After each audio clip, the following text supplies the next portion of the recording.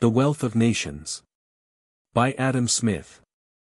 Introduction and Plan of the Work. The annual labor of every nation is the fund which originally supplies it with all the necessaries and conveniences of life which it annually consumes, and which consist always either in the immediate produce of that labor, or in what is purchased with that produce from other nations. According, therefore, as this produce, or what is purchased with it, bears a greater or smaller proportion to the number of those who are to consume it, the nation will be better or worse supplied with all the necessaries and conveniences for which it has occasion. But this proportion must in every nation be regulated by two different circumstances: first, by the skill, dexterity, and judgment with which its labor is generally applied, and, secondly, by the proportion between the number of those who are employed in useful labor, and that of those who are not so employed. Whatever be the soil, climate, or extent of territory of any particular nation, the abundance or scantiness of its annual supply must, in that particular situation, depend upon those two circumstances. The abundance or scantiness of this supply, too, seems to depend more upon the former of those two circumstances than upon the latter. Among the savage nations of hunters and fishers, every individual who is able to work is more or less employed in useful labor, and endeavors to provide, as well as he can, the necessaries and conveniences of life, for himself, and such of his family or tribe as are either too old, or too young, or too infirm, to go a-hunting and fishing. Such nations, however, are so miserably poor, that, from mere want, they are frequently reduced, or at least think themselves reduced, to the necessity sometimes of directly destroying, and sometimes of abandoning their infants, their old people, and those afflicted with lingering diseases, to perish with hunger, or to be devoured by wild beasts. Among civilized and thriving nations, on the contrary, though a great number of people do not labor at all, many of whom consume the produce of 10 times, frequently of 100 times, more labor than the greater part of those who work. Yet the produce of the whole labor of the society is so great, that all are often abundantly supplied. And a workman, even of the lowest and poorest order, if he is frugal and industrious, may enjoy a greater share of the necessaries and conveniences of life than it is possible for any savage to acquire. The causes of this improvement in the productive powers of labor, and the order according to which its produce is naturally distributed among the different ranks and conditions of men in the society, make the subject of the first book of this inquiry. Whatever be the actual state of the skill, dexterity, and judgment, with which labor is applied in any nation, the abundance or scantiness of its annual supply must depend, during the continuance of that state, upon the proportion between the number of those who are annually employed in useful labor, and that of those who are not so employed. The number of useful and productive laborers, it will hereafter appear, is everywhere in proportion to the quantity of capital stock which is employed in setting them to work, and to the particular way in which it is so employed. The second book, therefore, treats of the nature of capital stock, of the manner in which it is gradually accumulated, and of the different quantities of labor which it puts into motion, according to the different ways in which it is employed. Nations tolerably well advanced as to skill, dexterity, and judgment, in the application of labor, have followed very different plans in the general conduct or direction of it. And those plans have not all been equally favorable to the greatness of its produce. The policy of some nations has given extraordinary encouragement to the industry of the country, that of others to the industry of towns. Scarce any nation has dealt equally and impartially with every sort of industry. Since the downfall of the Roman Empire, the policy of Europe has been more favorable to arts, manufactures, and commerce, the industry of towns, than to agriculture, the industry of the country. The circumstances which seem to have introduced and established this policy are explained in the third book. Though those different plans were, perhaps, first introduced by the private interests and prejudices of particular orders of men, without any regard to, or foresight of, their consequences upon the general welfare of the society, yet they have given occasion to very different theories of political economy, of which some magnify the importance of that industry which is carried on in towns, others of that which is carried on in the country. Those theories have had a considerable influence, not only upon the opinions of men of learning, but upon the public conduct of princes and sovereign states. I have endeavored, in the fourth book, to explain as fully and distinctly as I can those different theories, and the principal effects which they have produced in different ages and nations. To explain in what has consisted the revenue of the great body of the people, or what has been the nature of those funds, which, in different ages and nations, have supplied their annual consumption, is the object of these four first books. The fifth and last book treats of the revenue of the sovereign, or commonwealth.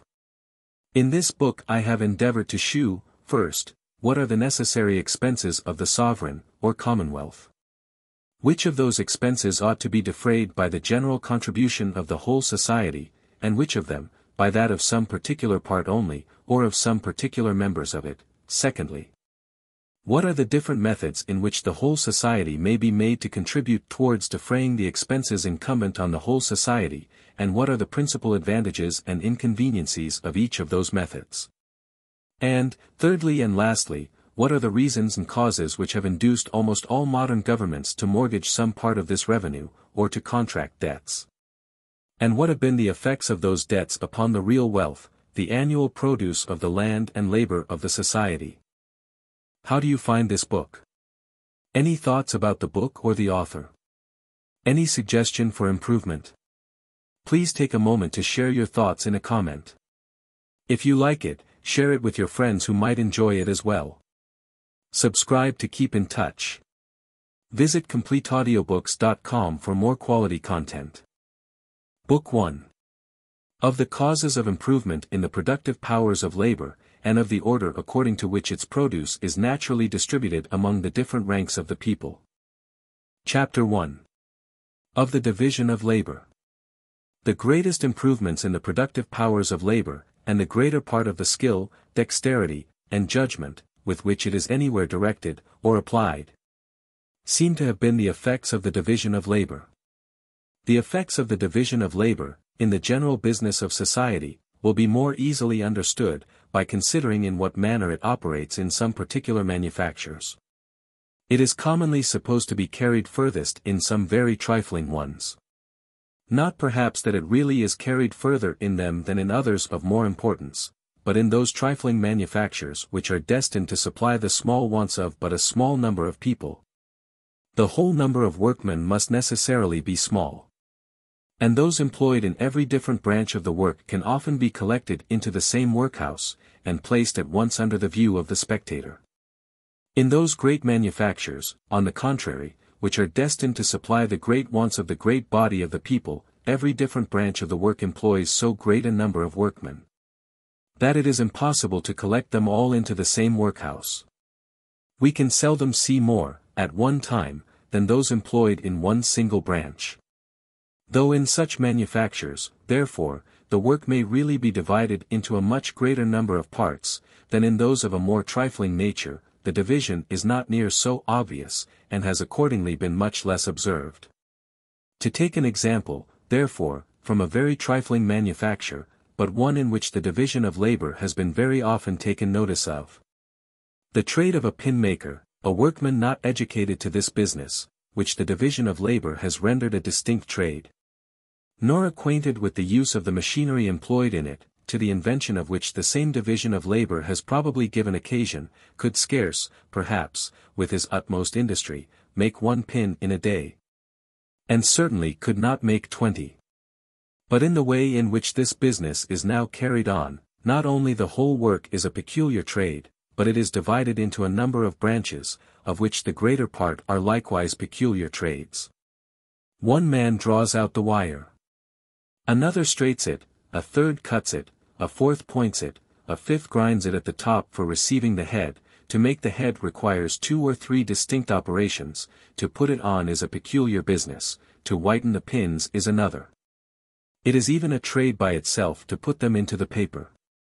And the important business of making a pin is, in this manner, divided into about 18 distinct operations, which, in some manufactories, are all performed by distinct hands. Though in others the same man will sometimes perform 2 or 3 of them. I have seen a small manufactory of this kind, where 10 men only were employed, and where some of them consequently performed 2 or 3 distinct operations. But though they were very poor, and therefore but indifferently accommodated with the necessary machinery, they could, when they exerted themselves, make among them about 12 pounds of pins in a day. There are in a pound upwards of 4,000 pins of a middling size. Those 10 persons, therefore, could make among them upwards of 48,000 pins in a day. Each person, therefore, making a 10th part of 48,000 pins, might be considered as making 4,800 pins in a day. But if they had all wrought separately and independently, and without any of them having been educated to this peculiar business, they certainly could not each of them have made 20, perhaps not 1 pin in a day. That is, certainly, not the 240th, perhaps not the 4,800th, part of what they are at present capable of performing, in consequence of a proper division and combination of their different operations. In every other art and manufacture, the effects of the division of labor are similar to what they are in this very trifling one, though, in many of them, the labor can neither be so much subdivided, nor reduced to so great a simplicity of operation. The division of labor, however, so far as it can be introduced, occasions, in every art, a proportionable increase of the productive powers of labor. The separation of different trades and employments from one another, seems to have taken place in consequence of this advantage.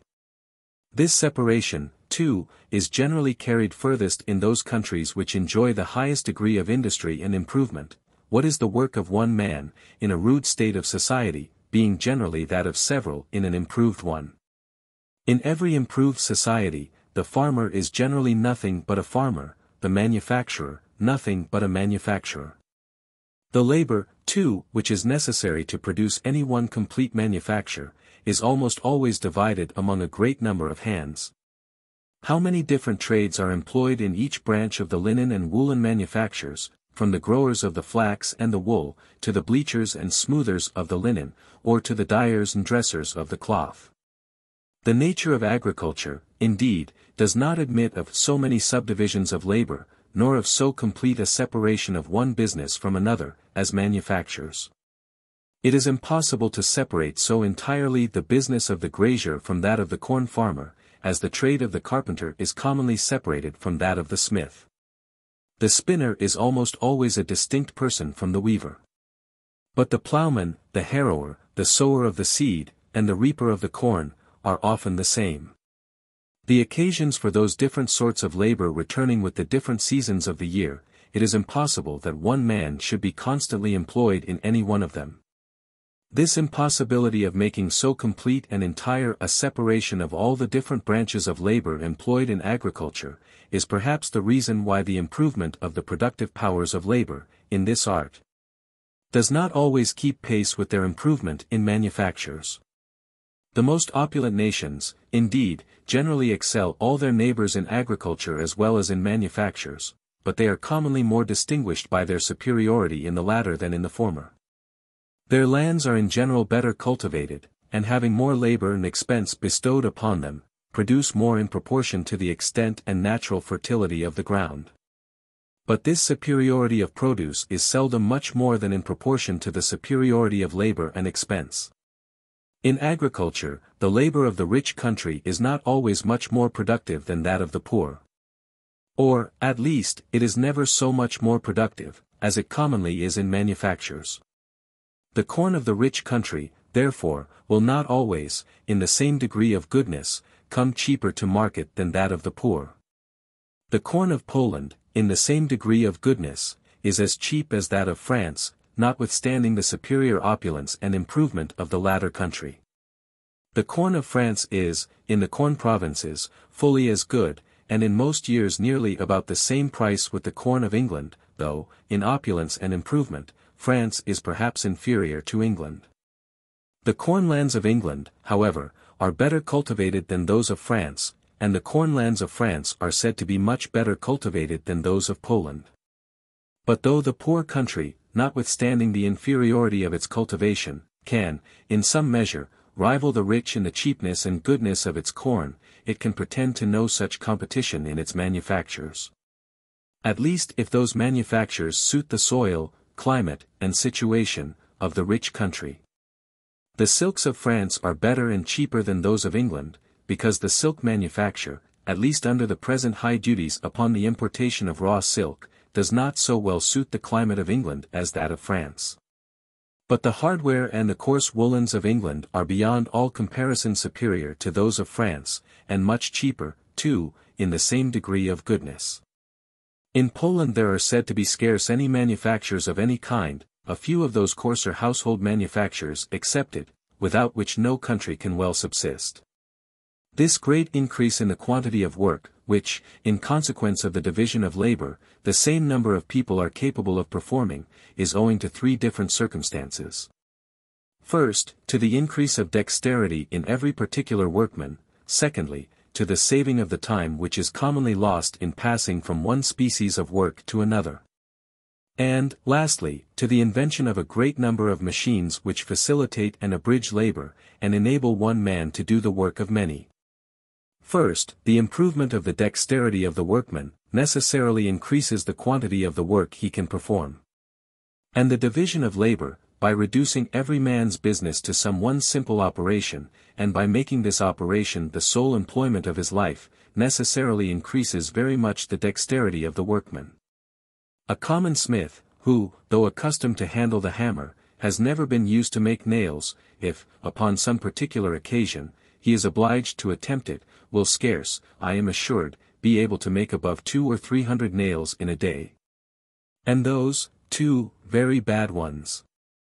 A smith who has been accustomed to make nails, but whose sole or principal business has not been that of a nailer, can seldom, with his utmost diligence, make more than 800 or 1,000 nails in a day. I have seen several boys, under 20 years of age, who had never exercised any other trade but that of making nails, and who, when they exerted themselves, could make, each of them, upwards of 2,300 nails in a day. The making of a nail, however, is by no means one of the simplest operations. The same person blows the bellows, stirs or mends the fire as there is occasion, heats the iron, and forges every part of the nail. In forging the head, too, he is obliged to change his tools. The different operations into which the making of a pin, or of a metal button, is subdivided, are all of them much more simple, and the dexterity of the person, of whose life it has been the sole business to perform them, is usually much greater. The rapidity with which some of the operations of those manufactures are performed, exceeds what the human hand could, by those who had never seen them, be supposed capable of acquiring. Secondly, the advantage which is gained by saving the time commonly lost in passing from one sort of work to another, is much greater than we should at first view be apt to imagine it. It is impossible to pass very quickly from one kind of work to another, that is carried on in a different place, and with quite different tools. A country weaver, who cultivates a small farm, must lose a good deal of time in passing from his loom to the field, and from the field to his loom. When the two trades can be carried on in the same workhouse, the loss of time is, no doubt, much less. It is, even in this case, however, very considerable. A man commonly saunters a little in turning his hand from one sort of employment to another. When he first begins the new work, he is seldom very keen and hearty, his mind, as they say, does not go to it, and for some time he rather trifles than applies to good purpose. The habit of sauntering, and of indolent careless application, which is naturally, or rather necessarily, acquired by every country workman who is obliged to change his work and his tools every half hour, and to apply his hand in 20 different ways almost every day of his life, renders him almost always slothful and lazy, and incapable of any vigorous application, even on the most pressing occasions. Independent, therefore, of his deficiency in point of dexterity, this cause alone must always reduce considerably the quantity of work which he is capable of performing. Thirdly, and lastly, everybody must be sensible how much labor is facilitated and abridged by the application of proper machinery. It is unnecessary to give any example. I shall only observe, therefore, that the invention of all those machines by which labor is so much facilitated and abridged, seems to have been originally owing to the division of labor. Men are much more likely to discover easier and readier methods of attaining any object, when the whole attention of their minds is directed towards that single object, than when it is dissipated among a great variety of things. But, in consequence of the division of labor, the whole of every man's attention comes naturally to be directed toward some one very simple object. It is naturally to be expected, therefore, that some one or other of those who are employed in each particular branch of labor should soon find out easier and readier methods of performing their own particular work, whenever the nature of it admits of such improvement. A great part of the machines made use of in those manufactures in which labor is most subdivided, were originally the invention of common workmen, who, being each of them employed in some very simple operation, naturally turned their thoughts towards finding out easier and readier methods of performing it.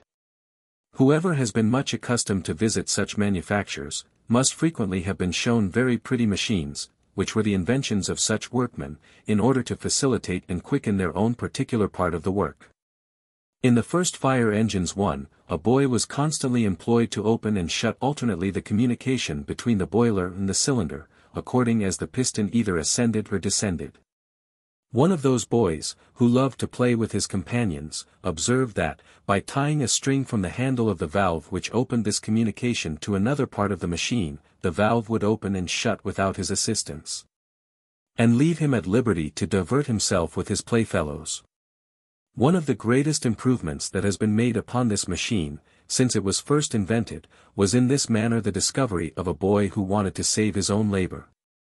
All the improvements in machinery, however, have by no means been the inventions of those who had occasion to use the machines. Many improvements have been made by the ingenuity of the makers of the machines, when to make them became the business of a peculiar trade. And some by that of those who are called philosophers, or men of speculation, whose trade it is not to do anything, but to observe everything, and who, upon that account, are often capable of combining together the powers of the most distant and dissimilar objects in the progress of society. Philosophy or speculation becomes, like every other employment, the principal or sole trade and occupation of a particular class of citizens. Like every other employment, too, it is subdivided into a great number of different branches, each of which affords occupation to a peculiar tribe or class of philosophers. And this subdivision of employment in philosophy, as well as in every other business, improves dexterity, and saves time. Each individual becomes more expert in his own peculiar branch, more work is done upon the whole, and the quantity of science is considerably increased by it.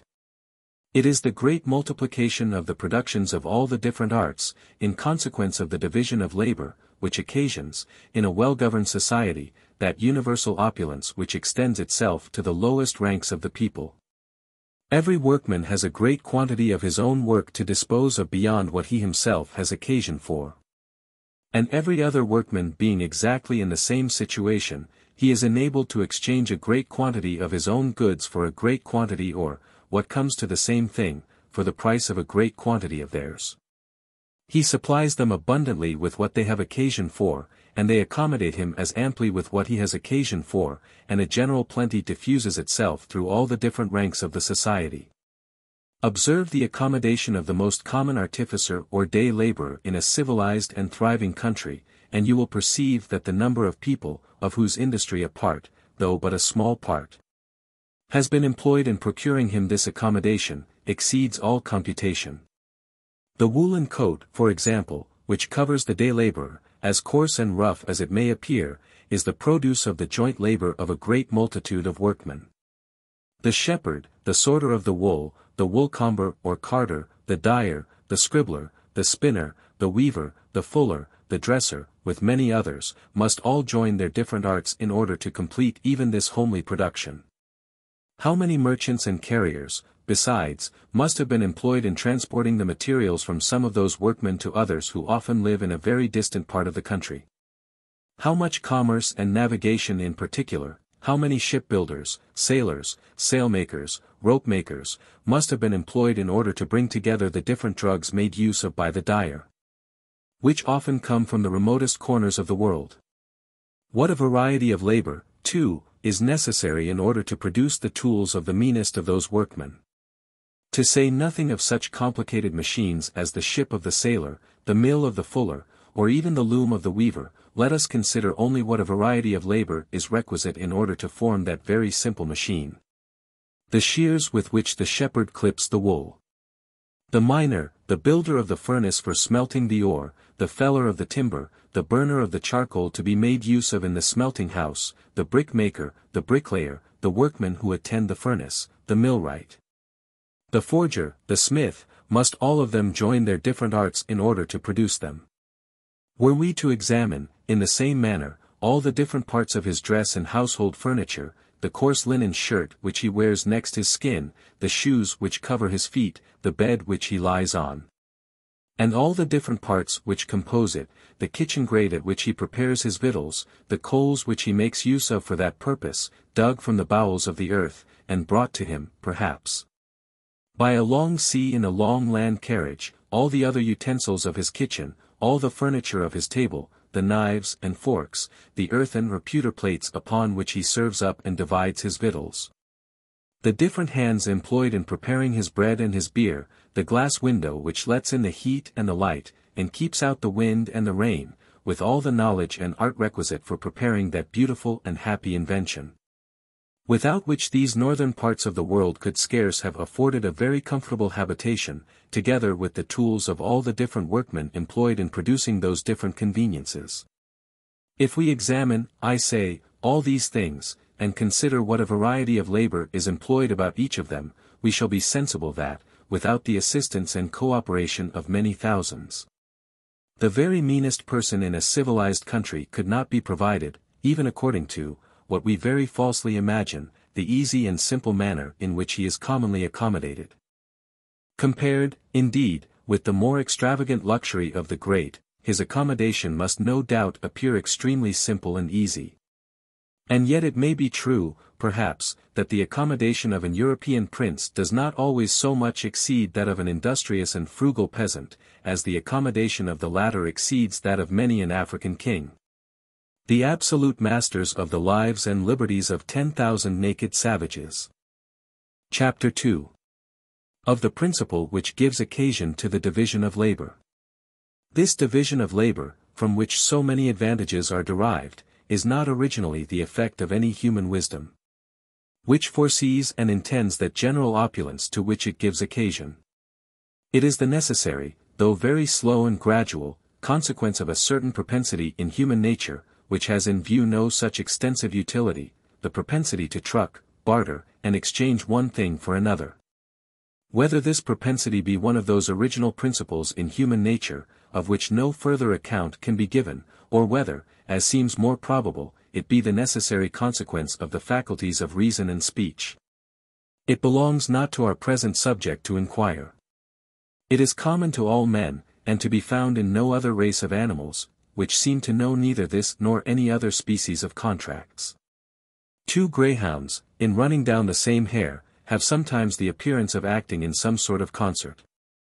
Each turns her towards his companion, or endeavors to intercept her when his companion turns her towards himself. This, however, is not the effect of any contract, but of the accidental concurrence of their passions in the same object at that particular time. Nobody ever saw a dog make a fair and deliberate exchange of one bone for another with another dog.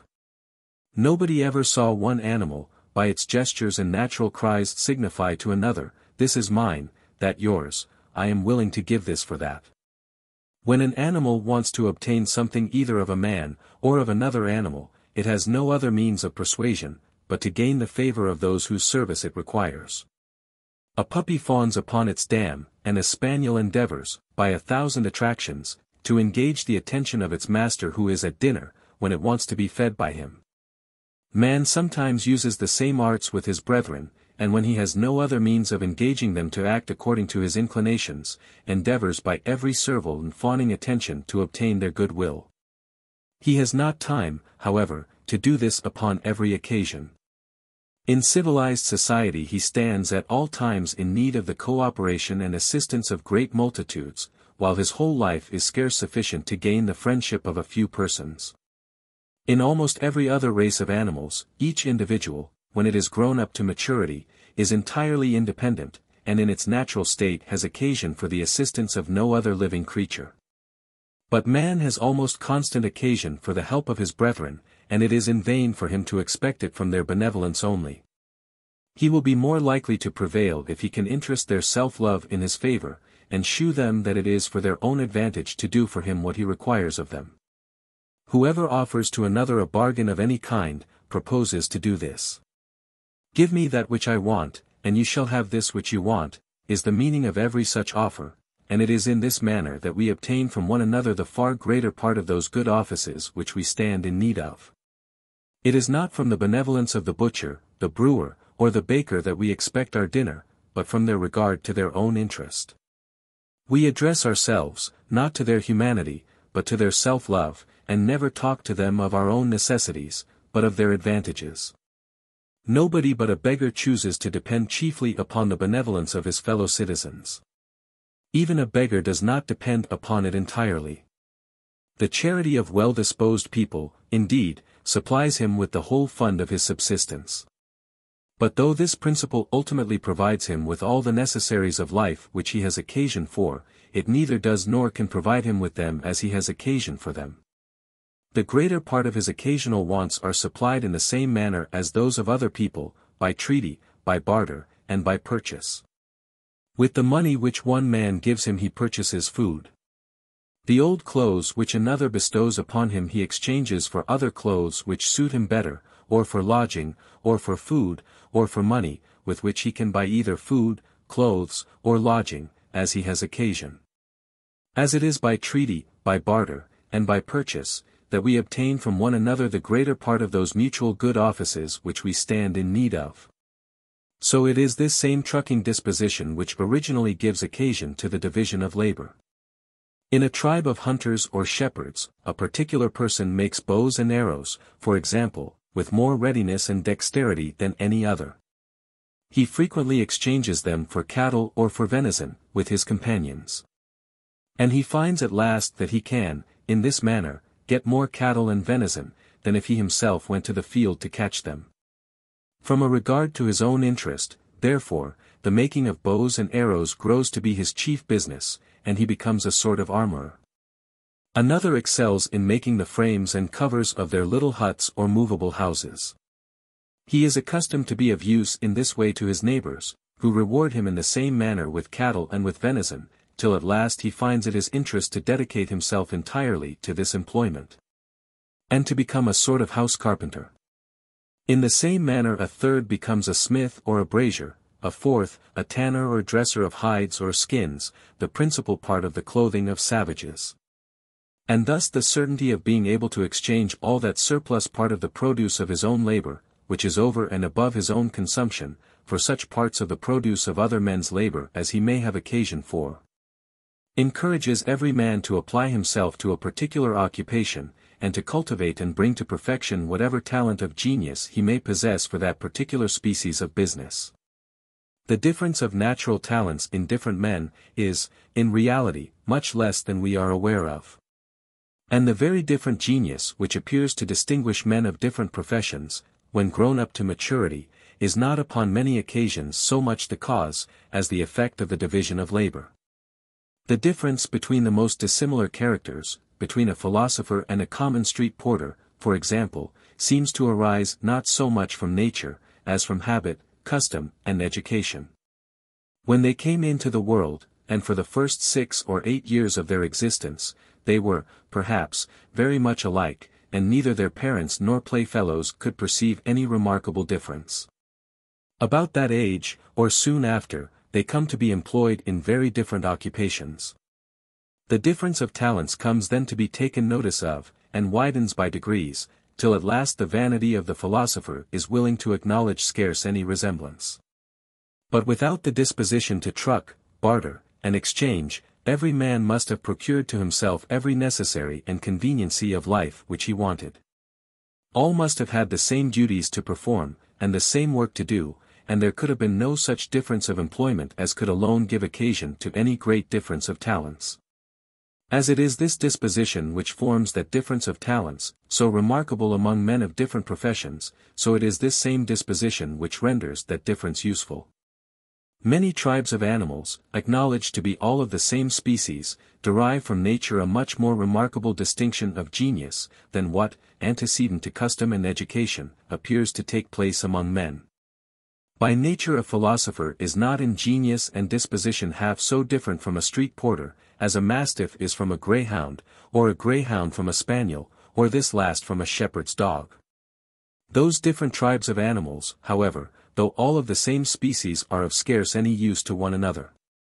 The strength of the mastiff is not in the least supported either by the swiftness of the greyhound, or by the sagacity of the spaniel, or by the docility of the shepherd's dog. The effects of those different geniuses and talents, for want of the power or disposition to barter and exchange, cannot be brought into a common stock, and do not in the least contribute to the better accommodation and conveniency of the species. Each animal is still obliged to support and defend itself, separately and independently, and derives no sort of advantage from that variety of talents with which nature has distinguished its fellows. Among men, on the contrary, the most dissimilar geniuses are of use to one another. The different produces of their respective talents, by the general disposition to truck, barter, and exchange, being brought, as it were, into a common stock, where every man may purchase whatever part of the produce of other men's talents he has occasion for. Chapter 3. That the division of labor is limited by the extent of the market. As it is the power of exchanging that gives occasion to the division of labor, so the extent of this division must always be limited by the extent of that power, or, in other words, by the extent of the market. When the market is very small, no person can have any encouragement to dedicate himself entirely to one employment, for want of the power to exchange all that surplus part of the produce of his own labor, which is over and above his own consumption, for such parts of the produce of other men's labor as he has occasion for. There are some sorts of industry, even of the lowest kind, which can be carried on nowhere but in a great town. A porter, for example, can find employment and subsistence in no other place. A village is by much too narrow a sphere for him. Even an ordinary market town is scarce large enough to afford him constant occupation. In the lone houses and very small villages which are scattered about in so desert a country as the Highlands of Scotland, every farmer must be butcher, baker, and brewer, for his own family. In such situations we can scarce expect to find even a smith, a carpenter, or a mason, within less than 20 miles of another of the same trade. The scattered families that live at 8 or 10 miles distance from the nearest of them, must learn to perform themselves a great number of little pieces of work, for which, in more populous countries, they would call in the assistance of those workmen. Country workmen are almost everywhere obliged to apply themselves to all the different branches of industry that have so much affinity to one another as to be employed about the same sort of materials. A country carpenter deals in every sort of work that is made of wood, a country smith in every sort of work that is made of iron. The former is not only a carpenter, but a joiner, a cabinet maker, and even a carver in wood, as well as a wheelwright, a plowright, a cart and wagon maker.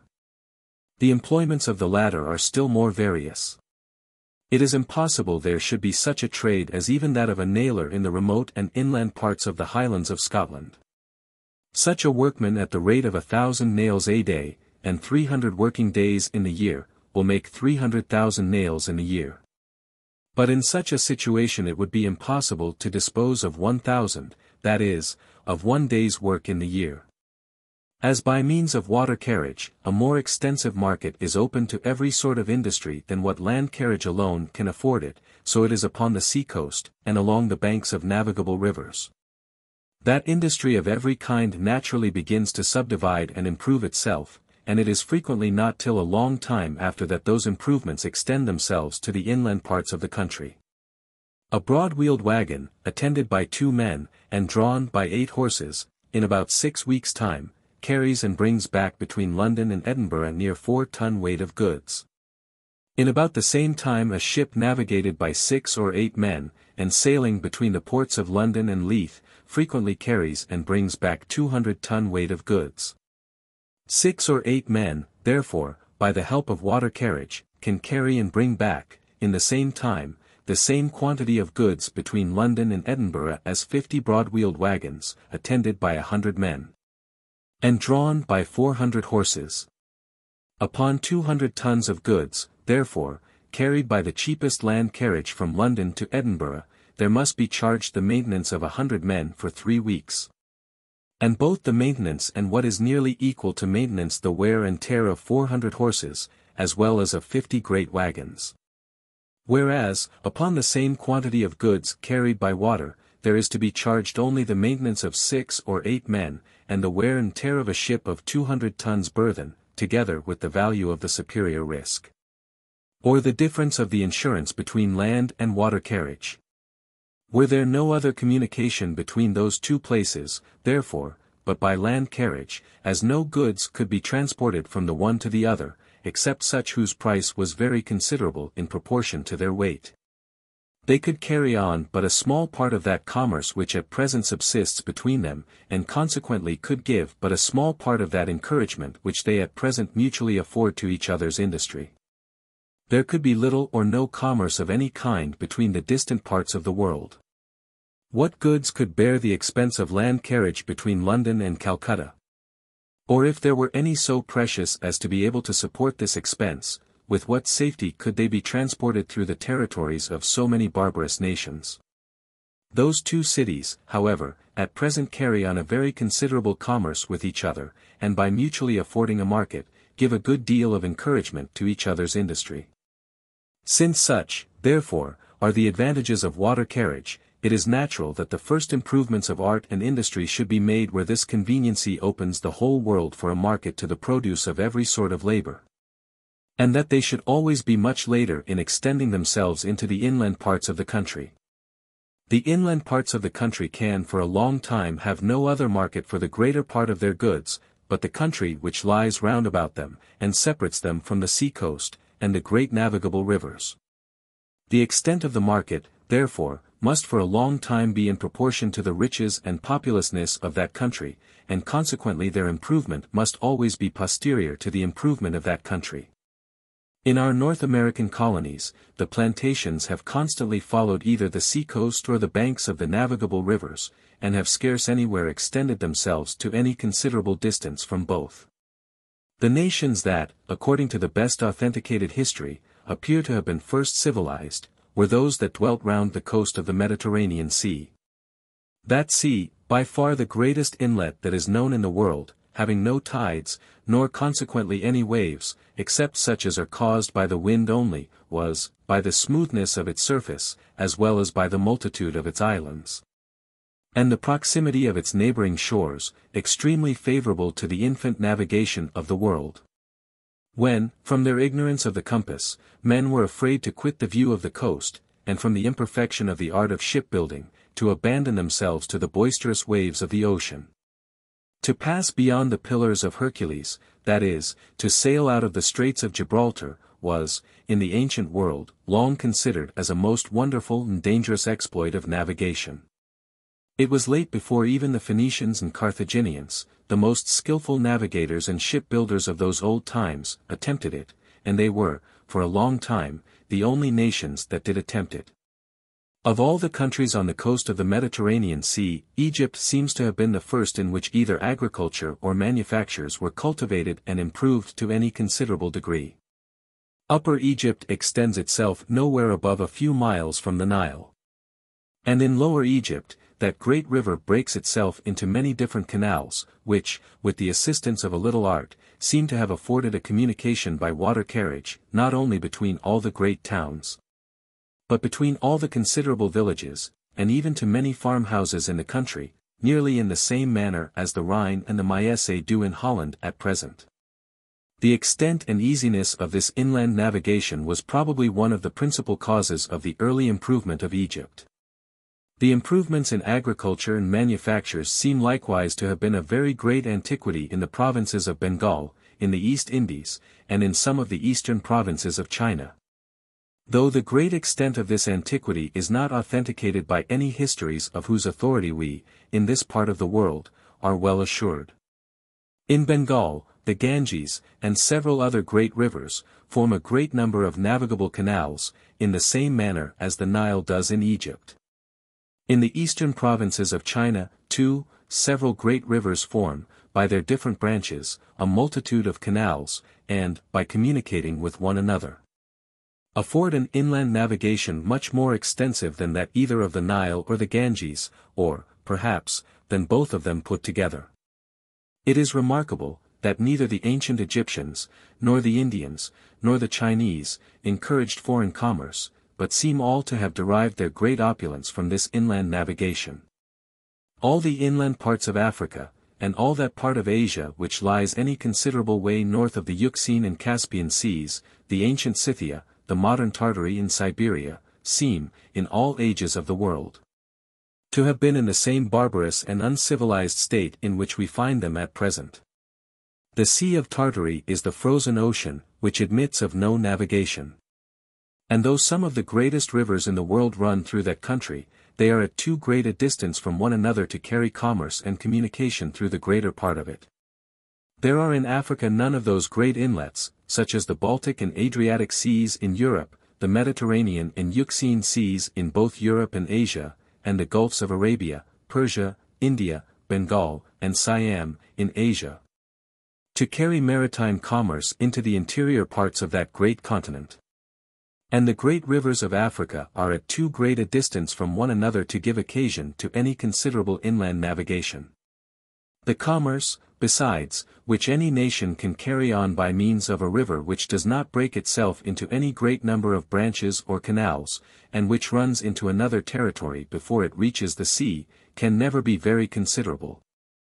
Because it is always in the power of the nations who possess that other territory to obstruct the communication between the upper country and the sea.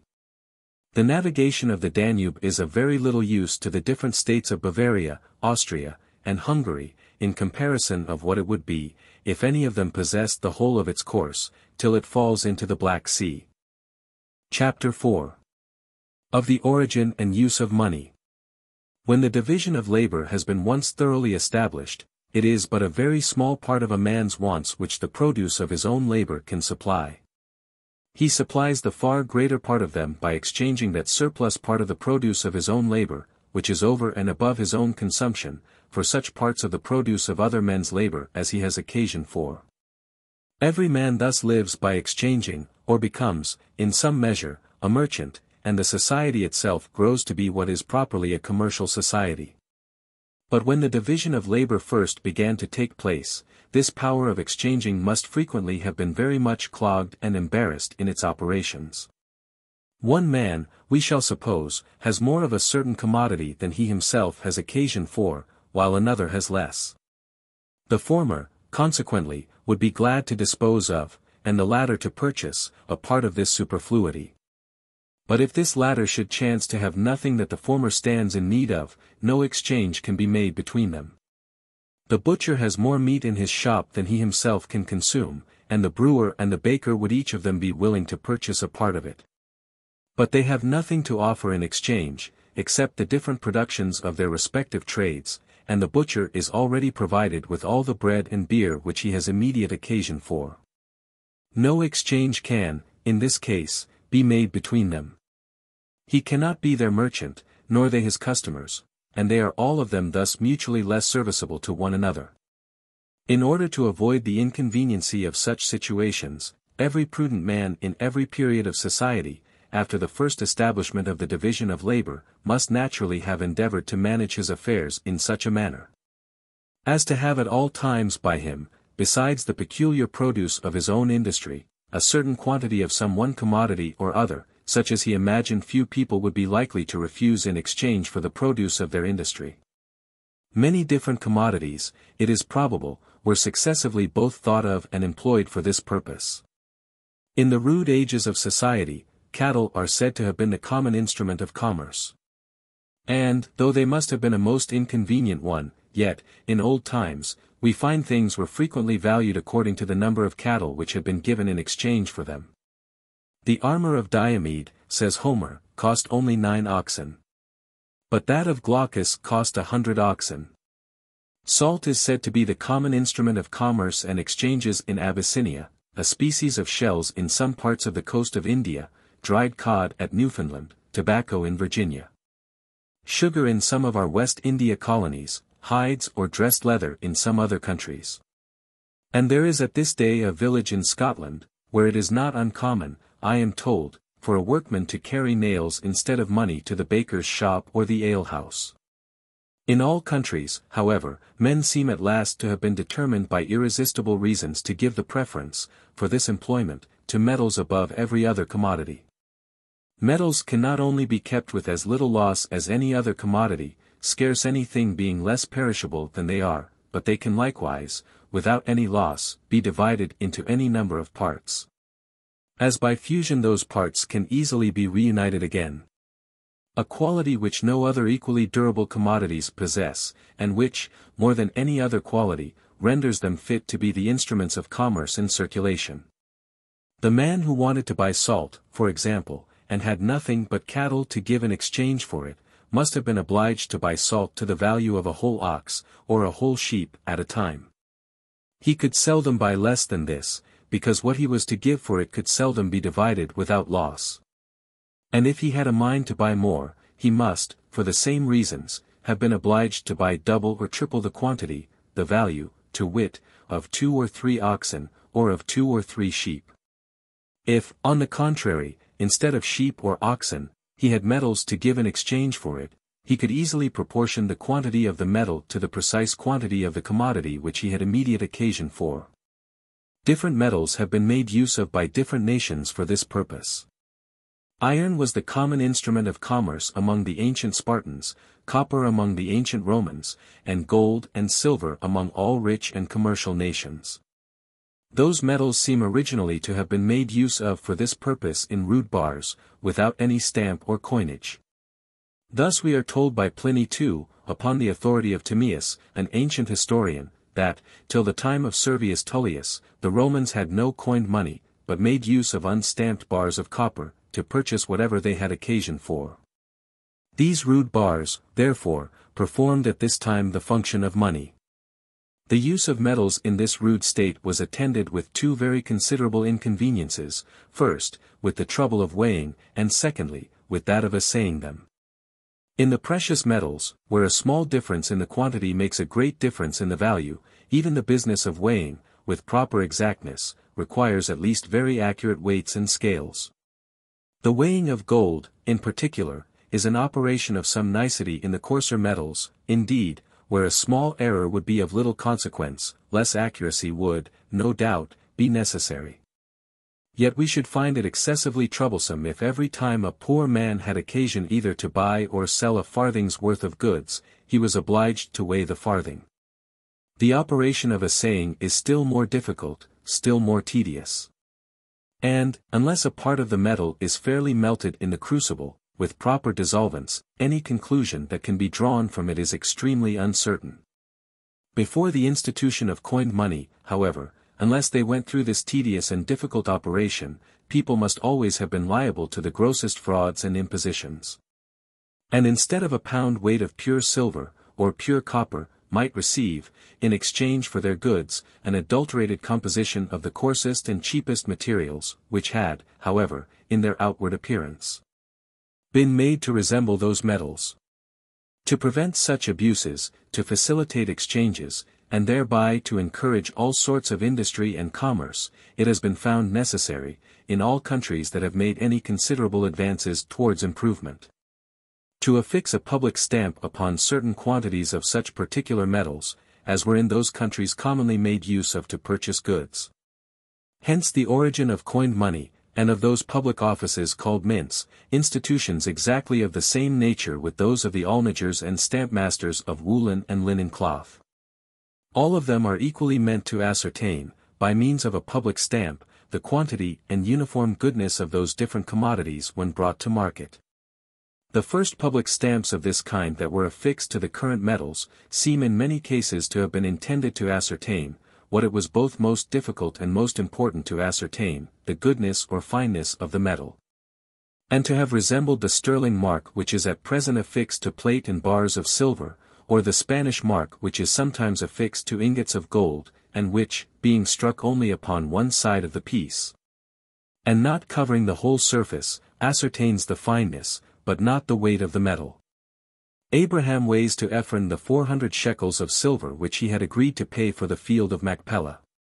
They are said, however, to be the current money of the merchant, and yet are received by weight, and not by tale, in the same manner as ingots of gold and bars of silver are at present. The revenues of the ancient Saxon kings of England are said to have been paid, not in money, but in kind, that is, in victuals and provisions of all sorts. William the Conqueror introduced the custom of paying them in money. This money, however, was for a long time received at the exchequer, by weight, and not by tale. The inconveniency and difficulty of weighing those metals with exactness, gave occasion to the institution of coins, of which the stamp, covering entirely both sides of the piece, and sometimes the edges too, was supposed to ascertain not only the fineness, but the weight of the metal. Such coins, therefore, were received by tale, as at present, without the trouble of weighing. The denominations of those coins seem originally to have expressed the weight or quantity of metal contained in them.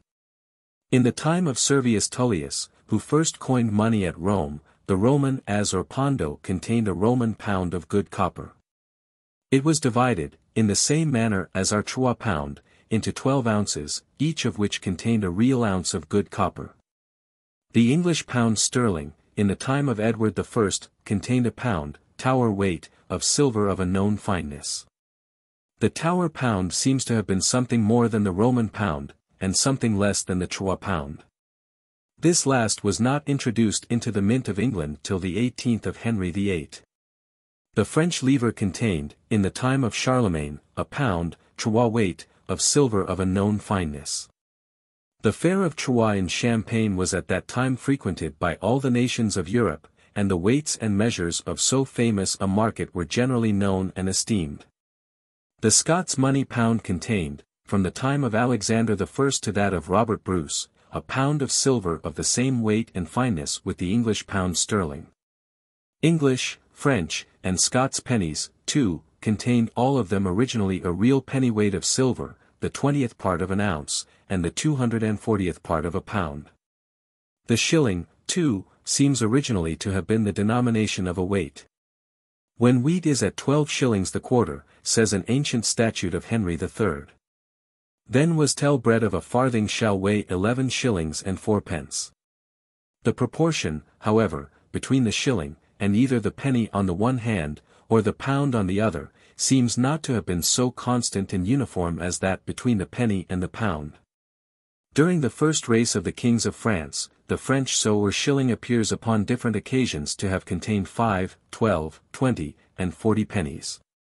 Among the ancient Saxons, a shilling appears at one time to have contained only 5 pennies, and it is not improbable that it may have been as variable among them as among their neighbors, the ancient Franks. From the time of Charlemagne among the French, and from that of William the Conqueror among the English, the proportion between the pound, the shilling, and the penny, seems to have been uniformly the same as at present. Though the value of each has been very different. For in every country of the world, I believe, the avarice and injustice of princes and sovereign states, abusing the confidence of their subjects, have by degrees diminished the real quantity of metal, which had been originally contained in their coins. The Roman as, in the latter ages of the Republic, was reduced to the 24th part of its original value, and, instead of weighing a pound, came to weigh only half an ounce. The English pound and penny contain at present about a third only.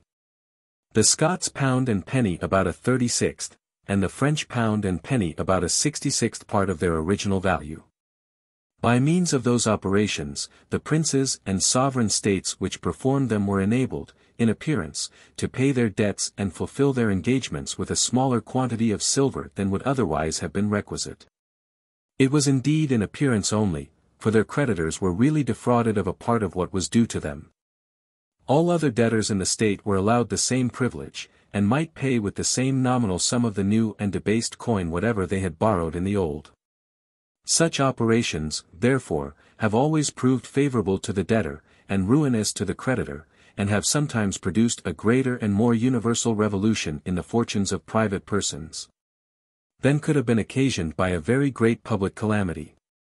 It is in this manner that money has become, in all civilized nations, the universal instrument of commerce, by the intervention of which goods of all kinds are bought and sold, or exchanged for one another. What are the rules which men naturally observe, in exchanging them either for money, or for one another, I shall now proceed to examine. These rules determine what may be called the relative or exchangeable value of goods. The word value, it is to be observed, has two different meanings, and sometimes expresses the utility of some particular object, and sometimes the power of purchasing other goods which the possession of that object conveys. The one may be called value in use, the other, value in exchange. The things which have the greatest value in use have frequently little or no value in exchange. And, on the contrary, those which have the greatest value in exchange have frequently little or no value in use. Nothing is more useful than water, but it will purchase scarce anything can be had in exchange for it. A diamond, on the contrary, has scarce any value in use, but a very great quantity of other goods may frequently be had in exchange for it. In order to investigate the principles which regulate the exchangeable value of commodities, I shall endeavor to shew. First, what is the real measure of this exchangeable value, or wherein consists the real price of all commodities? Secondly, what are the different parts of which this real price is composed or made up? And, lastly, what are the different circumstances which sometimes raise some or all of these different parts of price above, and sometimes sink them below, their natural or ordinary rate? Or, what are the causes which sometimes hinder the market price, that is, the actual price of commodities, from coinciding exactly with what may be called their natural price? I shall endeavor to explain, as fully and distinctly as I can, those three subjects in the three following chapters, for which I must very earnestly entreat both the patience and attention of the reader, his patience. In order to examine a detail which may, perhaps, in some places, appear unnecessarily tedious.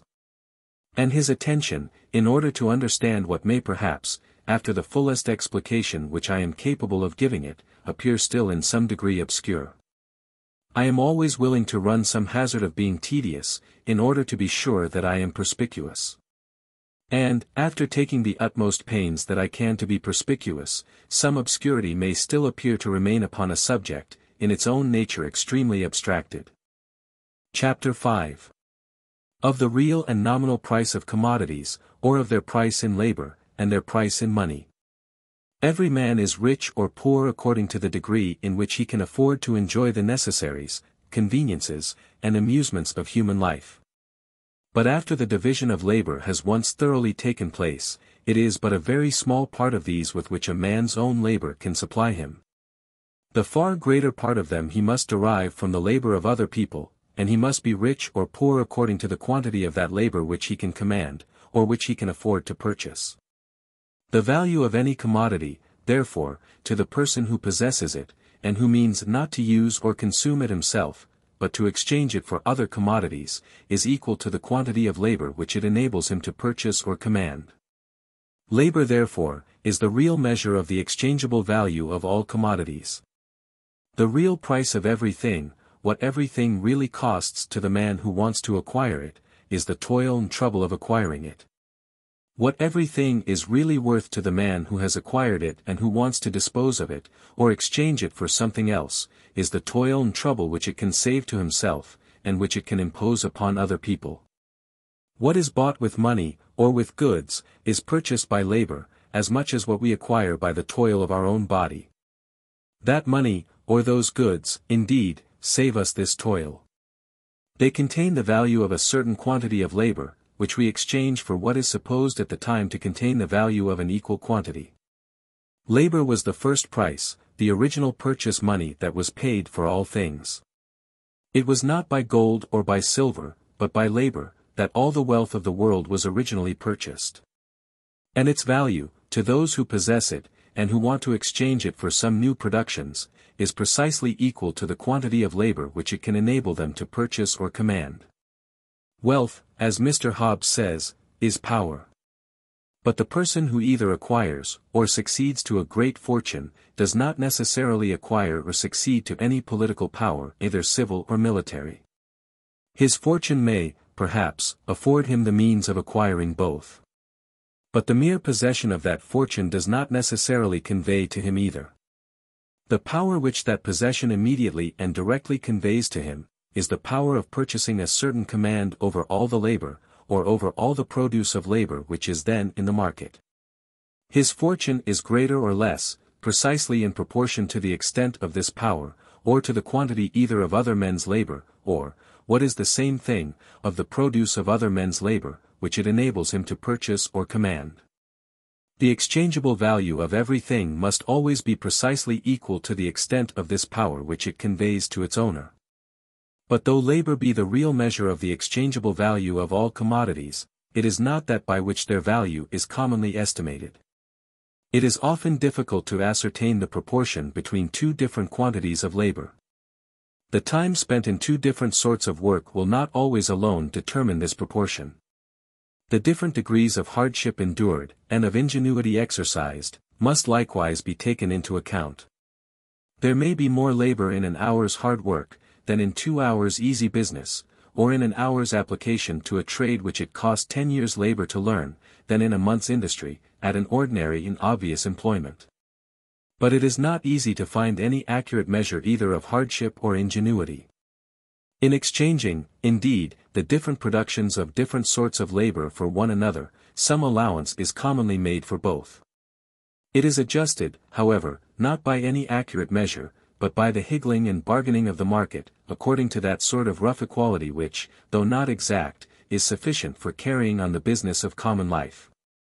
Every commodity, besides, is more frequently exchanged for, and thereby compared with, other commodities, than with labor. It is more natural, therefore, to estimate its exchangeable value by the quantity of some other commodity, than by that of the labor which it can produce. The greater part of people, too, understand better what is meant by a quantity of a particular commodity, than by a quantity of labor. The one is a plain palpable object. The other an abstract notion, which though it can be made sufficiently intelligible, is not altogether so natural and obvious. But when barter ceases, and money has become the common instrument of commerce, every particular commodity is more frequently exchanged for money than for any other commodity. The butcher seldom carries his beef or his mutton to the baker or the brewer, in order to exchange them for bread or for beer.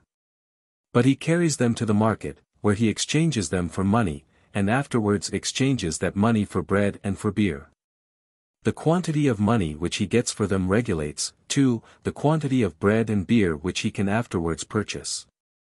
It is more natural and obvious to him, therefore, to estimate their value by the quantity of money, the commodity for which he immediately exchanges them, than by that of bread and beer. The commodities for which he can exchange them only by the intervention of another commodity. And rather to say that his butcher's meat is worth 3 pence or 4 pence a pound, than that it is worth 3 or 4 pounds of bread, or 3 or 4 quarts of small beer. Hence it comes to pass, that the exchangeable value of every commodity is more frequently estimated by the quantity of money, than by the quantity either of labor or of any other commodity which can be had in exchange for it. Gold and silver, however, like every other commodity, vary in their value, are sometimes cheaper and sometimes dearer, sometimes of easier and sometimes of more difficult purchase. The quantity of labor which any particular quantity of them can purchase or command, or the quantity of other goods which it will exchange for, depends always upon the fertility or barrenness of the mines which happen to be known about the time when such exchanges are made. The discovery of the abundant mines of America, reduced, in the 16th century, the value of gold and silver in Europe to about a third of what it had been before. As it cost less labor to bring those metals from the mine to the market, so, when they were brought thither, they could purchase or command less labor. And this revolution in their value, though perhaps the greatest, is by no means the only one of which history gives some account. But as a measure of quantity, such as the natural foot, fathom, or handful, which is continually varying in its own quantity, can never be an accurate measure of the quantity of other things. So a commodity which is itself continually varying in its own value, can never be an accurate measure of the value of other commodities. Equal quantities of labor, at all times and places, may be said to be of equal value to the laborer. In his ordinary state of health, strength, and spirits, in the ordinary degree of his skill and dexterity, he must always lay down the same portion of his ease, his liberty, and his happiness. The price which he pays must always be the same, whatever may be the quantity of goods which he receives in return for it. Of these, indeed, it may sometimes purchase a greater and sometimes a smaller quantity. But it is their value which varies, not that of the labor which purchases them. At all times and places, that is dear which it is difficult to come at, or which it costs much labor to acquire. And that cheap which is to be had easily, or with very little labor. Labor alone, therefore, never varying in its own value, is alone the ultimate and real standard by which the value of all commodities can at all times and places be estimated and compared. It is their real price, money is their nominal price only. But though equal quantities of labor are always of equal value to the laborer, yet to the person who employs him they appear sometimes to be of greater, and sometimes of smaller value. He purchases them sometimes with a greater, and sometimes with a smaller quantity of goods, and to him the price of labor seems to vary like that of all other things. It appears to him dear in the one case, and cheap in the other. In reality, however, it is the goods which are cheap in the one case, and dear in the other. In this popular sense, therefore, labor, like commodities, may be said to have a real and a nominal price. Its real price may be said to consist in the quantity of the necessaries and conveniences of life which are given for it, its nominal price, in the quantity of money. The laborer is rich or poor, is well or ill rewarded, in proportion to the real, not to the nominal price of his labor. The distinction between the real and the nominal price of commodities and labor is not a matter of mere speculation, but may sometimes be of considerable use in practice. The same real price is always of the same value. But on account of the variations in the value of gold and silver, the same nominal price is sometimes of very different values. When a landed estate, therefore, is sold with a reservation of a perpetual rent, if it is intended that this rent should always be of the same value, it is of importance to the family in whose favor it is reserved. That it should not consist in a particular sum of money. Its value would in this case be liable to variations of two different kinds, first, to those which arise from the different quantities of gold and silver which are contained at different times in coin of the same denomination. And, secondly, to those which arise from the different values of equal quantities of gold and silver at different times. Princes and sovereign states have frequently fancied that they had a temporary interest to diminish the quantity of pure metal contained in their coins, but they seldom have fancied that they had any to augment it. The quantity of metal contained in the coins, I believe of all nations, has accordingly been almost continually diminishing, and hardly ever augmenting. Such variations, therefore, tend almost always to diminish the value of a money rent. The discovery of the mines of America diminished the value of gold and silver in Europe. This diminution, it is commonly supposed, though I apprehend without any certain proof, is still going on gradually, and is likely to continue to do so for a long time. Upon this supposition, therefore, such variations are more likely to diminish than to augment the value of a money rent, even though it should be stipulated to be paid. Not in such a quantity of coined money of such a denomination, in so many pounds sterling, for example, but in so many ounces, either of pure silver, or of silver of a certain standard. The rents which have been reserved in corn, have preserved their value much better than those which have been reserved in money, even where the denomination of the coin has not been altered. By the 18th of Elizabeth, it was enacted, that a third of the rent of all college leases should be reserved in corn, to be paid either in kind, or according to the current prices at the nearest public market.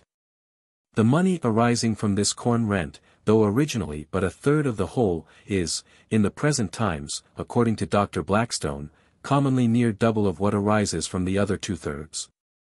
The old money rents of colleges must, according to this account, have sunk almost to a fourth part of their ancient value, or are worth little more than a fourth part of the corn which they were formerly worth. But since the reign of Philip and Mary, the denomination of the English coin has undergone little or no alteration, and the same number of pounds, shillings, and pence, have contained very nearly the same quantity of pure silver. This degradation, therefore, in the value of the money rents of colleges, has arisen altogether from the degradation in the price of silver. When the degradation in the value of silver is combined with the diminution of the quantity of it contained in the coin of the same denomination, the loss is frequently still greater. In Scotland, where the denomination of the coin has undergone much greater alterations than it ever did in England, and in France, where it has undergone still greater than it ever did in Scotland, some ancient rents, originally of considerable value, have, in this manner, been reduced almost to nothing. Equal quantities of labor will, at distant times, be purchased more nearly with equal quantities of corn, the subsistence of the laborer, than with equal quantities of gold and silver, or, perhaps, of any other commodity. Equal quantities of corn, therefore, will, at distant times, be more nearly of the same real value, or enable the possessor to purchase or command more nearly the same quantity of the labor of other people. They will do this, I say, more nearly than equal quantities of almost any other commodity, for even equal quantities of corn will not do it exactly. The subsistence of the laborer, or the real price of labor, as I shall endeavor to shew hereafter, is very different upon different occasions.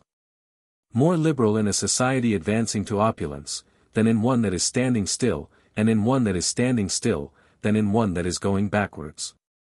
Every other commodity, however, will, at any particular time, purchase a greater or smaller quantity of labor, in proportion to the quantity of subsistence which it can purchase at that time.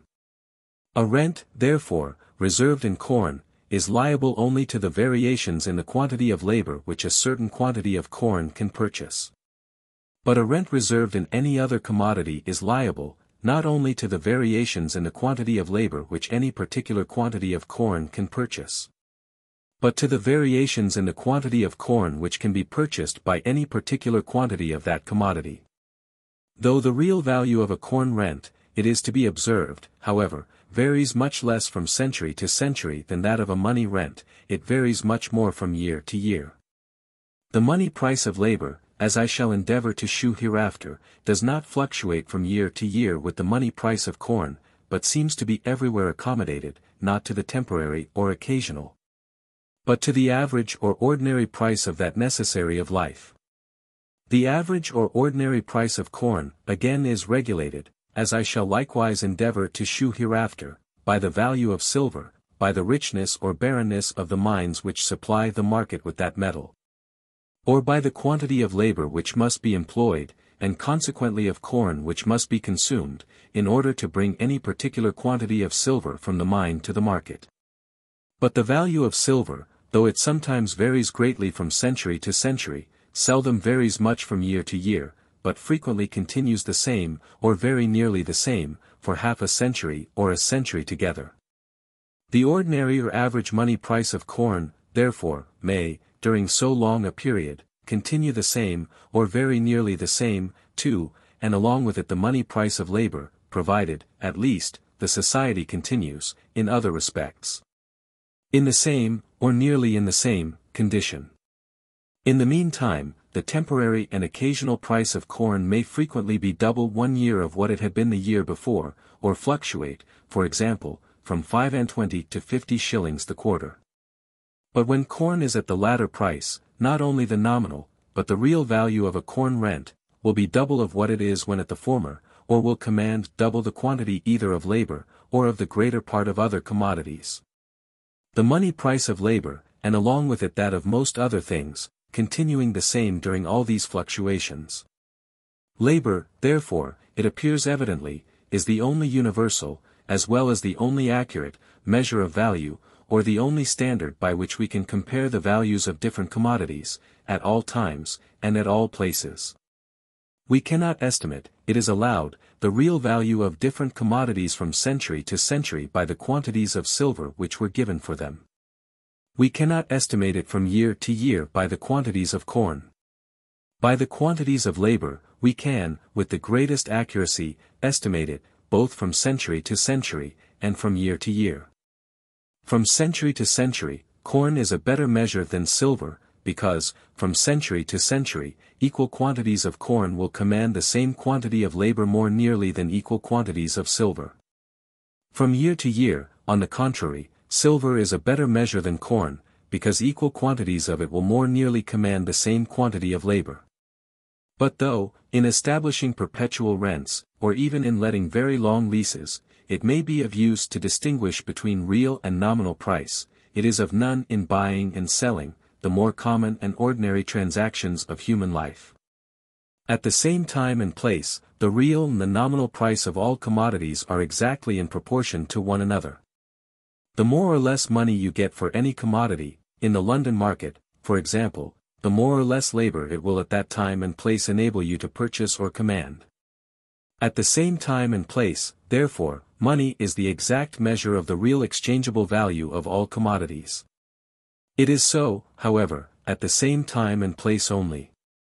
Though at distant places there is no regular proportion between the real and the money price of commodities, yet the merchant who carries goods from the one to the other, has nothing to consider but the money price. Or the difference between the quantity of silver for which he buys them, and that for which he is likely to sell them. Half an ounce of silver at Canton in China may command a greater quantity both of labor and of the necessaries and conveniences of life, than an ounce at London. A commodity, therefore, which sells for half an ounce of silver at Canton, may there be really dearer, of more real importance to the man who possesses it there. Then a commodity which sells for an ounce at London is to the man who possesses it at London. If a London merchant, however, can buy at Canton, for half an ounce of silver, a commodity which he can afterwards sell at London for an ounce, he gains 100%. By the bargain, just as much as if an ounce of silver was at London exactly of the same value as at Canton. It is of no importance to him that half an ounce of silver at Canton would have given him the command of more labor, and of a greater quantity of the necessaries and conveniences of life than an ounce can do at London. An ounce at London will always give him the command of double the quantity of all these, which half an ounce could have done there, and this is precisely what he wants. As it is the nominal or money price of goods, therefore, which finally determines the prudence or imprudence of all purchases and sales, and thereby regulates almost the whole business of common life in which price is concerned. We cannot wonder that it should have been so much more attended to than the real price.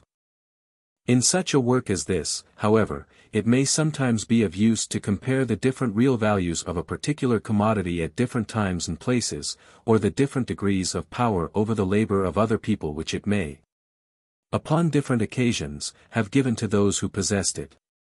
We must in this case compare, not so much the different quantities of silver for which it was commonly sold, as the different quantities or labor which those different quantities of silver could have purchased. But the current prices of labor, at distant times and places, can scarce ever be known with any degree of exactness. Those of corn, though they have in few places been regularly recorded, are in general better known, and have been more frequently taken notice of by historians and other writers. We must generally, therefore, content ourselves with them, not as being always exactly in the same proportion as the current prices of labor, but as being the nearest approximation which can commonly be had to that proportion. I shall hereafter have occasion to make several comparisons of this kind. In the progress of industry, commercial nations have found it convenient to coin several different metals into money.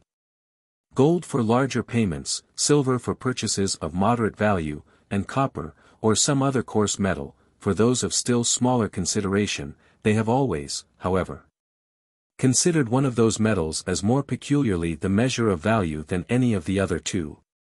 And this preference seems generally to have been given to the metal which they happen first to make use of as the instrument of commerce. Having once begun to use it as their standard, which they must have done when they had no other money, they have generally continued to do so even when the necessity was not the same. The Romans are said to have had nothing but copper money till within 5 years before the First Punic War, Pliny, lib 33. Cap. 3, when they first began to coin silver. Copper, therefore, appears to have continued always the measure of value in that republic. At Rome all accounts appear to have been kept, and the value of all estates to have been computed, either in asses or in sestertii. The as was always the denomination of a copper coin. The word sestertius signifies 2 asses and a half. Though the sestertius, therefore, was originally a silver coin, its value was estimated in copper. At Rome, one who owed a great deal of money was said to have a great deal of other people's copper. The northern nations who established themselves upon the ruins of the Roman Empire, seem to have had silver money from the first beginning of their settlements, and not to have known either gold or copper coins for several ages thereafter. There were silver coins in England in the time of the Saxons, but there was little gold coin till the time of Edward III or any copper till that of James I, of Great Britain. In England, therefore, and for the same reason, I believe, in all other modern nations of Europe, all accounts are kept, and the value of all goods and of all estates is generally computed in silver, and when we mean to express the amount of a person's fortune, we seldom mention the number of guineas, but the number of pounds sterling which we suppose would be given for it. Originally, in all countries, I believe, a legal tender of payment could be made only in the coin of that metal which was peculiarly considered as the standard or measure of value. In England, gold was not considered as a legal tender for a long time after it was coined into money. The proportion between the values of gold and silver money was not fixed by any public law or proclamation, but was left to be settled by the market. If a debtor offered payment in gold, the creditor might either reject such payment altogether, or accept of it at such a valuation of the gold as he and his debtor could agree upon. Copper is not at present a legal tender, except in the change of the smaller silver coins. In this state of things, the distinction between the metal which was the standard, and that which was not the standard, was something more than a nominal distinction. In process of time, and as people became gradually more familiar with the use of the different metals in coin, and consequently better acquainted with the proportion between their respective values, it has, in most countries, I believe, been found convenient to ascertain this proportion, and to declare by a public law, that a guinea, for example, of such a weight and fineness, should exchange for 1 shillings, or be a legal tender for a debt of that amount. In this state of things, and during the continuance of any one regulated proportion of this kind, the distinction between the metal, which is the standard, and that which is not the standard, becomes little more than a nominal distinction. In consequence of any change, however, in this regulated proportion, this distinction becomes, or at least seems to become, something more than nominal again. If the regulated value of a guinea, for example, was either reduced to 20, or raised to 2 shillings, all accounts being kept, and almost all obligations for debt being expressed, in silver money, the greater part of payments could in either case be made with the same quantity of silver money as before, but would require very different quantities of gold money, a greater in the one case, and a smaller in the other. Silver would appear to be more invariable in its value than gold. Silver would appear to measure the value of gold, and gold would not appear to measure the value of silver. The value of gold would seem to depend upon the quantity of silver which it would exchange for, and the value of silver would not seem to depend upon the quantity of gold which it would exchange for. This difference, however, would be altogether owing to the custom of keeping accounts, and of expressing the amount of all great and small sums rather in silver than in gold money. One of Mr. Drummond's notes for 5 or 50 guineas would, after an alteration of this kind, be still payable with 5 or 50 guineas, in the same manner as before. It would, after such an alteration, be payable with the same quantity of gold as before, but with very different quantities of silver. In the payment of such a note, gold would appear to be more invariable in its value than silver. Gold would appear to measure the value of silver, and silver would not appear to measure the value of gold. If the custom of keeping accounts, and of expressing promissory notes and other obligations for money, in this manner should ever become general, gold, and not silver, would be considered as the metal which was peculiarly the standard or measure of value. In reality, during the continuance of any one regulated proportion between the respective values of the different metals in coin, the value of the most precious metal regulates the value of the whole coin. 12 copper pence contain half a pound avoirdupois of copper, of not the best quality, which, before it is coined, is seldom worth 7 pence in silver. But as, by the regulation, 12 such pence are ordered to exchange for a shilling, they are in the market considered as worth a shilling, and a shilling can at any time be had for them. Even before the late reformation of the gold coin of Great Britain, the gold, that part of it at least which circulated in London and its neighbourhood, was in general less degraded below its standard weight than the greater part of the silver. 1/20 worn and defaced shillings, however, were considered as equivalent to a guinea, which, perhaps, indeed, was worn and defaced too, but seldom so much so. The late regulations have brought the gold coin as near, perhaps, to its standard weight as it is possible to bring the current coin of any nation. And the order to receive no gold at the public offices but by weight, is likely to preserve it so, as long as that order is enforced. The silver coin still continues in the same worn and degraded state as before the reformation of the gold coin. In the market, however, 1/20 shillings of this degraded silver coin are still considered as worth a guinea of this excellent gold coin. The reformation of the gold coin has evidently raised the value of the silver coin which can be exchanged for it. In the English mint, a pound weight of gold is coined into 44 guineas and a half, which at 1/20 shillings the guinea, is equal to 46 pounds 14 shillings and sixpence.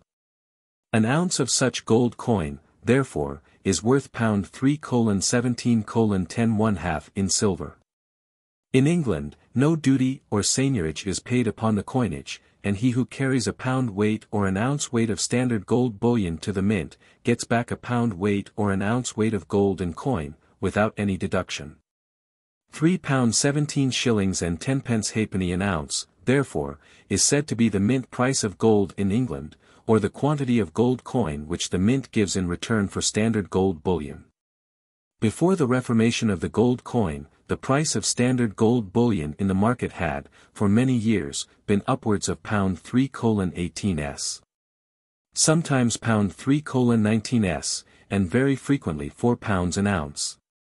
That sum, it is probable, in the worn and degraded gold coin, seldom containing more than an ounce of standard gold.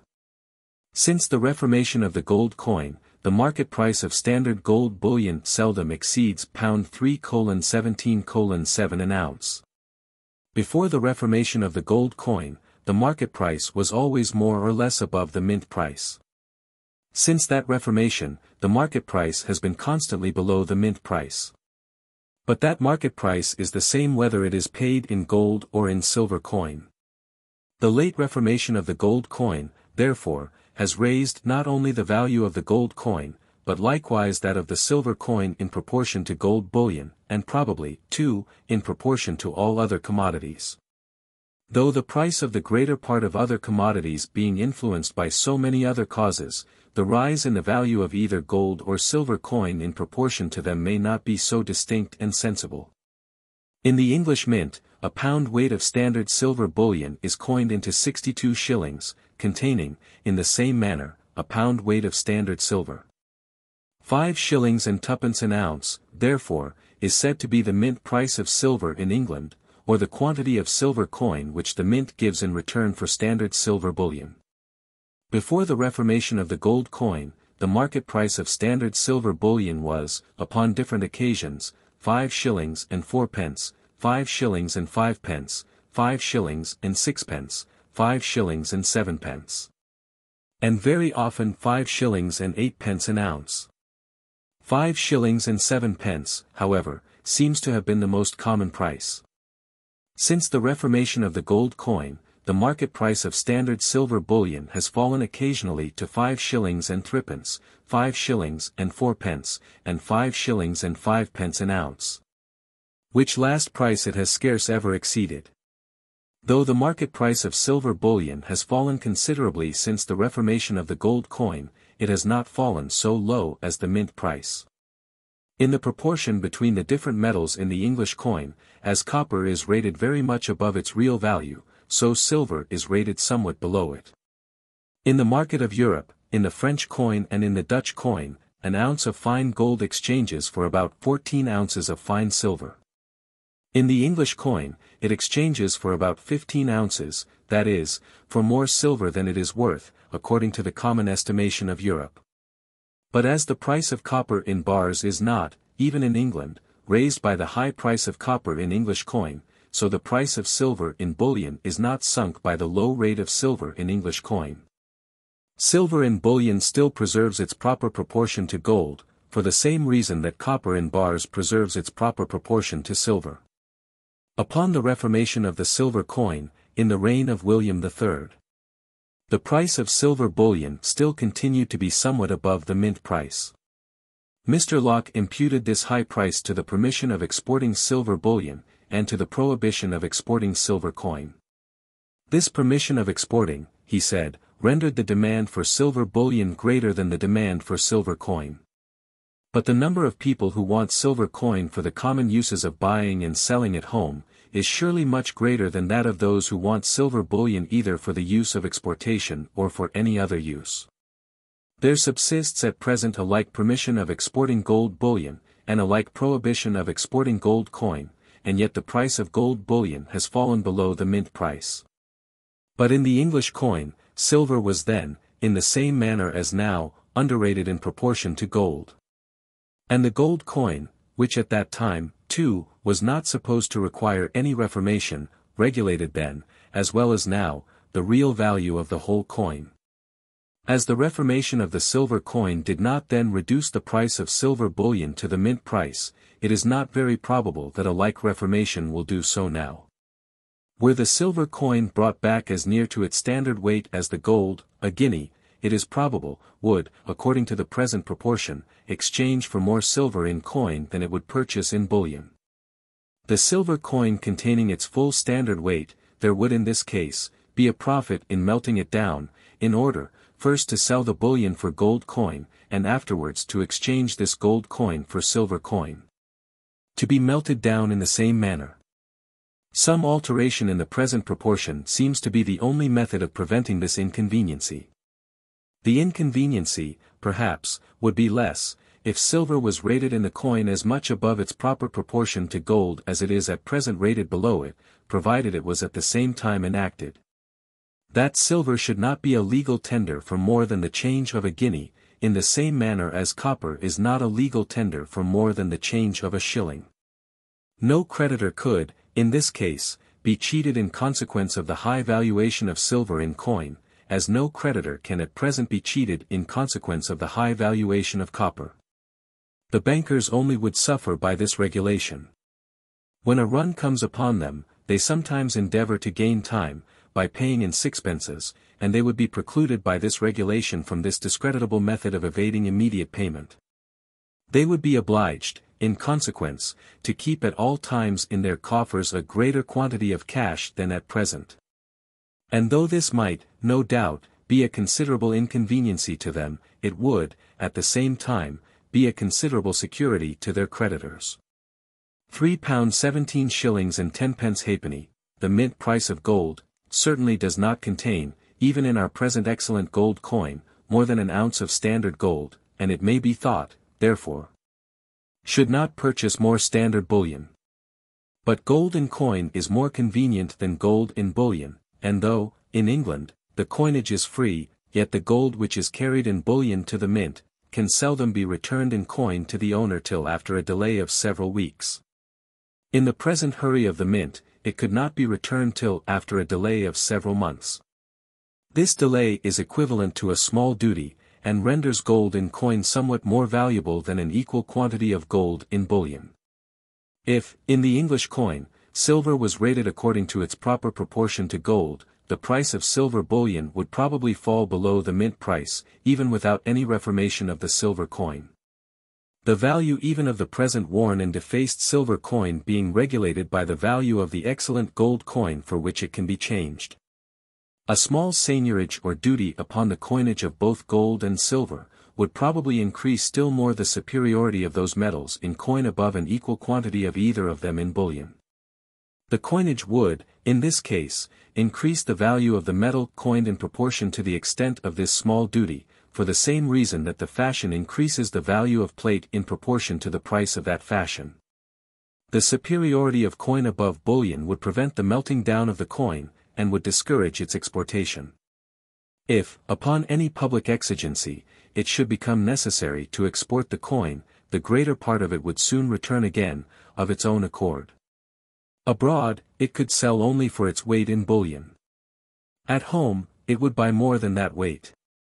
There would be a profit, therefore, in bringing it home again.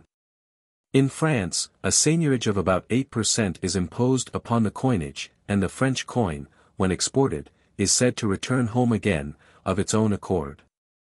The occasional fluctuations in the market price of gold and silver bullion arise from the same causes as the like fluctuations in that of all other commodities.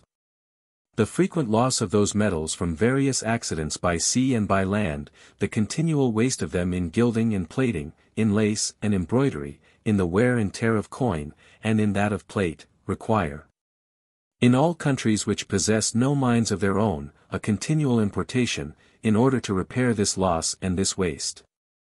The merchant importers, like all other merchants, we may believe, endeavor, as well as they can, to suit their occasional importations to what they judge is likely to be the immediate demand. With all their attention, however, they sometimes overdo the business, and sometimes underdo it.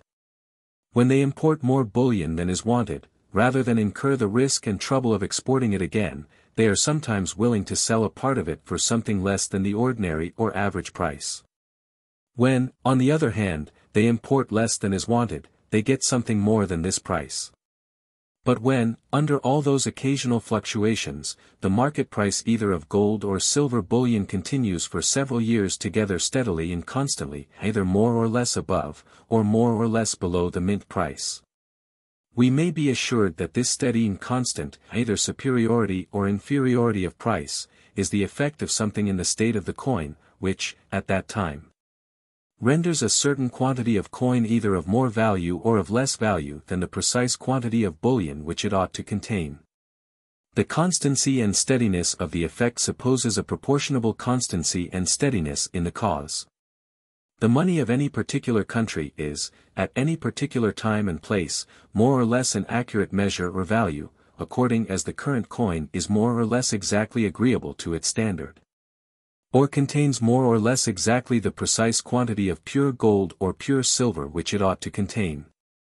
If in England, for example, 44 guineas and a half contained exactly a pound weight of standard gold, or 11 ounces of fine gold, and 1 ounce of alloy, the gold coin of England would be as accurate a measure of the actual value of goods at any particular time and place as the nature of the thing would admit. But if, by rubbing and wearing, 44 guineas and a half generally contain less than a pound weight of standard gold, the diminution, however, being greater in some pieces than in others, the measure of value comes to be liable to the same sort of uncertainty to which all other weights and measures are commonly exposed. As it rarely happens that these are exactly agreeable to their standard, the merchant adjusts the price of his goods as well as he can, not to what those weights and measures ought to be, but to what, upon an average, he finds, by experience, they actually are. In consequence of a like disorder in the coin, the price of goods comes, in the same manner, to be adjusted, not to the quantity of pure gold or silver which the coin ought to contain, but to that which, upon an average, it is found, by experience, it actually does contain. By the money price of goods, it is to be observed, I understand always the quantity of pure gold or silver for which they are sold, without any regard to the denomination of the coin. 6 shillings and 8 pence, for example, in the time of Edward I, I consider as the same money price with a pound sterling in the present times, because it contained, as nearly as we can judge, the same quantity of pure silver. Chapter 6. Of the component part of the price of commodities. In that early and rude state of society which precedes both the accumulation of stock and the appropriation of land, the proportion between the quantities of labor necessary for acquiring different objects seems to be the only circumstance which can afford any rule for exchanging them for one another. If among a nation of hunters, for example, it usually costs twice the labor to kill a beaver which it does to kill a deer, one beaver should naturally exchange for or be worth 2 deer. It is natural that what is usually the produce of 2 days or 2 hours' labor, should be worth double of what is usually the produce of 1 day's or 1 hour's labor. If the one species of labor should be more severe than the other, some allowance will naturally be made for this superior hardship. And the produce of 1 hour's labor in the one way may frequently exchange for that of 2 hours' labor in the other. Or if the one species of labor requires an uncommon degree of dexterity and ingenuity, the esteem which men have for such talents, will naturally give a value to their produce, superior to what would be due to the time employed about it. Such talents can seldom be acquired but in consequence of long application, and the superior value of their produce may frequently be no more than a reasonable compensation for the time and labor which must be spent in acquiring them. In the advanced state of society, allowances of this kind, for superior hardship and superior skill, are commonly made in the wages of labor, and something of the same kind must probably have taken place in its earliest and rudest period. In this state of things, the whole produce of labor belongs to the laborer. And the quantity of labor commonly employed in acquiring or producing any commodity, is the only circumstance which can regulate the quantity of labor which it ought commonly to purchase, command, or exchange for. As soon as stock has accumulated in the hands of particular persons, some of them will naturally employ it in setting to work industrious people, whom they will supply with materials and subsistence. In order to make a profit by the sale of their work, or by what their labor adds to the value of the materials. In exchanging the complete manufacture either for money, for labor, or for other goods, over and above what may be sufficient to pay the price of the materials, and the wages of the workmen. Something must be given for the profits of the undertaker of the work, who hazards his stock in this adventure. The value which the workmen add to the materials, therefore, resolves itself in this case into two parts, of which the one pays their wages, the other the profits of their employer upon the whole stock of materials and wages which he advanced. He could have no interest to employ them, unless he expected from the sale of their work something more than what was sufficient to replace his stock to him.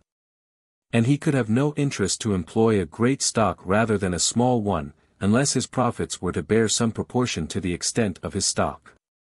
The profits of stock, it may perhaps be thought, are only a different name for the wages of a particular sort of labor, the labor of inspection and direction. They are, however, altogether different, are regulated by quite different principles, and bear no proportion to the quantity, the hardship, or the ingenuity of this supposed labor of inspection and direction. They are regulated altogether by the value of the stock employed, and are greater or smaller in proportion to the extent of this stock. Let us suppose, for example, that in some particular place, where the common annual profits of manufacturing stock are 10%. There are two different manufactures, in each of which 20 workmen are employed, at the rate of £15 a year each, or at the expense of £300 a year in each manufactory. Let us suppose, too, that the coarse materials annually wrought up in the one cost only £700, while the finer materials in the other cost £7,000. The capital annually employed in the one will, in this case, amount only to £1,000, whereas that employed in the other will amount to £7,300. At the rate of 10%. Therefore, the undertaker of the one will expect a yearly profit of about £100 only, while that of the other will expect about £730. But though their profits are so very different, their labor of inspection and direction may be either altogether or very nearly the same. In many great works, almost the whole labor of this kind is committed to some principal clerk. His wages properly express the value of this labor of inspection and direction. Though in settling them some regard is had commonly, not only to his labor and skill, but to the trust which is reposed in him, yet they never bear any regular proportion to the capital of which he oversees the management. And the owner of this capital, though he is thus discharged of almost all labor, still expects that his profit should bear a regular proportion to his capital. In the price of commodities, therefore, the profits of stock constitute a component part altogether different from the wages of labor, and regulated by quite different principles.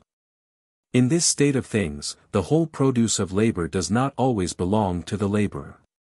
He must in most cases share it with the owner of the stock which employs him. Neither is the quantity of labor commonly employed in acquiring or producing any commodity, the only circumstance which can regulate the quantity which it ought commonly to purchase, command or exchange for. An additional quantity, it is evident, must be due for the profits of the stock which advanced the wages and furnished the materials of that labor. As soon as the land of any country has all become private property, the landlords, like all other men, love to reap where they never sowed, and demand a rent even for its natural produce. The wood of the forest, the grass of the field, and all the natural fruits of the earth, which, when land was in common, cost the laborer only the trouble of gathering them, come, even to him, to have an additional price fixed upon them. He must then pay for the license to gather them, and must give up to the landlord a portion of what his labor either collects or produces. This portion, or, what comes to the same thing, the price of this portion, constitutes the rent of land, and in the price of the greater part of commodities, makes a third component part. The real value of all the different component parts of price, it must be observed, is measured by the quantity of labor which they can, each of them, purchase or command. Labor measures the value, not only of that part of price which resolves itself into labor, but of that which resolves itself into rent, and of that which resolves itself into profit. In every society, the price of every commodity finally resolves itself into some one or other, or all of those three parts. And in every improved society, all the three enter, more or less, as component parts, into the price of the far greater part of commodities. In the price of corn, for example, one part pays the rent of the landlord, another pays the wages or maintenance of the laborers and laboring cattle employed in producing it, and the third pays the profit of the farmer. These three parts seem either immediately or ultimately to make up the whole price of corn. A fourth part, it may perhaps be thought, is necessary for replacing the stock of the farmer, or for compensating the wear and tear of his laboring cattle, and other instruments of husbandry. But it must be considered, that the price of any instrument of husbandry, such as a laboring horse, is itself made up of the same time parts. The rent of the land upon which he is reared, the labor of tending and rearing him, and the profits of the farmer, who advances both the rent of this land, and the wages of this labor. Though the price of the corn, therefore, may pay the price as well as the maintenance of the horse, the whole price still resolves itself, either immediately or ultimately, into the same three parts of rent, labor, and profit. In the price of flour or meal, we must add to the price of the corn, the profits of the miller, and the wages of his servants; in the price of bread, the profits of the baker, and the wages of his servants. And in the price of both, the labor of transporting the corn from the house of the farmer to that of the miller, and from that of the miller to that of the baker, together with the profits of those who advance the wages of that labor. The price of flax resolves itself into the same three parts as that of corn. In the price of linen we must add to this price the wages of the flax dresser, of the spinner, of the weaver, of the bleacher, etc. Together with the profits of their respective employers. As any particular commodity comes to be more manufactured, that part of the price which resolves itself into wages and profit, comes to be greater in proportion to that which resolves itself into rent. In the progress of the manufacture, not only the number of profits increase, but every subsequent profit is greater than the foregoing, because the capital from which it is derived must always be greater. The capital which employs the weavers, for example, must be greater than that which employs the spinners. Because it not only replaces that capital with its profits, but pays, besides, the wages of the weavers, and the profits must always bear some proportion to the capital. In the most improved societies, however, there are always a few commodities of which the price resolves itself into two parts only: the wages of labor, and the profits of stock. And a still smaller number, in which it consists altogether in the wages of labor. In the price of sea fish, for example, one part pays the labor of the fisherman, and the other the profits of the capital employed in the fishery. Rent very seldom makes any part of it, though it does sometimes, as I shall shew hereafter. It is otherwise, at least through the greater part of Europe, in river fisheries. A salmon fishery pays a rent. And rent, though it cannot well be called the rent of land, makes a part of the price of a salmon, as well as wares and profit. In some parts of Scotland, a few poor people make a trade of gathering, along the seashore, those little variegated stones commonly known by the name of Scotch pebbles. The price which is paid to them by the stone cutter, is altogether the wages of their labor, neither rent nor profit makes an part of it. But the whole price of any commodity must still finally resolve itself into some one or other or all of those three parts. As whatever part of it remains after paying the rent of the land, and the price of the whole labor employed in raising, manufacturing, and bringing it to market, must necessarily be profit to somebody. As the price or exchangeable value of every particular commodity, taken separately, resolves itself into some one or other, or all of those three parts. So that of all the commodities which compose the whole annual produce of the labor of every country, taken complexly, must resolve itself into the same three parts, and be parcelled out among different inhabitants of the country. Either as the wages of their labor, the profits of their stock, or the rent of their land. The whole of what is annually either collected or produced by the labor of every society, or, what comes to the same thing, the whole price of it, is in this manner originally distributed among some of its different members. Wages, profit, and rent, are the three original sources of all revenue, as well as of all exchangeable value. All other revenue is ultimately derived from some one or other of these. Whoever derives his revenue from a fund which is his own, must draw it either from his labor, from his stock, or from his land. The revenue derived from labor is called wages. That derived from stock, by the person who manages or employs it, is called profit. That derived from it by the person who does not employ it himself, but lends it to another, is called the interest or the use of money. It is the compensation which the borrower pays to the lender, for the profit which he has an opportunity of making by the use of the money.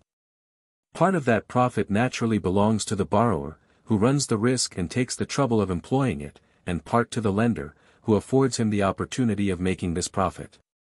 The interest of money is always a derivative revenue, which, if it is not paid from the profit which is made by the use of the money, must be paid from some other source of revenue, unless perhaps the borrower is a spendthrift, who contracts a second debt in order to pay the interest of the first.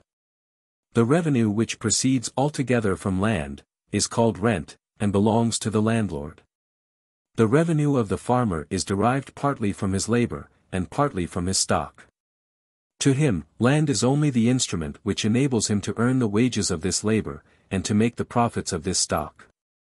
All taxes, and all the revenue which is founded upon them, all salaries, pensions, and annuities of every kind, are ultimately derived from some one or other of those three original sources of revenue, and are paid either immediately or mediately from the wages of labor, the profits of stock, or the rent of land. When those three different sorts of revenue belong to different persons, they are readily distinguished, but when they belong to the same, they are sometimes confounded with one another, at least in common language. A gentleman who farms a part of his own estate, after paying the expense of cultivation, should gain both the rent of the landlord and the profit of the farmer. He is apt to denominate, however, his whole gain, profit, and thus confounds rent with profit, at least in common language. The greater part of our North American and West Indian planters are in this situation. They farm, the greater part of them, their own estates, and accordingly we seldom hear of the rent of a plantation, but frequently of its profit. Common farmers seldom employ any overseer to direct the general operations of the farm. They generally, too, work a good deal with their own hands, as ploughmen, harrowers, etc. What remains of the crop, after paying the rent, therefore, should not only replace to them their stock employed in cultivation, together with its ordinary profits, but pay them the wages which are due to them, both as laborers and overseers. Whatever remains, however, after paying the rent and keeping up the stock, is called profit. But wages evidently make a part of it. The farmer, by saving these wages, must necessarily gain them. Wages, therefore, are in this case confounded with profit. An independent manufacturer, who has stock enough both to purchase materials, and to maintain himself till he can carry his work to market, should gain both the wages of a journeyman who works under a master, and the profit which that master makes by the sale of that journeyman's work. His whole gains, however, are commonly called profit, and wages are, in this case, too, confounded with profit. A gardener who cultivates his own garden with his own hands, unites in his own person the three different characters, of landlord, farmer, and laborer. His produce, therefore, should pay him the rent of the first, the profit of the second, and the wages of the third. The whole, however, is commonly considered as the earnings of his labor. Both rent and profit are, in this case, confounded with wages. As in a civilized country there are but few commodities of which the exchangeable value arises from labor only, rent and profit contributing largely to that of the far greater part of them. So the annual produce of its labor will always be sufficient to purchase or command a much greater quantity of labor than what was employed in raising, preparing, and bringing that produce to market. If the society were annually to employ all the labor which it can annually purchase, as the quantity of labor would increase greatly every year, so the produce of every succeeding year would be of vastly greater value than that of the foregoing. But there is no country in which the whole annual produce is employed in maintaining the industrious. The idle everywhere consume a great part of it. And, according to the different proportions in which it is annually divided between those two different orders of people, its ordinary or average value must either annually increase or diminish, or continue the same from one year to another. Chapter 7. Of the natural and market price of commodities. There is in every society or neighborhood an ordinary or average rate, both of wages and profit, in every different employment of labor and stock. This rate is naturally regulated, as I shall shew hereafter, partly by the general circumstances of the society, their riches or poverty, their advancing, stationary, or declining condition, and partly by the particular nature of each employment. There is likewise in every society or neighborhood an ordinary or average rate of rent, which is regulated, too, as I shall shew hereafter, partly by the general circumstances of the society or neighborhood in which the land is situated, and partly by the natural or improved fertility of the land. These ordinary or average rates may be called the natural rates of wages, profit and rent, at the time and place in which they commonly prevail. When the price of any commodity is neither more nor less than what is sufficient to pay the rent of the land, the wages of the labor, and the profits of the stock employed in raising, preparing, and bringing it to market. According to their natural rates, the commodity is then sold for what may be called its natural price. The commodity is then sold precisely for what it is worth, or for what it really costs the person who brings it to market. For though, in common language, what is called the prime cost of any commodity does not comprehend the profit of the person who is to sell it again, yet, if he sells it at a price which does not allow him the ordinary rate of profit in his neighborhood, he is evidently a loser by the trade. Since, by employing his stock in some other way, he might have made that profit. His profit, besides, is his revenue, the proper fund of his subsistence. As, while he is preparing and bringing the goods to market, he advances to his workmen their wages, or their subsistence. So he advances to himself, in the same manner, his own subsistence, which is generally suitable to the profit which he may reasonably expect from the sale of his goods. Unless they yield him this profit, therefore, they do not repay him what they may very properly be said to have really cost him. Though the price, therefore, which leaves him this profit, is not always the lowest at which a dealer may sometimes sell his goods, it is the lowest at which he is likely to sell them for any considerable time. At least where there is perfect liberty, or where he may change his trade as often as he pleases. The actual price at which any commodity is commonly sold, is called its market price. It may either be above, or below, or exactly the same with its natural price. The market price of every particular commodity is regulated by the proportion between the quantity which is actually brought to market, and the demand of those who are willing to pay the natural price of the commodity. Or the whole value of the rent, labor, and profit, which must be paid in order to bring it thither. Such people may be called the effectual demanders, and their demand the effectual demand, since it may be sufficient to effectuate the bringing of the commodity to market. It is different from the absolute demand. A very poor man may be said, in some sense, to have a demand for a coach and six, he might like to have it, but his demand is not an effectual demand, as the commodity can never be brought to market in order to satisfy it. When the quantity of any commodity which is brought to market falls short of the effectual demand, all those who are willing to pay the whole value of the rent, wages, and profit, which must be paid in order to bring it thither, cannot be supplied with the quantity which they want. Rather than want it altogether, some of them will be willing to give more. A competition will immediately begin among them, and the market price will rise more or less above the natural price, according as either the greatness of the deficiency, or the wealth and wanton luxury of the competitors happen to animate more or less the eagerness of the competition. Among competitors of equal wealth and luxury, the same deficiency will generally occasion a more or less eager competition, according as the acquisition of the commodity happens to be of more or less importance to them. Hence the exorbitant price of the necessaries of life during the blockade of a town, or in a famine. When the quantity brought to market exceeds the effectual demand, it cannot be all sold to those who are willing to pay the whole value of the rent, wages, and profit, which must be paid in order to bring it thither. Some part must be sold to those who are willing to pay less, and the low price which they give for it must reduce the price of the whole. The market price will sink more or less below the natural price, according as the greatness of the excess increases more or less the competition of the sellers, or according as it happens to be more or less important to them to get immediately rid of the commodity. The same excess in the importation of perishable, will occasion a much greater competition than in that of durable commodities, in the importation of oranges, for example, than in that of old iron. When the quantity brought to market is just sufficient to supply the effectual demand, and no more, the market price naturally comes to be either exactly, or as nearly as can be judged of, the same with the natural price. The whole quantity upon hand can be disposed of for this price, and cannot be disposed of for more. The competition of the different dealers obliges them all to accept of this price, but does not oblige them to accept of less. The quantity of every commodity brought to market naturally suits itself to the effectual demand.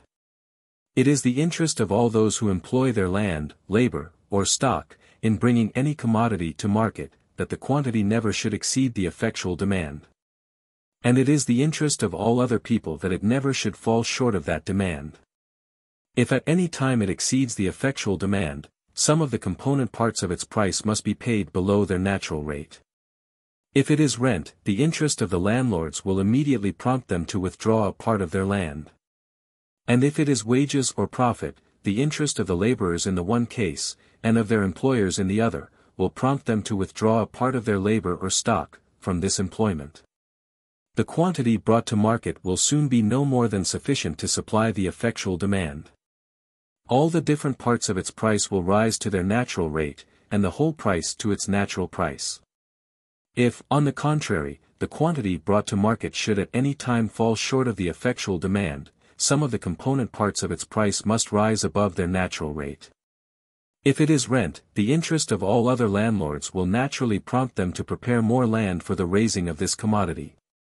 If it is wages or profit, the interest of all other laborers and dealers will soon prompt them to employ more labor and stock in preparing and bringing it to market.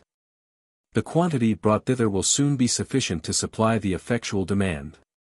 All the different parts of its price will soon sink to their natural rate, and the whole price to its natural price.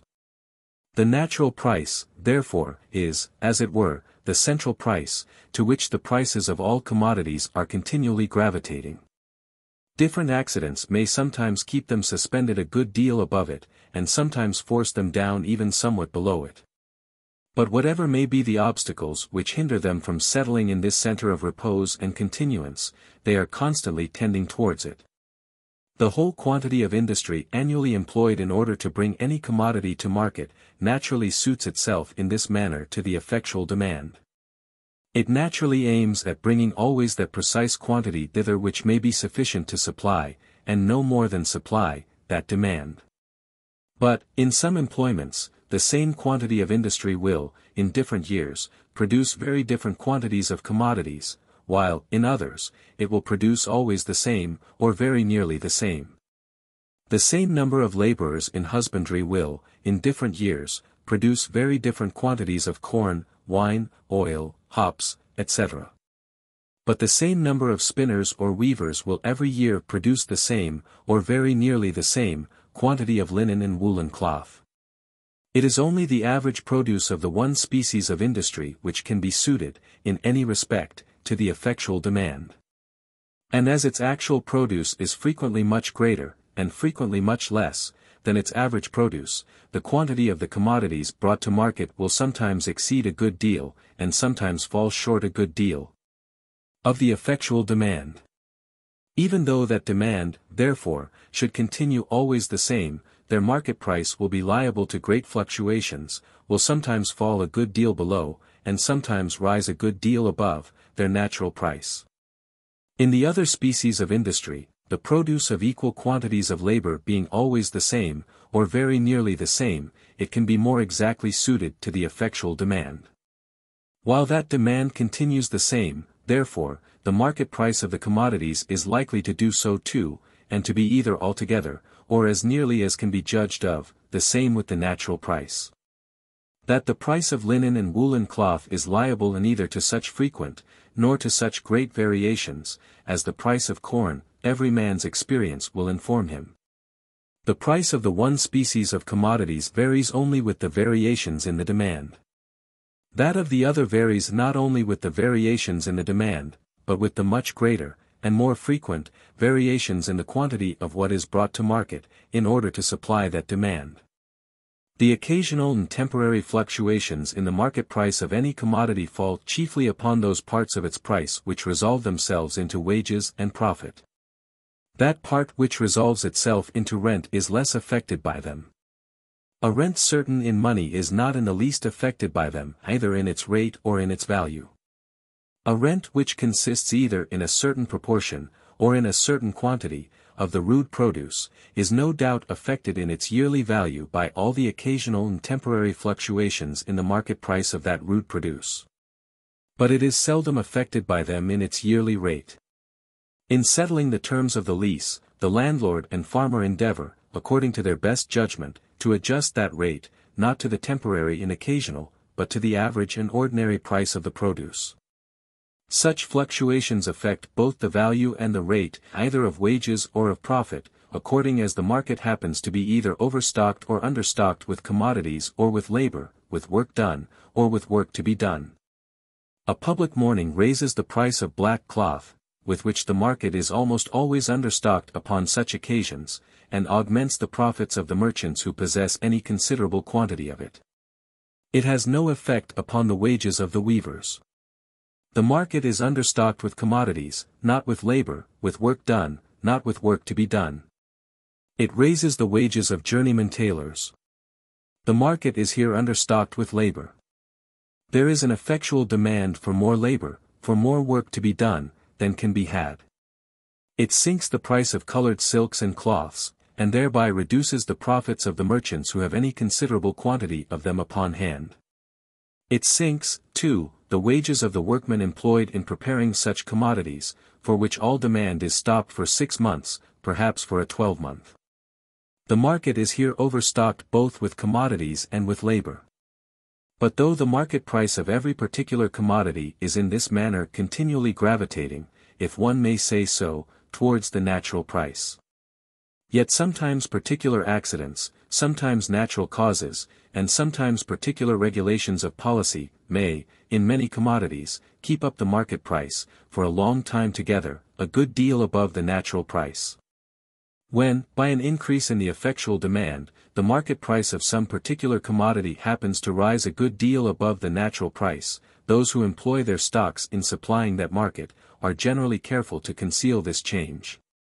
If it was commonly known, their great profit would tempt so many new rivals to employ their stocks in the same way, that, the effectual demand being fully supplied, the market price would soon be reduced to the natural price, and, perhaps, for some time even below it. If the market is at a great distance from the residence of those who supply it, they may sometimes be able to keep the secret for several years together, and may so long enjoy their extraordinary profits without any new rivals. Secrets of this kind, however, it must be acknowledged, can seldom be long kept, and the extraordinary profit can last very little longer than they are kept. Secrets in manufactures are capable of being longer kept than secrets in trade. A dyer who has found the means of producing a particular color with materials which cost only half the price of those commonly made use of, may, with good management, enjoy the advantage of his discovery as long as he lives, and even leave it as a legacy to his posterity. His extraordinary gains arise from the high price which is paid for his private labor. They properly consist in the high wages of that labor. But as they are repeated upon every part of his stock, and as their whole amount bears, upon that account, a regular proportion to it, they are commonly considered as extraordinary profits of stock. Such enhancements of the market price are evidently the effects of particular accidents, of which, however, the operation may sometimes last for many years together. Some natural productions require such a singularity of soil and situation, that all the land in a great country, which is fit for producing them, may not be sufficient to supply the effectual demand. The whole quantity brought to market, therefore, may be disposed of to those who are willing to give more than what is sufficient to pay the rent of the land which produced them, together with the wages of the labor and the profits of the stock which were employed in preparing and bringing them to market, according to their natural rates. Such commodities may continue for whole centuries together to be sold at this high price, and that part of it which resolves itself into the rent of land, is in this case the part which is generally paid above its natural rate. The rent of the land which affords such singular and esteemed productions, like the rent of some vineyards in France of a peculiarly happy soil and situation, bears no regular proportion to the rent of other equally fertile and equally well cultivated land in its neighborhood. The wages of the labor, and the profits of the stock employed in bringing such commodities to market, on the contrary, are seldom out of their natural proportion to those of the other employments of labor and stock in their neighborhood. Such enhancements of the market price are evidently the effect of natural causes, which may hinder the effectual demand from ever being fully supplied, and which may continue, therefore, to operate for ever.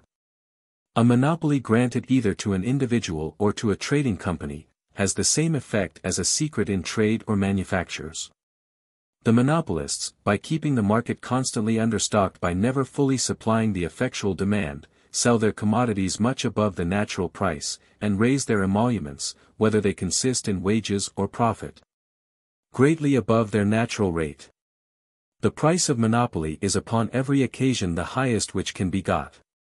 The natural price, or the price of free competition, on the contrary, is the lowest which can be taken, not upon every occasion indeed, but for any considerable time together. The one is upon every occasion the highest which can be squeezed out of the buyers, or which it is supposed they will consent to give.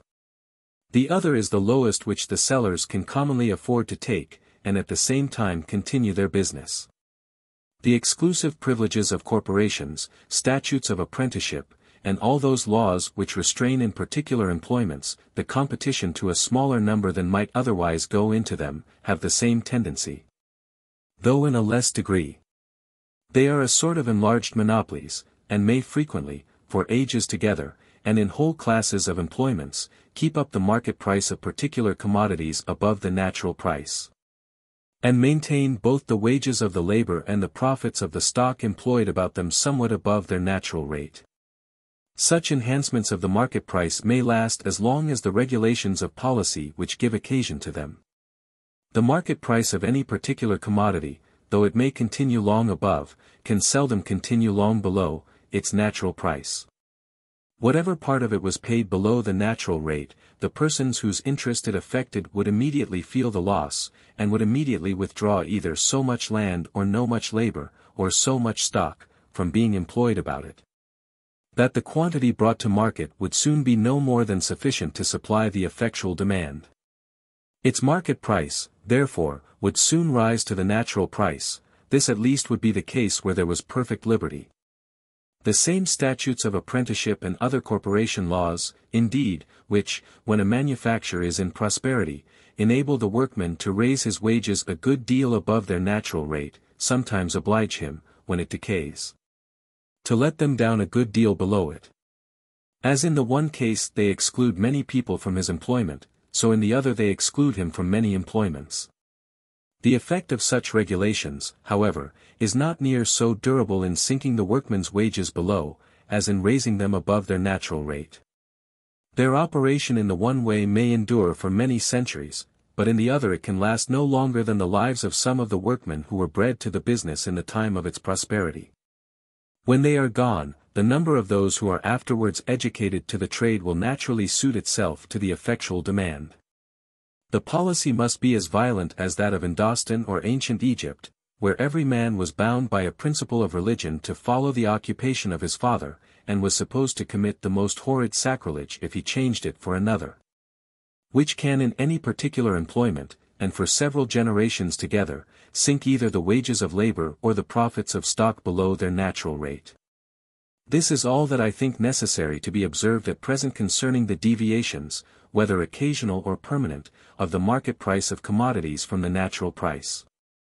The natural price itself varies with the natural rate of each of its component parts, of wages, profit, and rent. And in every society this rate varies according to their circumstances, according to their riches or poverty, their advancing, stationary, or declining condition.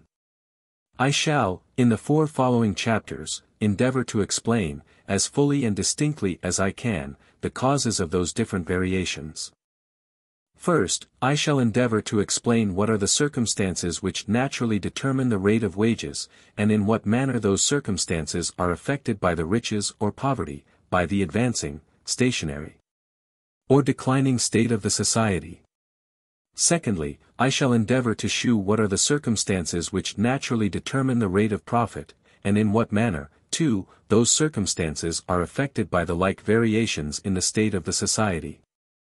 Though pecuniary wages and profit are very different in the different employments of labor and stock, yet a certain proportion seems commonly to take place between both the pecuniary wages in all the different employments of labor, and the pecuniary profits in all the different employments of stock. This proportion, it will appear hereafter, depends partly upon the nature of the different employments, and partly upon the different laws and policy of the society in which they are carried on. But though in many respects dependent upon the laws and policy, this proportion seems to be little affected by the riches or poverty of that society, by its advancing, stationary, or declining condition, but to remain the same, or very nearly the same, in all those different states. I shall, in the 3rd place, endeavor to explain all the different circumstances which regulate this proportion.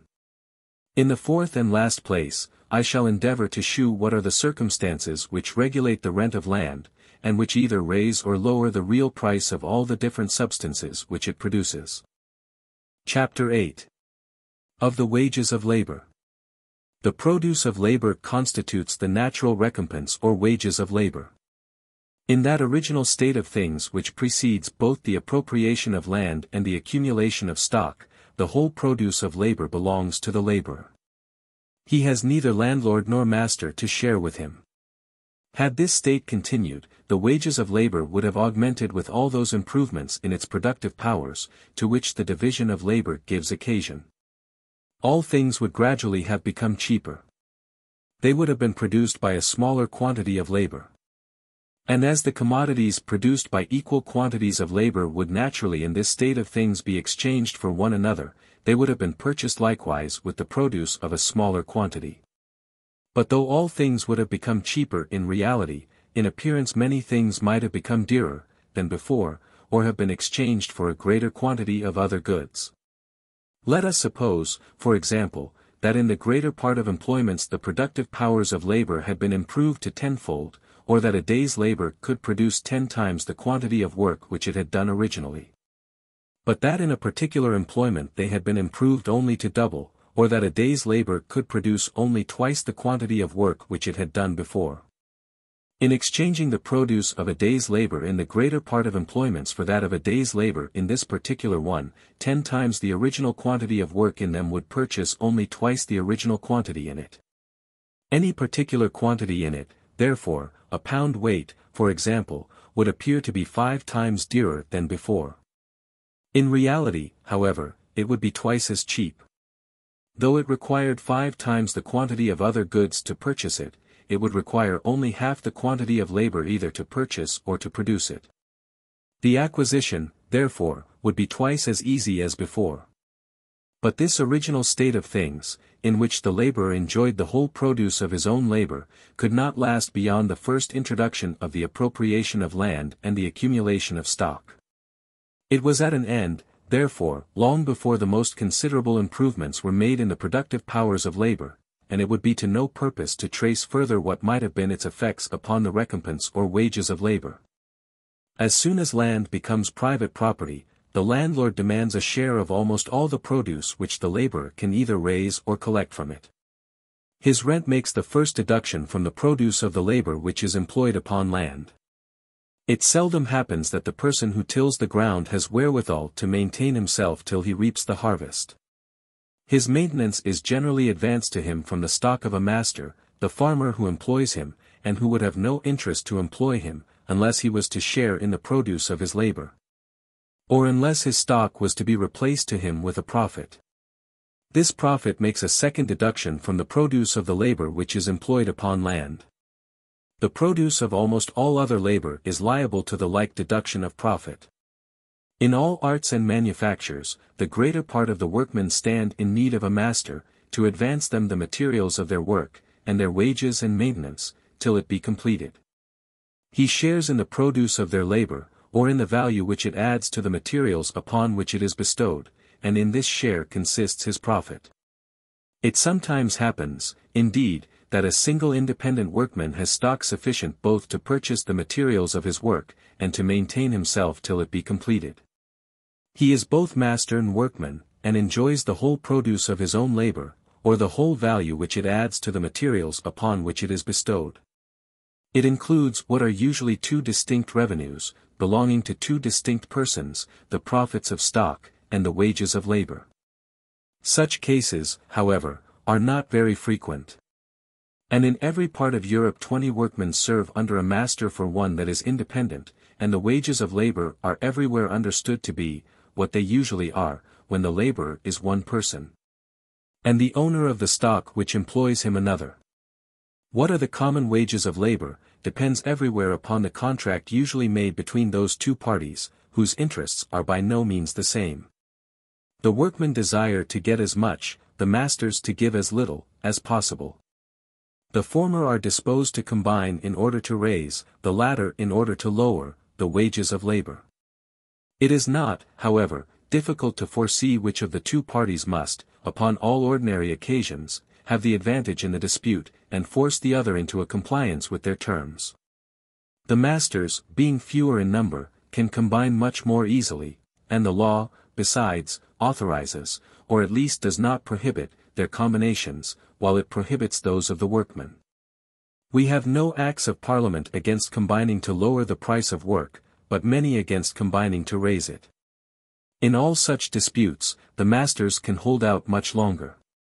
A landlord, a farmer, a master manufacturer, or merchant, though they did not employ a single workman, could generally live a year or two upon the stocks, which they have already acquired.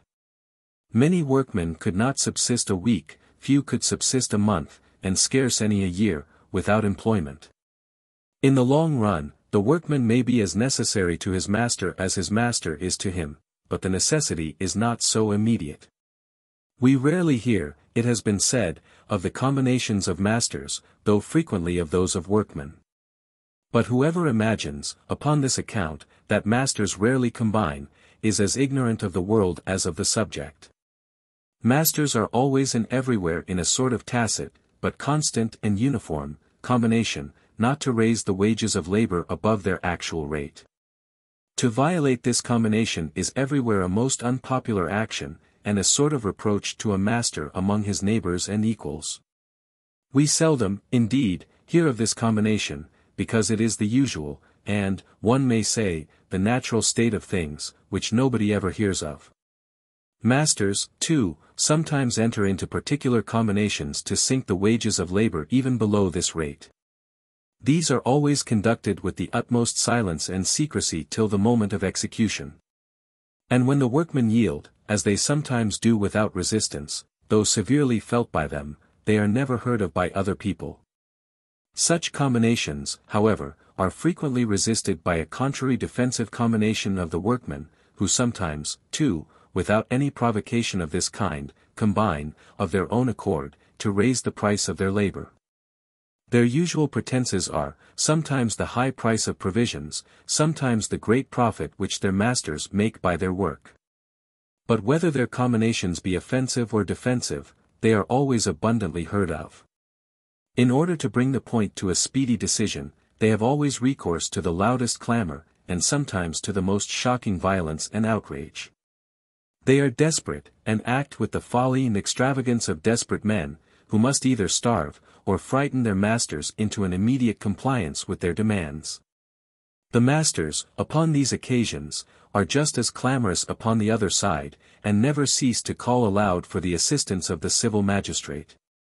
And the rigorous execution of those laws which have been enacted with so much severity against the combination of servants, laborers, and journeymen. The workmen, accordingly, very seldom derive any advantage from the violence of those tumultuous combinations, which, partly from the interposition of the civil magistrate, partly from the superior steadiness of the masters, partly from the necessity which the greater part of the workmen are under of submitting for the sake of present subsistence, generally end in nothing but the punishment or ruin of the ringleaders. But though, in disputes with their workmen, masters must generally have the advantage, there is, however, a certain rate, below which it seems impossible to reduce, for any considerable time, the ordinary wages even of the lowest species of labor. A man must always live by his work, and his wages must at least be sufficient to maintain him. They must even upon most occasions be somewhat more, otherwise it would be impossible for him to bring up a family, and the race of such workmen could not last beyond the first generation. Mr. Cantillon seems, upon this account, to suppose that the lowest species of common laborers must everywhere earn at least double their own maintenance, in order that, one with another, they may be enabled to bring up 2 children. The labor of the wife, on account of her necessary attendance on the children, being supposed no more than sufficient to provide for herself, but 1/2 the children born, it is computed, die before the age of manhood. The poorest laborers, therefore, according to this account, must, one with another, attempt to rear at least 4 children, in order that 2 may have an equal chance of living to that age. But the necessary maintenance of 4 children, it is supposed, may be nearly equal to that of 1 man.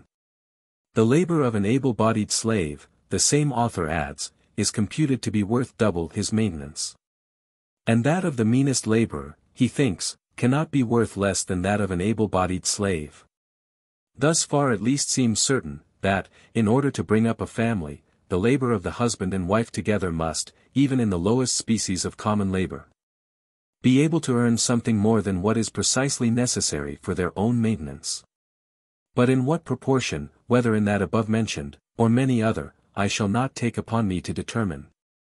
There are certain circumstances, however, which sometimes give the laborers an advantage, and enable them to raise their wages considerably above this rate, evidently the lowest which is consistent with common humanity. When in any country the demand for those who live by wages, laborers, journeymen, servants of every kind, is continually increasing. When every year furnishes employment for a greater number than had been employed the year before, the workmen have no occasion to combine in order to raise their wages. The scarcity of hands occasions a competition among masters, who bid against one another in order to get workmen, and thus voluntarily break through the natural combination of masters not to raise wages. The demand for those who live by wages, it is evident, cannot increase but in proportion to the increase of the funds which are destined to the payment of wages. These funds are of 2 kinds, first, the revenue which is over and above what is necessary for the maintenance, and, secondly, the stock which is over and above what is necessary for the employment of their masters. When the landlord, annuitant, or moneyed man, has a greater revenue than what he judges sufficient to maintain his own family, he employs either the whole or a part of the surplus in maintaining 1 or more menial servants. Increase this surplus, and he will naturally increase the number of those servants. When an independent workman, such as a weaver or shoemaker, has got more stock than what is sufficient to purchase the materials of his own work, and to maintain himself till he can dispose of it, he naturally employs 1 or more journeymen with the surplus, in order to make a profit by their work. Increase this surplus, and he will naturally increase the number of his journeymen. The demand for those who live by wages, therefore, necessarily increases with the increase of the revenue and stock of every country, and cannot possibly increase without it. The increase of revenue and stock is the increase of national wealth. The demand for those who live by wages, therefore, naturally increases with the increase of national wealth, and cannot possibly increase without it. It is not the actual greatness of national wealth, but its continual increase, which occasions a rise in the wages of labor. It is not, accordingly, in the richest countries, but in the most thriving, or in those which are growing rich the fastest, that the wages of labor are highest. England is certainly, in the present times, a much richer country than any part of North America. The wages of labor, however, are much higher in North America than in any part of England. In the province of New York, common laborers earned in 1773, before the commencement of the late disturbances, 3 shillings and 6 pence currency, equal to 2 shillings sterling, a day. Ship carpenters, 10 shillings and 6 pence currency, with a pint of rum, worth 6 pence sterling, equal in all to 6 shillings and 6 pence sterling. House carpenters and bricklayers, 8 shillings currency, equal to 4 shillings and 6 pence sterling, journeyman tailors, 5 shillings currency, equal to about 2 shillings and 10 pence sterling. These prices are all above the London price. And wages are said to be as high in the other colonies as in New York. The price of provisions is everywhere in North America much lower than in England. A dearth has never been known there. In the worst seasons they have always had a sufficiency for themselves, though less for exportation.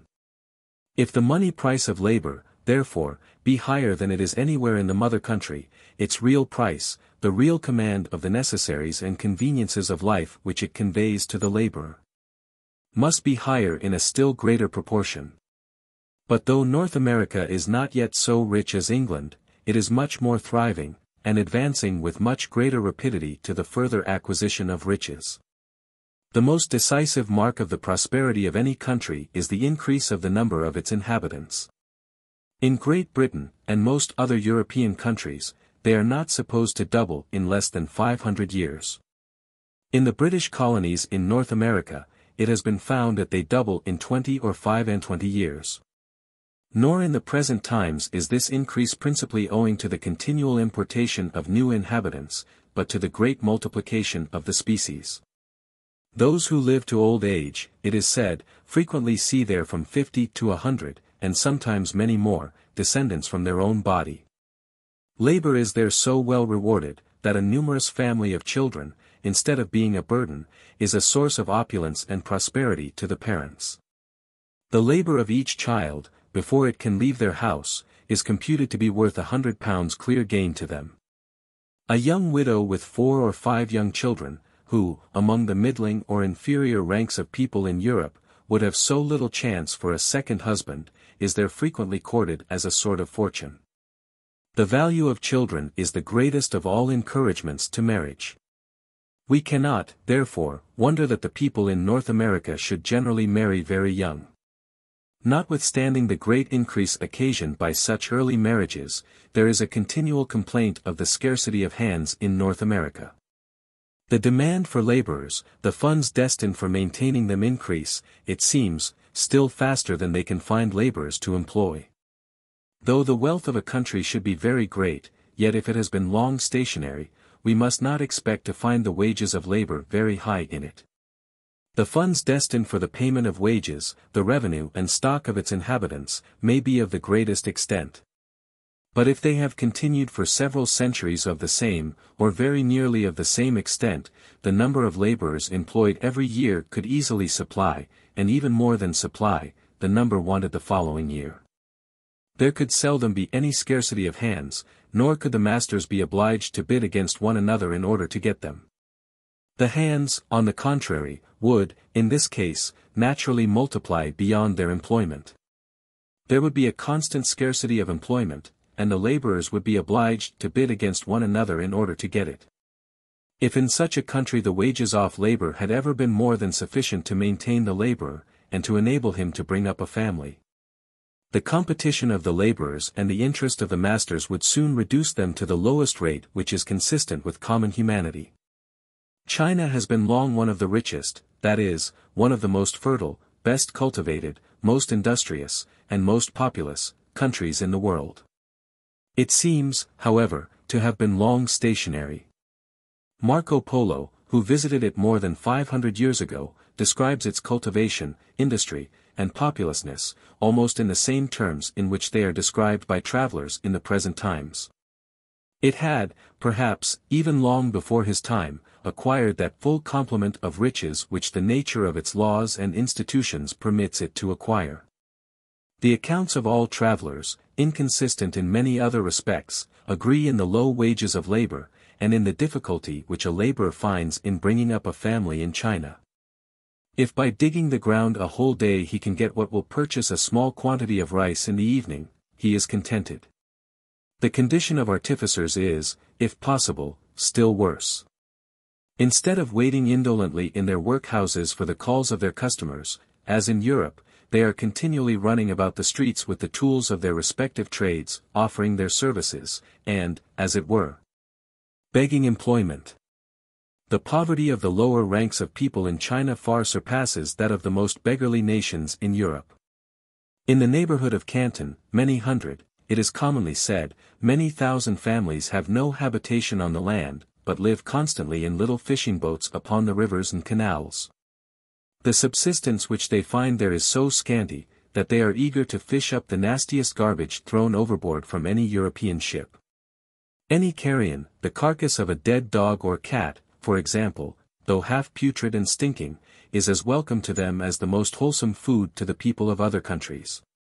Marriage is encouraged in China, not by the profitableness of children, but by the liberty of destroying them. In all great towns, several are every night exposed in the street, or drowned like puppies in the water. The performance of this horrid office is even said to be the avowed business by which some people earn their subsistence. China, however, though it may, perhaps, stand still, does not seem to go backwards. Its towns are nowhere deserted by their inhabitants. The lands which had once been cultivated, are nowhere neglected. The same, or very nearly the same, annual labor, must, therefore, continue to be performed, and the funds destined for maintaining it must not, consequently, be sensibly diminished. The lowest class of laborers, therefore, notwithstanding their scanty subsistence, must some way or another make shift to continue their race so far as to keep up their usual numbers. But it would be otherwise in a country where the funds destined for the maintenance of labor were sensibly decaying. Every year the demand for servants and laborers would, in all the different classes of employments, be less than it had been the year before. Many who had been bred in the superior classes, not being able to find employment in their own business, would be glad to seek it in the lowest. The lowest class being not only overstocked with its own workmen, but with the overflowings of all the other classes, the competition for employment would be so great in it as to reduce the wages of labor to the most miserable and scanty subsistence of the laborer. Many would not be able to find employment even upon these hard terms, but would either starve, or be driven to seek a subsistence, either by begging, or by the perpetration perhaps, of the greatest enormities. Want, famine, and mortality, would immediately prevail in that class, and from thence extend themselves to all the superior classes, till the number of inhabitants in the country was reduced to what could easily be maintained by the revenue and stock which remained in it, and which had escaped either the tyranny or calamity which had destroyed the rest. This, perhaps, is nearly the present state of Bengal, and of some other of the English settlements in the East Indies. In a fertile country, which had before been much depopulated, where subsistence, consequently, should not be very difficult, and where, notwithstanding, 300,000 or 400,000 people die of hunger in 1 year, we may be assured that the funds destined for the maintenance of the laboring poor are fast decaying. The difference between the genius of the British Constitution, which protects and governs North America, and that of the mercantile company which oppresses and domineers in the East Indies, cannot, perhaps, be better illustrated than by the different state of those countries. The liberal reward of labor, therefore, as it is the necessary effect, so it is the natural symptom of increasing national wealth. The scanty maintenance of the laboring poor, on the other hand, is the natural symptom that things are at a stand, and their starving condition, that they are going fast backwards. In Great Britain, the wages of labor seem, in the present times, to be evidently more than what is precisely necessary to enable the laborer to bring up a family. In order to satisfy ourselves upon this point, it will not be necessary to enter into any tedious or doubtful calculation of what may be the lowest sum upon which it is possible to do this. There are many plain symptoms, that the wages of labor are nowhere in this country regulated by this lowest rate, which is consistent with common humanity. First, in almost every part of Great Britain there is a distinction, even in the lowest species of labor, between summer and winter wages. Summer wages are always highest. But, on account of the extraordinary expense of fuel, the maintenance of a family is most expensive in winter. Wages, therefore, being highest when this expense is lowest, it seems evident that they are not regulated by what is necessary for this expense, but by the quantity and supposed value of the work. A laborer, it may be said, indeed, ought to save part of his summer wages, in order to defray his winter expense, and that, through the whole year, they do not exceed what is necessary to maintain his family through the whole year. A slave, however, or one absolutely dependent on us for immediate subsistence, would not be treated in this manner. His daily subsistence would be proportioned to his daily necessities. Secondly, the wages of labor do not, in Great Britain, fluctuate with the price of provisions. These vary everywhere from year to year, frequently from month to month. But in many places, the money price of labor remains uniformly the same, sometimes for half a century together. If, in these places, therefore, the laboring poor can maintain their families in dear years, they must be at their ease in times of moderate plenty, and in affluence in those of extraordinary cheapness. The high price of provisions during these 10 years past, has not, in many parts of the kingdom, been accompanied with any sensible rise in the money price of labor. It has, indeed, in some. Owing, probably, more to the increase of the demand for labor, than to that of the price of provisions. Thirdly, as the price of provisions varies more from year to year than the wages of labor, so, on the other hand, the wages of labor vary more from place to place than the price of provisions. The prices of bread and butcher's meat are generally the same, or very nearly the same, through the greater part of the United Kingdom.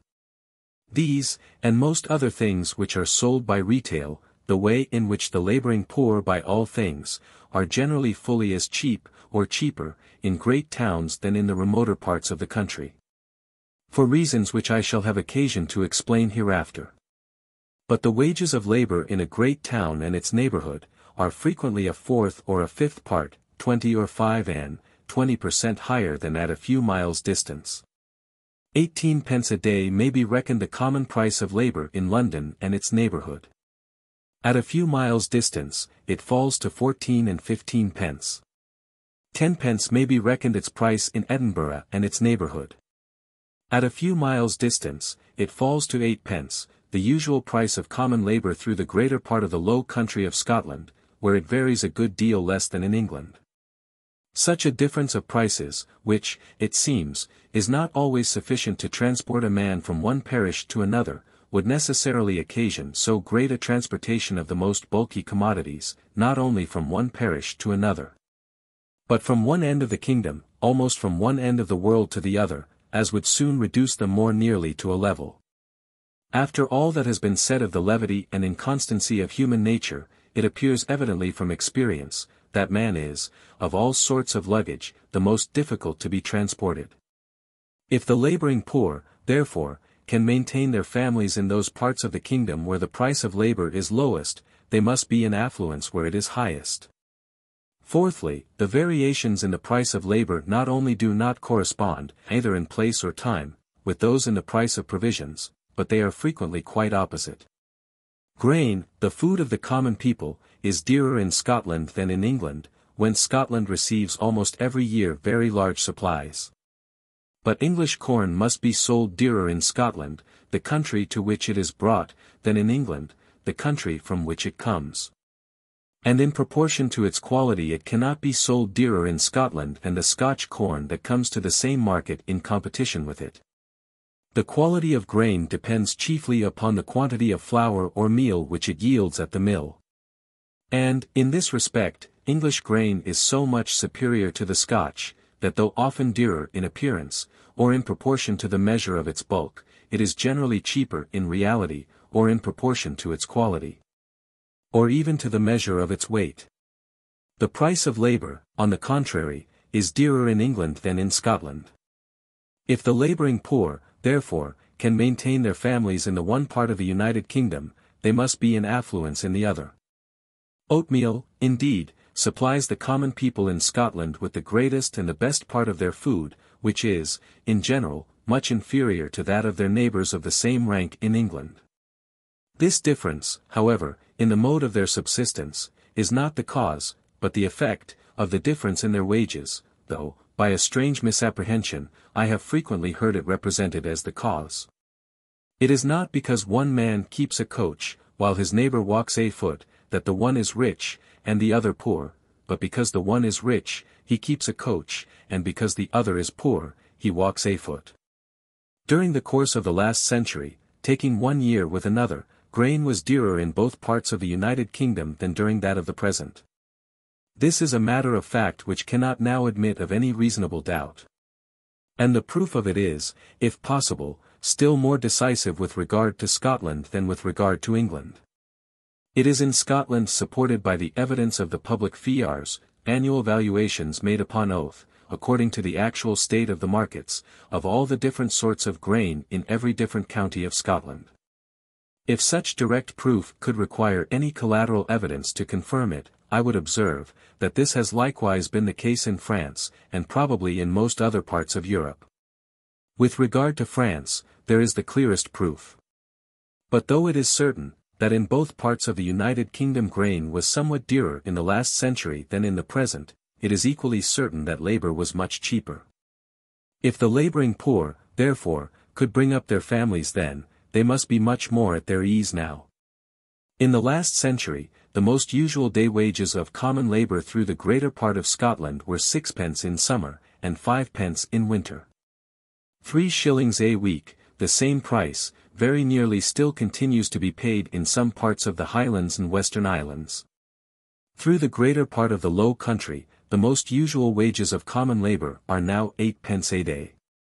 10 pence, sometimes a shilling, about Edinburgh, in the counties which border upon England, probably on account of that neighbourhood, and in a few other places where there has lately been a considerable rise in the demand for labour, about Glasgow, Carron, Ayrshire, etc. In England, the improvements of agriculture, manufactures, and commerce, began much earlier than in Scotland. The demand for labour, and consequently its price, must necessarily have increased with those improvements. In the last century, accordingly, as well as in the present, the wages of labour were higher in England than in Scotland. They have risen, too, considerably since that time, though, on account of the greater variety of wages paid there in different places, it is more difficult to ascertain how much. In 1614, the pay of a foot soldier was the same as in the present times, 8 pence a day. When it was first established, it would naturally be regulated by the usual wages of common labourers, the rank of people from which foot soldiers are commonly drawn.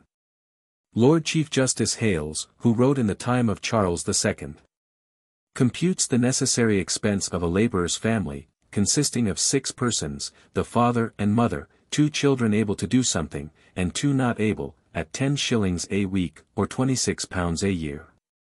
If they cannot earn this by their labour, they must make it up, he supposes, either by begging or stealing. He appears to have inquired very carefully into this subject 3. In 1688, Mr. Gregory King, whose skill in political arithmetic is so much extolled by Dr. Davenant, computed the ordinary income of labourers and out-servants to be £15 a year to a family, which he supposed to consist, one with another, of 3½ persons. His calculation, therefore, though different in appearance, corresponds very nearly at bottom with that of Judge Hales. Both suppose the weekly expense of such families to be about 20 pence a head.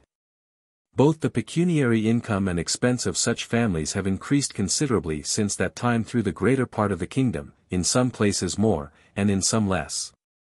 Though perhaps scarce anywhere so much as some exaggerated accounts of the present wages of labour have lately represented them to the public.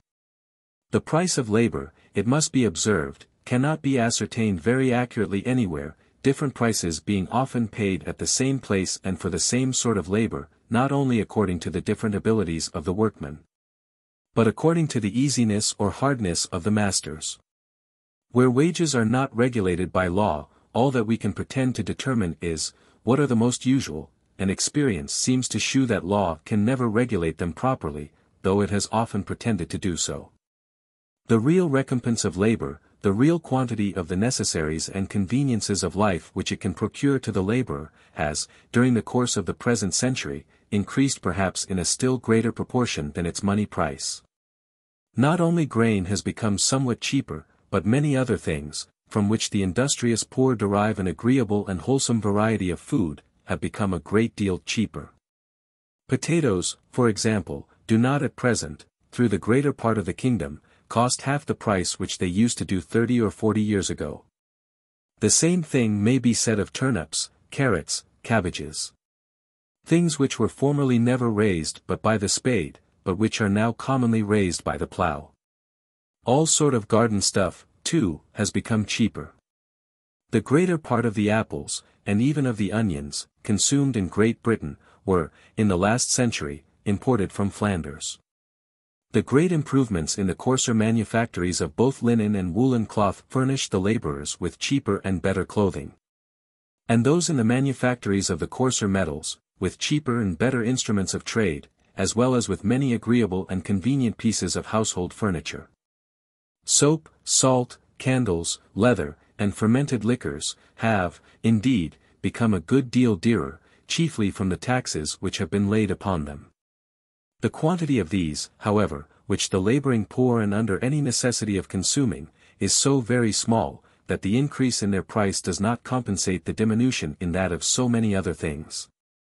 The common complaint, that luxury extends itself even to the lowest ranks of the people, and that the laboring poor will not now be contented with the same food, clothing, and lodging, which satisfied them in former times, may convince us that it is not the money price of labor only, but its real recompense, which has augmented. Is this improvement in the circumstances of the lower ranks of the people to be regarded as an advantage, or as an inconveniency, to the society? The answer seems at first abundantly plain.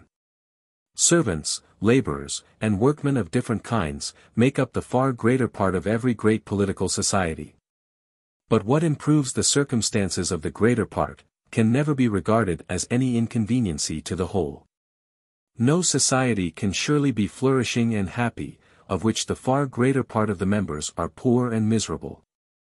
It is but equity, besides, that they who feed, clothe, and lodge the whole body of the people, should have such a share of the produce of their own labor as to be themselves tolerably well fed, clothed, and lodged. Poverty, though it no doubt discourages, does not always prevent marriage. It seems even to be favorable to generation.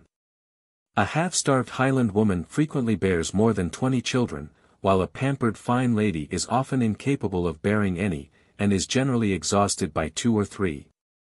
Barrenness, so frequent among women of fashion, is very rare among those of inferior station. Luxury, in the fair sex, while it inflames, perhaps, the passion for enjoyment, seems always to weaken, and frequently to destroy altogether, the powers of generation. But poverty, though it does not prevent the generation, is extremely unfavorable to the rearing of children. The tender plant is produced, but in so cold a soil, and so severe a climate, soon withers and dies. It is not uncommon, I have been frequently told, in the Highlands of Scotland, for a mother who has borne 20 children not to have 2 alive. Several officers of great experience have assured me, that, so far from recruiting their regiment, they have never been able to supply it with drums and fifes, from all the soldiers' children that were born in it.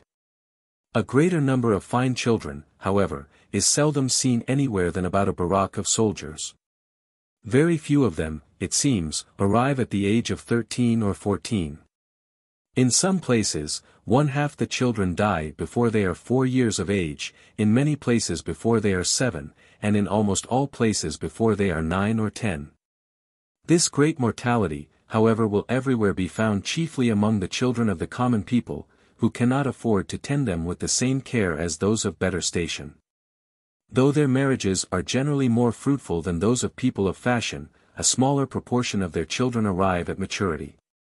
In foundling hospitals, and among the children brought up by parish charities, the mortality is still greater than among those of the common people. Every species of animals naturally multiplies in proportion to the means of their subsistence, and no species can ever multiply beyond it. But in civilized society, it is only among the inferior ranks of people that the scantiness of subsistence can set limits to the further multiplication of the human species. And it can do so in no other way than by destroying a great part of the children which their fruitful marriages produce. The liberal reward of labor, by enabling them to provide better for their children, and consequently to bring up a greater number, naturally tends to widen and extend those limits. It deserves to be remarked, too, that it necessarily does this as nearly as possible in the proportion which the demand for labor requires. If this demand is continually increasing, the reward of labor must necessarily encourage in such a manner the marriage and multiplication of laborers as may enable them to supply that continually increasing demand by a continually increasing population. If the reward should at any time be less than what was requisite for this purpose, the deficiency of hands would soon raise it, and if it should at any time be more, their excessive multiplication would soon lower it to this necessary rate. The market would be so much understocked with labor in the one case, and so much overstocked in the other, as would soon force back its price to that proper rate which the circumstances of the society required. It is in this manner that the demand for men, like that for any other commodity, necessarily regulates the production of men, quickens it when it goes on too slowly, and stops it when it advances too fast. It is this demand which regulates and determines the state of propagation in all the different countries of the world, in North America, in Europe, and in China, which renders it rapidly progressive in the first, slow and gradual in the second, and altogether stationary in the last. The wear and tear of a slave, it has been said, is at the expense of his master. But that of a free servant is at his own expense. The wear and tear of the latter, however, is, in reality, as much at the expense of his master as that of the former. The wages paid to journeymen and servants of every kind must be such as may enable them, one with another to continue the race of journeymen and servants, according as the increasing, diminishing, or stationary demand of the society may happen to require. But though the wear and tear of a free servant be equally at the expense of his master, it generally costs him much less than that of a slave. The fund destined for replacing or repairing, if I may say so, the wear and tear of the slave, is commonly managed by a negligent master or careless overseer. That destined for performing the same office with regard to the freeman is managed by the freeman himself. The disorders which generally prevail in the economy of the rich, naturally introduce themselves into the management of the former. The strict frugality and parsimonious attention of the poor as naturally establish themselves in that of the latter. Under such different management, the same purpose must require very different degrees of expense to execute it. It appears, accordingly, from the experience of all ages and nations, I believe, that the work done by freemen comes cheaper in the end than that performed by slaves. It is found to do so even at Boston, New York, and Philadelphia, where the wages of common labor are so very high. The liberal reward of labor, therefore, as it is the effect of increasing wealth, so it is the cause of increasing population. To complain of it, is to lament over the necessary cause and effect of the greatest public prosperity. It deserves to be remarked, perhaps, that it is in the progressive state, while the society is advancing to the further acquisition, rather than when it has acquired its full complement of riches, that the condition of the laboring poor, of the great body of the people, seems to be the happiest and the most comfortable. It is hard in the stationary, and miserable in the declining state. The progressive state is, in reality, the cheerful and the hearty state to all the different orders of the society. The stationary is dull, the declining melancholy. The liberal reward of labor, as it encourages the propagation, so it increases the industry of the common people. The wages of labor are the encouragement of industry, which, like every other human quality, improves in proportion to the encouragement it receives. A plentiful subsistence increases the bodily strength of the laborer, and the comfortable hope of bettering his condition, and of ending his days, perhaps, in ease and plenty, animates him to exert that strength to the utmost. Where wages are high, accordingly, we shall always find the workmen more active, diligent, and expeditious, than where they are low, in England, for example, than in Scotland, in the neighbourhood of great towns, than in remote country places. Some workmen, indeed, when they can earn in 4 days what will maintain them through the week, will be idle the other 3. This, however, is by no means the case with the greater part. Workmen, on the contrary, when they are liberally paid by the piece, are very apt to overwork themselves, and to ruin their health and constitution in a few years. A carpenter in London, and in some other places, is not supposed to last in his utmost vigour above 8 years. Something of the same kind happens in many other trades, in which the workmen are paid by the piece. As they generally are in manufactures, and even in country labour, wherever wages are higher than ordinary. Almost every class of artificers is subject to some peculiar infirmity occasioned by excessive application to their peculiar species of work. Ramazzini, an eminent Italian physician, has written a particular book concerning such diseases. We do not reckon our soldiers the most industrious set of people among us. Yet when soldiers have been employed in some particular sorts of work, and liberally paid by the piece, their officers have frequently been obliged to stipulate with the undertaker that they should not be allowed to earn above a certain sum every day, according to the rate at which they were paid. Till this stipulation was made, mutual emulation, and the desire of greater gain, frequently prompted them to overwork themselves, and to hurt their health by excessive labor. Excessive application, during 4 days of the week, is frequently the real cause of the idleness of the other 3, so much and so loudly complained of. Great labor, either of mind or body, continued for several days together is, in most men, naturally followed by a great desire of relaxation, which, if not restrained by force, or by some strong necessity, is almost irresistible. It is the call of nature, which requires to be relieved by some indulgence, sometimes of ease only, but sometimes too of dissipation and diversion. If it is not complied with, the consequences are often dangerous and sometimes fatal, and such as almost always, sooner or later, bring on the peculiar infirmity of the trade. If masters would always listen to the dictates of reason and humanity, they have frequently occasion rather to moderate, than to animate the application of many of their workmen. It will be found, I believe, in every sort of trade, that the man who works so moderately, as to be able to work constantly, not only preserves his health the longest, but, in the course of the year, executes the greatest quantity of work. In cheap years it is pretended, workmen are generally more idle, and in dear times more industrious than ordinary. A plentiful subsistence, therefore, it has been concluded, relaxes, and a scanty one quickens their industry. That a little more plenty than ordinary may render some workmen idle, cannot be well doubted. But that it should have this effect upon the greater part, or that men in general should work better when they are ill-fed, than when they are well-fed, when they are disheartened than when they are in good spirits, when they are frequently sick than when they are generally in good health, seems not very probable. Years of dearth, it is to be observed, are generally among the common people years of sickness and mortality, which cannot fail to diminish the produce of their industry. In years of plenty, servants frequently leave their masters, and trust their subsistence to what they can make by their own industry. But the same cheapness of provisions, by increasing the fund which is destined for the maintenance of servants, encourages masters, farmers especially, to employ a greater number. Farmers, upon such occasions, expect more profit from their corn by maintaining a few more laboring servants, than by selling it at a low price in the market. The demand for servants increases, while the number of those who offer to supply that demand diminishes. The price of labor, therefore, frequently rises in cheap years.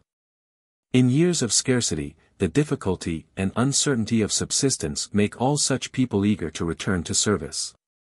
But the high price of provisions, by diminishing the funds destined for the maintenance of servants, disposes masters rather to diminish than to increase the number of those they have. In dear years, too, poor independent workmen frequently consume the little stock with which they had used to supply themselves with the materials of their work, and are obliged to become journeymen for subsistence. More people want employment than easily get it, many are willing to take it upon lower terms than ordinary, and the wages of both servants and journeymen frequently sink in dear years. Masters of all sorts, therefore, frequently make better bargains with their servants in dear than in cheap years, and find them more humble and dependent in the former than in the latter. They naturally, therefore, commend the former as more favorable to industry. Landlords and farmers, besides, two of the largest classes of masters, have another reason for being pleased with dear years. The rents of the one, and the profits of the other, depend very much upon the price of provisions. Nothing can be more absurd, however, than to imagine that men in general should work less when they work for themselves, than when they work for other people. A poor independent workman will generally be more industrious than even a journeyman who works by the piece. The one enjoys the whole produce of his own industry, the other shares it with his master. The one, in his separate independent state, is less liable to the temptations of bad company, which, in large manufactories, so frequently ruin the morals of the other. The superiority of the independent workman over those servants who are hired by the month or by the year, and whose wages and maintenance are the same, whether they do much or do little, is likely to be still greater. Cheap years tend to increase the proportion of independent workmen to journeymen and servants of all kinds, and dear years to diminish it. A French author of great knowledge and ingenuity, Mr. Messens, receiver of the tallies in the election of Saint Etienne, endeavors to shew that the poor do more work in cheap than in dear years. By comparing the quantity and value of the goods made upon those different occasions in 3 different manufactures. One of coarse woolens, carried on at Elbeuf, one of linen, and another of silk, both which extend through the whole generality of Rouen. It appears from his account, which is copied from the registers of the public offices, that the quantity and value of the goods made in all those 3 manufactories has generally been greater in cheap than in dear years. And that it has always been greatest in the cheapest, and least in the dearest years. All the 3 seem to be stationary manufactures, or which, though their produce may vary somewhat from year to year, are, upon the whole, neither going backwards nor forwards.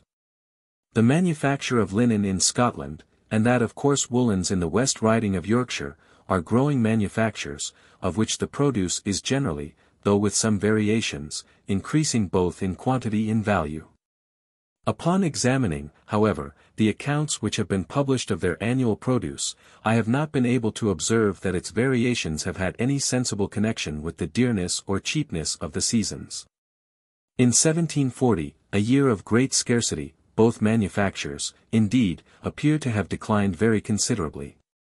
But in 1756, another year of great scarcity, the Scotch manufactures made more than ordinary advances. The Yorkshire manufacture, indeed, declined, and its produce did not rise to what it had been in 1755, till 1766, after the repeal of the American Stamp Act. In that and the following year, it greatly exceeded what it had ever been before, and it has continued to advance ever since. The produce of all great manufactures for distant sale must necessarily depend, not so much upon the dearness or cheapness of the seasons in the countries where they are carried on, as upon the circumstances which affect the demand in the countries where they are consumed. Upon peace or war, upon the prosperity or declension of other rival manufactures, and upon the good or bad humor of their principal customers. A great part of the extraordinary work, besides, which is probably done in cheap years, never enters the public registers of manufactures. The men servants, who leave their masters, become independent laborers. The women return to their parents, and commonly spin, in order to make clothes for themselves and their families. Even the independent workmen do not always work for public sale, but are employed by some of their neighbors in manufactures for family use.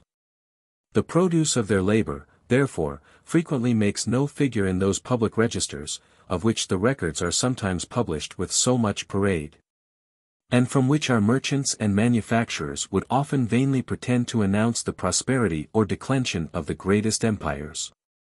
Through the variations in the price of labor not only do not always correspond with those in the price of provisions, but are frequently quite opposite, we must not, upon this account, Imagine that the price of provisions has no influence upon that of labor. The money price of labor is necessarily regulated by two circumstances, the demand for labor, and the price of the necessaries and conveniences of life. The demand for labor, according as it happens to be increasing, stationary, or declining, or to require an increasing, stationary, or declining population, determines the quantities of the necessaries and conveniences of life which must be given to the laborer. And the money price of labor is determined by what is requisite for purchasing this quantity. Though the money price of labor, therefore, is sometimes high where the price of provisions is low, it would be still higher, the demand continuing the same, if the price of provisions was high.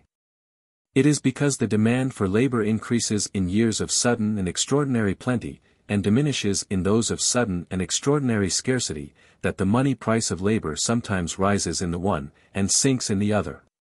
In a year of sudden and extraordinary plenty, there are funds in the hands of many of the employers of industry, sufficient to maintain and employ a greater number of industrious people than had been employed the year before. And this extraordinary number cannot always be had. Those masters, therefore, who want more workmen, bid against one another, in order to get them, which sometimes raises both the real and the money price of their labor. The contrary of this happens in a year of sudden and extraordinary scarcity. The funds destined for employing industry are less than they had been the year before. A considerable number of people are thrown out of employment, who bid one against another, in order to get it, which sometimes lowers both the real and the money price of labor. In 1740, a year of extraordinary scarcity, many people were willing to work for bare subsistence. In the succeeding years of plenty, it was more difficult to get laborers and servants. The scarcity of a dear year, by diminishing the demand for labor, tends to lower its price, as the high price of provisions tends to raise it. The plenty of a cheap year, on the contrary, by increasing the demand, tends to raise the price of labor, as the cheapness of provisions tends to lower it. In the ordinary variations of the prices of provisions, those two opposite causes seem to counterbalance one another, which is probably, in part, the reason why the wages of labor are everywhere so much more steady and permanent than the price of provisions. The increase in the wages of labor necessarily increases the price of many commodities, by increasing that part of it which resolves itself into wages, and so far tends to diminish their consumption, both at home and abroad. The same cause, however, which raises the wages of labor, the increase of stock, tends to increase its productive powers, and to make a smaller quantity of labor produce a greater quantity of work. The owner of the stock which employs a great number of laborers necessarily endeavors, for his own advantage, to make such a proper division and distribution of employment, that they may be enabled to produce the greatest quantity of work possible. For the same reason, he endeavors to supply them with the best machinery which either he or they can think of. What takes place among the laborers in a particular workhouse, takes place, for the same reason, among those of a great society. The greater their number, the more they naturally divide themselves into different classes and subdivisions of employments. More heads are occupied in inventing the most proper machinery for executing the work of each, and it is, therefore, more likely to be invented. There be many commodities, therefore, which, in consequence of these improvements, come to be produced by so much less labor than before, that the increase of its price is more than compensated by the diminution of its quantity. Chapter 9. Of the Profits of Stock. The rise and fall in the profits of stock depend upon the same causes with the rise and fall in the wages of labor, the increasing or declining state of the wealth of the society. But those causes affect the one and the other very differently. The increase of stock, which raises wages, tends to lower profit. When the stocks of many rich merchants are turned into the same trade, their mutual competition naturally tends to lower its profit. And when there is a like increase of stock in all the different trades carried on in the same society, the same competition must produce the same effect in them all. It is not easy, it has already been observed, to ascertain what are the average wages of labor, even in a particular place, and at a particular time. We can, even in this case, seldom determine more than what are the most usual wages. But even this can seldom be done with regard to the profits of stock. Profit is so very fluctuating, that the person who carries on a particular trade, cannot always tell you himself what is the average of his annual profit. It is affected, not only by every variation of price in the commodities which he deals in, but by the good or bad fortune both of his rivals and of his customers, and by 1,000 other accidents, to which goods, when carried either by sea or by land, or even when stored in a warehouse, are liable. It varies, therefore, not only from year to year, but from day to day, and almost from hour to hour. To ascertain what is the average profit of all the different trades carried on in a great kingdom, must be much more difficult. And to judge of what it may have been formerly, or in remote periods of time, with any degree of precision, must be altogether impossible. But though it may be impossible to determine, with any degree of precision, what are or were the average profits of stock either in the present or in ancient times, some notion may be formed of them from the interest of money. It may be laid down as a maxim, that wherever a great deal can be made by the use of money, a great deal will commonly be given for the use of it, and that, wherever little can be made by it, less will commonly be given for it. Accordingly, therefore, as the usual market rate of interest varies in any country, we may be assured that the ordinary profits of stock must vary with it, must sink as it sinks, and rise as it rises. The progress of interest, therefore, may lead us to form some notion of the progress of profit. By the 37th of Henry VIII, all interest above 10% was declared unlawful. More, it seems, had sometimes been taken before that. In the reign of Edward VI, religious zeal prohibited all interest. This prohibition, however, like all others of the same kind, is said to have produced no effect, and probably rather increased than diminished the evil of usury. The statute of Henry VIII was revived by the 13th of Elizabeth, cap. 8, and 10% continued to be the legal rate of interest till the 21st of James I, when it was restricted to 8%. It was reduced to 6%. Soon after the Restoration, and by the 12th of Queen Anne, to 5%.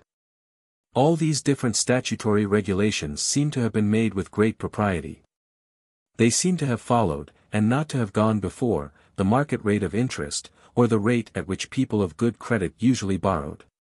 Since the time of Queen Anne, 5% seems to have been rather above than below the market rate. Before the late war, the government borrowed at 3%. And people of good credit in the capital, and in many other parts of the kingdom, at 3.5%, 4%, and 4.5%. Since the time of Henry VIII, the wealth and revenue of the country have been continually advancing, and in the course of their progress, their pace seems rather to have been gradually accelerated than retarded. They seem not only to have been going on, but to have been going on faster and faster. The wages of labor have been continually increasing during the same period, and, in the greater part of the different branches of trade and manufactures, the profits of stock have been diminishing. It generally requires a greater stock to carry on any sort of trade in a great town than in a country village. The great stocks employed in every branch of trade, and the number of rich competitors, generally reduce the rate of profit in the former below what it is in the latter. But the wages of labor are generally higher in a great town than in a country village. In a thriving town, the people who have great stocks to employ frequently cannot get the number of workmen they want, and therefore bid against one another, in order to get as many as they can, which raises the wages of labor and lowers the profits of stock. In the remote parts of the country, there is frequently not stock sufficient to employ all the people, who therefore bid against one another, in order to get employment, which lowers the wages of labor, and raises the profits of stock. In Scotland, though the legal rate of interest is the same as in England, the market rate is rather higher. People of the best credit there seldom borrow under 5%. Even private bankers in Edinburgh give 4%. Upon their promissory notes, of which payment, either in whole or in part, may be demanded at pleasure. Private bankers in London give no interest for the money which is deposited with them. There are few trades which cannot be carried on with a smaller stock in Scotland than in England. The common rate of profit, therefore, must be somewhat greater. The wages of labor, it has already been observed, are lower in Scotland than in England. The country, too, is not only much poorer, but the steps by which it advances to a better condition, for it is evidently advancing, seem to be much slower and more tardy. The legal rate of interest in France has not during the course of the present century, been always regulated by the market rate for. In 1720, interest was reduced from the 20th to the 50th penny, or from 5 to 2%. In 1724, it was raised to the 30th penny, or to 3 1/3%. In 1725, it was again raised to the 20th penny, or to 5%. In 1766, during the administration of Mr. Loverty, it was reduced to the 25th penny, or to 4%. The Abbé Terrail raised it afterwards to the old rate of 5%. The supposed purpose of many of those violent reductions of interest was to prepare the way for reducing that of the public debts, a purpose which has sometimes been executed. France is, perhaps, in the present times, not so rich a country as England, and though the legal rate of interest has in France frequently been lower than in England, the market rate has generally been higher. For there, as in other countries, they have several very safe and easy methods of evading the law. The profits of trade, I have been assured by British merchants who had traded in both countries, are higher in France than in England. And it is no doubt upon this account, that many British subjects choose rather to employ their capitals in a country where trade is in disgrace, than in one where it is highly respected. The wages of labor are lower in France than in England. When you go from Scotland to England, the difference which you may remark between the dress and countenance of the common people in the one country and in the other, sufficiently indicates the difference in their condition. The contrast is still greater when you return from France. France, though no doubt a richer country than Scotland, seems not to be going forward so fast. It is a common and even a popular opinion in the country, that it is going backwards. An opinion which I apprehend, is ill-founded, even with regard to France, but which nobody can possibly entertain with regard to Scotland, who sees the country now, and who saw it 20 or 30 years ago. The province of Holland, on the other hand, in proportion to the extent of its territory and the number of its people, is a richer country than England. The government there borrow at 2% and private people of good credit at 3%. The wages of labor are said to be higher in Holland than in England, and the Dutch, it is well known, trade upon lower profits than any people in Europe. The trade of Holland, it has been pretended by some people, is decaying, and it may perhaps be true that some particular branches of it are so, but these symptoms seem to indicate sufficiently that there is no general decay. When profit diminishes, merchants are very apt to complain that trade decays, though the diminution of profit is the natural effect of its prosperity, or of a greater stock being employed in it than before. During the late war, the Dutch gained the whole carrying trade of France, of which they still retain a very large share.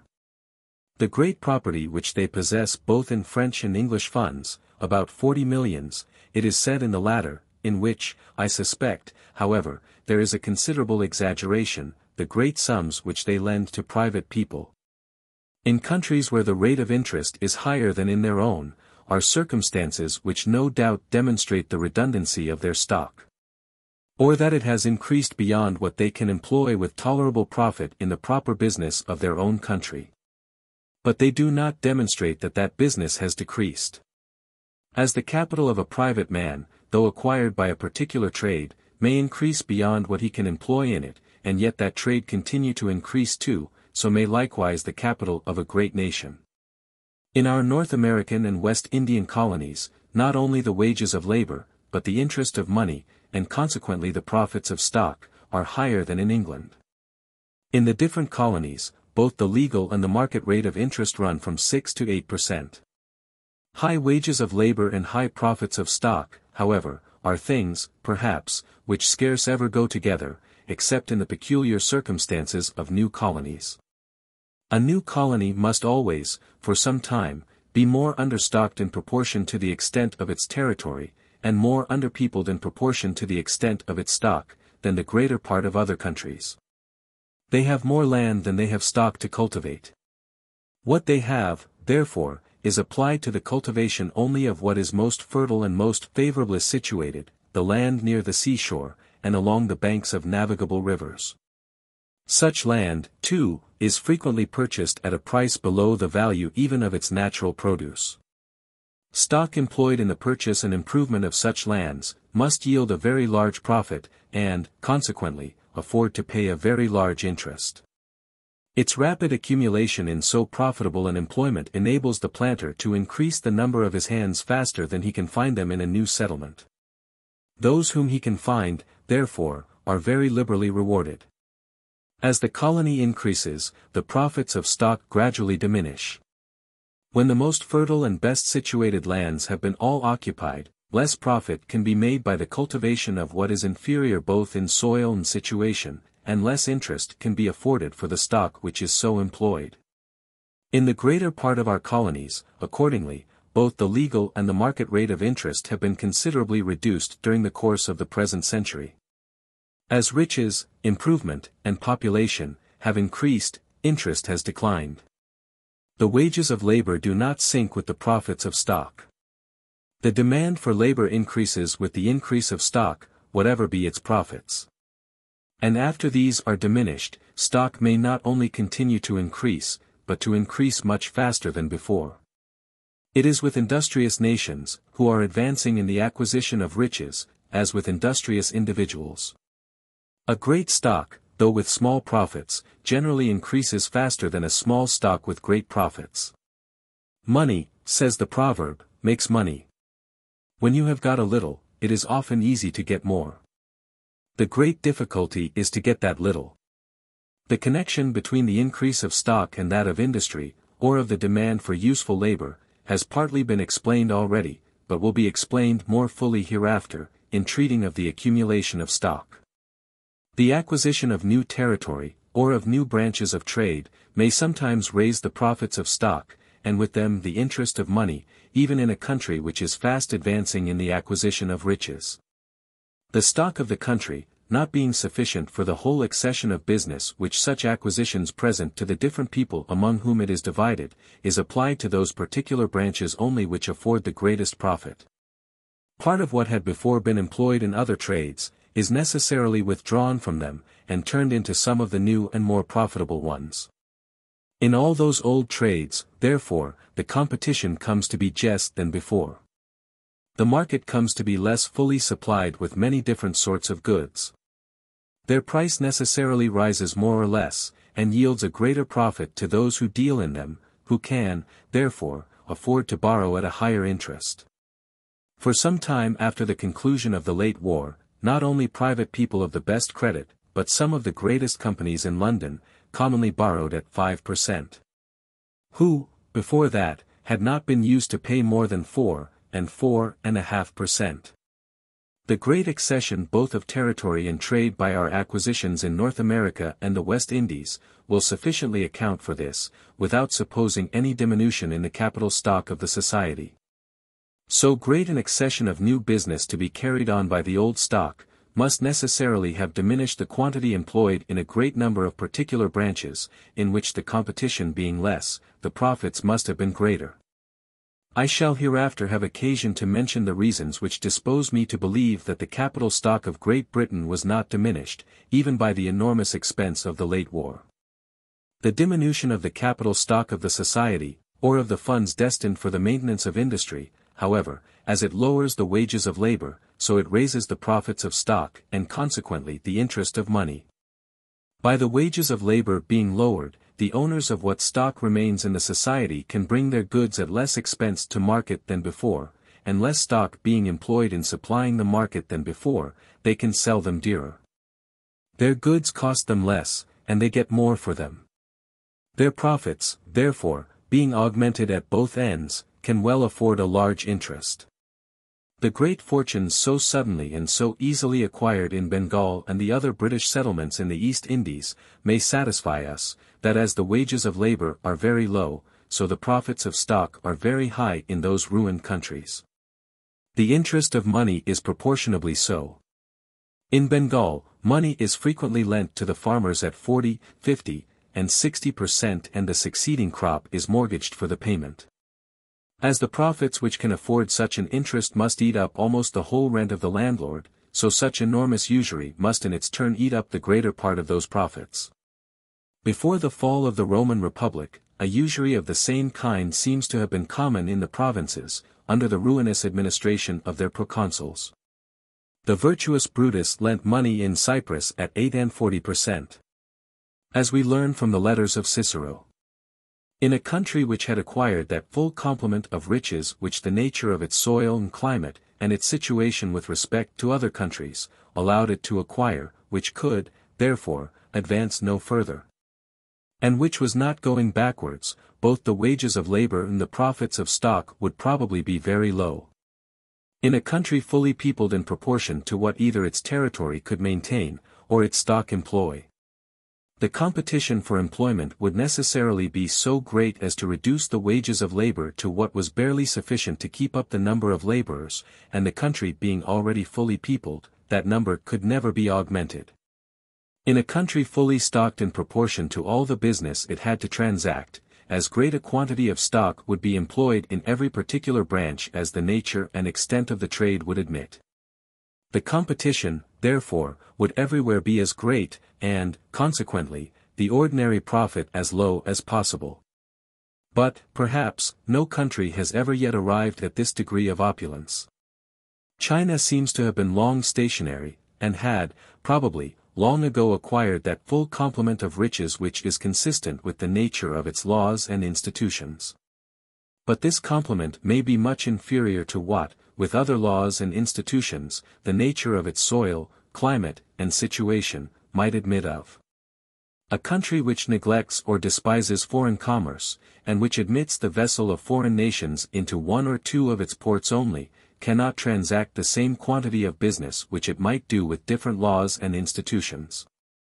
In a country, too, where, though the rich, or the owners of large capitals, enjoy a good deal of security, the poor, or the owners of small capitals, enjoy scarce any, but are liable, under the pretence of justice, to be pillaged and plundered at any time by the inferior mandarins, the quantity of stock employed in all the different branches of business transacted within it, can never be equal to what the nature and extent of that business might admit. In every different branch, the oppression of the poor must establish the monopoly of the rich, who, by engrossing the whole trade to themselves, will be able to make very large profits. 12%. Accordingly, is said to be the common interest of money in China, and the ordinary profits of stock must be sufficient to afford this large interest. A defect in the law may sometimes raise the rate of interest considerably above what the condition of the country, as to wealth or poverty, would require. When the law does not enforce the performance of contracts, it puts all borrowers nearly upon the same footing with bankrupts, or people of doubtful credit, in better regulated countries. The uncertainty of recovering his money makes the lender exact the same usurious interest which is usually required from bankrupts. Among the barbarous nations who overran the western provinces of the Roman Empire, the performance of contracts was left for many ages to the faith of the contracting parties. The courts of justice of their kings seldom intermeddled in it. The high rate of interest which took place in those ancient times, may, perhaps, be partly accounted for from this cause. When the law prohibits interest altogether, it does not prevent it. Many people must borrow, and nobody will lend without such a consideration for the use of their money as is suitable, not only to what can be made by the use of it, but to the difficulty and danger of evading the law. The high rate of interest among all Mahometan nations is accounted for by M. Montesquieu, not from their poverty, but partly from this, and partly from the difficulty of recovering the money. The lowest ordinary rate of profit must always be something more than what is sufficient to compensate the occasional losses to which every employment of stock is exposed. It is this surplus only which is neat or clear profit. What is called gross profit, comprehends frequently not only this surplus, but what is retained for compensating such extraordinary losses. The interest which the borrower can afford to pay is in proportion to the clear profit only. The lowest ordinary rate of interest must, in the same manner, be something more than sufficient to compensate the occasional losses to which lending, even with tolerable prudence, is exposed. Were it not, mere charity or friendship could be the only motives for lending. In a country which had acquired its full complement of riches, where, in every particular branch of business, there was the greatest quantity of stock that could be employed in it, as the ordinary rate of clear profit would be very small, so the usual market rate of interest which could be afforded out of it would be so low as to render it impossible for any but the very wealthiest people to live upon the interest of their money. All people of small or middling fortunes would be obliged to superintend themselves the employment of their own stocks. It would be necessary that almost every man should be a man of business, or engage in some sort of trade. The province of Holland seems to be approaching near to this state. It is there unfashionable not to be a man of business. Necessity makes it usual for almost every man to be so, and custom everywhere regulates fashion.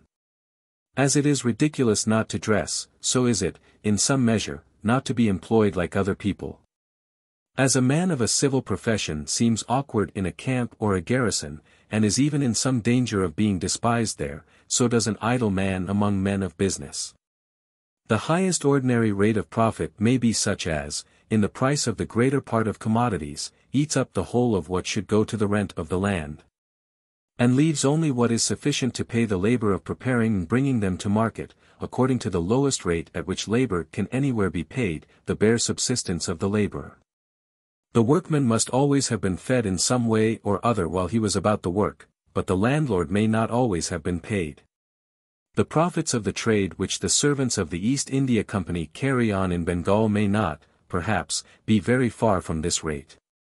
The proportion which the usual market rate of interest ought to bear to the ordinary rate of clear profit, necessarily varies as profit rises or falls. Double interest is in Great Britain reckoned what the merchants call a good, moderate, reasonable profit, terms which, I apprehend, mean no more than a common and usual profit.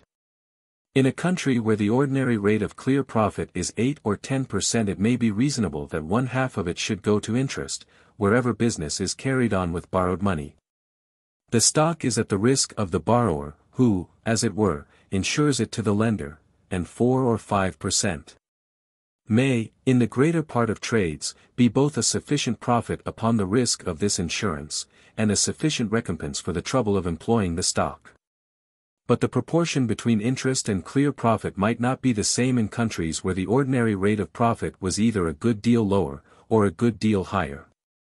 If it were a good deal lower, 1/2 of it, perhaps, could not be afforded for interest, and more might be afforded if it were a good deal higher. In countries which are fast advancing to riches, the low rate of profit may, in the price of many commodities, compensate the high wages of labor, and enable those countries to sell as cheap as their less thriving neighbors, among whom the wages of labor may be lower. In reality, high profits tend much more to raise the price of work than high wages. If, in the linen manufacture, for example, the wages of the different working people, the flax dressers, the spinners, the weavers, etc., should all of them be advanced 2d a day, it would be necessary to heighten the price of a piece of linen only by a number of tuppences equal to the number of people that had been employed about it, multiplied by the number of days during which they had been so employed. That part of the price of the commodity which resolved itself into the wages, would, through all the different stages of the manufacture, rise only in arithmetical proportion to this rise of wages. But if the profits of all the different employers of those working people should be raised 5%, that part of the price of the commodity which resolved itself into profit would, through all the different stages of the manufacture, rise in geometrical proportion to this rise of profit. The employer of the flax dressers would, in selling his flax, require an additional 5% upon the whole value of the materials and wages which he advanced to his workmen. The employer of the spinners would require an additional 5% both upon the advanced price of the flax, and upon the wages of the spinners. And the employer of the weavers would require a like 5%, both upon the advanced price of the linen yarn, and upon the wages of the weavers. In raising the price of commodities, the rise of wages operates in the same manner as simple interest does in the accumulation of debt. The rise of profit operates like compound interest. Our merchants and master manufacturers complain much of the bad effects of high wages in raising the price, and thereby lessening the sale of their goods, both at home and abroad. They say nothing concerning the bad effects of high profits, they are silent with regard to the pernicious effects of their own gains, they complain only of those of other people. Chapter 10. Of wages and profit in the different employments of labor and stock. The whole of the advantages and disadvantages of the different employments of labor and stock, must, in the same neighborhood, be either perfectly equal, or continually tending to equality. If, in the same neighborhood, there was any employment evidently either more or less advantageous than the rest, so many people would crowd into it in the one case, and so many would desert it in the other, that its advantages would soon return to the level of other employments. This, at least, would be the case in a society where things were left to follow their natural course, where there was perfect liberty, and where every man was perfectly free both to choose what occupation he thought proper, and to change it as often as he thought proper. Every man's interest would prompt him to seek the advantageous, and to shun the disadvantageous employment. Pecuniary wages and profit, indeed, are everywhere in Europe extremely different, according to the different employments of labor and stock. But this difference arises, partly from certain circumstances in the employments themselves, which either really, or at least in the imagination of men, make up for a small pecuniary gain in some, and counterbalance a great one in others. And partly from the policy of Europe, which nowhere leaves things at perfect liberty.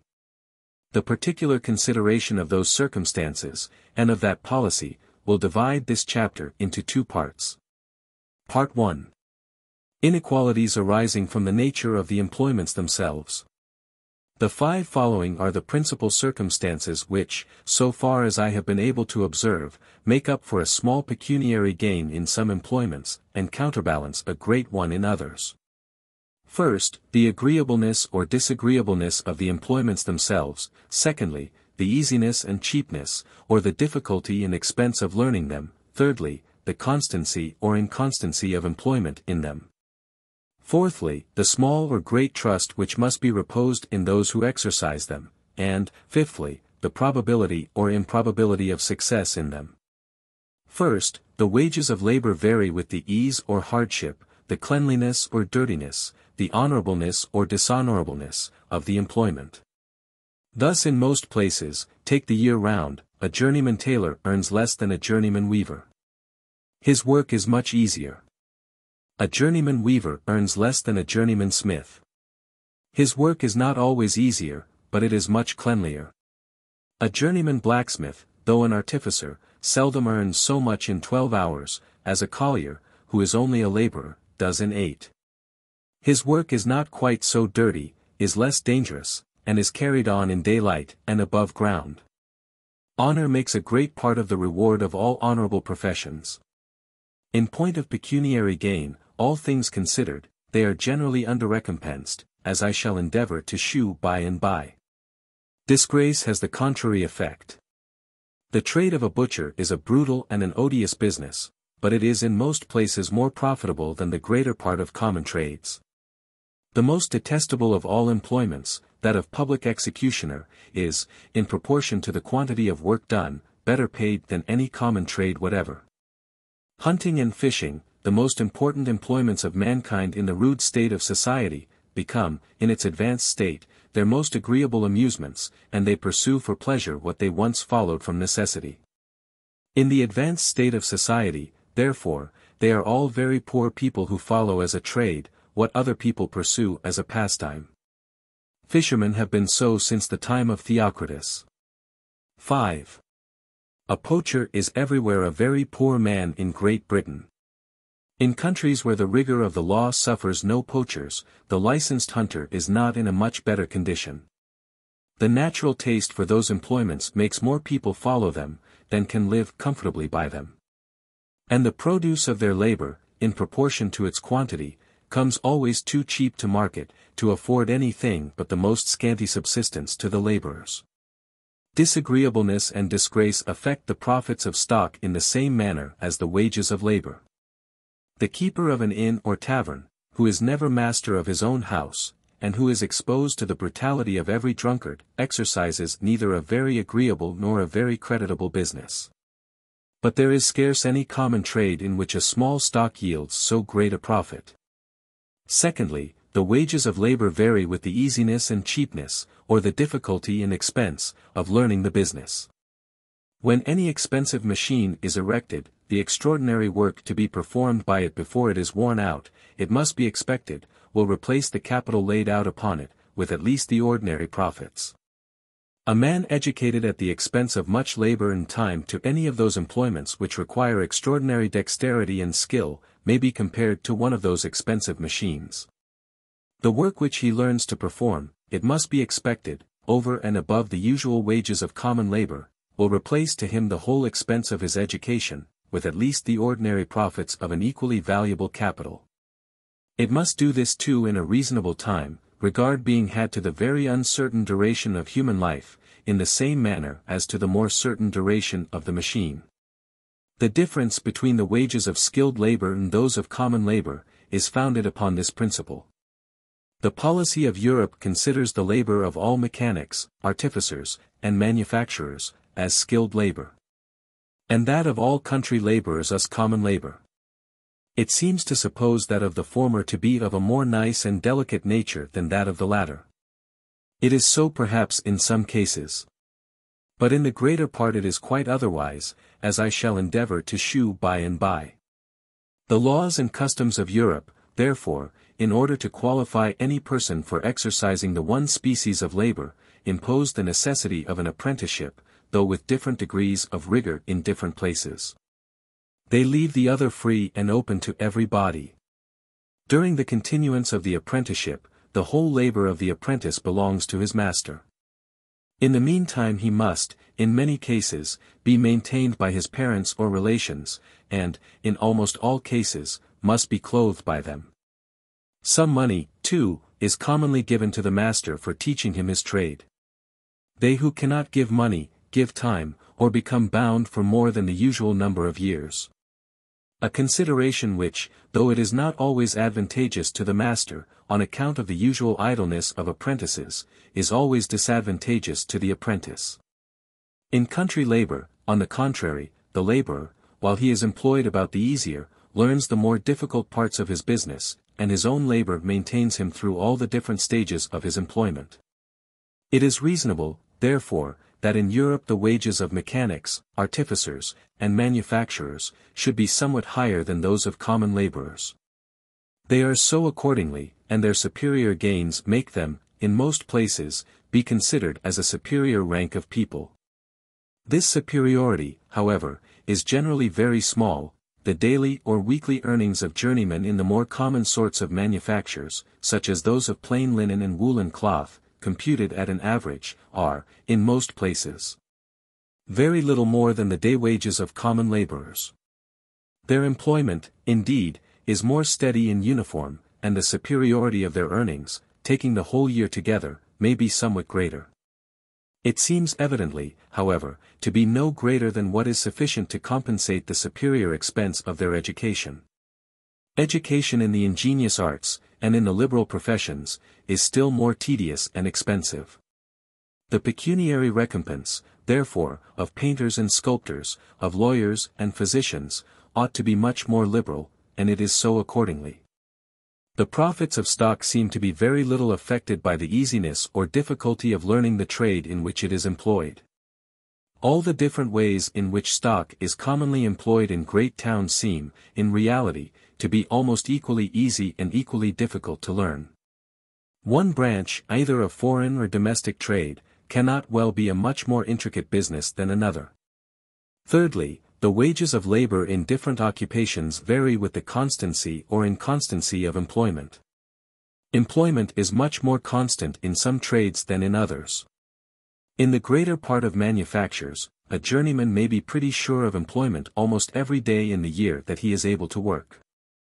A mason or bricklayer, on the contrary, can work neither in hard frost nor in foul weather, and his employment at all other times depends upon the occasional calls of his customers. He is liable, in consequence, to be frequently without any. What he earns, therefore, while he is employed, must not only maintain him while he is idle, but make him some compensation for those anxious and desponding moments which the thought of so precarious a situation must sometimes occasion. Where the computed earnings of the greater part of manufacturers, accordingly, are nearly upon a level with the day wages of common laborers, those of masons and bricklayers are generally from one half more to double those wages. Where common laborers earn 4 or 5 shillings a week, masons and bricklayers frequently earn 7 and 8, where the former earn 6, the latter often earn 9 and 10. And where the former earn 9 and 10, as in London, the latter commonly earn 15 and 18. No species of skilled labor, however, seems more easy to learn than that of masons and bricklayers. Chairmen in London, during the summer season, are said sometimes to be employed as bricklayers. The high wages of those workmen, therefore, are not so much the recompense of their skill, as the compensation for the inconstancy of their employment. A house carpenter seems to exercise rather a nicer and a more ingenious trade than a mason. In most places, however, for it is not universally so, his day wages are somewhat lower. His employment, though it depends much, does not depend so entirely upon the occasional calls of his customers, and it is not liable to be interrupted by the weather. When the trades which generally afford constant employment, happen in a particular place not to do so, the wages of the workmen always rise a good deal above their ordinary proportion to those of common labor. In London, almost all journeyman artificers are liable to be called upon and dismissed by their masters from day to day, and from week to week, in the same manner as day laborers in other places.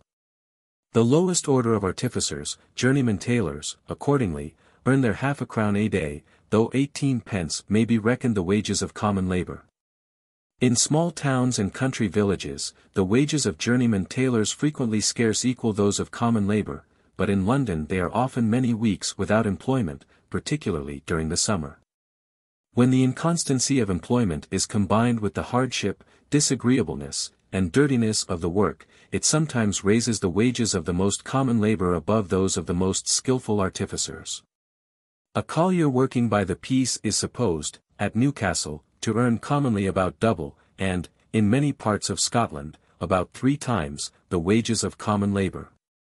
His high wages arise altogether from the hardship, disagreeableness, and dirtiness of his work. His employment may, upon most occasions, be as constant as he pleases. The coal heavers in London exercise a trade which, in hardship, dirtiness, and disagreeableness, almost equals that of colliers. And, from the unavoidable irregularity in the arrivals of coal ships, the employment of the greater part of them is necessarily very inconstant. If colliers, therefore, commonly earn double and triple the wages of common labor, it ought not to seem unreasonable that coal heavers should sometimes earn 4 and 5 times those wages. In the inquiry made into their condition a few years ago, it was found that, at the rate at which they were then paid, they could earn from 6 to 10 shillings a day. 6 shillings are about 4 times the wages of common labor in London. And, in every particular trade, the lowest common earnings may always be considered as those of the far greater number. How extravagant soever those earnings may appear, if they were more than sufficient to compensate all the disagreeable circumstances of the business, there would soon be so great a number of competitors, as, in a trade which has no exclusive privilege, would quickly reduce them to a lower rate. The constancy or inconstancy of employment cannot affect the ordinary profits of stock in any particular trade. Whether the stock is or is not constantly employed, depends, not upon the trade, but the trader. Fourthly, the wages of labor vary according to the small or great trust which must be reposed in the workman.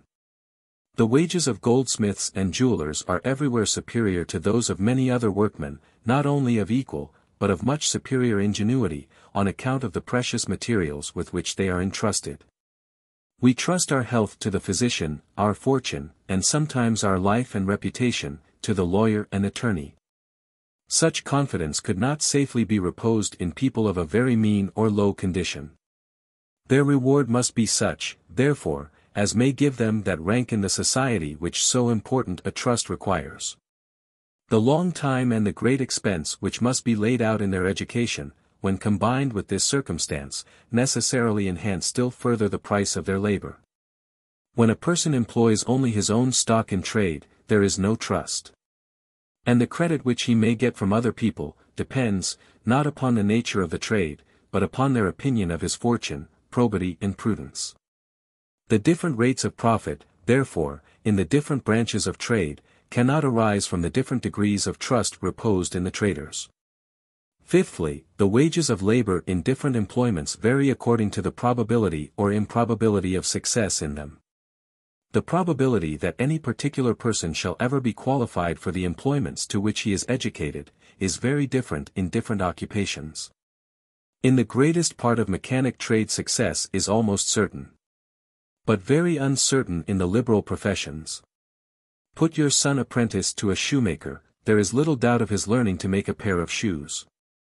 But send him to study the law, it is at least 20 to 1 if he ever makes such proficiency as will enable him to live by the business.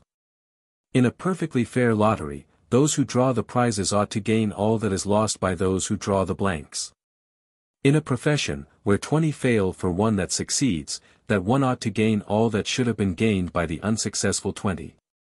The counselor at law, who, perhaps, at near 40 years of age, begins to make something by his profession, ought to receive the retribution, not only of his own so tedious and expensive education, but of that of more than 20 others, who are never likely to make anything by it. How extravagant soever the fees of counselors at law may sometimes appear, their real retribution is never equal to this. Compute, in any particular place, what is likely to be annually gained, and what is likely to be annually spent, by all the different workmen in any common trade, such as that of shoemakers or weavers. And you will find that the former sum will generally exceed the latter. But make the same computation with regard to all the counselors and students of law, in all the different inns of court, and you will find that their annual gains bear but a very small proportion to their annual expense. Even though you rate the former as high, and the latter as low, as can well be done. The lottery of the law, therefore, is very far from being a perfectly fair lottery, and that as well as many other liberal and honorable professions, is, in point of pecuniary gain, evidently underrecompensed. Those professions keep their level, however, with other occupations, and, notwithstanding these discouragements, all the most generous and liberal spirits are eager to crowd into them. Two different causes contribute to recommend them. First, the desire of the reputation which attends upon superior excellence in any of them, and, secondly, the natural confidence which every man has, more or less, not only in his own abilities, but in his own good fortune.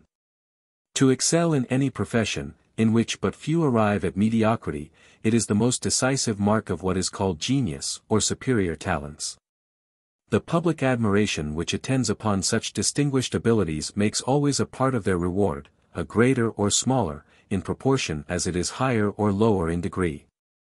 It makes a considerable part of that reward in the profession of physic, a still greater, perhaps, in that of law, in poetry and philosophy it makes almost the whole. There are some very agreeable and beautiful talents, of which the possession commands a certain sort of admiration, but of which the exercise, for the sake of gain, is considered, whether from reason or prejudice, as a sort of public prostitution. The pecuniary recompense, therefore, of those who exercise them in this manner, must be sufficient, not only to pay for the time, labor, and expense of acquiring the talents, but for the discredit which attends the employment of them as the means of subsistence.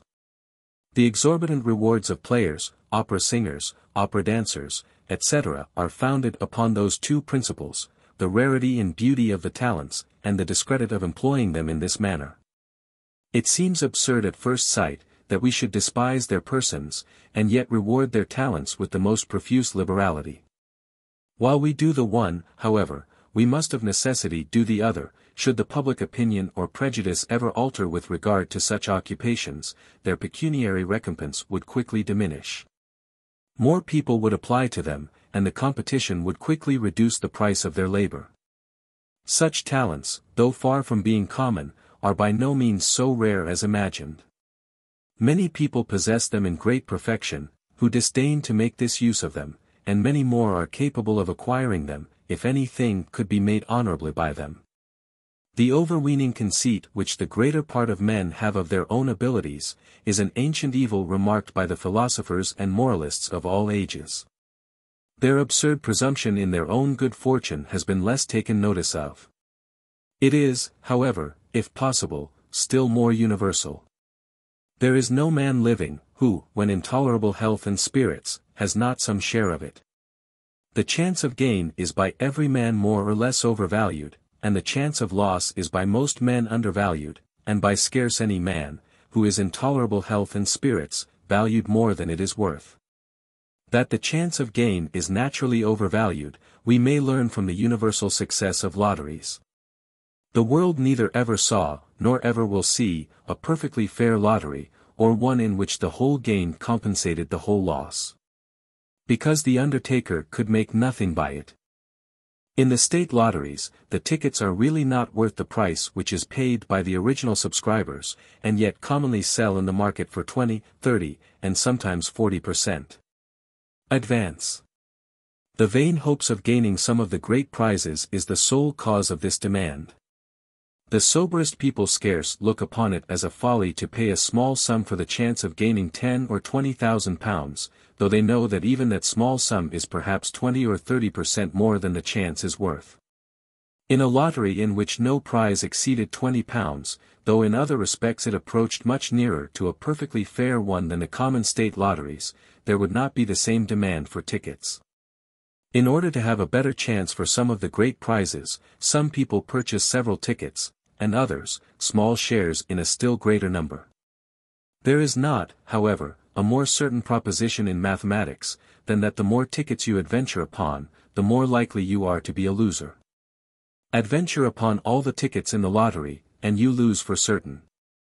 And the greater the number of your tickets, the nearer you approach to this certainty. That the chance of loss is frequently undervalued, and scarce ever valued more than it is worth, we may learn from the very moderate profit of insurers. In order to make insurance, either from fire or sea risk, a trade at all, the common premium must be sufficient to compensate the common losses, to pay the expense of management, and to afford such a profit as might have been drawn from an equal capital employed in any common trade.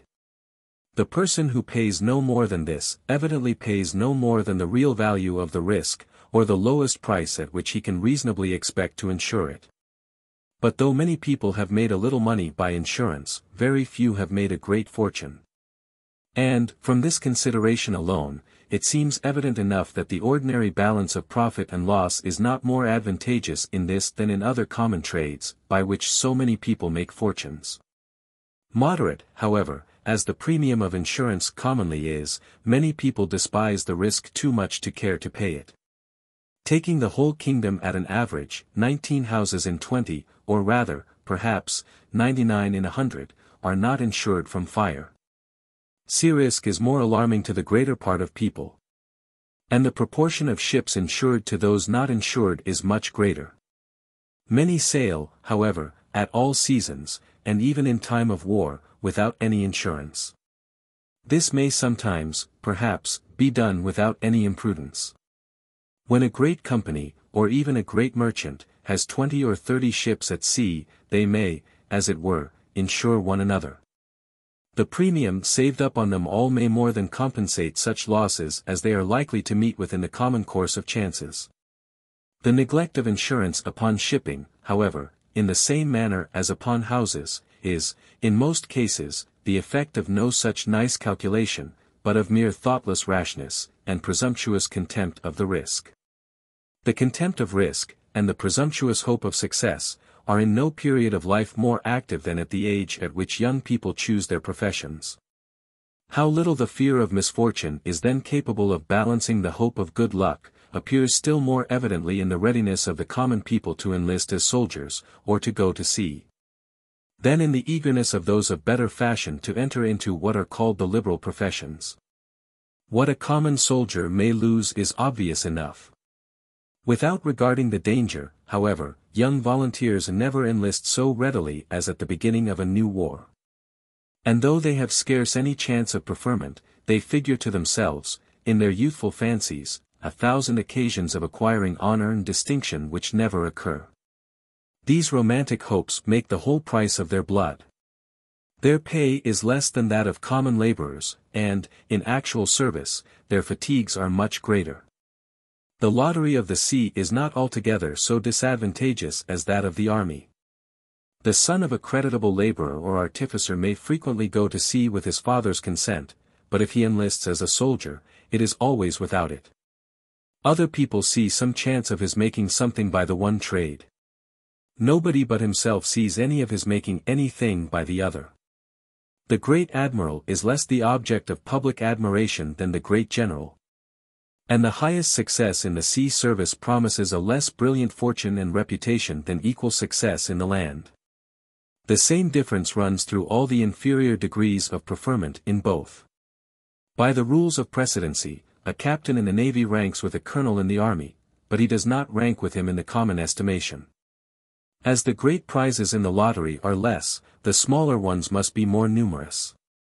Common sailors, therefore, more frequently get some fortune and preferment than common soldiers, and the hope of those prizes is what principally recommends the trade. Though their skill and dexterity are much superior to that of almost any artificers, and though their whole life is one continual scene of hardship and danger. Yet for all this dexterity and skill, for all those hardships and dangers, while they remain in the condition of common sailors, they receive scarce any other recompense but the pleasure of exercising the one and of surmounting the other. Their wages are not greater than those of common laborers at the port which regulates the rate of seamen's wages. As they are continually going from port to port, the monthly pay of those who sail from all the different ports of Great Britain, is more nearly upon a level than that of any other workman in those different places. And the rate of the port to and from which the greatest number sail, that is, the port of London, regulates that of all the rest. At London, the wages of the greater part of the different classes of workmen are about double those of the same classes at Edinburgh. But the sailors who sail from the port of London, seldom earn above 3 or 4 shillings a month more than those who sail from the port of Leith, and the difference is frequently not so great. In time of peace, and in the merchant service, the London price is from a guinea to about 27 shillings the calendar month. A common labourer in London, at the rate of 9 or 10 shillings a week, may earn in the calendar month from 40 to 45 shillings. The sailor, indeed, over and above his pay, is supplied with provisions. Their value, however, may not perhaps always exceed the difference between his pay and that of the common laborer. And though it sometimes should, the excess will not be clear gain to the sailor, because he cannot share it with his wife and family, whom he must maintain out of his wages at home. The dangers and hairbreadth escapes of a life of adventures, instead of disheartening young people, seem frequently to recommend a trade to them. A tender mother, among the inferior ranks of people, is often afraid to send her son to school at a seaport town, lest the sight of the ships, and the conversation and adventures of the sailors, should entice him to go to sea. The distant prospect of hazards, from which we can hope to extricate ourselves by courage and address, is not disagreeable to us, and does not raise the wages of labor in any employment. It is otherwise with those in which courage and address can be of no avail. In trades which are known to be very unwholesome, the wages of labor are always remarkably high. Unwholesomeness is a species of disagreeableness, and its effects upon the wages of labor are to be ranked under that general head. In all the different employments of stock, the ordinary rate of profit varies more or less with the certainty or uncertainty of the returns. These are, in general, less uncertain in the inland than in the foreign trade, and in some branches of foreign trade than in others, in the trade to North America, for example, than in that to Jamaica. The ordinary rate of profit always rises more or less with the risk. It does not, however, seem to rise in proportion to it, or so as to compensate it completely. Bankruptcies are most frequent in the most hazardous trades. The most hazardous of all trades, that of a smuggler, though, when the adventure succeeds, it is likewise the most profitable, is the infallible road to bankruptcy. The presumptuous hope of success seems to act here as upon all other occasions, and to entice so many adventurers into those hazardous trades, that their competition reduces the profit below what is sufficient to compensate the risk. To compensate it completely, the common returns ought, over and above the ordinary profits of stock, not only to make up for all occasional losses, but to afford a surplus profit to the adventurers, of the same nature with the profit of insurers. But if the common returns were sufficient for all this, bankruptcies would not be more frequent in these than in other trades. Of the 5 circumstances, therefore, which vary the wages of labor, 2 only affect the profits of stock. The agreeableness or disagreeableness of the business, and the risk or security with which it is attended. In point of agreeableness or disagreeableness, there is little or no difference in the far greater part of the different employments of stock, but a great deal in those of labor. And the ordinary profit of stock, though it rises with the risk, does not always seem to rise in proportion to it. It should follow from all this, that, in the same society or neighborhood, the average and ordinary rates of profit in the different employments of stock should be more nearly upon a level than the pecuniary wages of the different sorts of labor. They are so accordingly. The difference between the earnings of a common laborer and those of a well-employed lawyer or physician, is evidently much greater than that between the ordinary profits in any 2 different branches of trade. The apparent difference, besides, in the profits of different trades, is generally a deception arising from our not always distinguishing what ought to be considered as wages, from what ought to be considered as profit. Apothecary's profit is become a byword, denoting something uncommonly extravagant. This great apparent profit, however, is frequently no more than the reasonable wages of labor. The skill of an apothecary is a much nicer and more delicate matter than that of any artificer whatever, and the trust which is reposed in him is of much greater importance. He is the physician of the poor in all cases, and of the rich when the distress or danger is not very great. His reward, therefore, ought to be suitable to his skill and his trust, and it arises generally from the price at which he sells his drugs. But the whole drugs which the best employed apothecary in a large market town will sell in a year, may not perhaps cost him above 30 or 40 pounds. Though he should sell them, therefore, for 300 or 400, or at 1,000% profit, this may frequently be no more than the reasonable wages of his labor, charged, in the only way in which he can charge them, upon the price of his drugs. The greater part of the apparent profit is real wages disguised in the garb of profit.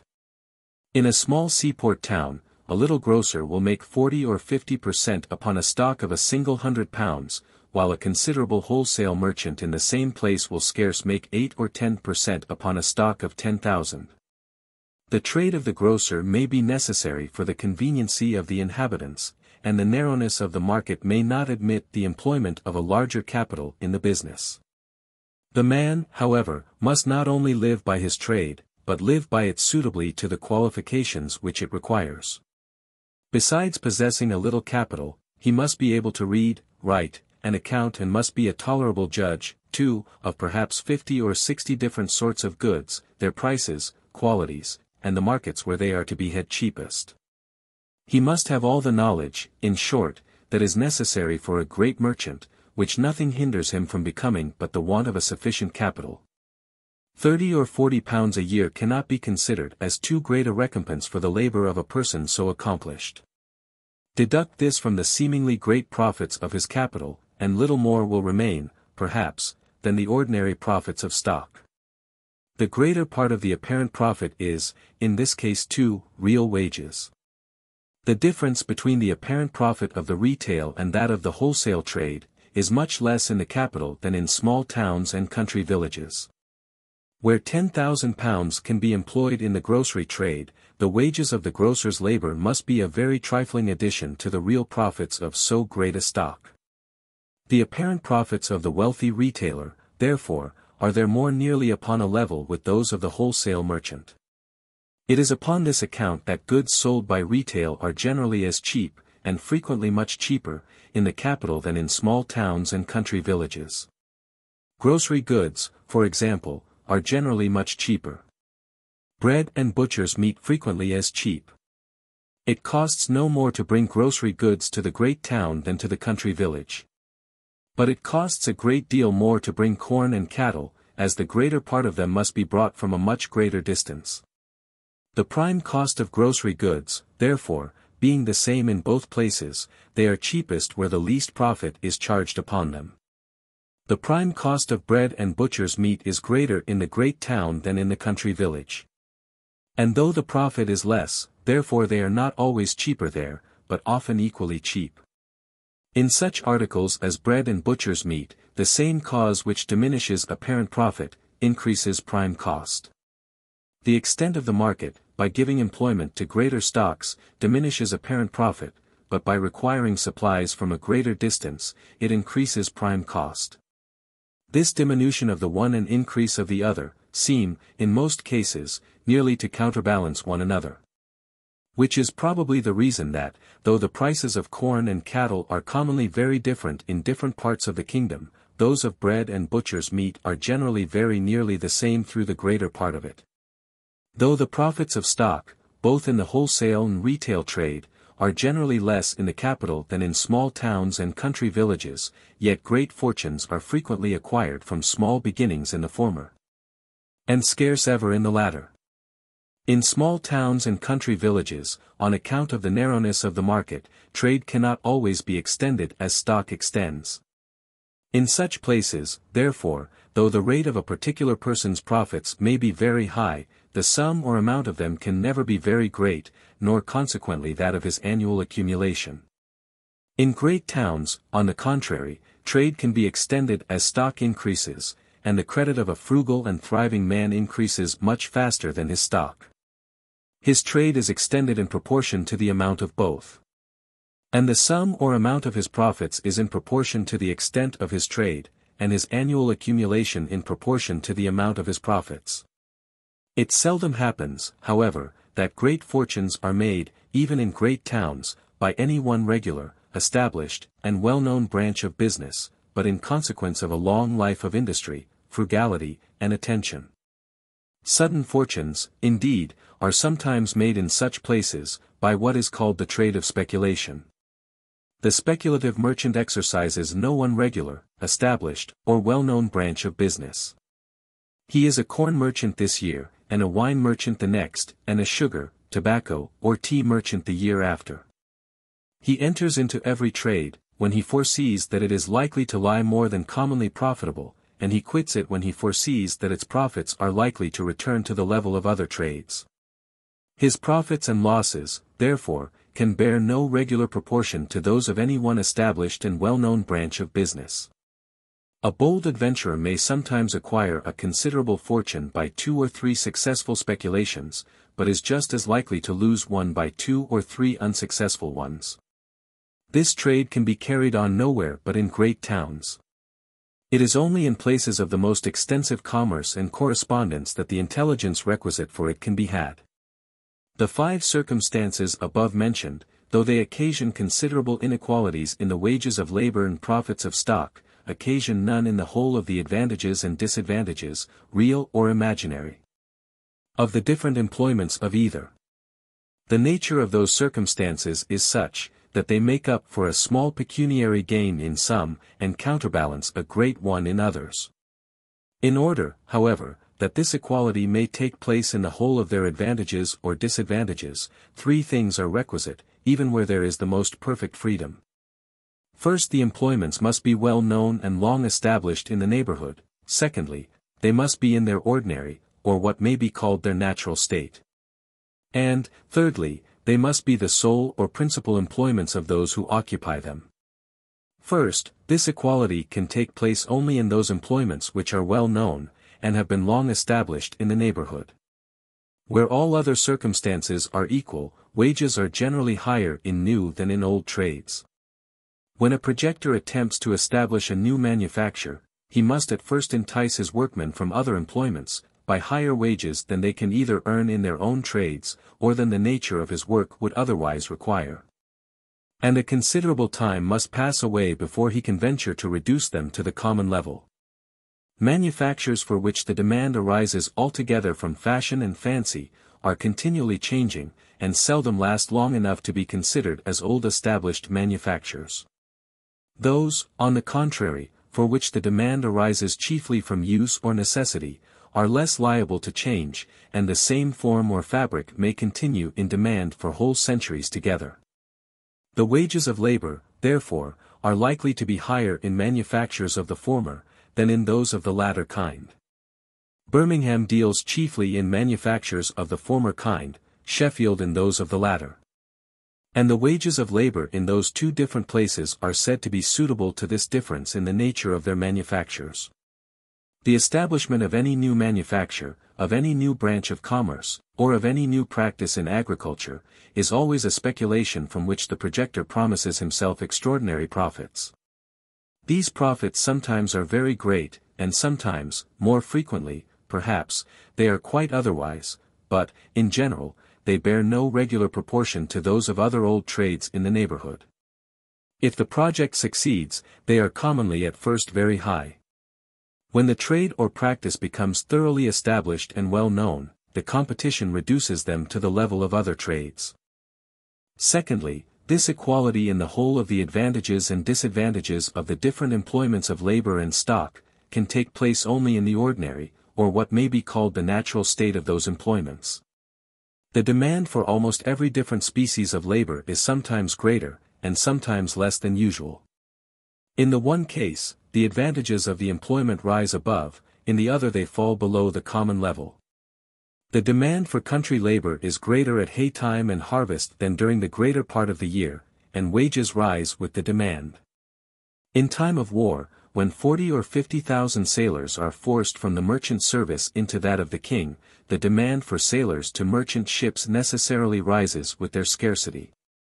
And their wages, upon such occasions, commonly rise from a guinea and 27 shillings to 40 shillings and £3 a month. In a decaying manufacture, on the contrary, many workmen, rather than quit their own trade, are contented with smaller wages than would otherwise be suitable to the nature of their employment. The profits of stock vary with the price of the commodities in which it is employed.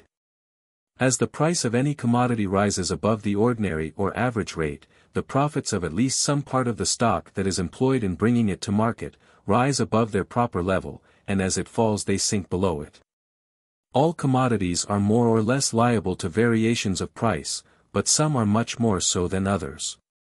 In all commodities which are produced by human industry, the quantity of industry annually employed is necessarily regulated by the annual demand, in such a manner that the average annual produce may, as nearly as possible, be equal to the average annual consumption. In some employments, it has already been observed, the same quantity of industry will always produce the same, or very nearly the same quantity of commodities. In the linen or woolen manufactures, for example, the same number of hands will annually work up very nearly the same quantity of linen and woolen cloth. The variations in the market price of such commodities, therefore, can arise only from some accidental variation in the demand.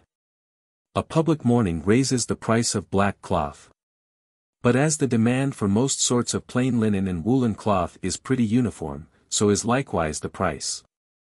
But there are other employments in which the same quantity of industry will not always produce the same quantity of commodities. The same quantity of industry, for example, will, in different years, produce very different quantities of corn, wine, hops, sugar, tobacco, etc. The price of such commodities, therefore, varies not only with the variations of demand, but with the much greater and more frequent variations of quantity, and is consequently extremely fluctuating. But the profit of some of the dealers must necessarily fluctuate with the price of the commodities. The operations of the speculative merchant are principally employed about such commodities. He endeavors to buy them up when he foresees that their price is likely to rise, and to sell them when it is likely to fall. Thirdly, this equality in the whole of the advantages and disadvantages of the different employments of labor and stock, can take place only in such as are the sole or principal employments of those who occupy them. When a person derives his subsistence from one employment, which does not occupy the greater part of his time, in the intervals of his leisure he is often willing to work at another for less wages than would otherwise suit the nature of the employment. There still subsists, in many parts of Scotland, a set of people called cotters or cottagers, though they were more frequent some years ago than they are now. They are a sort of outservants of the landlords and farmers. The usual reward which they receive from their master is a house, a small garden for pot herbs, as much grass as will feed a cow, and, perhaps, an acre or two of bad arable land. When their master has occasion for their labor, he gives them, besides, 2 pecks of oatmeal a week, worth about 16 pence sterling. During a great part of the year, he has little or no occasion for their labor, and the cultivation of their own little possession is not sufficient to occupy the time which is left at their own disposal. When such occupiers were more numerous than they are at present, they are said to have been willing to give their spare time for a very small recompense to any body, and to have wrought for less wages than other laborers. In ancient times, they seem to have been common all over Europe. In countries ill cultivated, and worse inhabited, the greater part of landlords and farmers could not otherwise provide themselves with the extraordinary number of hands which country labor requires at certain seasons.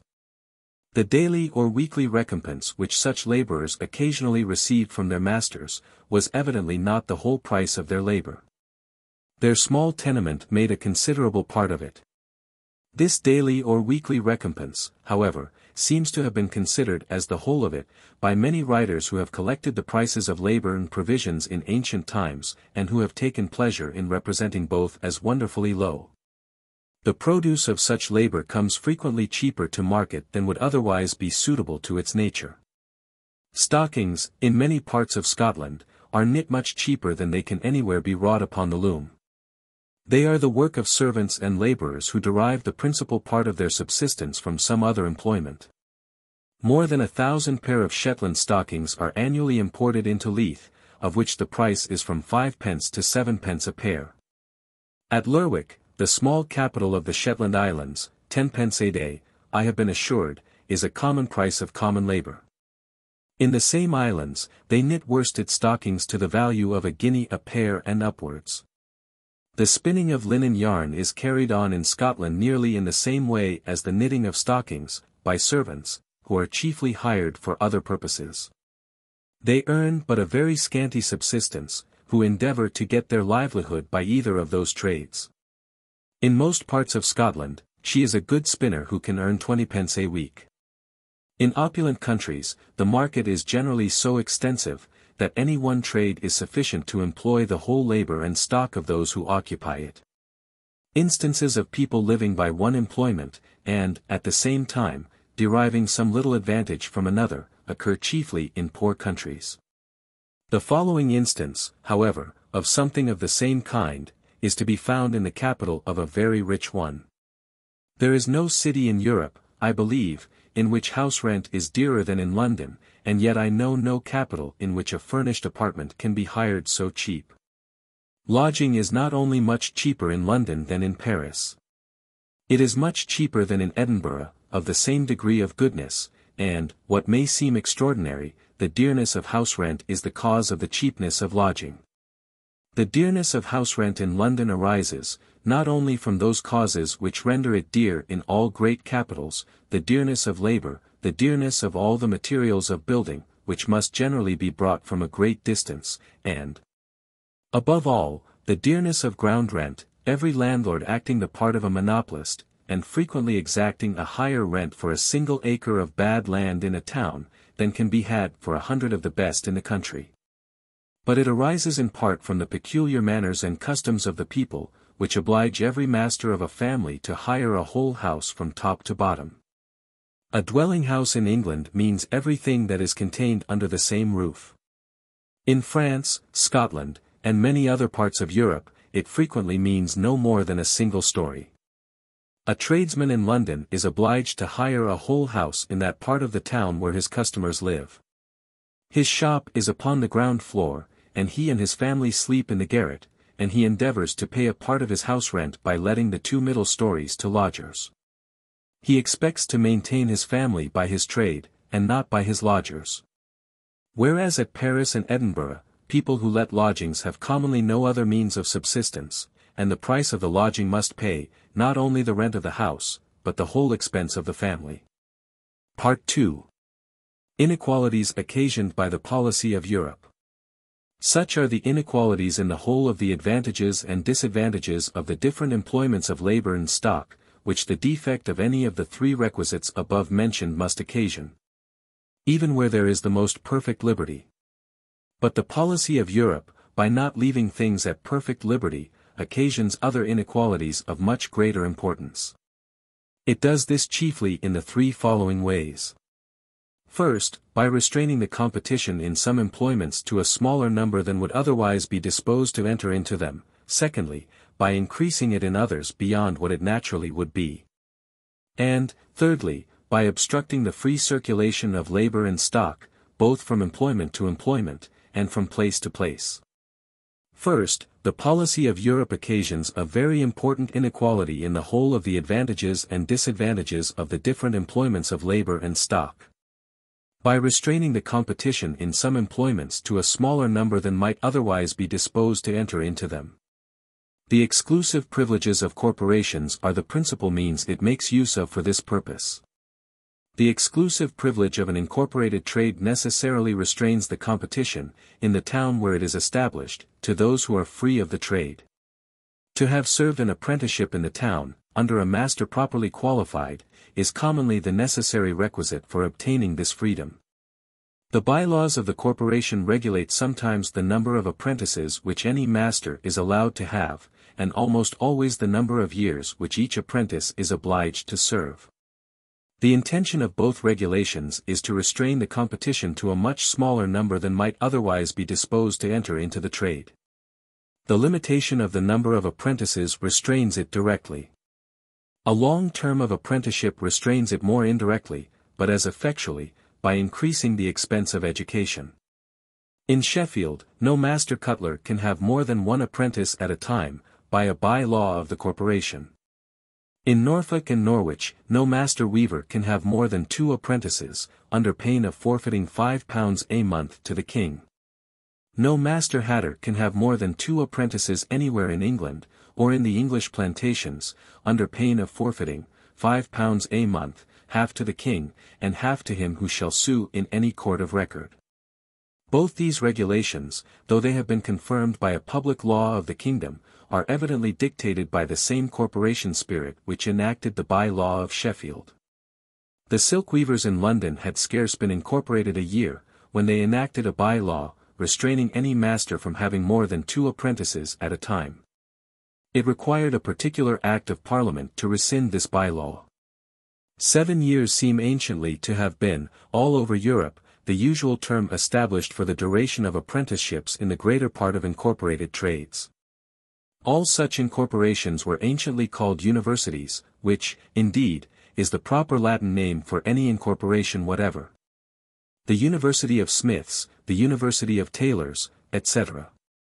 are expressions which we commonly meet with in the old charters of ancient towns. When those particular incorporations, which are now peculiarly called universities, were first established, the term of years which it was necessary to study, in order to obtain the degree of Master of Arts, appears evidently to have been copied from the term of apprenticeship in common trades, of which the incorporations were much more ancient. As to have wrought 7 years under a master properly qualified, was necessary, in order to entitle my person to become a master, and to have himself apprentices in a common trade. So to have studied 7 years under a master properly qualified, was necessary to entitle him to become a master, teacher, or doctor, words anciently synonymous, in the liberal arts. And to have scholars or apprentices, words likewise originally synonymous, to study under him. By the 5th of Elizabeth, commonly called the Statute of Apprenticeship, it was enacted, that no person should, for the future, exercise any trade, craft, or mystery, at that time exercised in England, unless he had previously served to it an apprenticeship of 7 years at least. And what before had been the by-law of many particular corporations, became in England the general and public law of all trades carried on in market towns. For though the words of the statute are very general, and seem plainly to include the whole kingdom, by interpretation its operation has been limited to market towns. It having been held that, in country villages, a person may exercise several different trades, though he has not served a 7 years' apprenticeship to each, they being necessary for the conveniency of the inhabitants, and the number of people frequently not being sufficient to supply each with a particular set of hands. By a strict interpretation of the words, 2, the operation of this statute has been limited to those trades which were established in England before the 5th of Elizabeth, and has never been extended to such as have been introduced since that time. This limitation has given occasion to several distinctions, which, considered as rules of police, appear as foolish as can well be imagined.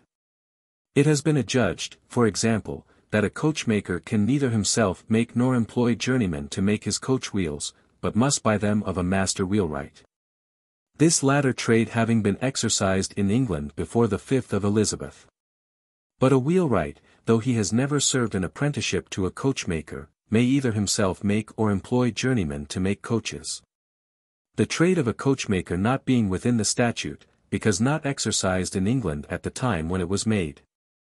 The manufactures of Manchester, Birmingham, and Wolverhampton, are many of them, upon this account, not within the statute, not having been exercised in England before the 5th of Elizabeth. In France, the duration of apprenticeships is different in different towns and in different trades. In Paris, 5 years is the term required in a great number. But, before any person can be qualified to exercise the trade as a master, he must, in many of them, serve 5 years more as a journeyman. During this latter term, he is called the companion of his master, and the term itself is called his companionship. In Scotland, there is no general law which regulates universally the duration of apprenticeships. The term is different in different corporations. Where it is long, a part of it may generally be redeemed by paying a small fine. In most towns, too, a very small fine is sufficient to purchase the freedom of any corporation. The weavers of linen and hempen cloth, the principal manufacturers of the country, as well as all other artificers subservient to them, wheelmakers, reelmakers, etc. may exercise their trades in any town corporate without paying any fine. In all towns corporate, all persons are free to sell butcher's meat upon any lawful day of the week. 3 years is, in Scotland, a common term of apprenticeship, even in some very nice trades. And, in general, I know of no country in Europe, in which corporation laws are so little oppressive. The property which every man has in his own labor, as it is the original foundation of all other property, so it is the most sacred and inviolable. The patrimony of a poor man lies in the strength and dexterity of his hands. And to hinder him from employing this strength and dexterity in what manner he thinks proper, without injury to his neighbor, is a plain violation of this most sacred property. It is a manifest encroachment upon the just liberty, both of the workman, and of those who might be disposed to employ him. As it hinders the one from working at what he thinks proper, so it hinders the others from employing whom they think proper. To judge whether he is fit to be employed, may surely be trusted to the discretion of the employers, whose interest it so much concerns. The affected anxiety of the lawgiver, lest they should employ an improper person, is evidently as impertinent as it is oppressive. The institution of long apprenticeships can give no security that insufficient workmanship shall not frequently be exposed to public sale. When this is done, it is generally the effect of fraud, and not of inability. And the longest apprenticeship can give no security against fraud. Quite different regulations are necessary to prevent this abuse. The sterling mark upon plate, and the stamps upon linen and woolen cloth, give the purchaser much greater security than any statute of apprenticeship. He generally looks at these, but never thinks it worth while to inquire whether the workman had served a 7 years' apprenticeship. The institution of long apprenticeships has no tendency to form young people to industry. A journeyman who works by the piece is likely to be industrious, because he derives a benefit from every exertion of his industry. An apprentice is likely to be idle, and almost always is so, because he has no immediate interest to be otherwise. In the inferior employments, the sweets of labor consist altogether in the recompense of labor. They who are soonest in a condition to enjoy the sweets of it, are likely soonest to conceive a relish for it, and to acquire the early habit of industry. A young man naturally conceives an aversion to labor, when for a long time he receives no benefit from it. The boys who are put out apprentices from public charities are generally bound for more than the usual number of years, and they generally turn out very idle and worthless. Apprenticeships were altogether unknown to the ancients. The reciprocal duties of master and apprentice make a considerable article in every modern code. The Roman law is perfectly silent with regard to them. I know no Greek or Latin word, I might venture, I believe, to assert that there is none, which expresses the idea we now annex to the word apprentice, a servant bound to work at a particular trade for the benefit of a master, during a term of years, upon condition that the master shall teach him that trade. Long apprenticeships are altogether unnecessary. The arts, which are much superior to common trades, such as those of making clocks and watches, contain no such mystery as to require a long course of instruction. The first invention of such beautiful machines, indeed, and even that of some of the instruments employed in making them, must no doubt have been the work of deep thought and long time, and may justly be considered as among the happiest efforts of human ingenuity. But when both have been fairly invented, and are well understood, to explain to any young man, in the completest manner, how to apply the instruments, and how to construct the machines, cannot well require more than the lessons of a few weeks. Perhaps those of a few days might be sufficient. In the common mechanic trades, those of a few days might certainly be sufficient. The dexterity of hand, indeed, even in common trades, cannot be acquired without much practice and experience.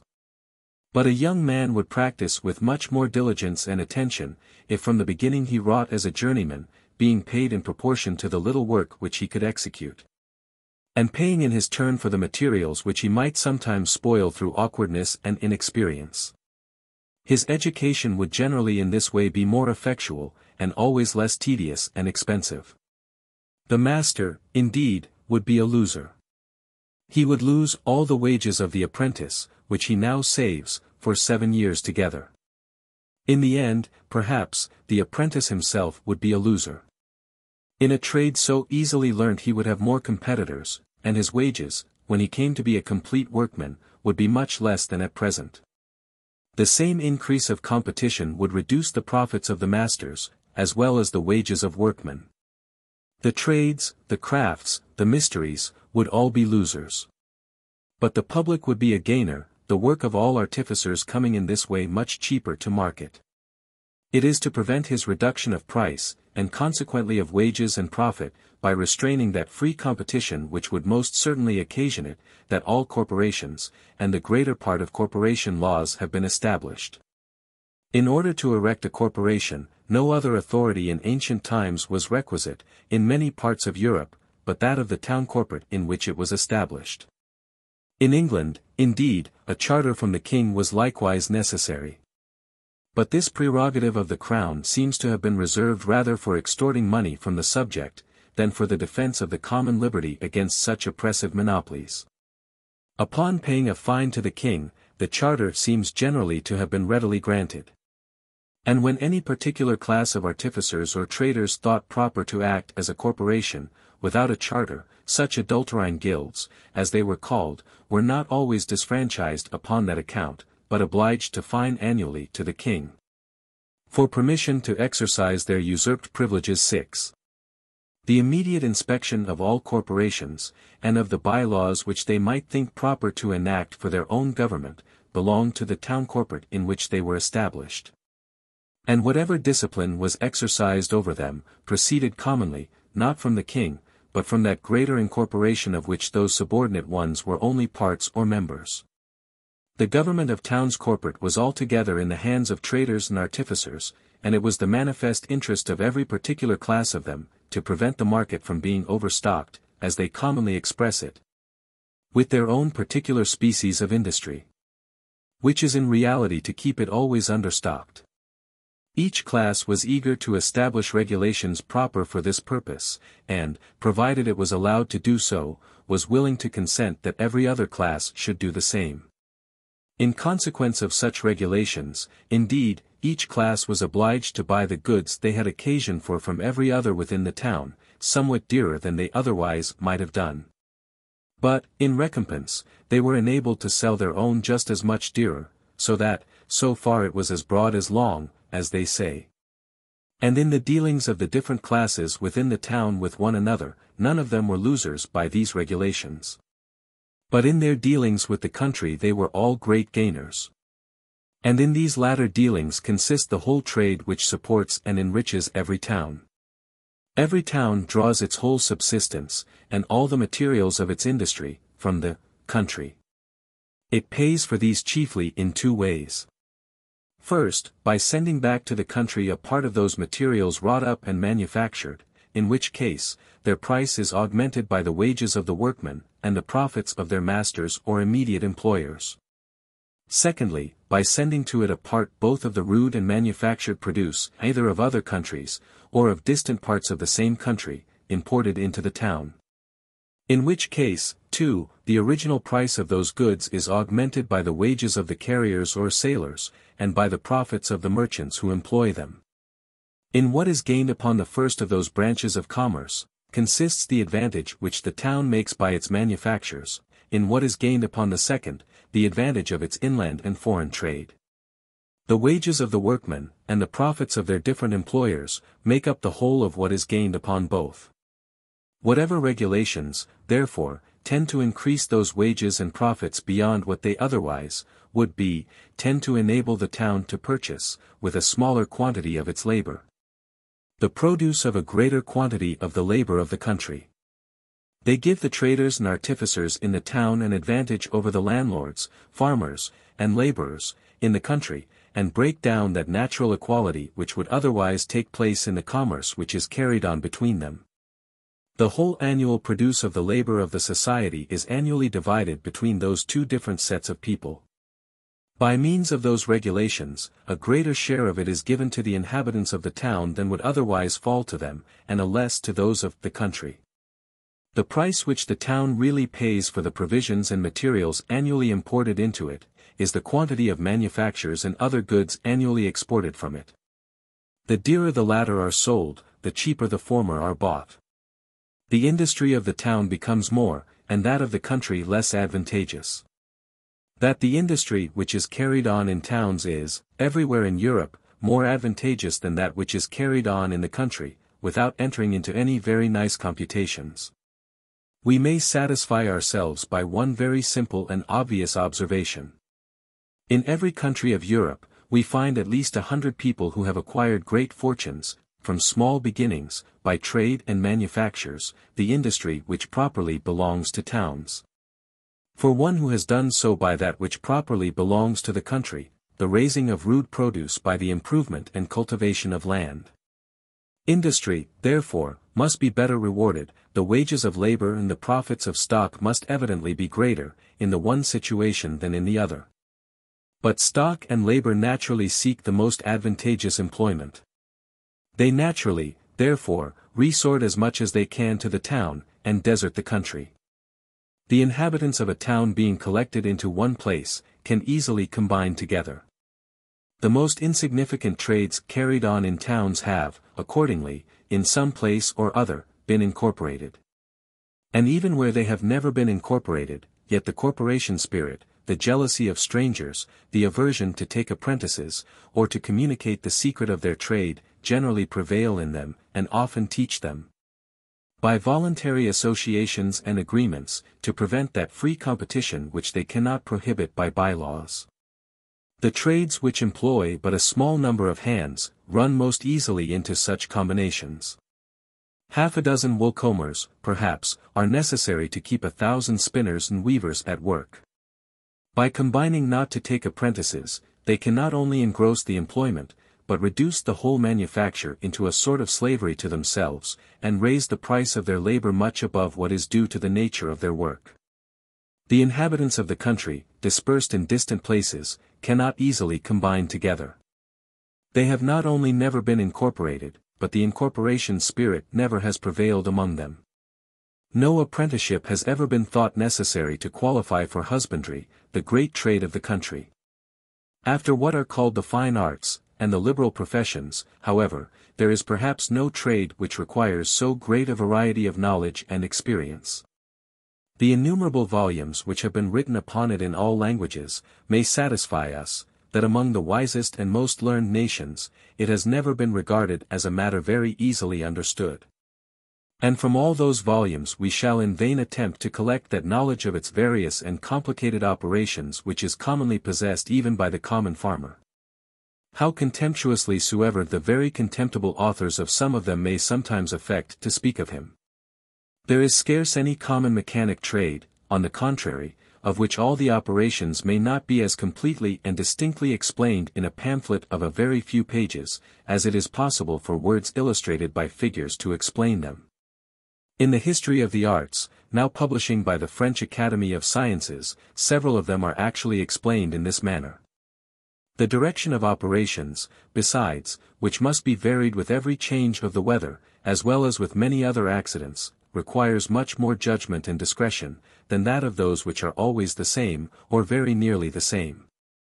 Not only the art of the farmer, the general direction of the operations of husbandry, but many inferior branches of country labor require much more skill and experience than the greater part of mechanic trades. The man who works upon brass and iron, works with instruments, and upon materials of which the temper is always the same, or very nearly the same. But the man who plows the ground with a team of horses or oxen, works with instruments of which the health, strength, and temper, are very different upon different occasions.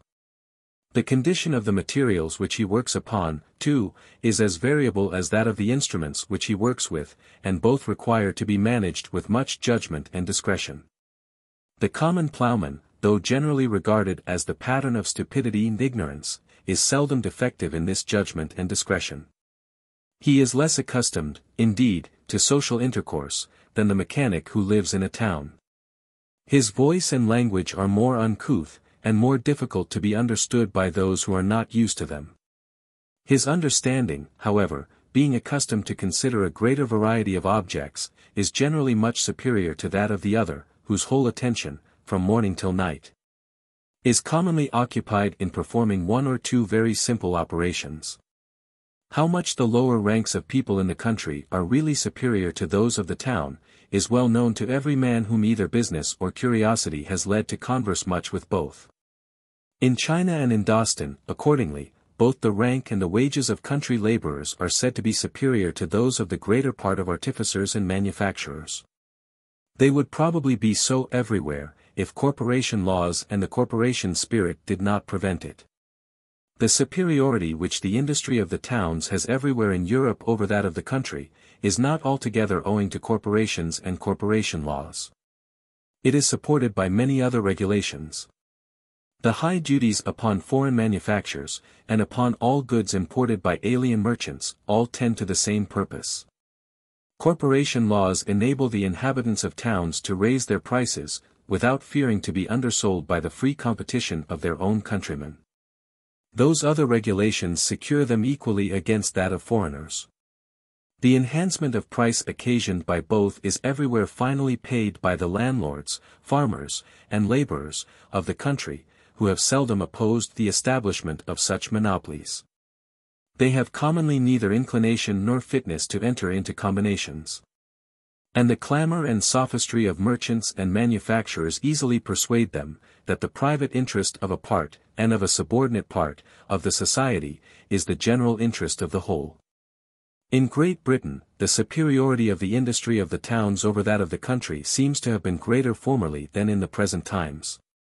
The wages of country labor approach nearer to those of manufacturing labor, and the profits of stock employed in agriculture to those of trading and manufacturing stock, than they are said to have none in the last century, or in the beginning of the present. This change may be regarded as the necessary, though very late consequence of the extraordinary encouragement given to the industry of the towns. The stocks accumulated in them come in time to be so great, that it can no longer be employed with the ancient profit in that species of industry which is peculiar to them. That industry has its limits like every other. And the increase of stock, by increasing the competition, necessarily reduces the profit. The lowering of profit in the town forces out stock to the country, where, by creating a new demand for country labor, it necessarily raises its wages. It then spreads itself, if I may say so, over the face of the land, and, by being employed in agriculture, is in part restored to the country, at the expense of which, in a great measure, it had originally been accumulated in the town. That everywhere in Europe the greatest improvements of the country have been owing to such overflowings of the stock originally accumulated in the towns, I shall endeavor to shew hereafter, and at the same time to demonstrate.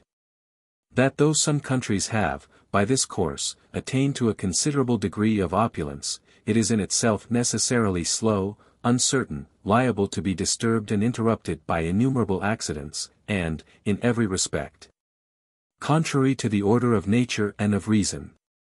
The interests, prejudices, laws, and customs, which have given occasion to it, I shall endeavor to explain as fully and distinctly as I can in the third and fourth books of this inquiry. People of the same trade seldom meet together, even for merriment and diversion, but the conversation ends in a conspiracy against the public, or in some contrivance to raise prices. It is impossible, indeed, to prevent such meetings, by any law which either could be executed, or would be consistent with liberty and justice.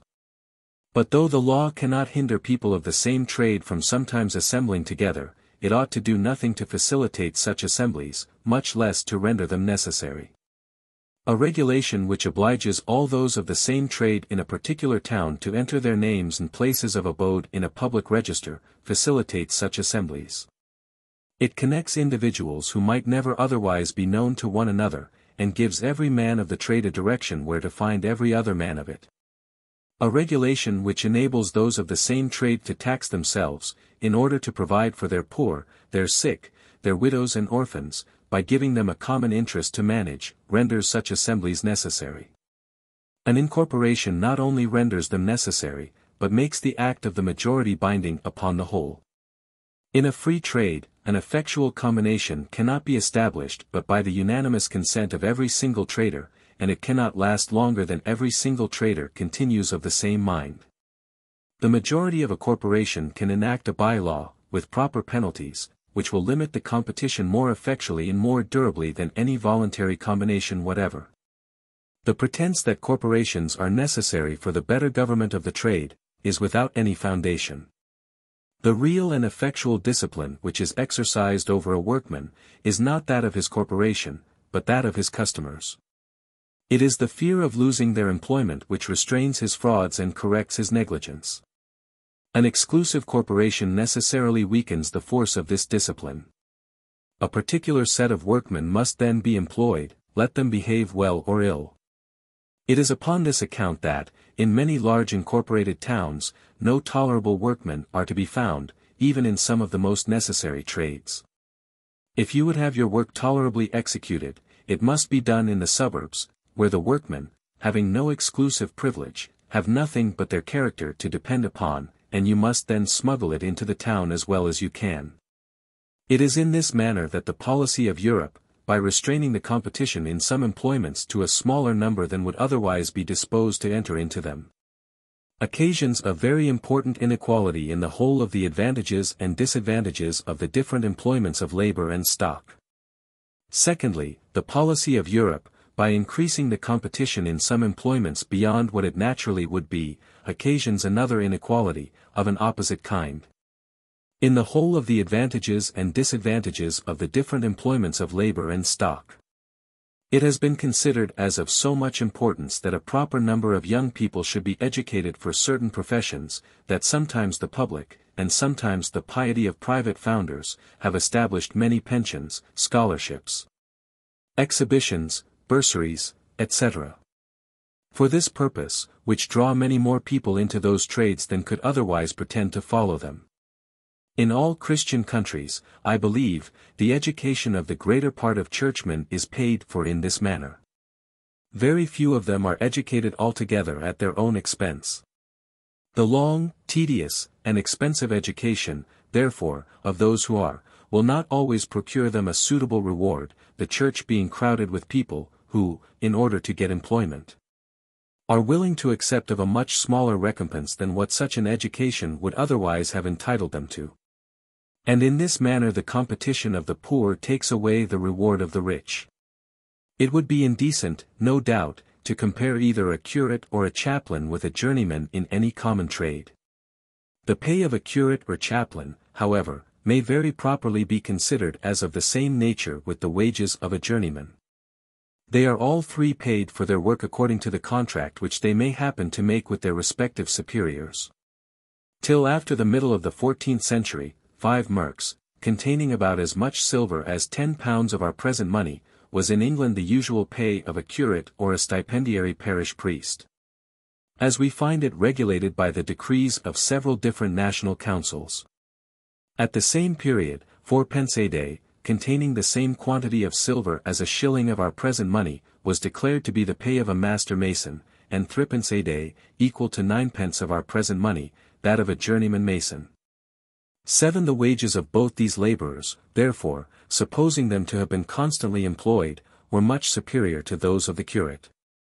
The wages of the master mason, supposing him to have been without employment 1/3 of the year, would have fully equalled them. By the 12th of Queen Anne, c. 12.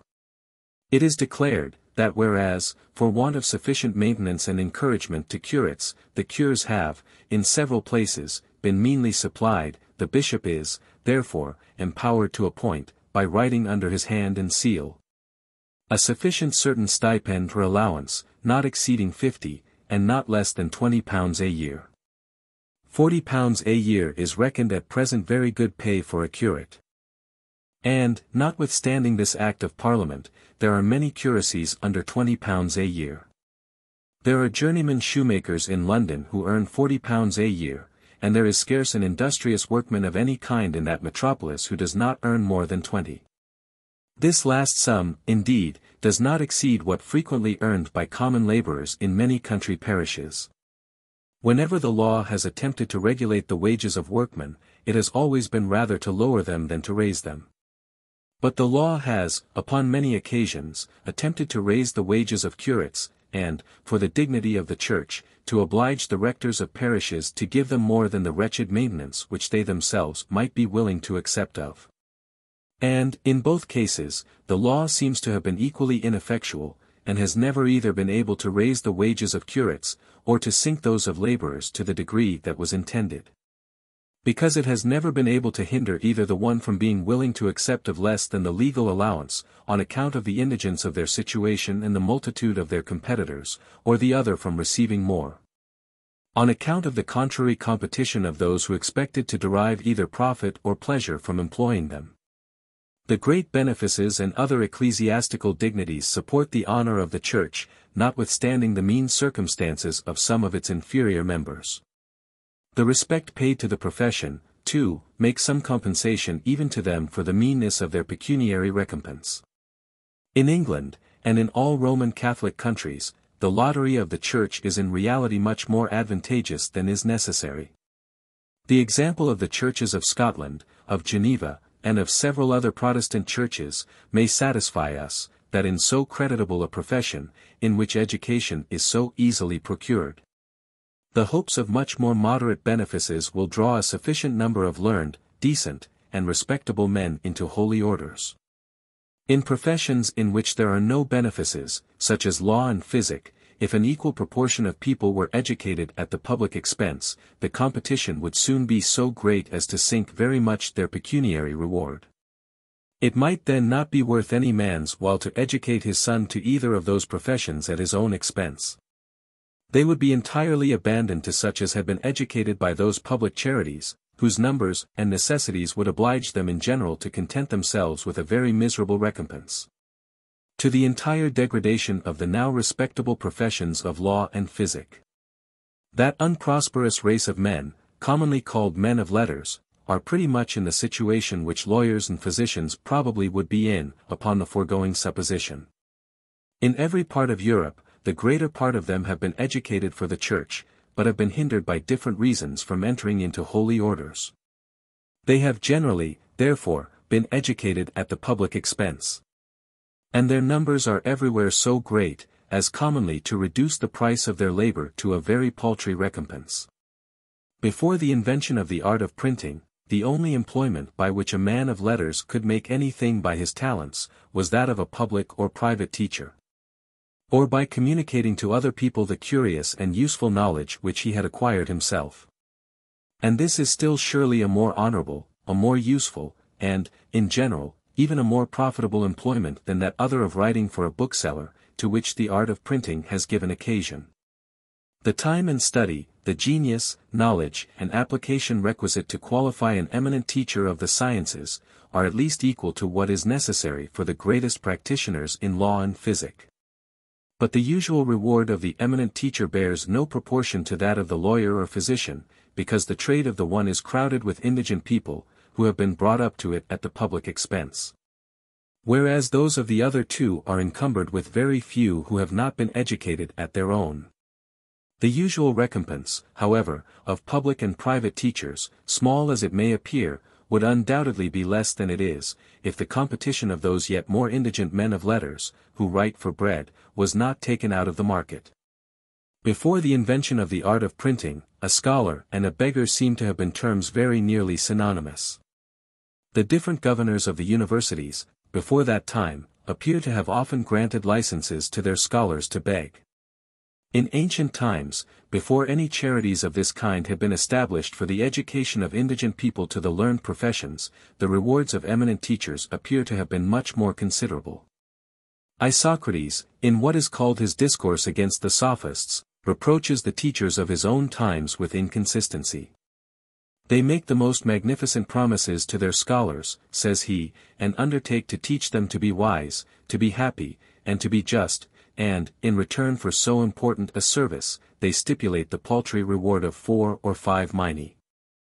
They who teach wisdom, continues he, ought certainly to be wise themselves, but if any man were to sell such a bargain for such a price, he would be convicted of the most evident folly.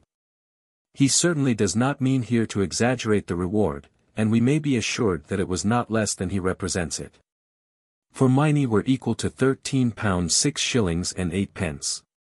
5 minae to £16 13 shillings and 4 pence. Something not less than the largest of those two sums, therefore, must at that time have been usually paid to the most eminent teachers at Athens. Isocrates himself demanded 10 minae, or £33:6:8 from each scholar. When he taught at Athens, he is said to have had 100 scholars. I understand this to be the number whom he taught at one time, or who attended what we would call one course of lectures. A number which will not appear extraordinary from so great a city to so famous a teacher, who taught, too, what was at that time the most fashionable of all sciences, rhetoric. He must have made, therefore, by each course of lectures, 1,000 minae, or £33:35:6:8. 1,000 minae, accordingly, is said by Plutarch, in another place, to have been his didactron, or usual price of teaching. Many other eminent teachers in those times appear to have acquired great fortunes. Gorgias made a present to the temple of Delphi of his own statue in solid gold. We must not, I presume, suppose that it was as large as the life. His way of living, as well as that of Hippias and Protagoras, two other eminent teachers of those times, is represented by Plato as splendid, even to ostentation. Plato himself is said to have lived with a good deal of magnificence. Aristotle, after having been tutor to Alexander, and most munificently rewarded, as it is universally agreed, both by him and his father, Philip, thought it worth while, notwithstanding, to return to Athens, in order to resume the teaching of his school. Teachers of the sciences were probably in those times less common than they came to be in an age or two afterwards, when the competition had probably somewhat reduced both the price of their labor and the admiration for their persons. The most eminent of them, however, appear always to have enjoyed a degree of consideration much superior to any of the like profession in the present times. The Athenians sent Carneades the academic and Diogenes the Stoic, upon a solemn embassy to Rome, and though their city had then declined from its former grandeur, it was still an independent and considerable republic. Carneades, too, was a Babylonian by birth, and as there never was a people more jealous of admitting foreigners to public offices than the Athenians, their consideration for him must have been very great. This inequality is, upon the whole, perhaps rather advantageous than hurtful to the public. It may somewhat degrade the profession of a public teacher. But the cheapness of literary education is surely an advantage which greatly overbalances this trifling inconveniency. The public, 2, might derive still greater benefit from it, if the constitution of those schools and colleges, in which education is carried on, was more reasonable than it is at present through the greater part of Europe. Thirdly, the policy of Europe, by obstructing the free circulation of labor and stock, both from employment to employment, and from place to place, occasions, in some cases, a very inconvenient inequality in the whole of the advantages and disadvantages of their different employments. The statute of apprenticeship obstructs the free circulation of labor from one employment to another, even in the same place. The exclusive privileges of corporations obstruct it from one place to another, even in the same employment. It frequently happens, that while high wages are given to the workmen in one manufacture, those in another are obliged to content themselves with bare subsistence. The one is in an advancing state, and has therefore a continual demand for new hands, the other is in a declining state, and the superabundance of hands is continually increasing. Those two manufactures may sometimes be in the same town, and sometimes in the same neighborhood, without being able to lend the least assistance to one another. The statute of apprenticeship may oppose it in the one case, and both that and an exclusive corporation in the other. In many different manufactures, however, the operations are so much alike, that the workmen could easily change trades with one another, if those absurd laws did not hinder them. The arts of weaving plain linen and plain silk, for example, are almost entirely the same. That of weaving plain woolen is somewhat different. But the difference is so insignificant, that either a linen or a silk weaver might become a tolerable workman in a very few days. If any of those three capital manufactures, therefore, were decaying, the workman might find a resource in one of the other two which was in a more prosperous condition. And their wages would neither rise too high in the thriving, nor sink too low in the decaying manufacture. The linen manufacture, indeed, is in England, by a particular statute, open to every body. But as it is not much cultivated through the greater part of the country, it can afford no general resource to the workmen of other decaying manufactures, who, wherever the statute of apprenticeship takes place, have no other choice but thither to come upon the parish or to work as common laborers. For which, by their habits, they are much worse qualified than for any sort of manufacture that bears any resemblance to their own. They generally, therefore, choose to come upon the parish. Whatever obstructs the free circulation of labor from one employment to another, obstructs that of stock likewise. The quantity of stock which can be employed in any branch of business depending very much upon that of the labor which can be employed in it. Corporation laws, however, give less obstruction to the free circulation of stock from one place to another, than to that of labor. It is everywhere much easier for a wealthy merchant to obtain the privilege of trading in a town corporate, than for a poor artificer to obtain that of working in it. The obstruction which corporation laws give to the free circulation of labor is common, I believe, to every part of Europe. That which is given to it by the poor laws is, so far as I know, peculiar to England. It consists in the difficulty which a poor man finds in obtaining a settlement, or even in being allowed to exercise his industry in any parish but that to which he belongs. It is the labor of artificers and manufacturers only of which the free circulation is obstructed by corporation laws. The difficulty of obtaining settlements obstructs even that of common labor. It may be worth while to give some account of the rise, progress, and present state of this disorder, the greatest, perhaps, of any in the police of England. When, by the destruction of monasteries, the poor had been deprived of the charity of those religious houses, after some other ineffectual attempts for their relief, it was enacted, by the 43d of Elizabeth, c. 2, that every parish should be bound to provide for its own poor, and that overseers of the poor should be annually appointed, who, with the church wardens, should raise, by a parish rate, competent sums for this purpose. By this statute, the necessity of providing for their own poor was indispensably imposed upon every parish.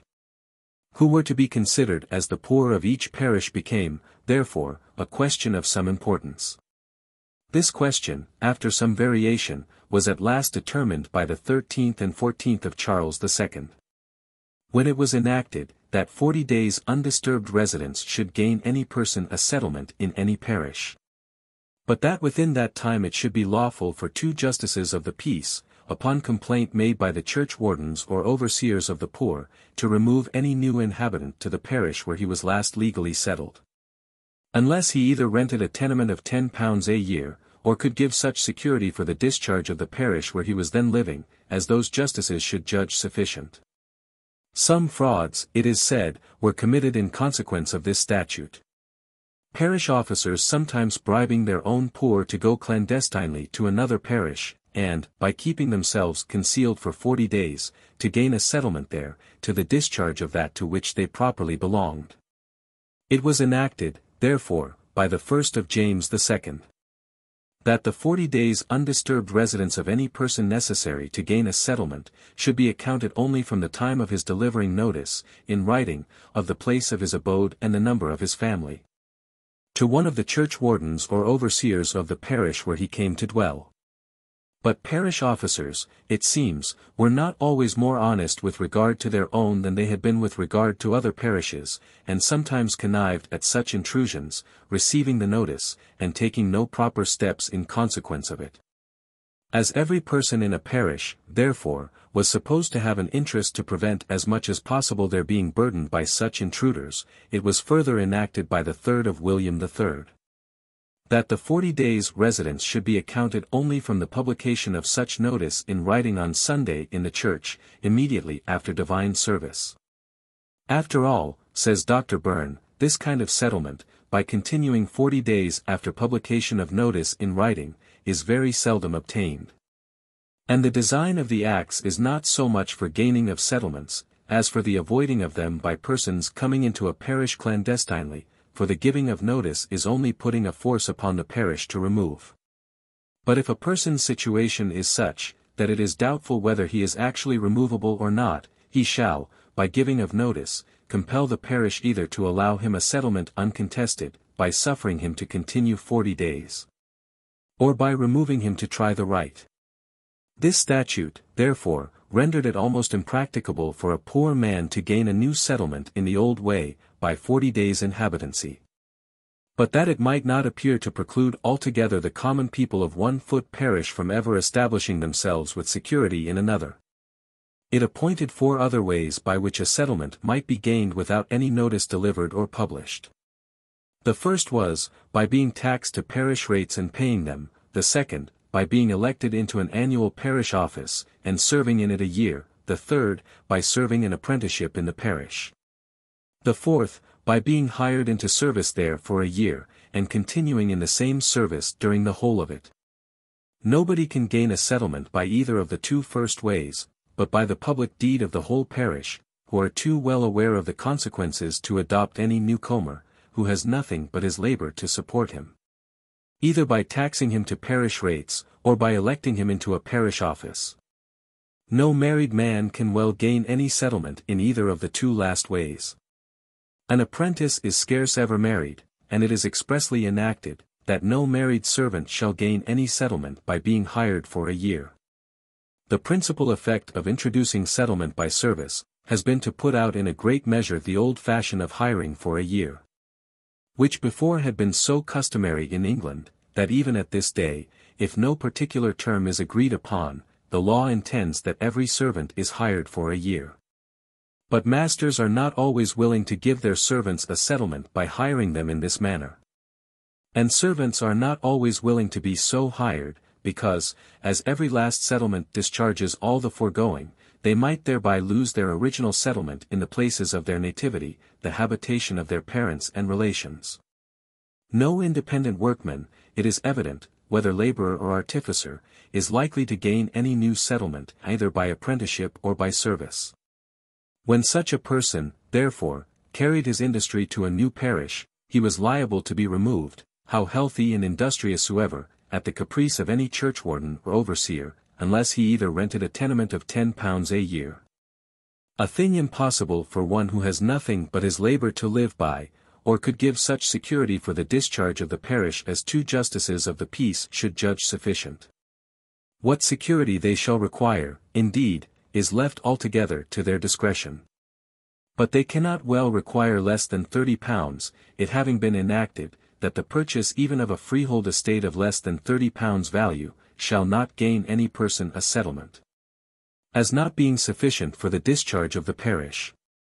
But this is a security which scarce any man who lives by labor can give, and much greater security is frequently demanded.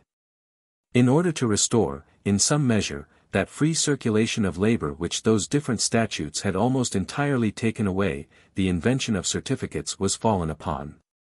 By the 8th and 9th of William III. It was enacted that if any person should bring a certificate from the parish where he was last legally settled, subscribed by the church wardens and overseers of the poor, and allowed by 2 justices of the peace, that every other parish should be obliged to receive him. That he should not be removable merely upon account of his being likely to become chargeable, but only upon his becoming actually chargeable. And that then the parish which granted the certificate should be obliged to pay the expense both of his maintenance and of his removal. And in order to give the most perfect security to the parish where such certificated man should come to reside, it was further enacted by the same statute, that he should gain no settlement there by any means whatever, except either by renting a tenement of £10 a year, or by serving upon his own account in an annual parish office for 1 whole year. And consequently neither by notice nor by service, nor by apprenticeship, nor by paying parish rates. By the 12th of Queen Anne, 2, Stat. 1, c. 18, it was further enacted, that neither the servants nor apprentices of such certificated man should gain any settlement in the parish where he resided under such certificate. How far this invention has restored that free circulation of labor, which the preceding statutes had almost entirely taken away, we may learn from the following very judicious observation of Dr. Burn. It is obvious, says he, that there are divers good reasons for requiring certificates with persons coming to settle in any place. Namely, that persons residing under them can gain no settlement, neither by apprenticeship, nor by service, nor by giving notice, nor by paying parish rates, that they can settle neither apprentices nor servants. That if they become chargeable, it is certainly known whither to remove them, and the parish shall be paid for the removal, and for their maintenance in the meantime. And that, if they fall sick, and cannot be removed, the parish which gave the certificate must maintain them, none of all which can be without a certificate.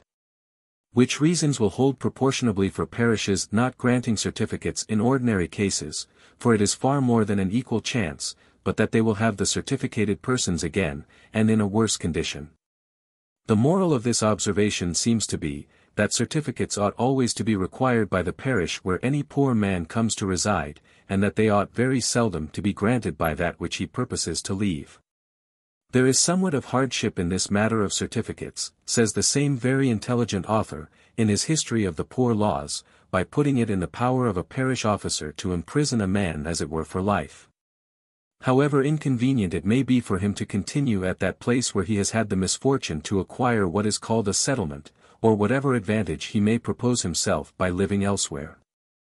Though a certificate carries along with it no testimonial of good behavior, and certifies nothing but that the person belongs to the parish to which he really does belong, it is altogether discretionary in the parish officers either to grant or to refuse it. A mandamus was once moved for, says Dr. Burn, to compel the church wardens and overseers to sign a certificate, but the Court of King's Bench rejected the motion as a very strange attempt. The very unequal price of labor which we frequently find in England, in places at no great distance from one another, is probably owing to the obstruction which the law of settlements gives to a poor man who would carry his industry from one parish to another without a certificate. A single man, indeed who is healthy and industrious, may sometimes reside by sufferance without one, but a man with a wife and family who should attempt to do so, would, in most parishes, be sure of being removed. And, if the single man should afterwards marry, he would generally be removed likewise. The scarcity of hands in one parish, therefore, cannot always be relieved by their superabundance in another, as it is constantly in Scotland, and I believe, in all other countries where there is no difficulty of settlement. In such countries, though wages may sometimes rise a little in the neighborhood of a great town, or wherever else there is an extraordinary demand for labor, and sink gradually as the distance from such places increases. till they fall back to the common rate of the country. Yet we never meet with those sudden and unaccountable differences in the wages of neighboring places which we sometimes find in England, where it is often more difficult for a poor man to pass the artificial boundary of a parish than an arm of the sea, or a ridge of high mountains, natural boundaries which sometimes separate very distinctly different rates of wages in other countries. To remove a man who has committed no misdemeanor, from the parish where he chooses to reside, is an evident violation of natural liberty and justice. The common people of England, however, so jealous of their liberty, but like the common people of most other countries, never rightly understanding wherein it consists, have now, for more than a century together, suffered themselves to be exposed to this oppression without a remedy. Though men of reflection, too, have sometimes complained of the law of settlements as a public grievance, yet it has never been the object of any general popular clamor, such as that against general warrants, an abusive practice undoubtedly, but such a one as was not likely to occasion any general oppression. There is scarce a poor man in England, of 40 years of age, I will venture to say, who has not, in some part of his life, felt himself most cruelly oppressed by this ill-contrived law of settlements. I shall conclude this long chapter with observing, that though anciently it was usual to rate wages, first by general laws extending over the whole kingdom, and afterwards by particular orders of the justices of peace in every particular county, both these practices have now gone entirely into disuse. By the experience of above 400 years, says Dr. Byrne, it seems time to lay aside all endeavors to bring under strict regulations, what in its own nature seems incapable of minute limitation. For if all persons in the same kind of work were to receive equal wages, there would be no emulation, and no room left for industry or ingenuity. Particular acts of Parliament, however, still attempt sometimes to regulate wages in particular trades, and in particular places. Thus the 8th of George III prohibits, under heavy penalties, all master tailors in London, and 5 miles round it, from giving, and their workmen from accepting, more than 2 shillings and 7 halfpenny a day, except in the case of a general mourning. Whenever the legislature attempts to regulate the differences between masters and their workmen, its councillors are always the masters.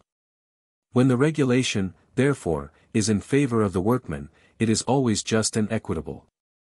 But it is sometimes otherwise when in favor of the masters. Thus the law which obliges the masters in several different trades to pay their workmen in money, and not in goods, is quite just and equitable. It imposes no real hardship upon the masters. It only obliges them to pay that value in money, which they pretended to pay, but did not always really pay, in goods. This law is in favor of the workmen, but the 8th of George III is in favor of the masters. When masters combine together, in order to reduce the wages of their workmen, they commonly enter into a private bond or agreement, not to give more than a certain wage, under a certain penalty. Were the workmen to enter into a contrary combination of the same kind, not to accept of a certain wage, under a certain penalty, the law would punish them very severely, and, if it dealt impartially, it would treat the masters in the same manner. But the 8th of George III enforces by law that very regulation which masters sometimes attempt to establish by such combinations. The complaint of the workmen, that it puts the ablest and most industrious upon the same footing with an ordinary workman, seems perfectly well founded. In ancient times, too, it was usual to attempt to regulate the profits of merchants and other dealers, by regulating the price of provisions and ether goods. The assize of bread is, so far as I know, the only remnant of this ancient usage. Where there is an exclusive corporation, it may, perhaps, be proper to regulate the price of the first necessary of life, but, where there is none, the competition will regulate it much better than any assize. The method of fixing the assize of bread, established by the 31st of George II, could not be put in practice in Scotland, on account of a defect in the law, its execution depending upon the office of clerk of the market, which does not exist there. This defect was not remedied till the 3rd of George III. The want of an assize occasioned no sensible inconveniency, and the establishment of one in the few places where it has yet taken place has produced no sensible advantage. In the greater part of the towns in Scotland, however, there is an incorporation of bakers, who claim exclusive privileges, though they are not very strictly guarded. The proportion between the different rates, both of wages and profit, in the different employments of labor and stock, seems not to be much affected, as has already been observed, by the riches or poverty, the advancing, stationary, or declining state of the society. Such revolutions in the public welfare, though they affect the general rates both of wages and profit, must, in the end, affect them equally in all different employments. The proportion between them, therefore, must remain the same, and cannot well be altered, at least for any considerable time, by any such revolutions. Chapter 11. Of the Rent of Land. Rent, considered as the price paid for the use of land, is naturally the highest which the tenant can afford to pay in the actual circumstances of the land. In adjusting the terms of the lease, the landlord endeavors to leave him no greater share of the produce than what is sufficient to keep up the stock from which he furnishes the seed, pays the labor, and purchases and maintains the cattle and other instruments of husbandry, together with the ordinary profits of farming stock in the neighborhood. This is evidently the smallest share with which the tenant can content himself, without being a loser, and the landlord seldom means to leave him any more. Whatever part of the produce, or, what is the same thing, whatever part of its price, is over and above this share, he naturally endeavors to reserve to himself as the rent of his land, which is evidently the highest the tenant can afford to pay in the actual circumstances of the land. Sometimes, indeed, the liberality, more frequently the ignorance, of the landlord, makes him accept of somewhat less than this portion. And sometimes, too, though more rarely, the ignorance of the tenant makes him undertake to pay somewhat more, or to content himself with somewhat less, than the ordinary profits of farming stock in the neighborhood. This portion, however, may still be considered as the natural rent of land, or the rent at which it is naturally meant that land should, for the most part, be let. The rent of land, it may be thought, is frequently no more than a reasonable profit or interest for the stock laid out by the landlord upon its improvement. This, no doubt, may be partly the case upon some occasions, for it can scarce ever be more than partly the case. The landlord demands a rent even for unimproved land, and the supposed interest or profit upon the expense of improvement is generally an addition to this original rent. Those improvements, besides, are not always made by the stock of the landlord, but sometimes by that of the tenant. When the lease comes to be renewed, however, the landlord commonly demands the same augmentation of rent as if they had been all made by his own. He sometimes demands rent for what is altogether incapable of human improvements. Kelp is a species of seaweed, which, when burnt, yields an alkaline salt, useful for making glass, soap, and for several other purposes.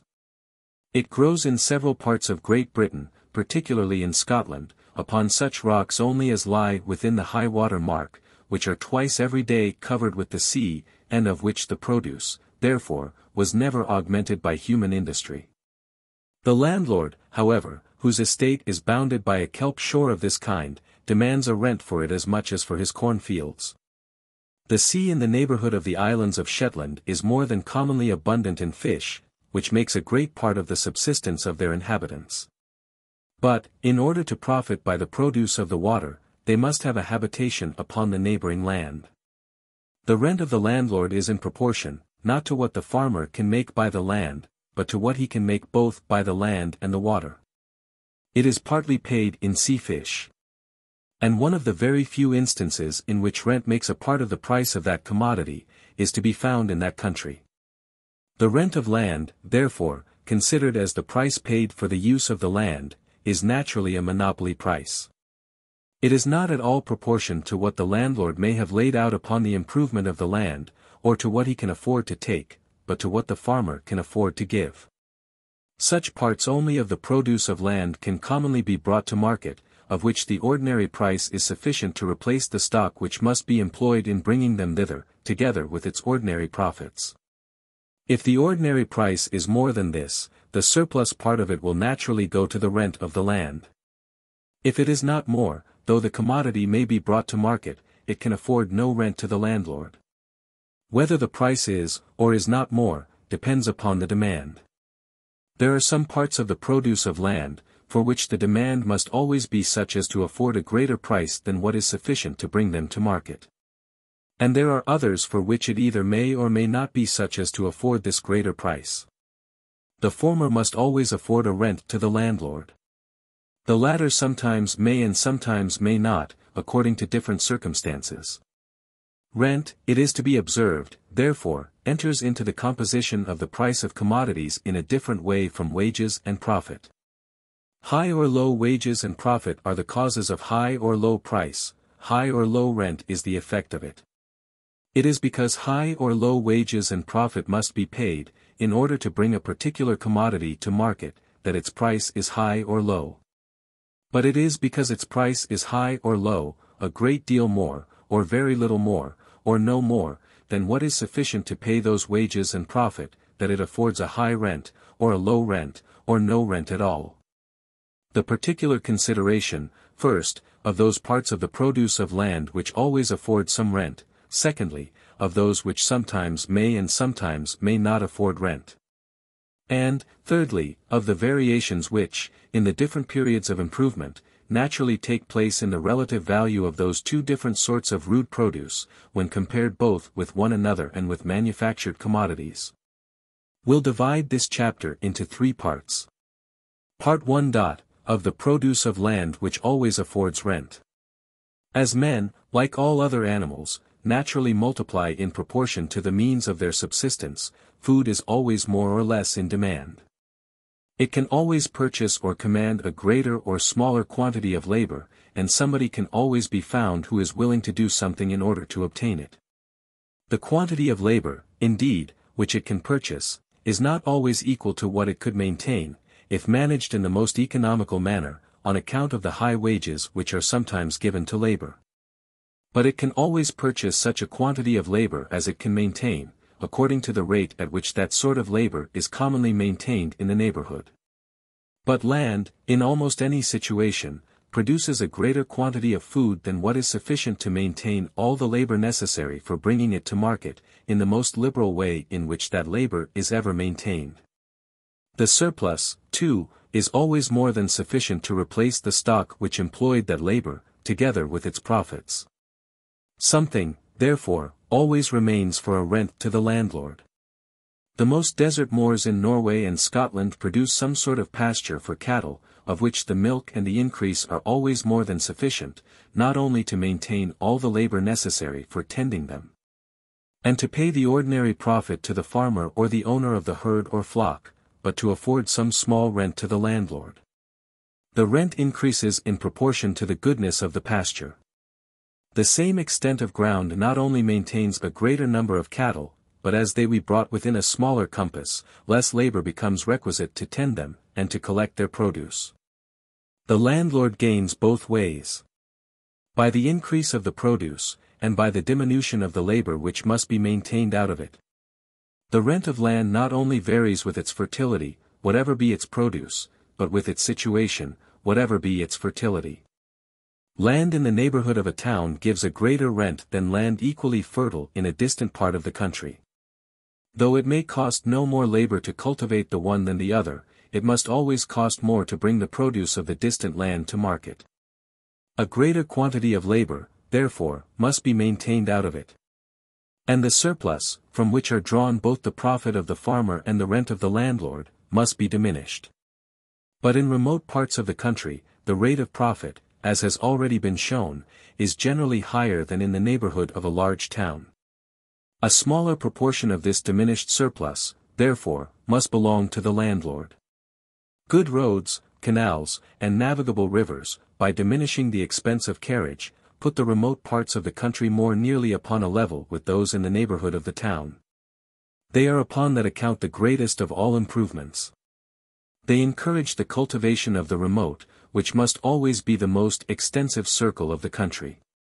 They are advantageous to the town by breaking down the monopoly of the country in its neighborhood. They are advantageous even to that part of the country.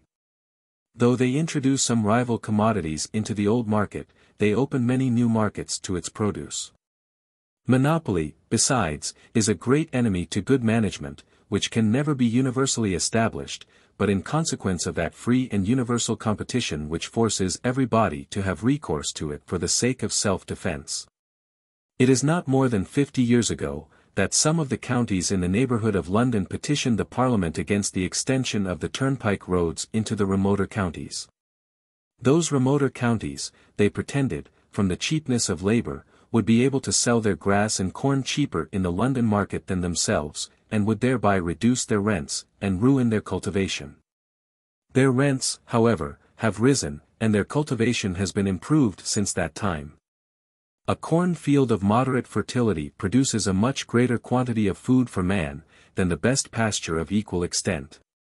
Though its cultivation requires much more labor, yet the surplus which remains after replacing the seed and maintaining all that labor, is likewise much greater. If a pound of butcher's meat, therefore, was never supposed to be worth more than a pound of bread, this greater surplus would everywhere be of greater value and constitute a greater fund, both for the profit of the farmer and the rent of the landlord. It seems to have done so universally in the rude beginnings of agriculture. But the relative values of those two different species of food, bread and butcher's meat, are very different in the different periods of agriculture. In its rude beginnings, the unimproved wilds, which then occupy the far greater part of the country, are all abandoned to cattle. There is more butcher's meat than bread. And bread, therefore, is the food for which there is the greatest competition, and which consequently brings the greatest price. At Buenos Aires, we are told by Aloa, for reals, 1.20 halfpenny sterling, was, 40 or 50 years ago, the ordinary price of an ox, chosen from a herd of 200 or 300. He says nothing of the price of bread, probably because he found nothing remarkable about it. An ox there, he says, costs little more than the labor of catching him. But corn can nowhere be raised without a great deal of labor. And in a country which lies upon the River Plate, at that time the direct road from Europe to the silver mines of Potosi, the money price of labor could be very cheap. It is otherwise when cultivation is extended over the greater part of the country. There is then more bread than butcher's meat. The competition changes its direction, and the price of butcher's meat becomes greater than the price of bread. By the extension, besides, of cultivation, the unimproved wilds become insufficient to supply the demand for butcher's meat. A great part of the cultivated lands must be employed in rearing and fattening cattle, of which the price, therefore, must be sufficient to pay, not only the labor necessary for tending them, but the rent which the landlord, and the profit which the farmer, could have drawn from such land employed in tillage. The cattle bred upon the most uncultivated moors, when brought to the same market, are, in proportion to their weight or goodness, sold at the same price as those which are reared upon the most improved land. The proprietors of those moors profit by it, and raise the rent of their land in proportion to the price of their cattle. It is not more than a century ago, that in many parts of the Highlands of Scotland, butcher's meat was as cheap or cheaper than even bread made of oatmeal. The Union opened the market of England to the Highland cattle. Their ordinary price, at present, is about 3 times greater than at the beginning of the century, and the rents of many Highland estates have been tripled and quadrupled in the same time. In almost every part of Great Britain, a pound of the best butcher's meat is, in the present times, generally worth more than 2 pounds of the best white bread, and in plentiful years it is sometimes worth 3 or 4 pounds. It is thus that, in the progress of improvement, the rent and profit of unimproved pasture come to be regulated in some measure by the rent and profit of what is improved, and these again by the rent and profit of corn. Corn is an annual crop. Butcher's meat, a crop which requires 4 or 5 years to grow. As an acre of land, therefore, will produce a much smaller quantity of the one species of food than of the other, the inferiority of the quantity must be compensated by the superiority of the price. If it was more than compensated, more cornland would be turned into pasture, and if it was not compensated, part of what was in pasture would be brought back into corn. This equality, however, between the rent and profit of grass and those of corn, of the land of which the immediate produce is food for cattle, and of that of which the immediate produce is food for men, must be understood to take place only through the greater part of the improved lands of a great country. In some particular local situations it is quite otherwise, and the rent and profit of grass are much superior to what can be made by corn. Thus, in the neighborhood of a great town, the demand for milk, and for forage to horses, frequently contribute, together with the high price of butcher's meat, to raise the value of grass above what may be called its natural proportion to that of corn. This local advantage, it is evident, cannot be communicated to the lands at a distance. Particular circumstances have sometimes rendered some countries so populous, that the whole territory, like the lands in the neighborhood of a great town, has not been sufficient to produce both the grass and the corn necessary for the subsistence of their inhabitants. Their lands, therefore, have been principally employed in the production of grass, the more bulky commodity, and which cannot be so easily brought from a great distance. And corn, the food of the great body of the people, has been chiefly imported from foreign countries. Holland is at present in this situation, and a considerable part of ancient Italy seems to have been so during the prosperity of the Romans.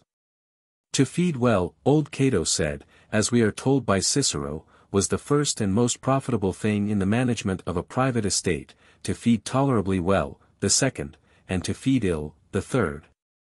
To plough, he ranked only in the fourth place of profit and advantage. Tillage, indeed, in that part of ancient Italy which lay in the neighborhood of Rome, must have been very much discouraged by the distributions of corn which were frequently made to the people, either gratuitously, or at a very low price. This corn was brought from the conquered provinces, of which several, instead of taxes, were obliged to furnish a tenth part of their produce at a stated price, about 6 pence a peck, to the Republic. The low price at which this corn was distributed to the people, must necessarily have sunk the price of what could be brought to the Roman market from Latium, or the ancient territory of Rome, and must have discouraged its cultivation in that country. In an open country, too, of which the principal produce is corn, a well-enclosed piece of grass will frequently rent higher than any corn field in its neighborhood. It is convenient for the maintenance of the cattle employed in the cultivation of the corn. And its high rent is, in this case, not so properly paid from the value of its own produce, as from that of the corn lands which are cultivated by means of it. It is likely to fall, if ever the neighboring lands are completely enclosed. The present high rent of enclosed land in Scotland seems owing to the scarcity of enclosure, and will probably last no longer than that scarcity. The advantage of enclosure is greater for pasture than for corn. It saves the labor of guarding the cattle, which feed better, too, when they are not liable to be disturbed by their keeper or his dog. But where there is no local advantage of this kind, the rent and profit of corn, or whatever else is the common vegetable food of the people, must naturally regulate upon the land which is fit for producing it, the rent and profit of pasture. The use of the artificial grasses, of turnips, carrots, cabbages, and the other expedients which have been fallen upon to make an equal quantity of land feed a greater number of cattle than when in natural grass, should somewhat reduce. It might be expected, the superiority which, in an improved country, the price of butcher's meat naturally has over that of bread. It seems accordingly to have done so. And there is some reason for believing that, at least in the London market, the price of butcher's meat, in proportion to the price of bread, is a good deal lower in the present times than it was in the beginning of the last century. In the appendix to the Life of Prince Henry, Dr. Birch has given us an account of the prices of butcher's meat as commonly paid by that prince. It is there said, that the 4/4 of an ox, weighing 600 pounds, usually cost him 9 pounds 10 shillings, or thereabouts, that is 31 shillings and 8 pence per 100 pounds weight. Prince Henry died on the 6th of November, 1612, in the 19th year of his age. In March 1764, there was a parliamentary inquiry into the causes of the high price of provisions at that time. It was then, among other proof to the same purpose, given in evidence by a Virginia merchant, that in March 1763, he had victualled his ships for 24 or 25 shillings the hundredweight of beef, which he considered as the ordinary price. Whereas, in that dear year, he had paid 27 shillings for the same weight and sort. This high price in 1764 is, however, shillings and 8 pence cheaper than the ordinary price paid by Prince Henry. And it is the best beef only, it must be observed, which is fit to be salted for those distant voyages. The price paid by Prince Henry amounts to 3d. 4/5 ths per pound weight of the whole carcass, coarse and choice pieces taken together. And at that rate the choice pieces could not have been sold by retail for less than 4/1/2d. Or 5d. The pound. In the parliamentary inquiry in 1764, the witnesses stated the price of the choice pieces of the best beef to be to the consumer 4d. And 4/1/2d. The pound, and the coarse pieces in general to be from 7 farthings to 2/1/2d. And 2/3/4d, and this, they said, was in general 1 halfpenny dearer than the same sort of pieces had usually been sold in the month of March. But even this high price is still a good deal cheaper than what we can well suppose the ordinary retail price to have been in the time of Prince Henry. During the first 12 years of the last century, the average price of the best wheat at the Windsor market was pound 1:18:3/1/2d. The quarter of 9 Winchester bushels. But in the 12 years preceding 1764 including that year, the average price of the same measure of the best wheat at the same market was pound 2:1:9/1/2d. In the first 12 years of the last century, therefore, wheat appears to have been a good deal cheaper, and butcher's meat a good deal dearer, than in the 12 years preceding 1764, including that year. In all great countries, the greater part of the cultivated lands are employed in producing either food for men or food for cattle. The rent and profit of these regulate the rent and profit of all other cultivated land. If any particular produce afforded less, the land would soon be turned into corn or pasture, and if any afforded more, some part of the lands in corn or pasture would soon be turned to that produce. Those productions, indeed, which require either a greater original expense of improvement, or a greater annual expense of cultivation in order to fit the land for them, appear commonly to afford, the one a greater rent, the other a greater profit than corn or pasture. This superiority, however, will seldom be found to amount to more than a reasonable interest or compensation for this superior expense. In a hop garden, a fruit garden, a kitchen garden, both the rent of the landlord, and the profit of the farmer, are generally greater than in acorn or grass field. But to bring the ground into this condition requires more expense. Hence a greater rent becomes due to the landlord. It requires, too, a more attentive and skillful management. Hence a greater profit becomes due to the farmer. The crop, too, at least in the hop and fruit garden, is more precarious. Its price, therefore, besides compensating all occasional losses, must afford something like the profit of insurance. The circumstances of gardeners, generally mean, and always moderate, may satisfy us that their great ingenuity is not commonly over-recompensed. Their delightful art is practiced by so many rich people for amusement, that little advantage is to be made by those who practice it for profit. Because the persons who should naturally be their best customers, supply themselves with all their most precious productions. The advantage which the landlord derives from such improvements, seems at no time to have been greater than what was sufficient to compensate the original expense of making them.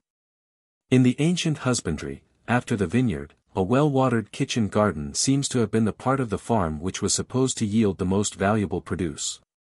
But Democritus, who wrote upon husbandry about 2,000 years ago, and who was regarded by the ancients as one of the fathers of the art, thought they did not act wisely who enclosed a kitchen garden. The profit, he said, would not compensate the expense of a stone wall, and bricks, he meant, I suppose, bricks baked in the sun, mouldered with the rain and the winter storm, and required continual repairs. Columella, who reports this judgment of Democritus, does not controvert it, but proposes a very frugal method of enclosing with a hedge of brambles and briars, which he says he had found by experience to be both a lasting and an impenetrable fence.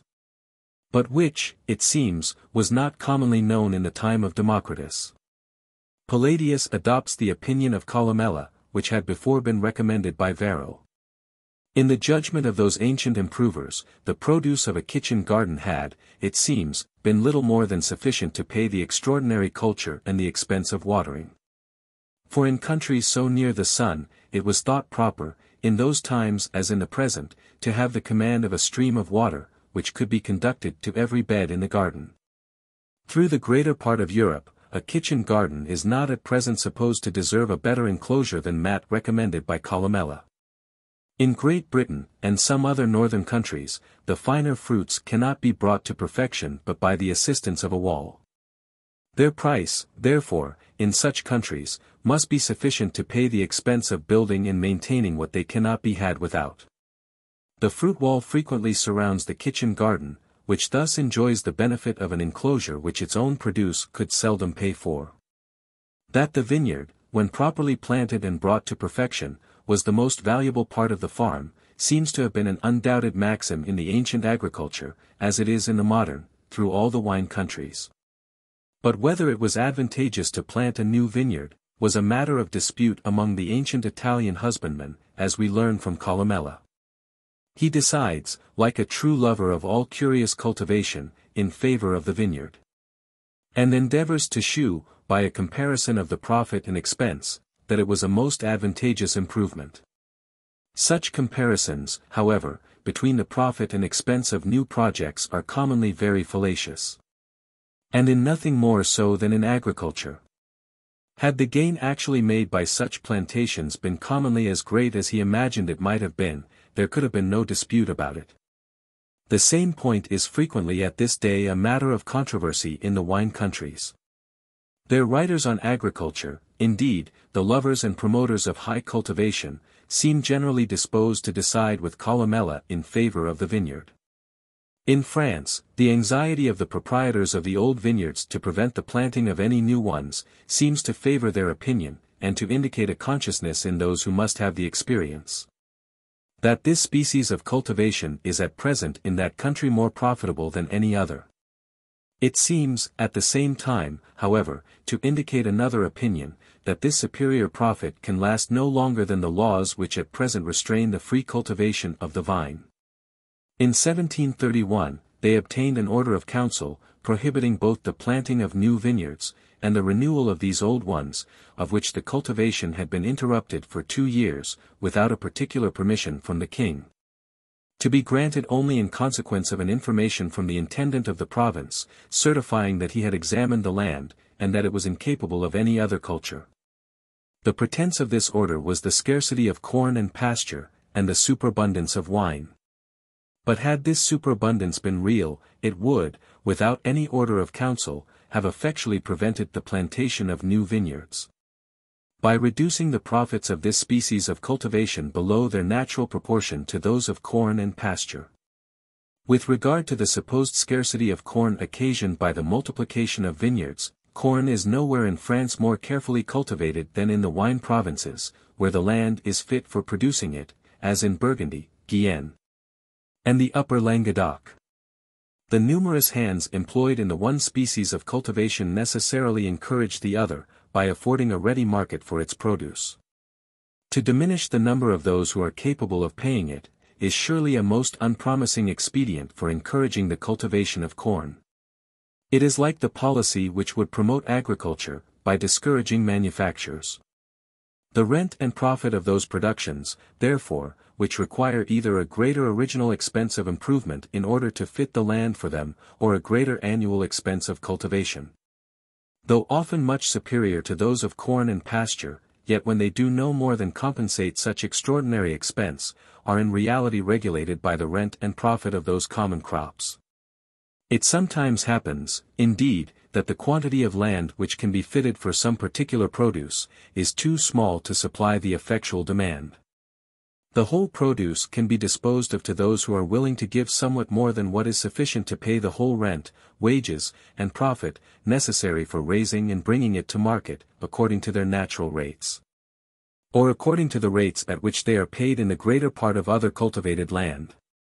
The surplus part of the price which remains after defraying the whole expense of improvement and cultivation, may commonly, in this case, and in this case only, bear no regular proportion to the like surplus in corn or pasture, but may exceed it in almost any degree. And the greater part of this excess naturally goes to the rent of the landlord.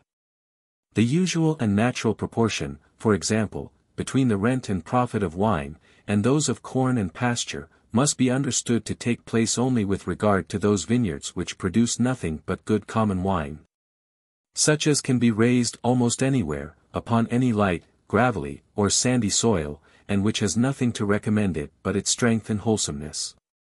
It is with such vineyards only, that the common land of the country can be brought into competition, for with those of a peculiar quality it is evident that it cannot. The vine is more affected by the difference of soils than any other fruit tree. From some it derives a flavor which no culture or management can equal, it is supposed, upon any other. This flavor, real or imaginary, is sometimes peculiar to the produce of a few vineyards. Sometimes it extends through the greater part of a small district, and sometimes through a considerable part of a large province. The whole quantity of such wines that is brought to market falls short of the effectual demand, or the demand of those who would be willing to pay the whole rent, profit, and wages, necessary for preparing and bringing them thither. According to the ordinary rate, or according to the rate at which they are paid in common vineyards. The whole quantity, therefore, can be disposed of to those who are willing to pay more, which necessarily raises their price above that of common wine. The difference is greater or less, according as the fashionableness and scarcity of the wine render the competition of the buyers more or less eager. Whatever it be, the greater part of it goes to the rent of the landlord. For though such vineyards are in general more carefully cultivated than most others, the high price of the wine seems to be, not so much the effect, as the cause of this careful cultivation. In so valuable a produce, the loss occasioned by negligence is so great, as to force even the most careless to attention. A small part of this high price, therefore, is sufficient to pay the wages of the extraordinary labor bestowed upon their cultivation, and the profits of the extraordinary stock which puts that labor into motion. The sugar colonies possessed by the European nations in the West Indies may be compared to those precious vineyards. Their whole produce falls short of the effectual demand of Europe, and can be disposed of to those who are willing to give more than what is sufficient to pay the whole rent, profit, and wages, necessary for preparing and bringing it to market, according to the rate at which they are commonly paid by any other produce. In Cochin China, the finest white sugar generally sells for 3 piastres the quintal, about 13 shillings and sixpence of our money, as we are told by Mr. Poivre 8, a very careful observer of the agriculture of that country. What is there called the quintal, weighs from 150 to 200 Paris pounds, or 175 Paris pounds at a medium, which reduces the price of the hundredweight English to about 8 shillings sterling. Not a fourth part of what is commonly paid for the brown or muscovado sugars imported from our colonies, and not a sixth part of what is paid for the finest white sugar. The greater part of the cultivated lands in Cochin China are employed in producing corn and rice, the food of the great body of the people.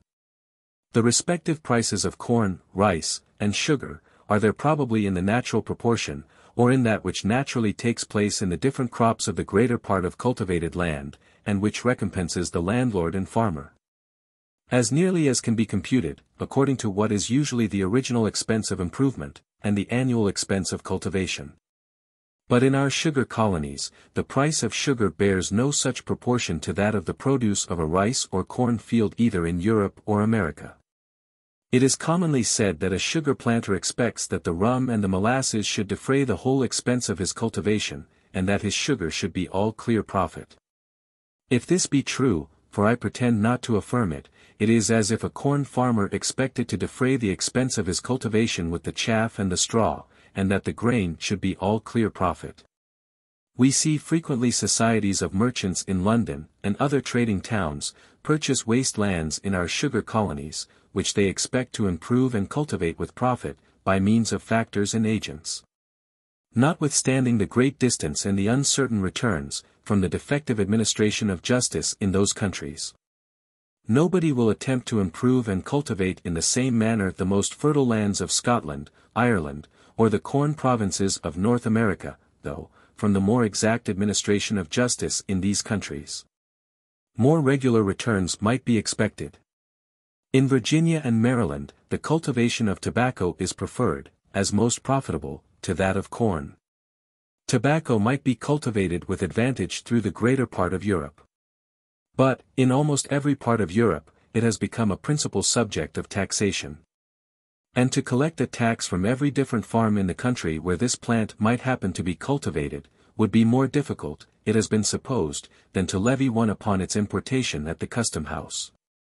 The cultivation of tobacco has, upon this account, been most absurdly prohibited through the greater part of Europe, which necessarily gives a sort of monopoly to the countries where it is allowed.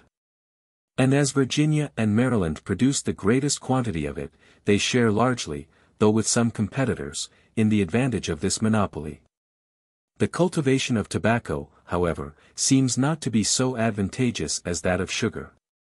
I have never even heard of any tobacco plantation that was improved and cultivated by the capital of merchants who resided in Great Britain. And our tobacco colonies send us home no such wealthy planters as we see frequently arrive from our sugar islands. Though, from the preference given in those colonies to the cultivation of tobacco above that of corn, it would appear that the effectual demand of Europe for tobacco is not completely supplied, it probably is more nearly so than that for sugar. And though the present price of tobacco is probably more than sufficient to pay the whole rent, wages, and profit, necessary for preparing and bringing it to market, according to the rate at which they are commonly paid in corn land, it must not be so much more as the present price of sugar. Our tobacco planters, accordingly, have shown the same fear of the superabundance of tobacco, which the proprietors of the old vineyards in France have of the superabundance of wine. By Act of Assembly, they have restrained its cultivation to 6,000 plants, supposed to yield 1,000 weight of tobacco, for every Negro between 16 and 60 years of age. Such a Negro, over and above this quantity of tobacco, can manage, they reckon, 4 acres of Indian corn. To prevent the market from being overstocked, too, they have sometimes, in plentiful years, we are told by Dr. Douglas 9, I suspect he has been ill-informed, burned a certain quantity of tobacco for every Negro. In the same manner as the Dutch are said to do of spices. If such violent methods are necessary to keep up the present price of tobacco, the superior advantage of its culture over that of corn, if it still has any, will not probably be of long continuance. It is in this manner that the rent of the cultivated land, of which the produce is human food, regulates the rent of the greater part of other cultivated land. No particular produce can long afford less, because the land would immediately be turned to another use. And if any particular produce commonly affords more, it is because the quantity of land which can be fitted for it is too small to supply the effectual demand. In Europe, corn is the principal produce of land, which serves immediately for human food. Except in particular situations, therefore, the rent of corn land regulates in Europe that of all other cultivated land. Britain need envy neither the vineyards of France, nor the olive plantations of Italy. Except in particular situations, the value of these is regulated by that of corn, in which the fertility of Britain is not much inferior to that of either of those two countries. If, in any country, the common and favorite vegetable food of the people should be drawn from a plant of which the most common land, with the same, or nearly the same culture, produced a much greater quantity than the most fertile does of corn, the rent of the landlord, or the surplus quantity of food which would remain to him, after paying the labor, and replacing the stock of the farmer, together with its ordinary profits, would necessarily be much greater. Whatever was the rate at which labor was commonly maintained in that country, this greater surplus could always maintain a greater quantity of it, and, consequently, enable the landlord to purchase or command a greater quantity of it. The real value of his rent, his real power and authority, his command of the necessaries and conveniences of life with which the labor of other people could supply him, would necessarily be much greater. A rice field produces a much greater quantity of food than the most fertile corn field.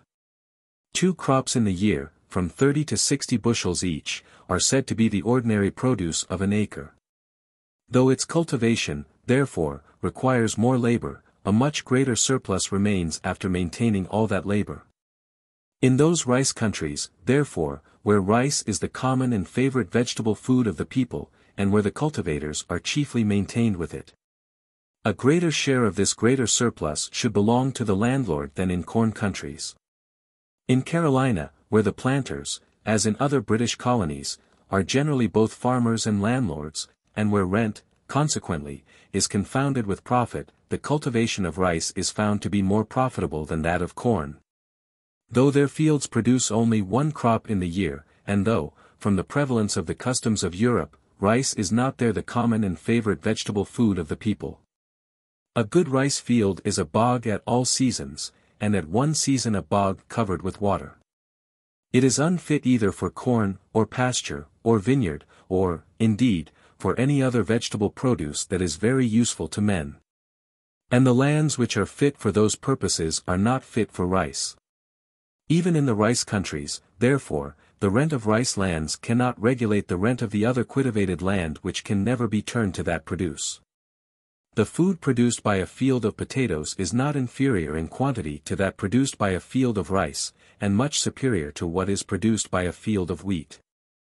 12,000 weight of potatoes from an acre of land is not a greater produce than 2,000 weight of wheat. The food or solid nourishment, indeed, which can be drawn from each of those two plants, is not altogether in proportion to their weight, on account of the watery nature of potatoes. Allowing, however, half the weight of this root to go to water, a very large allowance, such an acre of potatoes will still produce 6,000 weight of solid nourishment, 3 times the quantity produced by the acre of wheat. An acre of potatoes is cultivated with less expense than an acre of wheat, the fallow, which generally precedes the sowing of wheat, more than compensating the hoeing and other extraordinary culture which is always given to potatoes. Should this root ever become in any part of Europe, like rice in some rice countries, the common and favorite vegetable food of the people, so as to occupy the same proportion of the lands in tillage, which wheat and other sorts of grain for human food do at present, the same quantity of cultivated land would maintain a much greater number of people. And the laborers being generally fed with potatoes, a greater surplus would remain after replacing all the stock, and maintaining all the labor employed in cultivation. A greater share of this surplus, too, would belong to the landlord. Population would increase, and rents would rise much beyond what they are at present. The land which is fit for potatoes, is fit for almost every other useful vegetable. If they occupied the same proportion of cultivated land which corn does at present, they would regulate, in the same manner, the rent of the greater part of other cultivated land. In some parts of Lancashire, it is pretended, I have been told, that bread of oatmeal is a heartier food for labouring people than wheaten bread, and I have frequently heard the same doctrine held in Scotland. I am, however, somewhat doubtful of the truth of it. The common people in Scotland, who are fed with oatmeal, are in general neither so strong nor so handsome as the same rank of people in England, who are fed with wheaten bread. They neither work so well, nor look so well. And as there is not the same difference between the people of fashion in the two countries, experience would seem to shew that the food of the common people in Scotland is not so suitable to the human constitution as that of their neighbours of the same rank in England. But it seems to be otherwise with potatoes. The chairmen, porters, and coal heavers in London, and those unfortunate women who live by prostitution, the strongest men and the most beautiful women perhaps in the British dominions, are said to be, the greater part of them, from the lowest rank of people in Ireland, who are generally fed with this root. No food can afford a more decisive proof of its nourishing quality, or of its being peculiarly suitable to the health of the human constitution. It is difficult to preserve potatoes through the year, and impossible to store them like corn, for 2 or 3 years together. The fear of not being able to sell them before they rot, discourages their cultivation, and is, perhaps, the chief obstacle to their ever becoming in any great country, like bread, the principal vegetable food of all the different ranks of the people. Part 2. Of the produce of land, which sometimes does, and sometimes does not, afford rent. Human food seems to be the only produce of land, which always and necessarily affords some rent to the landlord. Other sorts of produce sometimes may, and sometimes may not, according to different circumstances. After food, clothing and lodging are the 2 great wants of mankind. Land, in its original rude state, can afford the materials of clothing and lodging to a much greater number of people than it can feed. In its improved state, it can sometimes feed a greater number of people than it can supply with those materials. At least in the way in which they require them, and are willing to pay for them.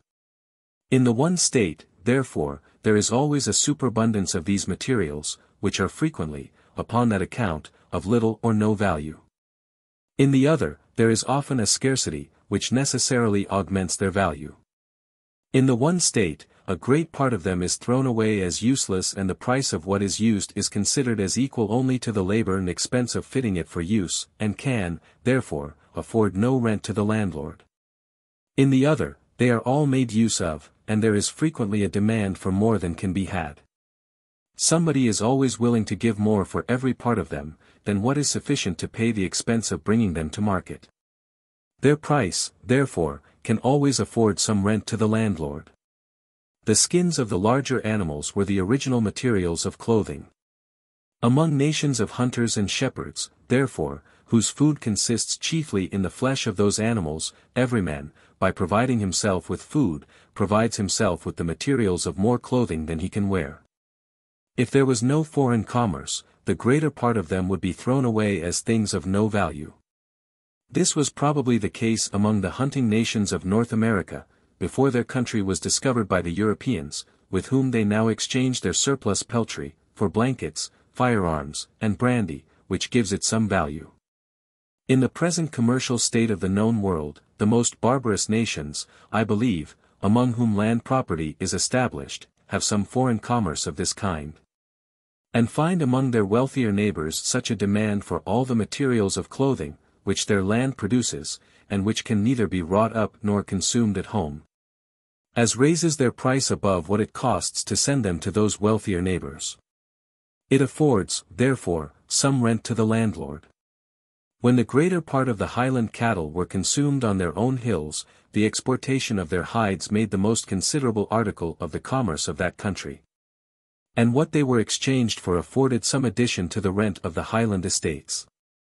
The wool of England, which in old times, could neither be consumed nor wrought up at home, found a market in the then wealthier and more industrious country of Flanders, and its price afforded something to the rent of the land which produced it. In countries not better cultivated than England was then, or than the Highlands of Scotland are now, and which had no foreign commerce, the materials of clothing would evidently be so superabundant that a great part of them would be thrown away as useless, and no part could afford any rent to the landlord. The materials of lodging cannot always be transported to so great a distance as those of clothing, and do not so readily become an object of foreign commerce. When they are superabundant in the country which produces them, it frequently happens, even in the present commercial state of the world, that they are of no value to the landlord. A good stone quarry in the neighbourhood of London would afford a considerable rent. In many parts of Scotland and Wales it affords none. Barren timber for building is of great value in a populous and well-cultivated country, and the land which produces it affords a considerable rent. But in many parts of North America, the landlord would be much obliged to any body who would carry away the greater part of his large trees. In some parts of the Highlands of Scotland, the bark is the only part of the wood which, for want of roads and water carriage, can be sent to market, the timber is left to rot upon the ground. When the materials of lodging are so superabundant, the part made use of is worth only the labor and expense of fitting it for that use. It affords no rent to the landlord, who generally grants the use of it to whoever takes the trouble of asking it. The demand of wealthier nations, however, sometimes enables him to get a rent for it. The paving of the streets of London has enabled the owners of some barren rocks on the coast of Scotland to draw a rent from what never afforded any before. The woods of Norway, and of the coasts of the Baltic, find a market in many parts of Great Britain, which they could not find at home, and thereby afford some rent to their proprietors. Countries are populous, not in proportion to the number of people whom their produce can clothe and lodge, but in proportion to that of those whom it can feed. When food is provided, it is easy to find the necessary clothing and lodging. But though these are at hand, it may often be difficult to find food. In some parts of the British dominions, what is called a house may be built by one day's labor of one man. The simplest species of clothing, the skins of animals, require somewhat more labor to dress and prepare them for use. They do not, however, require a great deal. Among savage or barbarous nations, 100th, or little more than 100th part of the labor of the whole year, will be sufficient to provide them with such clothing and lodging as satisfy the greater part of the people. All the other 99 parts are frequently no more than enough to provide them with food. But when, by the improvement and cultivation of land, the labor of one family can provide food for two, the labor of half the society becomes sufficient to provide food for the whole. The other half, therefore, or at least the greater part of them, can be employed in providing other things, or in satisfying the other wants and fancies of mankind. Clothing and lodging, household furniture, and what is called equipage, are the principal objects of the greater part of those wants and fancies. The rich man consumes no more food than his poor neighbor. In quality it may be very different, and to select and prepare it may require more labor and art, but in quantity it is very nearly the same.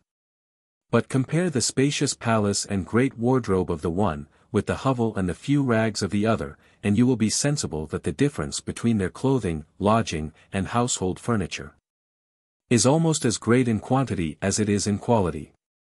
The desire of food is limited in every man by the narrow capacity of the human stomach, but the desire of the conveniences and ornaments of building, dress, equipage, and household furniture, seems to have no limit or certain boundary. Those, therefore, who have the command of more food than they themselves can consume, are always willing to exchange the surplus, or, what is the same thing, the price of it, for gratifications of this other kind. What is over and above satisfying the limited desire, is given for the amusement of those desires which cannot be satisfied, but seem to be altogether endless. The poor, in order to obtain food, exert themselves to gratify those fancies of the rich. And to obtain it more certainly, they vie with one another in the cheapness and perfection of their work. The number of workmen increases with the increasing quantity of food, or with the growing improvement and cultivation of the lands. And as the nature of their business admits of the utmost subdivisions of labor, the quantity of materials which they can work up, increases in a much greater proportion than their numbers. Hence arises a demand for every sort of material which human invention can employ, either usefully or ornamentally, in building, dress, equipage, or household furniture. For the fossils and minerals contained in the bowels of the earth, the precious metals, and the precious stones. Food is, in this manner, not only the original source of rent, but every other part of the produce of land which afterwards affords rent, derives that part of its value from the improvement of the powers of labor in producing food. By means of the improvement and cultivation of land. Those other parts of the produce of land, however, which afterwards afford rent, do not afford it always. Even in improved and cultivated countries, the demand for them is not always such as to afford a greater price than what is sufficient to pay the labor, and replace, together with its ordinary profits, the stock which must be employed in bringing them to market. Whether it is or is not such, depends upon different circumstances. Whether a coal mine, for example, can afford any rent, depends partly upon its fertility, and partly upon its situation. A mine of any kind may be said to be either fertile or barren, according as the quantity of mineral which can be brought from it by a certain quantity of labor is greater or less than what can be brought by an equal quantity from the greater part of other mines of the same kind. Some coal mines, advantageously situated, cannot be wrought on account of their barrenness. The produce does not pay the expense. They can afford neither profit nor rent. There are some, of which the produce is barely sufficient to pay the labor, and replace, together with its ordinary profits, the stock employed in working them. They afford some profit to the undertaker of the work, but no rent to the landlord. They can be wrought advantageously by nobody but the landlord, who, being himself the undertaker of the work, gets the ordinary profit of the capital which he employs in it. Many coal mines in Scotland are wrought in this manner, and can be wrought in no other. The landlord will allow nobody else to work them without paying some rent, and nobody can afford to pay any. Other coal mines in the same country, sufficiently fertile, cannot be wrought on account of their situation. A quantity of mineral, sufficient to defray the expense of working, could be brought from the mine by the ordinary, or even less than the ordinary quantity of labor, but in an inland country, thinly inhabited. And without either good roads or water carriage, this quantity could not be sold. Coals are a less agreeable fuel than wood, they are said too to be less wholesome. The expense of coals, therefore, at the place where they are consumed, must generally be somewhat less than that of wood. The price of wood, again, varies with the state of agriculture, nearly in the same manner, and exactly for the same reason, as the price of cattle. In its rude beginnings, the greater part of every country is covered with wood, which is then a mere encumbrance, of no value to the landlord, who would gladly give it to any body for the cutting. As agriculture advances, the woods are partly cleared by the progress of tillage, and partly go to decay in consequence of the increased number of cattle. These, though they do not increase in the same proportion as corn, which is altogether the acquisition of human industry, yet multiply under the care and protection of men, who store up in the season of plenty what may maintain them in that of scarcity, who, through the whole year, furnish them with a greater quantity of food than uncultivated nature provides for them, and who, by destroying and extirpating their enemies, secure them in the free enjoyment of all that she provides. Numerous herds of cattle, when allowed to wander through the woods, though they do not destroy the old trees, hinder any young ones from coming up, so that, in the course of a century or two, the whole forest goes to ruin. The scarcity of wood then raises its price. It affords a good rent. And the landlord sometimes finds that he can scarce employ his best lands more advantageously than in growing barren timber, of which the greatness of the profit often compensates the lateness of the returns. This seems, in the present times, to be nearly the state of things in several parts of Great Britain, where the profit of planting is found to be equal to that of either corn or pasture. The advantage which the landlord derives from planting can nowhere exceed, at least for any considerable time, the rent which these could afford him. And in an inland country, which is highly cultivated, it will frequently not fall much short of this rent. Upon the sea-coast of a well-improved country, indeed, if coals can conveniently be had for fuel, it may sometimes be cheaper to bring barren timber for building from less cultivated foreign countries than to raise it at home. In the new town of Edinburgh, built within these few years, there is not, perhaps, a single stick of Scotch timber. Whatever may be the price of wood, if that of coals is such that the expense of a coal fire is nearly equal to that of a wood one, we may be assured, that at that place, and in these circumstances, the price of coals is as high as it can be. It seems to be so in some of the inland parts of England, particularly in Oxfordshire, where it is usual, even in the fires of the common people, to mix coals and wood together. And where the difference in the expense of those two sorts of fuel cannot, therefore, be very great. Coals, in the coal countries, are everywhere much below this highest price. If they were not, they could not bear the expense of a distant carriage either by land or by water. A small quantity only could be sold. And the coal masters and the coal proprietors find it more for their interest to sell a great quantity at a price somewhat above the lowest, than a small quantity at the highest. The most fertile coal mine, too, regulates the price of coals at all the other mines in its neighborhood. Both the proprietor and the undertaker of the work find, the one that he can get a greater rent, the other that he can get a greater profit, by somewhat underselling all their neighbors. Their neighbors are soon obliged to sell at the same price, though they cannot so well afford it, and though it always diminishes, and sometimes takes away altogether, both their rent and their profit. Some works are abandoned altogether. Others can afford no rent, and can be wrought only by the proprietor. The lowest price at which coals can be sold for any considerable time, is, like that of all other commodities, the price which is barely sufficient to replace, together with its ordinary profits, the stock which must be employed in bringing them to market.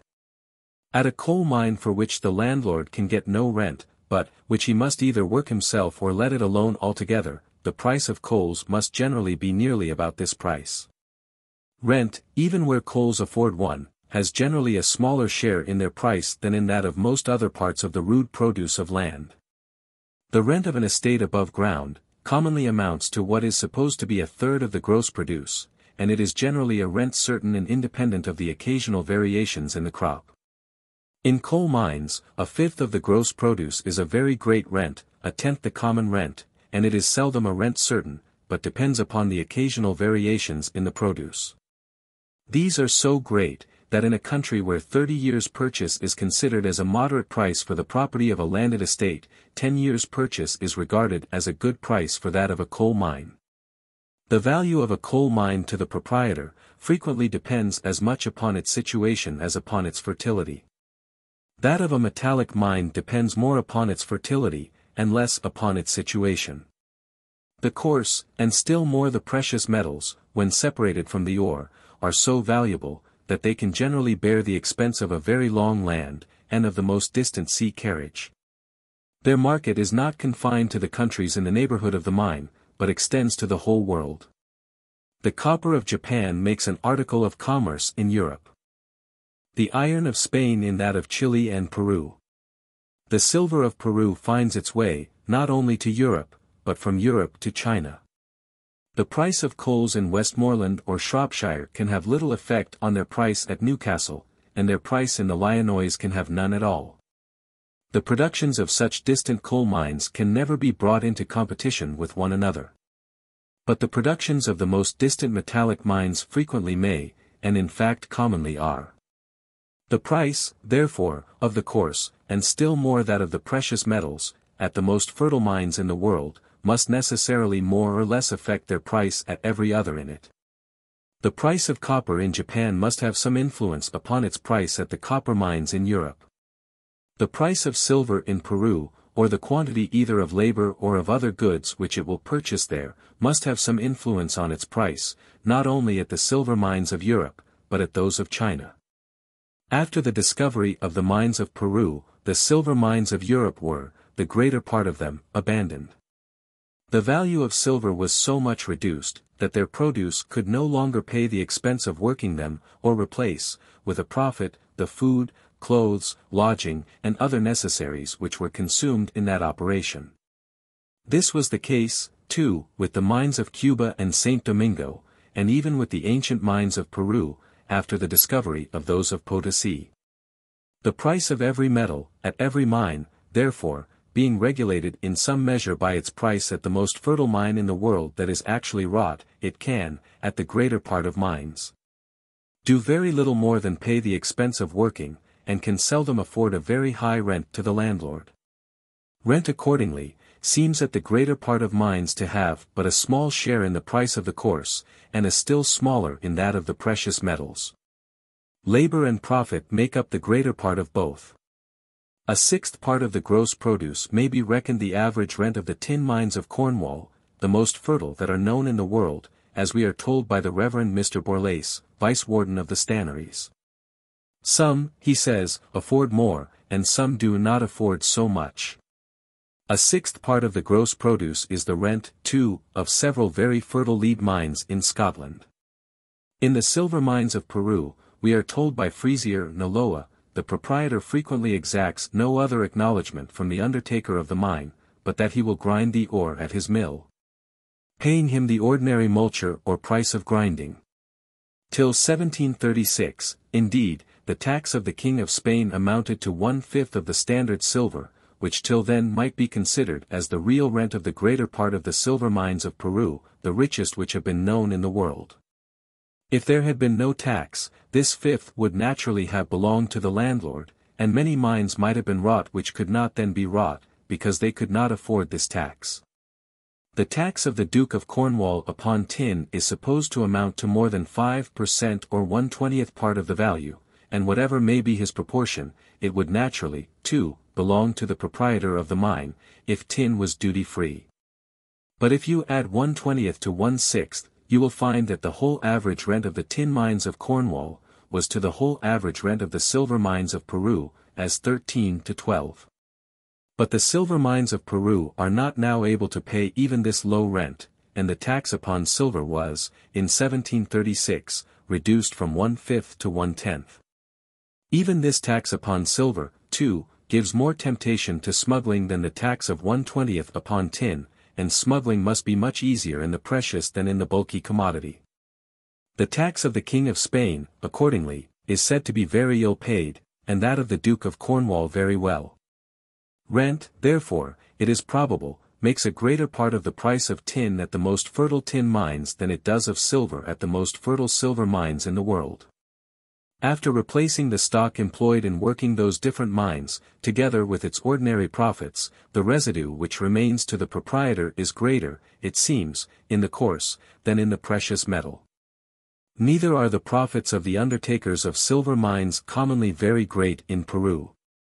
The same most respectable and well-informed authors acquaint us, that when any person undertakes to work a new mine in Peru, he is universally looked upon as a man destined to bankruptcy and ruin, and is upon that account shunned and avoided by every body. Mining, it seems, is considered there in the same light as here, as a lottery, in which the prizes do not compensate the blanks, though the greatness of some tempts many adventurers to throw away their fortunes in such unprosperous projects. As the sovereign, however, derives a considerable part of his revenue from the produce of silver mines, the law in Peru gives every possible encouragement to the discovery and working of new ones. Whoever discovers a new mine, is entitled to measure off 246 feet in length, according to what he supposes to be the direction of the vein, and half as much in breadth. He becomes proprietor of this portion of the mine, and can work it without paving any acknowledgment to the landlord. The interest of the Duke of Cornwall has given occasion to a regulation nearly of the same kind in that ancient duchy. In waste and unenclosed lands, any person who discovers a tin mine may mark out its limits to a certain extent, which is called bounding a mine. The bounder becomes the real proprietor of the mine, and may either work it himself, or give it in lease to another, without the consent of the owner of the land, to whom, however, a very small acknowledgment must be paid upon working it. In both regulations, the sacred rights of private property are sacrificed to the supposed interests of public revenue. The same encouragement is given in Peru to the discovery and working of new gold mines. And in gold the king's tax amounts only to a 20th part of the standard rental. It was once a 5th, and afterwards a 10th, as in silver, but it was found that the work could not bear even the lowest of these two taxes. If it is rare, however, say the same authors, Frisier and Aloa, to find a person who has made his fortune by a silver, it is still much rarer to find one who has done so by a gold mine. This 20th part seems to be the whole rent which is paid by the greater part of the gold mines of Chile and Peru. Gold, too, is much more liable to be smuggled than even silver. Not only on account of the superior value of the metal in proportion to its bulk, but on account of the peculiar way in which nature produces it.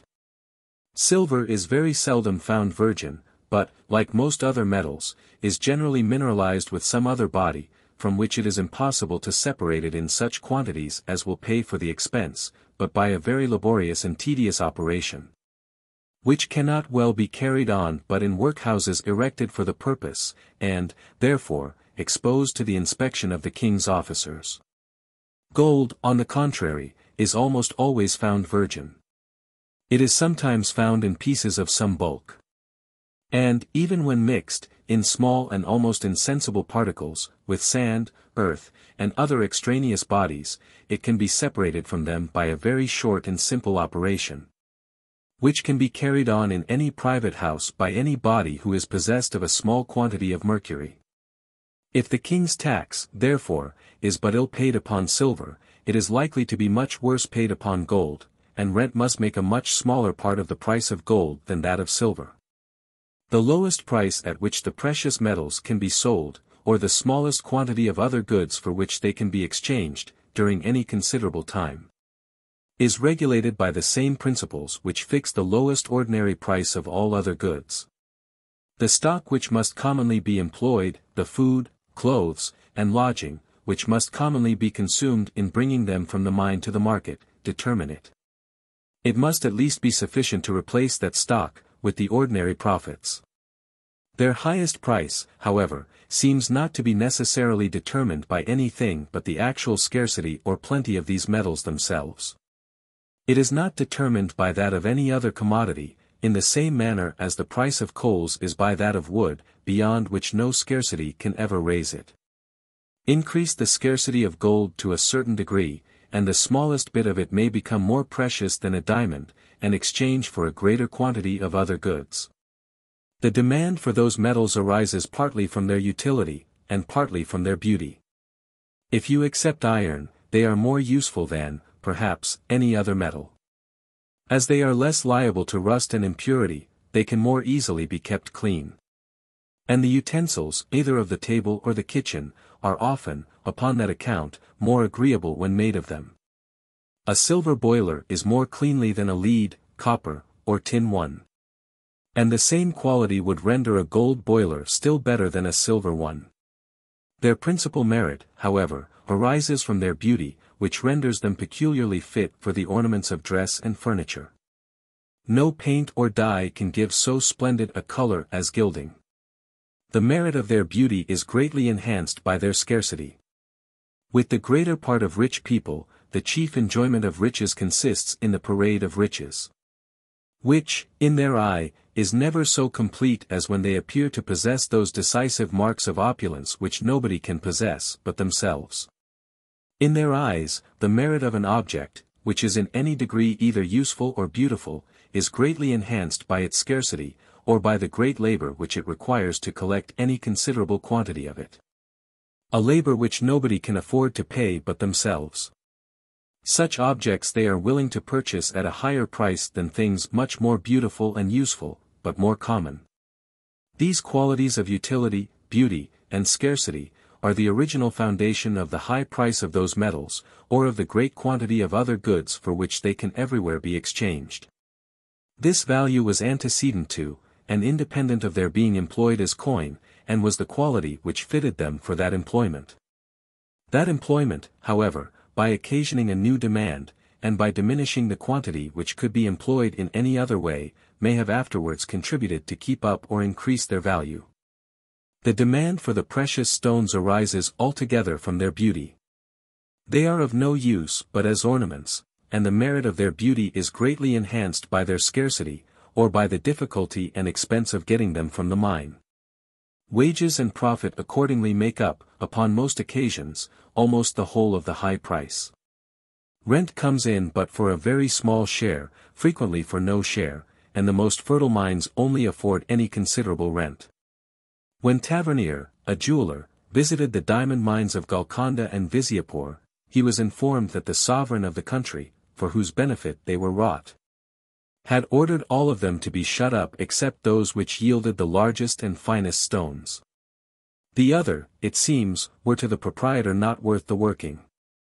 As the prices, both of the precious metals and of the precious stones, is regulated all over the world by their price at the most fertile mine in it, the rent which a mine of either can afford to its proprietor is in proportion, not to its absolute, but to what may be called its relative fertility, or to its superiority over other mines of the same kind. If new mines were discovered, as much superior to those of Potosi, as they were superior to those of Europe, the value of silver might be so much degraded as to render even the mines of Potosi not worth the working. Before the discovery of the Spanish West Indies, the most fertile mines in Europe may have afforded as great a rent to their proprietors as the richest mines in Peru do at present. Though the quantity of silver was much less, it might have exchanged for an equal quantity of other goods, and the proprietor's share might have enabled him to purchase or command an equal quantity either of labor or of commodities. The value, both of the produce and of the rent, the real revenue which they afforded, both to the public and to the proprietor, might have been the same. The most abundant mines, either of the precious metals, or of the precious stones, could add little to the wealth of the world. A produce, of which the value is principally derived from its scarcity, is necessarily degraded by its abundance. A service of plate, and the other frivolous ornaments of dress and furniture, could be purchased for a smaller quantity of commodities, and in this would consist the sole advantage which the world could derive from that abundance. It is otherwise in estates above ground. The value, both of their produce and of their rent, is in proportion to their absolute, and not to their relative fertility. The land which produces a certain quantity of food, clothes, and lodging, can always feed, clothe, and lodge a certain number of people. And whatever may be the proportion of the landlord, it will always give him a proportionable command of the labor of those people, and of the commodities with which that labor can supply him. The value of the most barren land is not diminished by the neighborhood of the most fertile. On the contrary, it is generally increased by it. The great number of people maintained by the fertile lands afford a market to many parts of the produce of the barren, which they could never have found among those whom their own produce could maintain. Whatever increases the fertility of land in producing food, increases not only the value of the lands upon which the improvement is bestowed, but contributes likewise to increase that of many other lands, by creating a new demand for their produce. That abundance of food, of which, in consequence of the improvement of land, many people have the disposal beyond what they themselves can consume, is the great cause of the demand, both for the precious metals and the precious stones, as well as for every other conveniency and ornament of dress, lodging, household furniture, and equipage. Food not only constitutes the principal part of the riches of the world, but it is the abundance of food which gives the principal part of their value to many other sorts of riches. The poor inhabitants of Cuba and St. Domingo, when they were first discovered by the Spaniards, used to wear little bits of gold as ornaments in their hair and other parts of their dress. They seemed to value them as we would do any little pebbles of somewhat more than ordinary beauty, and to consider them as just worth the picking up, but not worth the refusing to anybody who asked them. They gave them to their new guests at the first request, without seeming to think that they had made them any very valuable present. They were astonished to observe the rage of the Spaniards to obtain them, and had no notion that there could anywhere be a country in which many people had the disposal of so great a superfluity of food. So scanty always among themselves, that, for a very small quantity of those glittering baubles, they would willingly give as much as might maintain a whole family for many years. Could they have been made to understand this, the passion of the Spaniards would not have surprised them. Part 3. Of the variations in the proportion between the respective values of that sort of produce which always affords rent, and of that which sometimes does, and sometimes does not, afford rent. The increasing abundance of food, in consequence of the increasing improvement and cultivation, must necessarily increase the demand for every part of the produce of land which is not food, and which can be applied either to use or to ornament. In the whole progress of improvement, it might, therefore, be expected there should be only one variation in the comparative values of those two different sorts of produce. The value of that sort which sometimes does, and sometimes does not afford rent, should constantly rise in proportion to that which always affords some rent. As art and industry advance, the materials of clothing and lodging, the useful fossils and materials of the earth, the precious metals and the precious stones, should gradually come to be more and more in demand. Should gradually exchange for a greater and a greater quantity of food. Or, in other words, should gradually become dearer and dearer. This, accordingly, has been the case with most of these things upon most occasions, and would have been the case with all of them upon all occasions, if particular accidents had not, upon some occasions, increased the supply of some of them in a still greater proportion than the demand.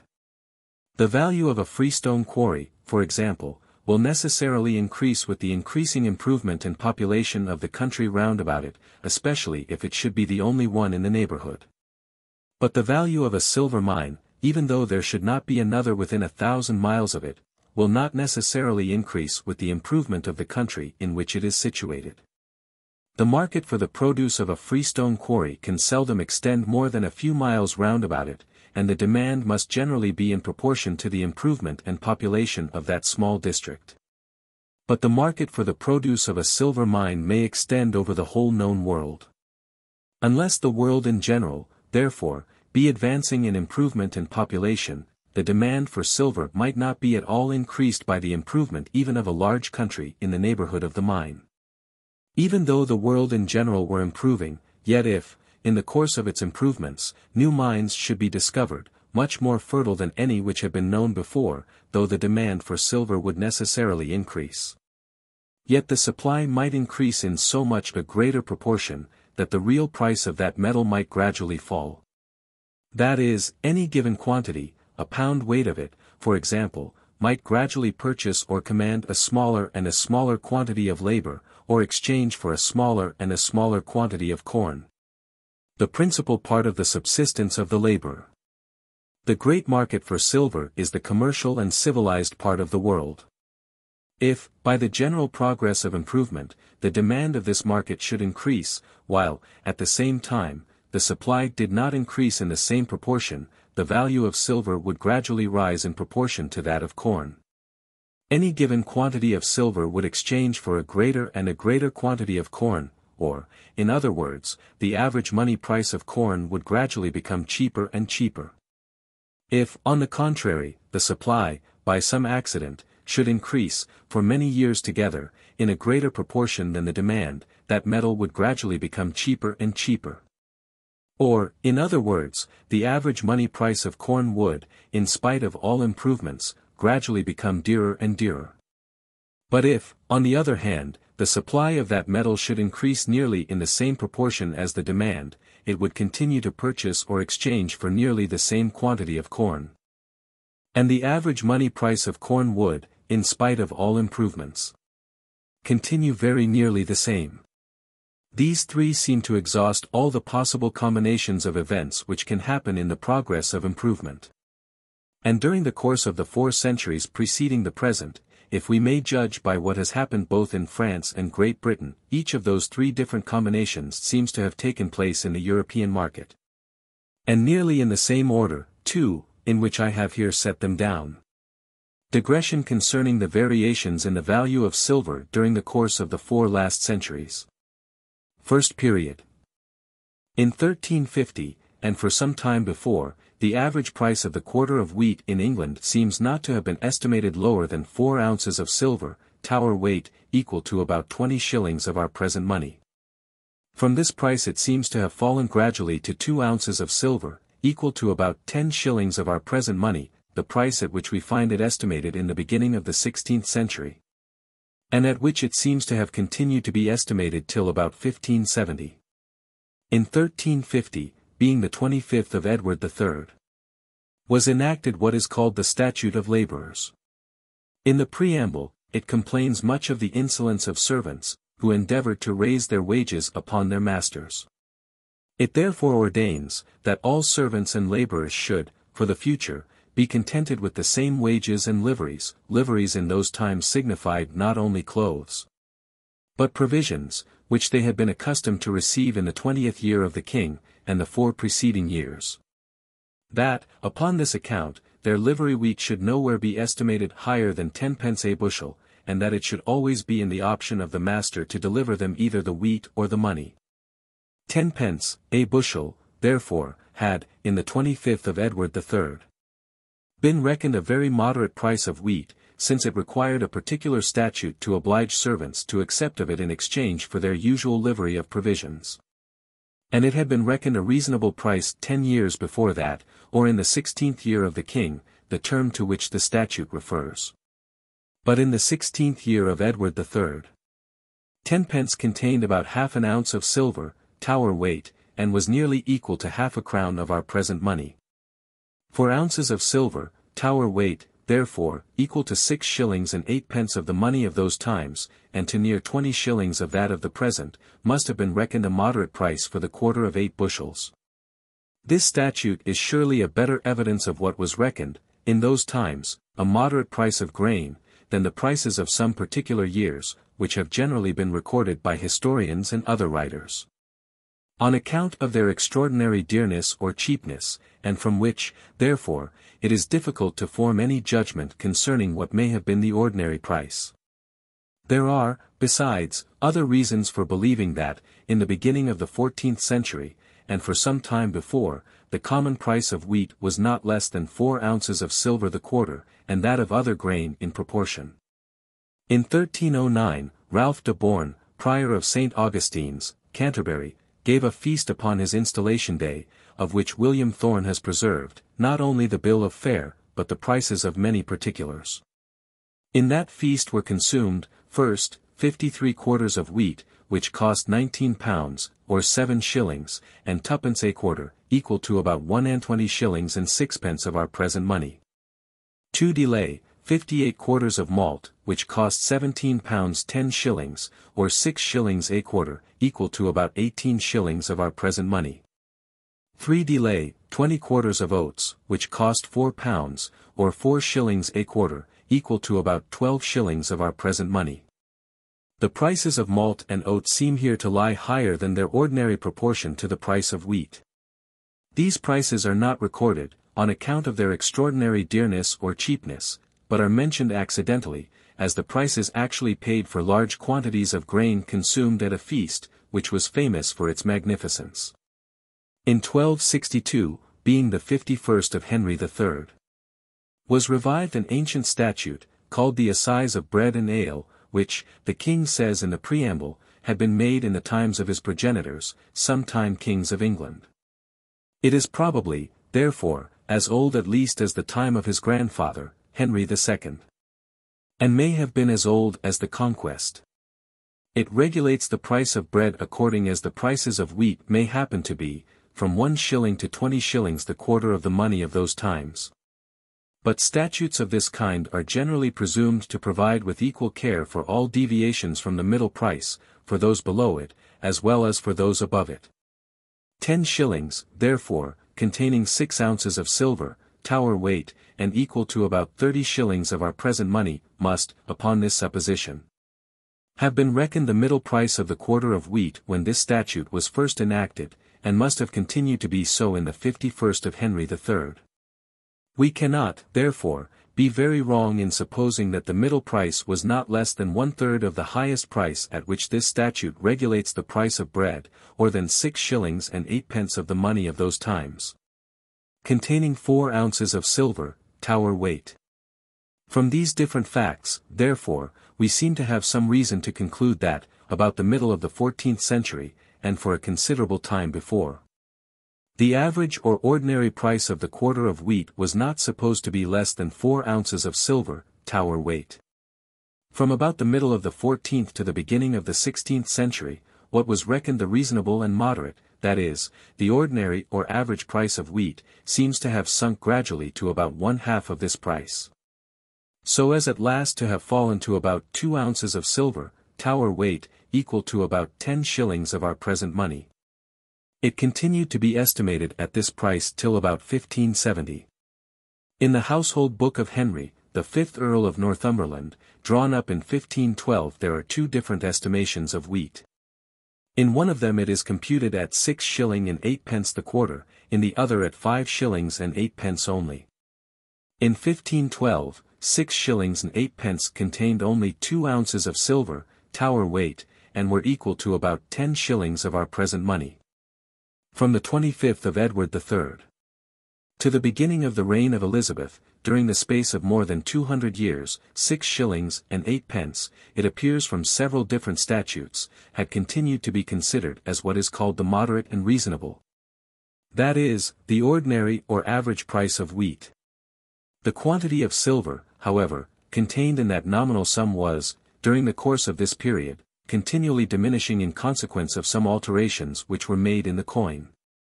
But the increase of the value of silver had, it seems, so far compensated the diminution of the quantity of it contained in the same nominal sum, that the legislature did not think it worth while to attend to this circumstance. Thus, in 1436, it was enacted, that wheat might be exported without a license when the price was so low as 6 shillings and 8 pence, and in 1463, it was enacted that no wheat should be imported if the price was not above 6 shillings and 8 pence the quarter. The legislature had imagined, that when the price was so low, there could be no inconveniency in exportation, but that when it rose higher, it became prudent to allow of importation. 6 shillings and 8 pence, therefore, containing about the same quantity of silver as 13 shillings and 4 pence of our present money, 1/3 part less than the same nominal sum contained in the time of Edward III, had, in those times, been considered as what is called the moderate and reasonable price of wheat. In 1554, by the 1st and 2nd of Philip and Mary, and in 1558, by the 1st of Elizabeth, the exportation of wheat was in the same manner prohibited, whenever the price of the quarter should exceed 6 shillings and 8 pence. Which did not then contain 2 pennyworth more silver than the same nominal sum does at present. But it had soon been found, that to restrain the exportation of wheat till the price was so very low, was, in reality, to prohibit it altogether. In 1562, therefore, by the 5th of Elizabeth, the exportation of wheat was allowed from certain ports, whenever the price of the quarter should not exceed 10 shillings. Containing nearly the same quantity of silver as the like nominal sum does at present. This price had at this time, therefore, been considered as what is called the moderate and reasonable price of wheat. It agrees nearly with the estimation of the Northumberland Book in 1512. That in France the average price of grain was, in the same manner, much lower in the end of the 15th and beginning of the 16th century, than in the 2 centuries preceding, has been observed both by Mr. Dupré de Saint Maur and by the elegant author of the Essay on the Policy of Grain. Its price, during the same period, had probably sunk in the same manner through the greater part of Europe. This rise in the value of silver, in proportion to that of corn, may either have been owing altogether to the increase of the demand for that metal, in consequence of increasing improvement and cultivation, the supply, in the meantime, continuing the same as before. Or, the demand continuing the same as before, it may have been owing altogether to the gradual diminution of the supply, the greater part of the mines which were then known in the world being much exhausted, and, consequently, the expense of working them much increased. Or it may have been owing partly to the one, and partly to the other of those 2 circumstances. In the end of the 15th and beginning of the 16th centuries, the greater part of Europe was approaching towards a more settled form of government than it had enjoyed for several ages before. The increase of security would naturally increase industry and improvement, and the demand for the precious metals, as well as for every other luxury and ornament, would naturally increase with the increase of riches.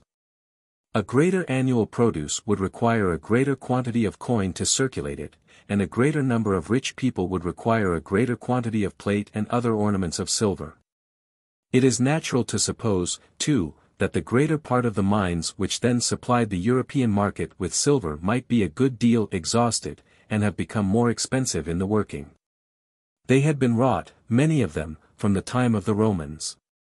It has been the opinion, however, of the greater part of those who have written upon the prices of commodities in ancient times, that, from the conquest, perhaps from the invasion of Julius Caesar, till the discovery of the mines of America, the value of silver was continually diminishing.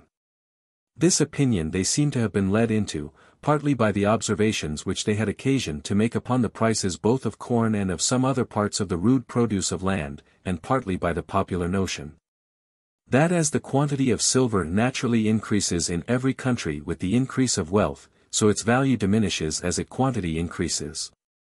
In their observations upon the prices of corn, 3 different circumstances seem frequently to have misled them. First, in ancient times, almost all rents were paid in kind, in a certain quantity of corn, cattle, poultry, etc. It sometimes happened, however, that the landlord would stipulate, that he should be at liberty to demand of the tenant either the annual payment in kind or a certain sum of money instead of it. The price at which the payment in kind was in this manner exchanged for a certain sum of money, is in Scotland called the conversion price. As the option is always in the landlord to take either the substance or the price, it is necessary, for the safety of the tenant, that the conversion price should rather be below than above the average market price. In many places, accordingly, it is not much above 1/2 of this price. Through the greater part of Scotland this custom still continues with regard to poultry, and in some places with regard to cattle.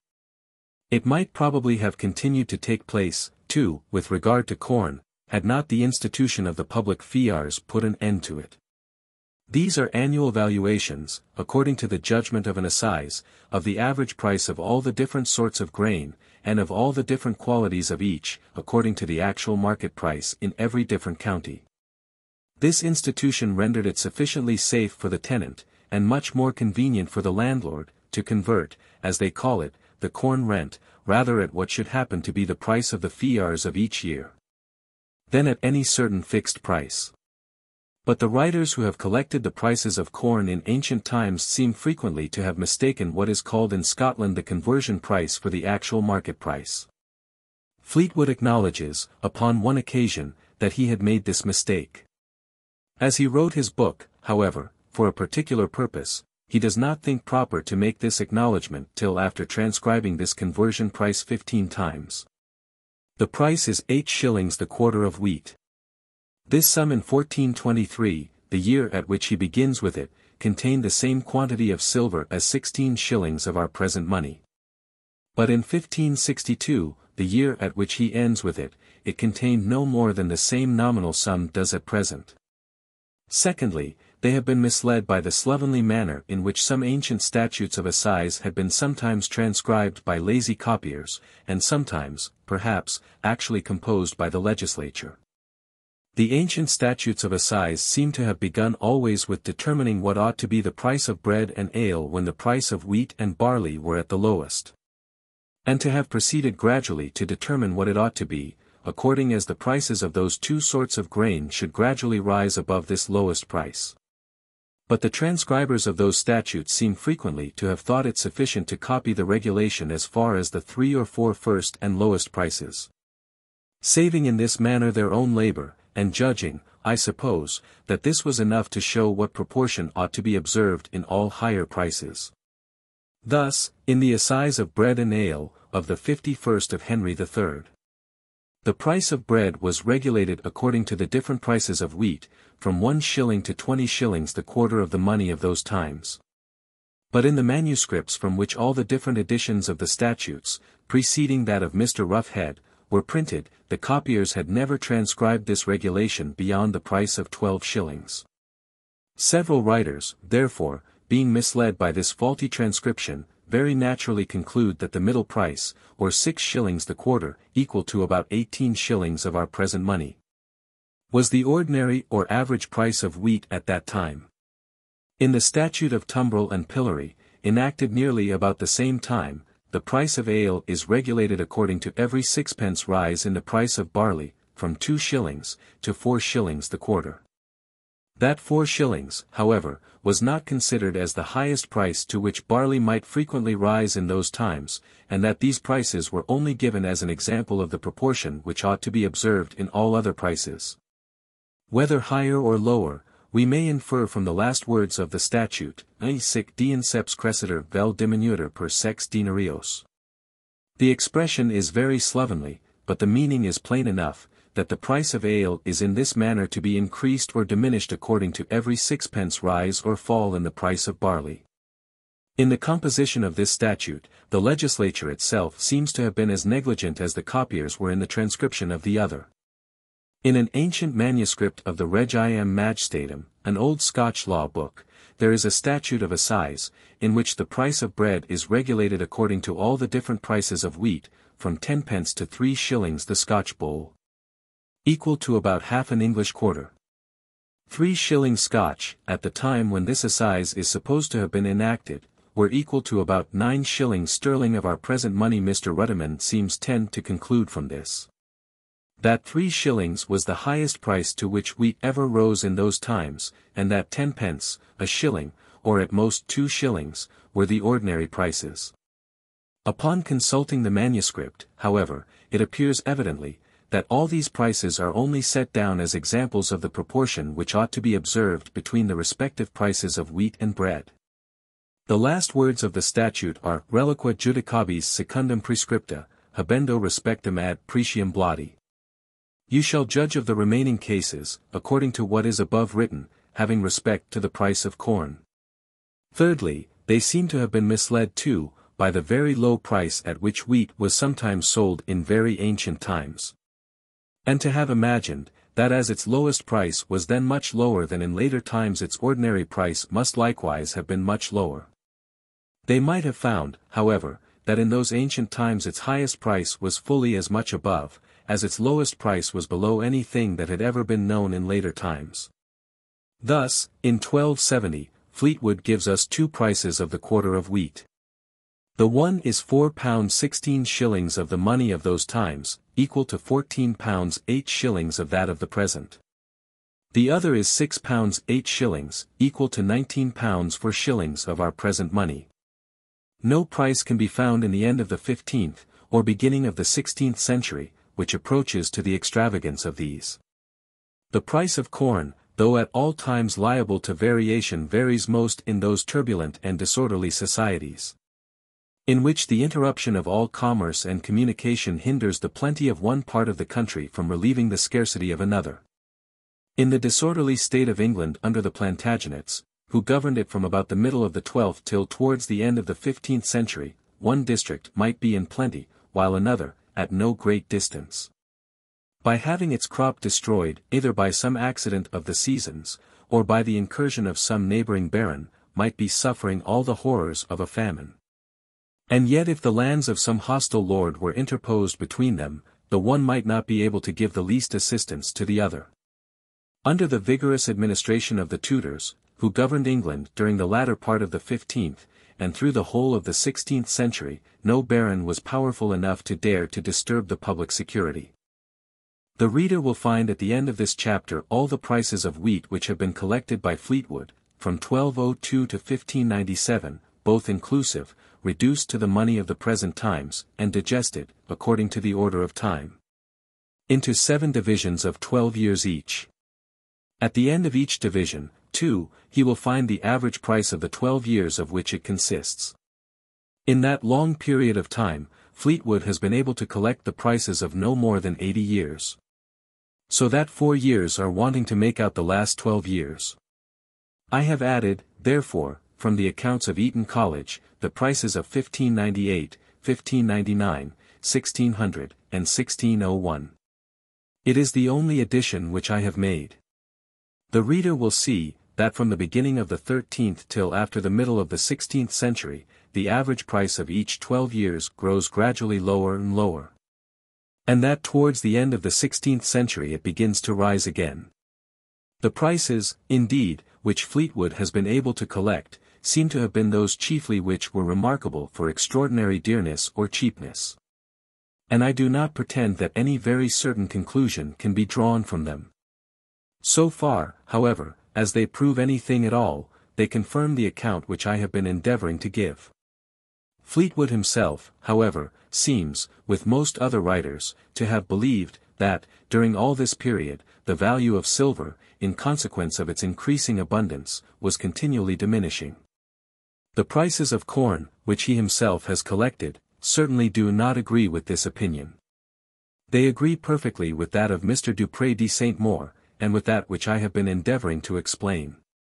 Bishop Fleetwood and Mr. Dupré de St. Maur are the two authors who seem to have collected, with the greatest diligence and fidelity, the prices of things in ancient times. It is somewhat curious that, though their opinions are so very different, their facts, so far as they relate to the price of corn at least, should coincide so very exactly. It is not, however, so much from the low price of corn, as from that of some other parts of the rude produce of land, that the most judicious writers have inferred the great value of silver in those very ancient times. Corn, it has been said, being a sort of manufacture, was, in those rude ages, much dearer in proportion than the greater part of other commodities. It is meant, I suppose, than the greater part of unmanufactured commodities, such as cattle, poultry, game of all kinds, etc. That in those times of poverty and barbarism these were proportionably much cheaper than corn, is undoubtedly true. But this cheapness was not the effect of the high value of silver, but of the low value of those commodities. It was not because silver would in such times purchase or represent a greater quantity of labor, but because such commodities would purchase or represent a much smaller quantity than in times of more opulence and improvement. Silver must certainly be cheaper in Spanish America than in Europe, in the country where it is produced, than in the country to which it is brought, at the expense of a long carriage both by land and by sea, of a freight, and an insurance. 1 pence halfpenny sterling, however, we are told by Alloa, was, not many years ago, at Buenos Aires, the price of an ox chosen from a herd of 300 or 400. 16 shillings sterling, we are told by Mr. Byron, was the price of a good horse in the capital of Chile. In a country naturally fertile, but of which the far greater part is altogether uncultivated, cattle, poultry, game of all kinds, etc. As they can be acquired with a very small quantity of labor, so they will purchase or command but a very small quantity. The low money price for which they may be sold, is no proof that the real value of silver is there very high, but that the real value of those commodities is very low. Labor, it must always be remembered, and not any particular commodity, or set of commodities, is the real measure of the value both of silver and of all other commodities. But in countries almost waste, or but thinly inhabited, cattle, poultry, game of all kinds, etc.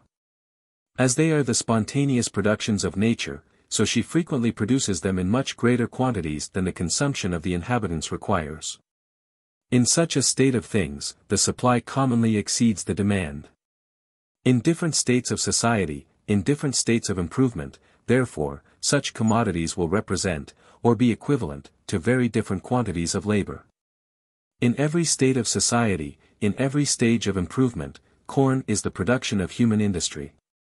But the average produce of every sort of industry is always suited, more or less exactly, to the average consumption. The average supply to the average demand. In every different stage of improvement, besides, the raising of equal quantities of corn in the same soil and climate, will, at an average, require nearly equal quantities of labor. Or, what comes to the same thing, the price of nearly equal quantities. The continual increase of the productive powers of labor, in an improved state of cultivation, being more or less counterbalanced by the continual increasing price of cattle, the principal instruments of agriculture. Upon all these accounts, therefore, we may rest assured, that equal quantities of corn will, in every state of society, in every stage of improvement, more nearly represent, or be equivalent to, equal quantities of labor than equal quantities of any other part of the rude produce of land.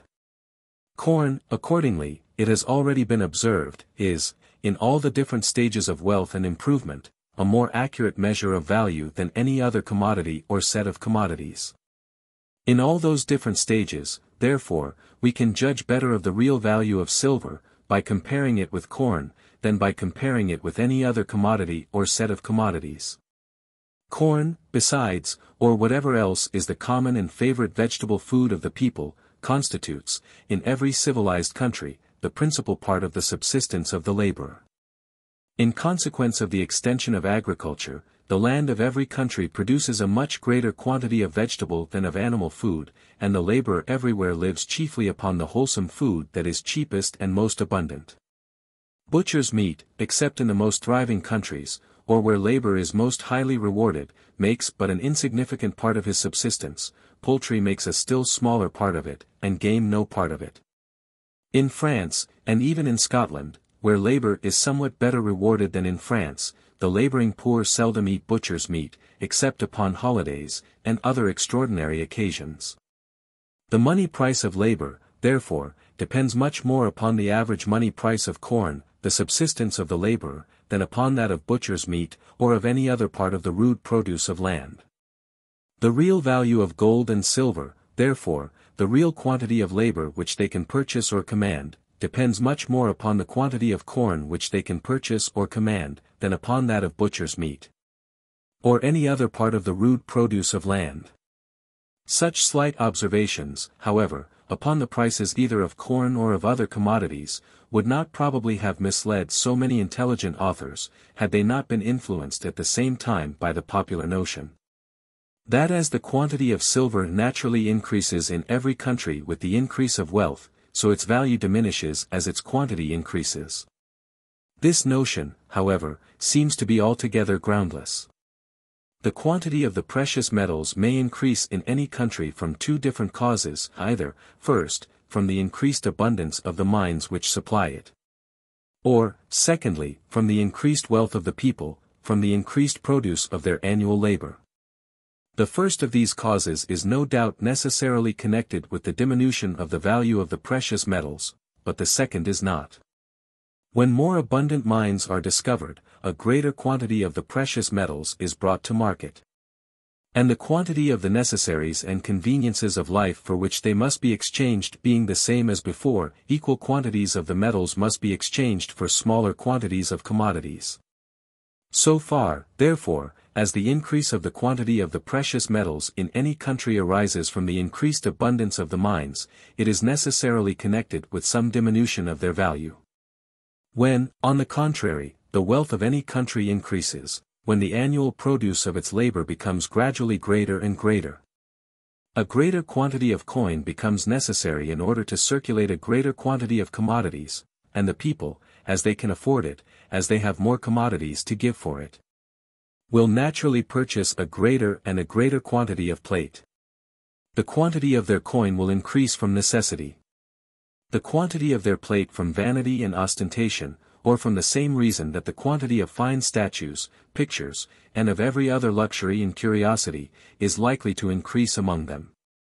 But as statuaries and painters are not likely to be worse rewarded in times of wealth and prosperity, than in times of poverty and depression, so gold and silver are not likely to be worse paid for. The price of gold and silver, when the accidental discovery of more abundant mines does not keep it down, as it naturally rises with the wealth of every country.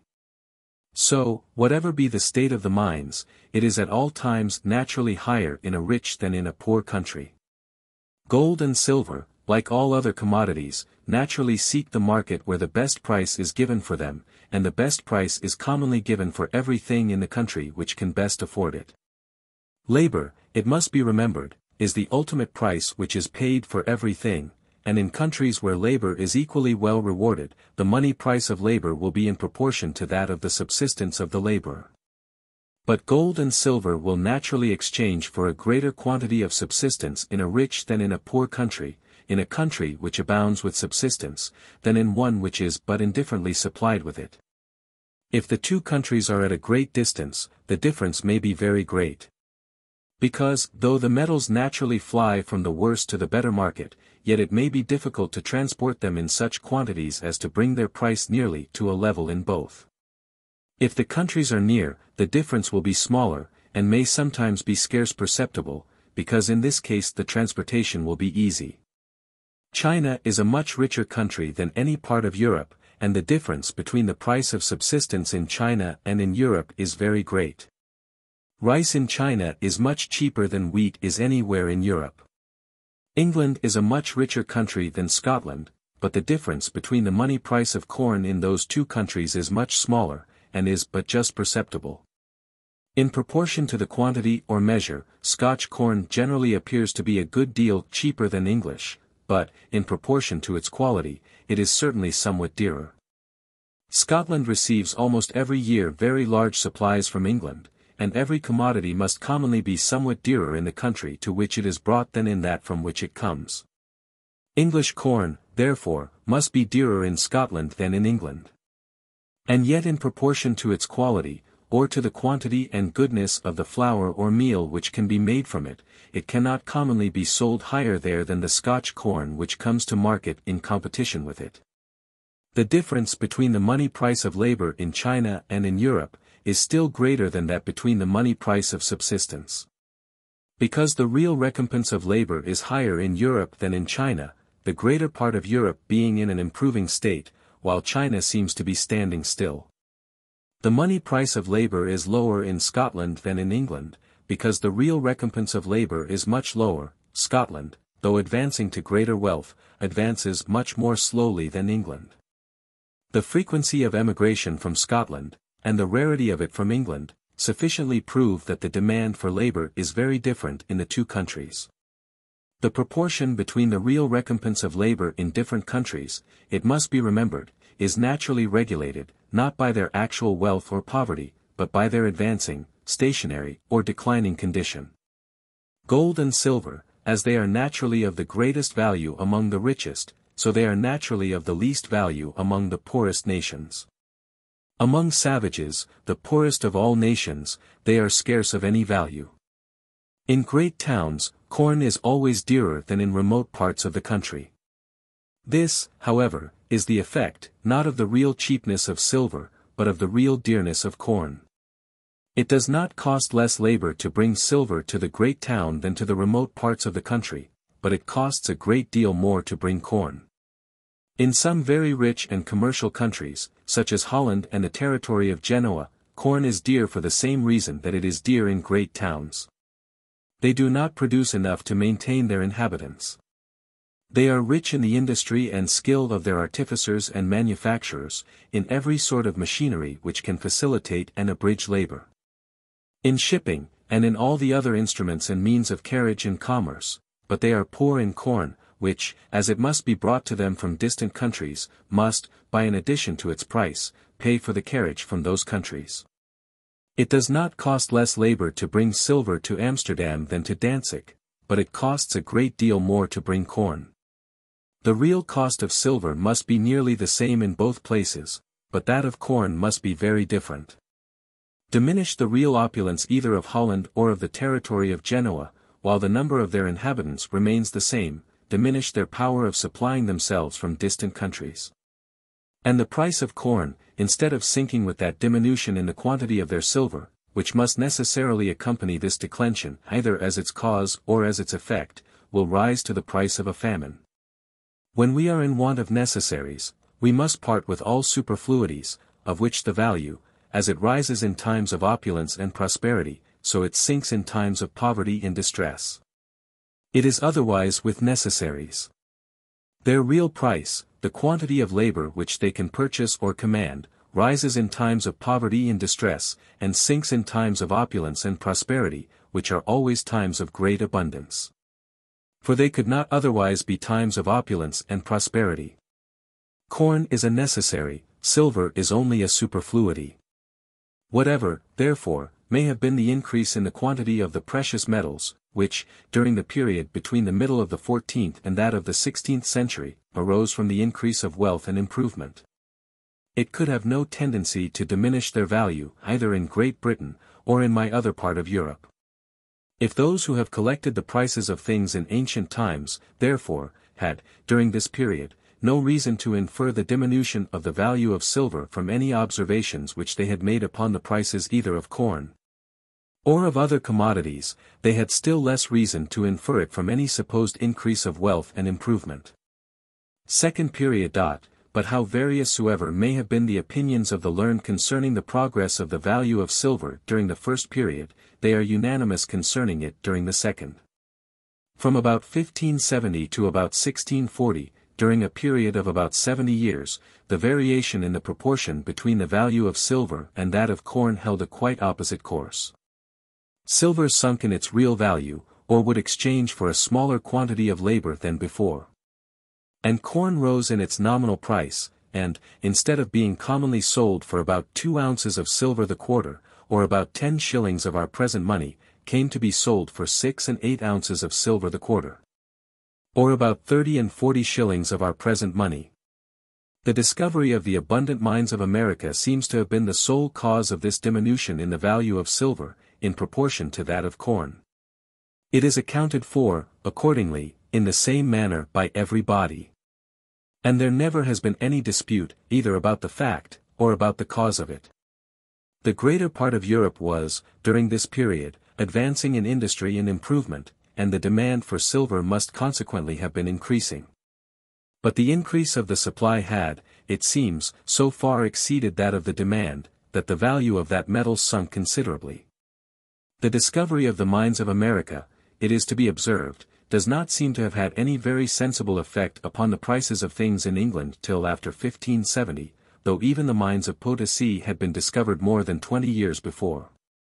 From 1595 to 1620, both inclusive, the average price of the quarter of 9 bushels of the best wheat, at Windsor Market, appears, from the accounts of Eton College, to have been £2:1:69, from which sum, neglecting the fraction, and deducting a ninth, or 4s.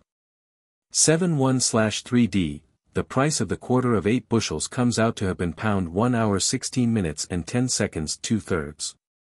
And from this sum, neglecting likewise the fraction, and deducting a ninth, or 4s. 11/9d point, for the difference between the price of the best wheat and that of the middle wheat, the price of the middle wheat comes out to have been about £1:12:88, or about 6 ounces and 1/3 of an ounce of silver.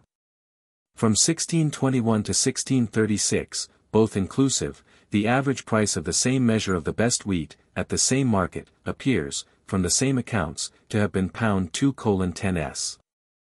From which, making the like deductions as in the foregoing case, the average price of the quarter of 8 bushels of middle wheat comes out to have been pound 1:19:6, or about 7 ounces and 2/3 of an ounce of silver.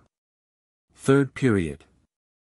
Between 1630 and 1640, or about 1636, the effect of the discovery of the mines of America, in reducing the value of silver, appears to have been completed. And the value of that metal seems never to have sunk lower in proportion to that of corn than it was about that time. It seems to have risen somewhat in the course of the present century, and it had probably begun to do so, even some time before the end of the last. From 1637 to 1700, both inclusive, being the 64 last years of the last century, the average price of the quarter of 9 bushels of the best wheat, at Windsor market, appears, from the same accounts, to have been pound 2:11:01/3. Which is only 1/01/3d. dearer than it had been during the 16 years before. But, in the course of these 64 years, there happened 2 events, which must have produced a much greater scarcity of corn than what the course of the season is would otherwise have occasioned, and which, therefore, without supposing any further reduction in the value of silver, will much more than account for this very small enhancement of price. The first of these events was the Civil War, which, by discouraging tillage and interrupting commerce, must have raised the price of corn much above what the course of the seasons would otherwise have occasioned.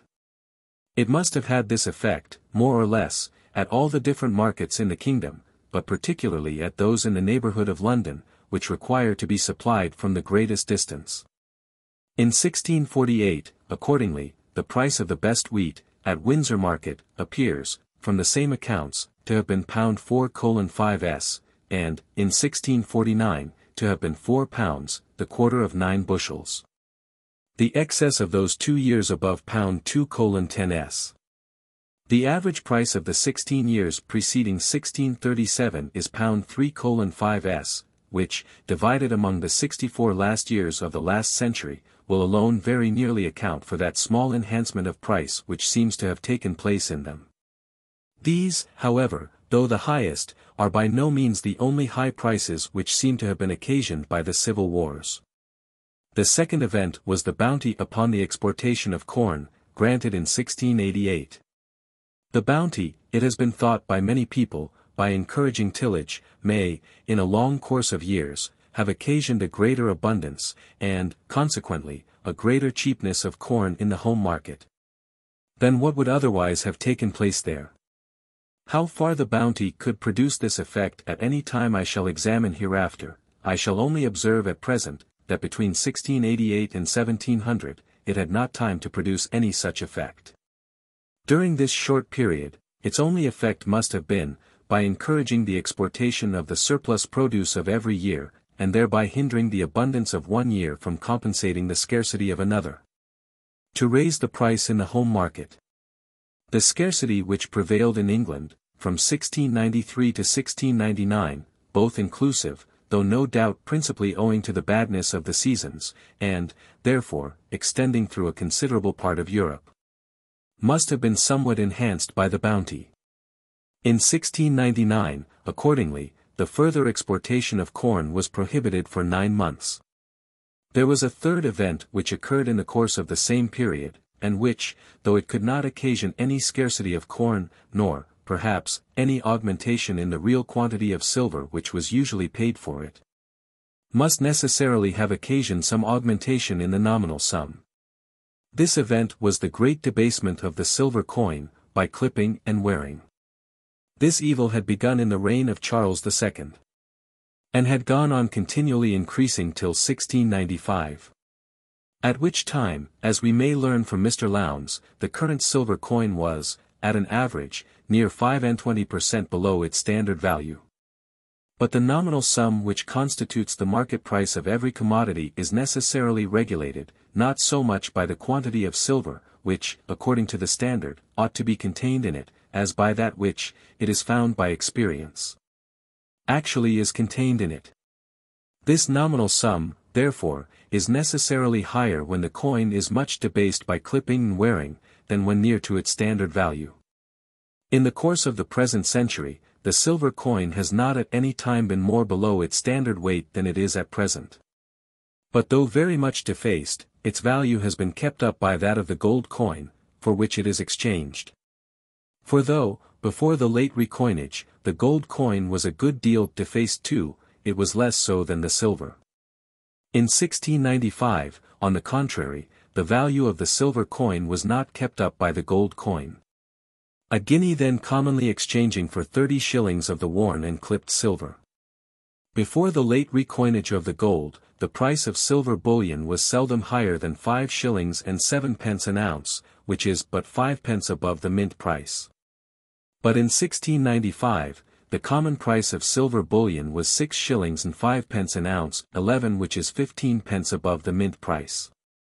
Even before the late recoinage of the gold, therefore, the coin, gold and silver together, when compared with silver bullion, was not supposed to be more than 8%. Below its standard value, in 1695, on the contrary, it had been supposed to be near 25% below that value. But in the beginning of the present century, that is, immediately after the great recoinage in King William's time, the greater part of the current silver coin must have been still nearer to its standard weight than it is at present. In the course of the present century, too, there has been no great public calamity, such as a civil war, which could either discourage tillage, or interrupt the interior commerce of the country. And though the bounty which has taken place through the greater part of this century, must always raise the price of corn somewhat higher than it otherwise would be in the actual state of tillage. Yet, as in the course of this century, the bounty has had full time to produce all the good effects commonly imputed to it to encourage tillage, and thereby to increase the quantity of corn in the home market, it may, upon the principles of a system which I shall explain and examine hereafter, be supposed to have done something to lower the price of that commodity the one way, as well as to raise it the other. It is by many people supposed to have done more. In the 64 years of the present century, accordingly, the average price of the quarter of 9 bushels of the best wheat, at Windsor Market, appears, by the accounts of Eton College, to have been £2:0:6 10/32, which is about 10 shillings and 6 pence, or more than 25%. Cheaper than it had been during the 64 last years of the last century. And about 9 shillings and 6 pence cheaper than it had been during the 16 years preceding 1636, when the discovery of the abundant mines of America may be supposed to have produced its full effect. And about 1 shilling cheaper than it had been in the 26 years preceding 1620, before that discovery can well be supposed to have produced its full effect. According to this account, the average price of middle wheat, during these 64 first years of the present century, comes out to have been about 32 shillings the quarter of 8 bushels. The value of silver, therefore, seems to have risen somewhat in proportion to that of corn during the course of the present century, and it had probably begun to do so even some time before the end of the last. In 1687, the price of the quarter of 9 bushels of the best wheat, at Windsor Market, was £1:5:2, the lowest price at which it had ever been from 1595. In 1688, Mr. Gregory King, a man famous for his knowledge in matters of this kind, estimated the average price of wheat, in years of moderate plenty, to be to the grower 3s. the bushel, or 8 shillings the quarter. The grower's price I understand to be the same with what is sometimes called the contract price, or the price at which a farmer contracts for a certain number of years to deliver a certain quantity of corn to a dealer. As a contract of this kind saves the farmer the expense and trouble of marketing, the contract price is generally lower than what is supposed to be the average market price. Mr. King had judged 8 shillings the quarter to be at that time the ordinary contract price in years of moderate plenty. Before the scarcity occasioned by the late extraordinary course of bad seasons, it was, I have been assured, the ordinary contract price in all common years. Book 2. Of the Nature, Accumulation, and Employment of Stock. Introduction. In that rude state of society, in which there is no division of labor, in which exchanges are seldom made, and in which every man provides everything for himself, it is not necessary that any stock should be accumulated or stored up beforehand, in order to carry on the business of the society. Every man endeavors to supply, by his own industry, his own occasional wants, as they occur. When he is hungry, he goes to the forest to hunt. When his coat is worn out, he clothes himself with the skin of the first large animal he kills, and when his hut begins to go to ruin, he repairs it, as well as he can, with the trees and the turf that are nearest it. But when the division of labor has once been thoroughly introduced, the produce of a man's own labor can supply but a very small part of his occasional wants. The far greater part of them are supplied by the produce of other men's labor, which he purchases with the produce, or, what is the same thing, with the price of the produce, of his own. But this purchase cannot be made till such time as the produce of his own labor has not only been completed, but sold. A stock of goods of different kinds, therefore, must be stored up somewhere, sufficient to maintain him, and to supply him with the materials and tools of his work, till such time at least as both these events can be brought about. A weaver cannot apply himself entirely to his peculiar business, unless there is beforehand stored up somewhere, either in his own possession, or in that of some other person, a stock sufficient to maintain him, and to supply him with the materials and tools of his work, till he has not only completed, but sold his web. This accumulation must evidently be previous to his applying his industry for so long a time to such a peculiar business. As the accumulation of stock must, in the nature of things, be previous to the division of labor, so labor can be more and more subdivided in proportion only as stock is previously more and more accumulated. The quantity of materials which the same number of people can work up, increases in a great proportion as labor comes to be more and more subdivided. And as the operations of each workman are gradually reduced to a greater degree of simplicity, a variety of new machines come to be invented for facilitating and abridging those operations. As the division of labor advances, therefore, in order to give constant employment to an equal number of workmen, an equal stock of provisions, and a greater stock of materials and tools than what would have been necessary in a ruder state of things, must be accumulated beforehand. But the number of workmen in every branch of business generally increases with the division of labor in that branch, or rather it is the increase of their number which enables them to class and subdivide themselves in this manner. As the accumulation of stock is previously necessary for carrying on this great improvement in the productive powers of labor, so that accumulation naturally leads to this improvement. The person who employs his stock in maintaining labor, necessarily wishes to employ it in such a manner as to produce as great a quantity of work as possible. He endeavors, therefore, both to make among his workmen the most proper distribution of employment, and to furnish them with the best machines which he can either invent or afford to purchase. His abilities, in both these respects, are generally in proportion to the extent of his stock, or to the number of people whom it can employ. The quantity of industry, therefore, not only increases in every country with the increase of the stock which employs it, but, in consequence of that increase, the same quantity of industry produces a much greater quantity of work. Such are in general the effects of the increase of stock upon industry and its productive powers. In the following book, I have endeavored to explain the nature of stock, the effects of its accumulation into capital of different kinds, and the effects of the different employments of those capitals. This book is divided into 5 chapters. In the first chapter, I have endeavored to shew what are the different parts or branches into which the stock, either of an individual, or of a great society, naturally divides itself. In the second, I have endeavored to explain the nature and operation of money, considered as a particular branch of the general stock of the society. The stock which is accumulated into a capital, may either be employed by the person to whom it belongs, or it may be lent to some other person. In the third and fourth chapters, I have endeavored to examine the manner in which it operates in both these situations. The fifth and last chapter treats of the different effects which the different employments of capital immediately produce upon the quantity, both of national industry, and of the annual produce of land and labor. Chapter 1. Of the division of stock. When the stock which a man possesses is no more than sufficient to maintain him for a few days or a few weeks, he seldom thinks of deriving any revenue from it. He consumes it as sparingly as he can, and endeavors, by his labor, to acquire something which may supply its place before it be consumed altogether. His revenue is, in this case, derived from his labor only. This is the state of the greater part of the laboring poor in all countries. But when he possesses stock sufficient to maintain him for months or years, he naturally endeavors to derive a revenue from the greater part of it, reserving only so much for his immediate consumption as may maintain him till this revenue begins to come in. His whole stock, therefore, is distinguished into two parts. That part which he expects is to afford him this revenue is called his capital.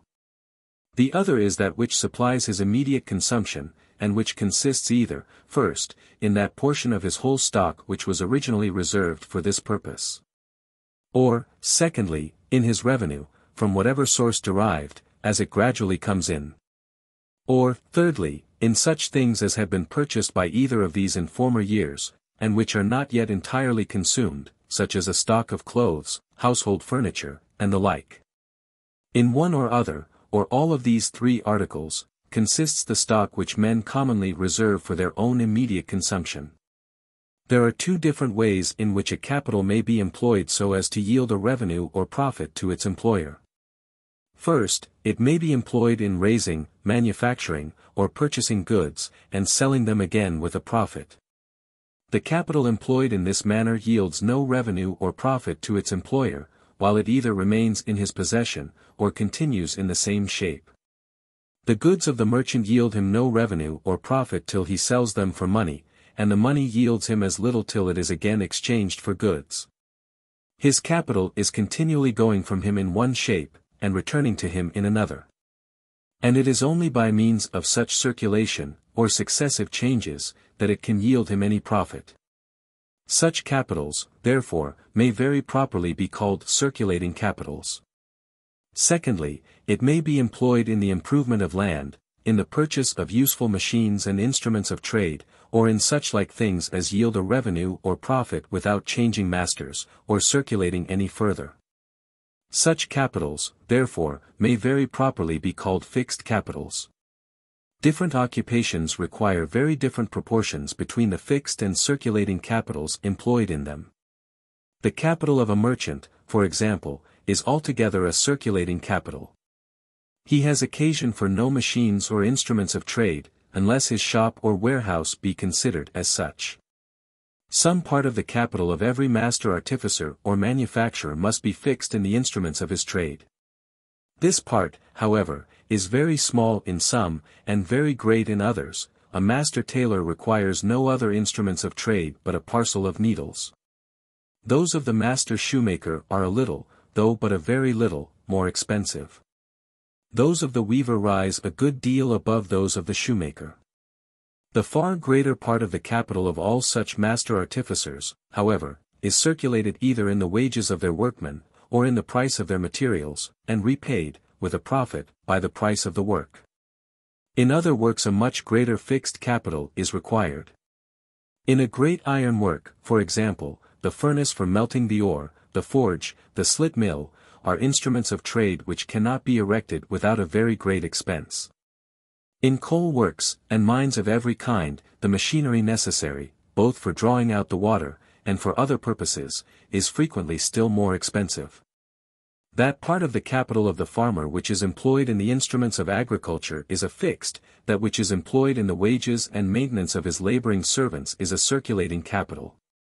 He makes a profit of the one by keeping it in his own possession, and of the other by parting with it. The price or value of his laboring cattle is a fixed capital, in the same manner as that of the instruments of husbandry. Their maintenance is a circulating capital, in the same manner as that of the laboring servants. The farmer makes his profit by keeping the laboring cattle, and by parting with their maintenance. Both the price and the maintenance of the cattle which are bought in and fattened, not for labor, but for sale, are a circulating capital. The farmer makes his profit by parting with them. A flock of sheep or a herd of cattle, that, in a breeding country, is brought in neither for labor nor for sale, but in order to make a profit by their wool, by their milk, and by their increase, is a fixed capital. The profit is made by keeping them. Their maintenance is a circulating capital. The profit is made by parting with it. And it comes back with both its own profit and the profit upon the whole price of the cattle, in the price of the wool, the milk, and the increase. The whole value of the seed, too, is properly a fixed capital. Though it goes backwards and forwards between the ground and the granary, it never changes masters, and therefore does not properly circulate. The farmer makes his profit, not by its sale, but by its increase. The general stock of any country or society is the same with that of all its inhabitants or members, and, therefore, naturally divides itself into the same three portions, each of which has a distinct function or office. The first is that portion which is reserved for immediate consumption, and of which the characteristic is, that it affords no revenue or profit. It consists in the stock of food, clothes, household furniture, etc., which have been purchased by their proper consumers, but which are not yet entirely consumed. The whole stock of mere dwelling houses, too, subsisting at any one time in the country, make a part of this first portion. The stock that is laid out in a house, if it is to be the dwelling house of the proprietor, ceases from that moment to serve in the function of a capital, or to afford any revenue to its owner. A dwelling house, as such, contributes nothing to the revenue of its inhabitant. And though it is, no doubt, extremely useful to him, it is as his clothes and household furniture are useful to him, which, however, make a part of his expense, and not of his revenue. If it is to be let to a tenant for rent, as the house itself can produce nothing, the tenant must always pay the rent out of some other revenue, which he derives, either from labor, or stock, or land. Though a house, therefore, may yield a revenue to its proprietor, and thereby serve in the function of a capital to him, it cannot yield any to the public, nor serve in the function of a capital to it. And the revenue of the whole body of the people can never be in the smallest degree increased by it. Clothes and household furniture, in the same manner, sometimes yield a revenue, and thereby serve in the function of a capital to particular persons. In countries where masquerades are common, it is a trade to let out masquerade dresses for a night. Upholsterers frequently let furniture by the month or by the year. Undertakers let the furniture of funerals by the day and by the week. Many people let furnished houses, and get a rent, not only for the use of the house, but for that of the furniture. The revenue, however, which is derived from such things, must always be ultimately drawn from some other source of revenue. Of all parts of the stock, either of an individual or of a society, reserved for immediate consumption, what is laid out in houses is most slowly consumed. A stock of clothes may last several years, a stock of furniture half a century or a century. But a stock of houses, well built and properly taken care of, may last many centuries. Though the period of their total consumption, however, is more distant, they are still as really a stock reserved for immediate consumption as either clothes or household furniture. The second of the three portions into which the general stock of the society divides itself, is the fixed capital, of which the characteristic is, that it affords a revenue or profit without circulating or changing masters. It consists chiefly of the four following articles. First, of all useful machines and instruments of trade, which facilitate and abridge labor. Secondly, of all those profitable buildings which are the means of procuring a revenue, not only to the proprietor who lets them for a rent, but to the person who possesses them, and pays that rent for them. Such as shops, warehouses, workhouses, farmhouses, with all their necessary buildings, stables, granaries, etc. These are very different from mere dwelling houses. They are a sort of instruments of trade, and may be considered in the same light. Thirdly, of the improvements of land, of what has been profitably laid out in clearing, draining, enclosing, manuring, and reducing it into the condition most proper for tillage and culture. An improved farm may very justly be regarded in the same light as those useful machines which facilitate and abridge labor, and by means of which an equal circulating capital can afford a much greater revenue to its employer. An improved farm is equally advantageous and more durable than any of those machines, frequently requiring no other repairs than the most profitable application of the farmer's capital employed in cultivating it. Fourthly, of the acquired and useful abilities of all the inhabitants and members of the society. The acquisition of such talents, by the maintenance of the acquirer during his education, study, or apprenticeship, always costs a real expense, which is a capital fixed and realized, as it were, in his person. Those talents, as they make a part of his fortune, so do they likewise that of the society to which he belongs. The improved dexterity of a workman may be considered in the same light as a machine or instrument of trade which facilitates and abridges labor, and which, though it costs a certain expense, repays that expense with a profit.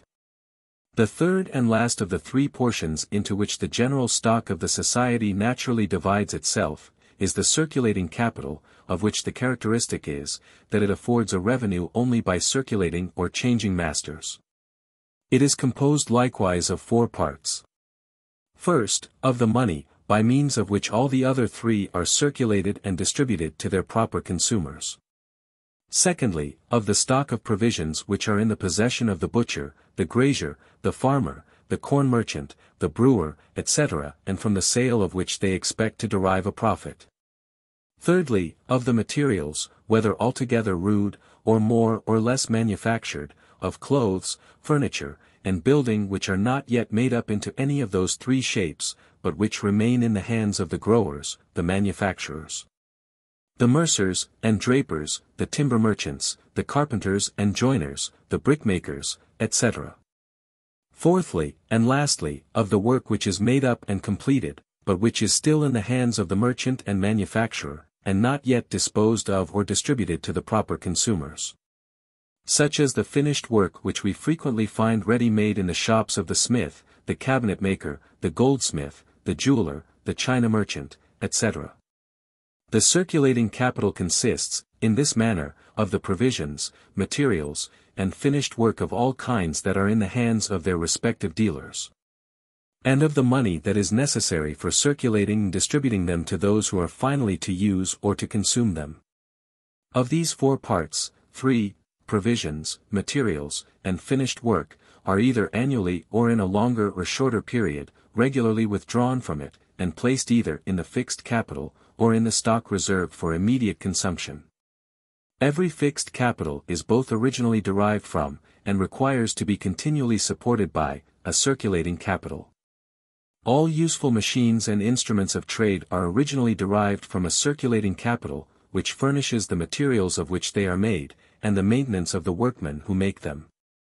They require, too, a capital of the same kind to keep them in constant repair. No fixed capital can yield any revenue but by means of a circulating capital. The most useful machines and instruments of trade will produce nothing, without the circulating capital, which affords the materials they are employed upon, and the maintenance of the workmen who employ them. Land, however improved, will yield no revenue without a circulating capital, which maintains the laborers who cultivate and collect its produce. To maintain and augment the stock which may be reserved for immediate consumption, is the sole end and purpose both of the fixed and circulating capitals. It is this stock which feeds, clothes, and lodges the people. Their riches or poverty depend upon the abundant or sparing supplies which those two capitals can afford to the stock reserved for immediate consumption. So great a part of the circulating capital being continually withdrawn from it, in order to be placed in the other two branches of the general stock of the society, it must in its turn require continual supplies without which it would soon cease to exist. These supplies are principally drawn from three sources: the produce of land, of mines, and of fisheries. These afford continual supplies of provisions and materials, of which part is afterwards wrought up into finished work and by which are replaced the provisions, materials, and finished work, continually withdrawn from the circulating capital. From mines, too, is drawn what is necessary for maintaining and augmenting that part of it which consists in money.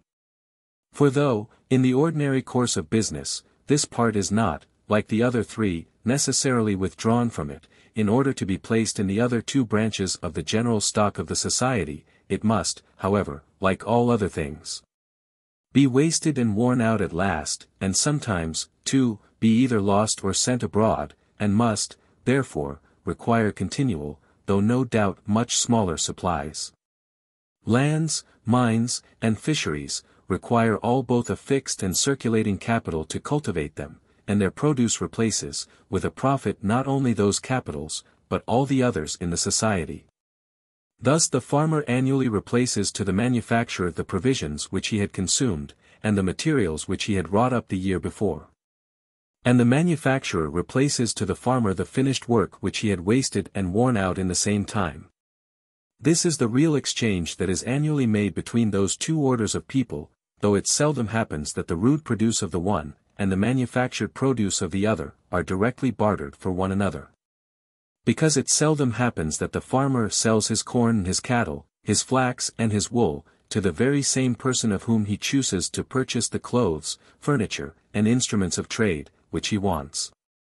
He sells, therefore, his rude produce for money, with which he can purchase, wherever it is to be had, the manufactured produce he has occasion for. Land even replaces, in part at least, the capitals with which fisheries and mines are cultivated. It is the produce of land which draws the fish from the waters, and it is the produce of the surface of the earth which extracts the minerals from its bowels. The produce of land, mines, and fisheries, when their natural fertility is equal, is in proportion to the extent and proper application of the capitals employed about them. When the capitals are equal, and equally well applied, it is in proportion to their natural fertility. In all countries where there is a tolerable security, every man of common understanding will endeavor to employ whatever stock he can command, in procuring either present enjoyment or future profit. If it is employed in procuring present enjoyment, it is a stock reserved for immediate consumption. If it is employed in procuring future profit, it must procure this profit either by staying with him, or by going from him. In the one case it is a fixed, in the other it is a circulating capital. A man must be perfectly crazy, who, where there is a tolerable security, does not employ all the stock which he commands, whether it be his own, or borrowed of other people, in some one or other of those three ways. In those unfortunate countries, indeed, where men are continually afraid of the violence of their superiors, they frequently bury or conceal a great part of their stock, in order to have it always at hand to carry with them to some place of safety. In case of their being threatened with any of those disasters to which they consider themselves at all times exposed. This is said to be a common practice in Turkey, in Indostan, and, I believe, in most other governments of Asia. It seems to have been a common practice among our ancestors during the violence of the feudal government. Treasure trove was, in these times, considered as no contemptible part of the revenue of the greatest sovereigns in Europe. It consisted in such treasure as was found concealed in the earth, and to which no particular person could prove any right. This was regarded, in those times, as so important an object, that it was always considered as belonging to the sovereign, and neither to the finder nor to the proprietor of the land. Unless the right to it had been conveyed to the latter by an express clause in his charter. It was put upon the same footing with gold and silver mines, which, without a special clause in the charter, were never supposed to be comprehended in the general grant of the lands, though mines of lead, copper, tin, and coal were. As things of smaller consequence. Chapter 2. Of money, considered as a particular branch of the general stock of the society, or of the expense of maintaining the national capital.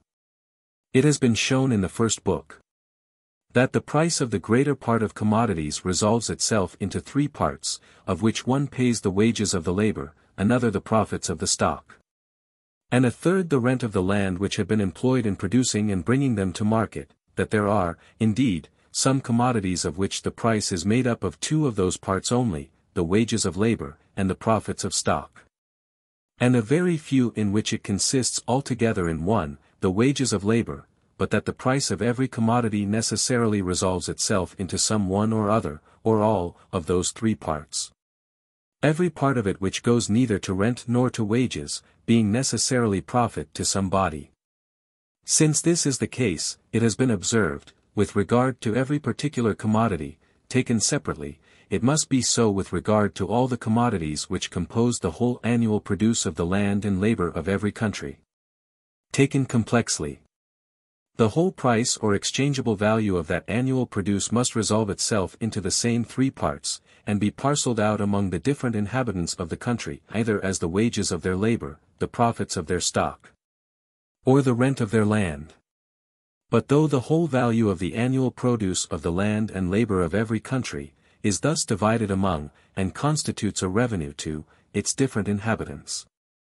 Yet, as in the rent of a private estate, we distinguish between the gross rent and the neat rent, so may we likewise in the revenue of all the inhabitants of a great country. The gross rent of a private estate comprehends whatever is paid by the farmer, the neat rent, what remains free to the landlord, after deducting the expense of management, of repairs, and all other necessary charges. Or what, without hurting his estate, he can afford to place in his stock reserved for immediate consumption, or to spend upon his table, equipage, the ornaments of his house and furniture, his private enjoyments and amusements. His real wealth is in proportion, not to his gross, but to his neat rent. The gross revenue of all the inhabitants of a great country comprehends the whole annual produce of their land and labor. The neat revenue, what remains free to them, after deducting the expense of maintaining first, their fixed, and, secondly, their circulating capital, or what, without encroaching upon their capital, they can place in their stock reserved for immediate consumption, or spend upon their subsistence, conveniences, and amusements. Their real wealth, too, is in proportion, not to their gross, but to their neat revenue. The whole expense of maintaining the fixed capital must evidently be excluded from the neat revenue of the society. Neither the materials necessary for supporting their useful machines and instruments of trade, their profitable buildings, etc., nor the produce of the labor necessary for fashioning those materials into the proper form, can ever make any part of it. The price of that labor may indeed make a part of it. As the workmen so employed may place the whole value of their wages in their stock reserved for immediate consumption. But in other sorts of labor, both the price and the produce go to this stock. The price to that of the workmen, the produce to that of other people, whose subsistence, conveniences, and amusements, are augmented by the labor of those workmen. The intention of the fixed capital is to increase the productive powers of labor, or to enable the same number of laborers to perform a much greater quantity of work. In a farm where all the necessary buildings, fences, drains, communications, etc., are in the most perfect good order, the same number of laborers and laboring cattle will raise a much greater produce, than in one of equal extent and equally good ground, but not furnished with equal conveniences. In manufactures, the same number of hands, assisted with the best machinery, will work up a much greater quantity of goods than with more imperfect instruments of trade. The expense which is properly laid out upon a fixed capital of any kind, is always repaid with great profit, and increases the annual produce by a much greater value than that of the support which such improvements require. This support, however, still requires a certain portion of that produce. A certain quantity of materials, and the labor of a certain number of workmen, both of which might have been immediately employed to augment the food, clothing, and lodging, the subsistence and conveniences of the society, are thus diverted to another employment, highly advantageous indeed, but still different from this one. It is upon this account that all such improvements in mechanics, as enable the same number of workmen to perform an equal quantity of work with cheaper and simpler machinery than had been usual before, are always regarded as advantageous to every society. A certain quantity of materials, and the labor of a certain number of workmen, which had before been employed in supporting a more complex and expensive machinery, can afterwards be applied to augment the quantity of work which that or any other machinery is useful only for performing. The undertaker of some great manufactory, who employs 1,000 a year in the maintenance of his machinery, if he can reduce this expense to 500, will naturally employ the other 500 in purchasing an additional quantity of materials, to be wrought up by an additional number of workmen. The quantity of that work, therefore, which his machinery was useful only for performing, will naturally be augmented, and with it all the advantage and conveniency which the society can derive from that work. The expense of maintaining the fixed capital in a great country, may very properly be compared to that of repairs in a private estate. The expense of repairs may frequently be necessary for supporting the produce of the estate, and consequently both the gross and the neat rent of the landlord. When by a more proper direction, however, it can be diminished without occasioning any diminution of produce, the gross rent remains at least the same as before, and the neat rent is necessarily augmented. But though the whole expense of maintaining the fixed capital is thus necessarily excluded from the neat revenue of the society, it is not the same case with that of maintaining the circulating capital. Of the four parts of which this latter capital is composed, money, provisions, materials, and finished work, the three last, it has already been observed, are regularly withdrawn from it, and placed either in the fixed capital of the society, or in their stock reserved for immediate consumption. Whatever portion of those consumable goods is not employed in maintaining the former, goes all to the latter, and makes a part of the neat revenue of the society. The maintenance of those three parts of the circulating capital, therefore, withdraws no portion of the annual produce from the neat revenue of the society, besides what is necessary for maintaining the fixed capital. The circulating capital of a society is in this respect different from that of an individual. That of an individual is totally excluded from making any part of his neat revenue, which must consist altogether in his profits. But though the circulating capital of every individual makes a part of that of the society to which he belongs, it is not upon that account totally excluded from making a part likewise of their neat revenue. Though the whole goods in a merchant's shop must by no means be placed in his own stock reserved for immediate consumption, they may in that of other people, from a revenue derived from other funds, may regularly replace their value to him, together with its profits, without occasioning any diminution either of his capital or of theirs. Money, therefore, is the only part of the circulating capital of a society, of which the maintenance can occasion any diminution in their neat revenue. The fixed capital, and that part of the circulating capital which consists in money, so far as they affect the revenue of the society, bear a very great resemblance to one another. First, as those machines and instruments of trade, etc., require a certain expense, first to erect them, and afterwards to support them, both which expenses, though they make a part of the gross, are deductions from the neat revenue of the society. So the stock of money which circulates in any country must require a certain expense, first to collect it, and afterwards to support it. Both which expenses, though they make a part of the gross, are, in the same manner, deductions from the neat revenue of the society. A certain quantity of very valuable materials, gold and silver, and of very curious labor, instead of augmenting the stock reserved for immediate consumption, the subsistence, conveniences, and amusements of individuals, is employed in supporting that great but expensive instrument of commerce, by means of which every individual in the society has his subsistence, conveniences, and amusements, regularly distributed to him in their proper proportions. Secondly, as the machines and instruments of trade, etc., which compose the fixed capital either of an individual or of a society, make no part either of the gross or of the neat revenue of either. So money, by means of which the whole revenue of the society is regularly distributed among all its different members, makes itself no part of that revenue. The great wheel of circulation is altogether different from the goods which are circulated by means of it. The revenue of the society consists altogether in those goods, and not in the wheel which circulates them. In computing either the gross or the neat revenue of any society, we must always, from the whole annual circulation of money and goods, deduct the whole value of the money, of which not a single farthing can ever make any part of either. It is the ambiguity of language only which can make this proposition appear either doubtful or paradoxical. When properly explained and understood, it is almost self-evident. When we talk of any particular sum of money, we sometimes mean nothing but the metal pieces of which it is composed, and sometimes we include in our meaning some obscure reference to the goods which can be had in exchange for it, or to the power of purchasing which the possession of it conveys. Thus, when we say that the circulating money of England has been computed at 18 millions, we mean only to express the amount of the metal pieces, which some writers have computed, or rather have supposed, to circulate in that country. But when we say that a man is worth 50 or 100 pounds a year, we mean commonly to express, not only the amount of the metal pieces which are annually paid to him, but the value of the goods which he can annually purchase or consume. We mean commonly to ascertain what is or ought to be his way of living, or the quantity and quality of the necessaries and conveniences of life in which he can with propriety indulge himself.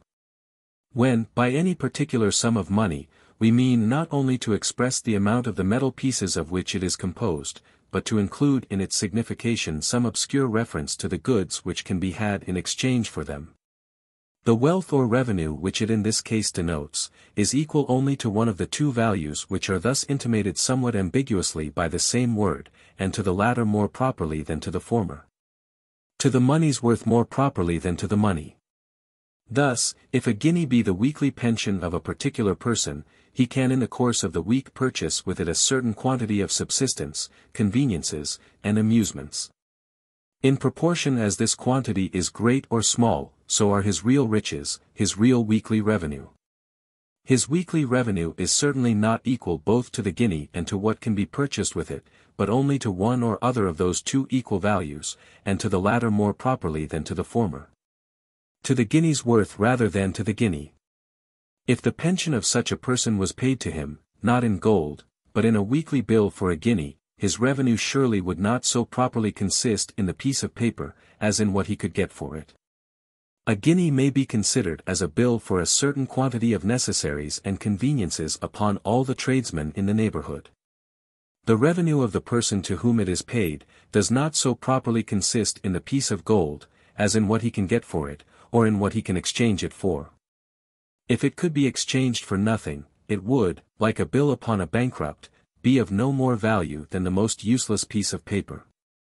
Though the weekly or yearly revenue of all the different inhabitants of any country, in the same manner, may be, and in reality frequently is, paid to them in money, their real riches, however.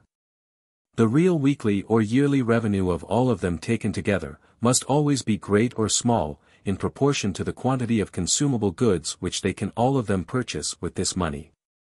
The whole revenue of all of them taken together is evidently not equal to both the money and the consumable goods, but only to one or other of those two values, and to the latter more properly than to the former. Though we frequently, therefore, express a person's revenue by the metal pieces which are annually paid to him, it is because the amount of those pieces regulates the extent of his power of purchasing, or the value of the goods which he can annually afford to consume. We still consider his revenue as consisting in this power of purchasing or consuming, and not in the pieces which convey it.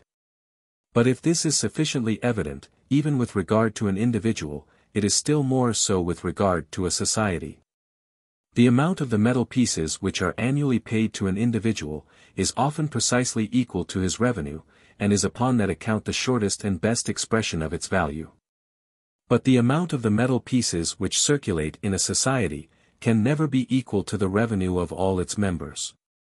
As the same guinea which pays the weekly pension of one man today, may pay that of another tomorrow, and that of a third the day thereafter, the amount of the metal pieces which annually circulate in any country must always be of much less value than the whole money pensions annually paid with them.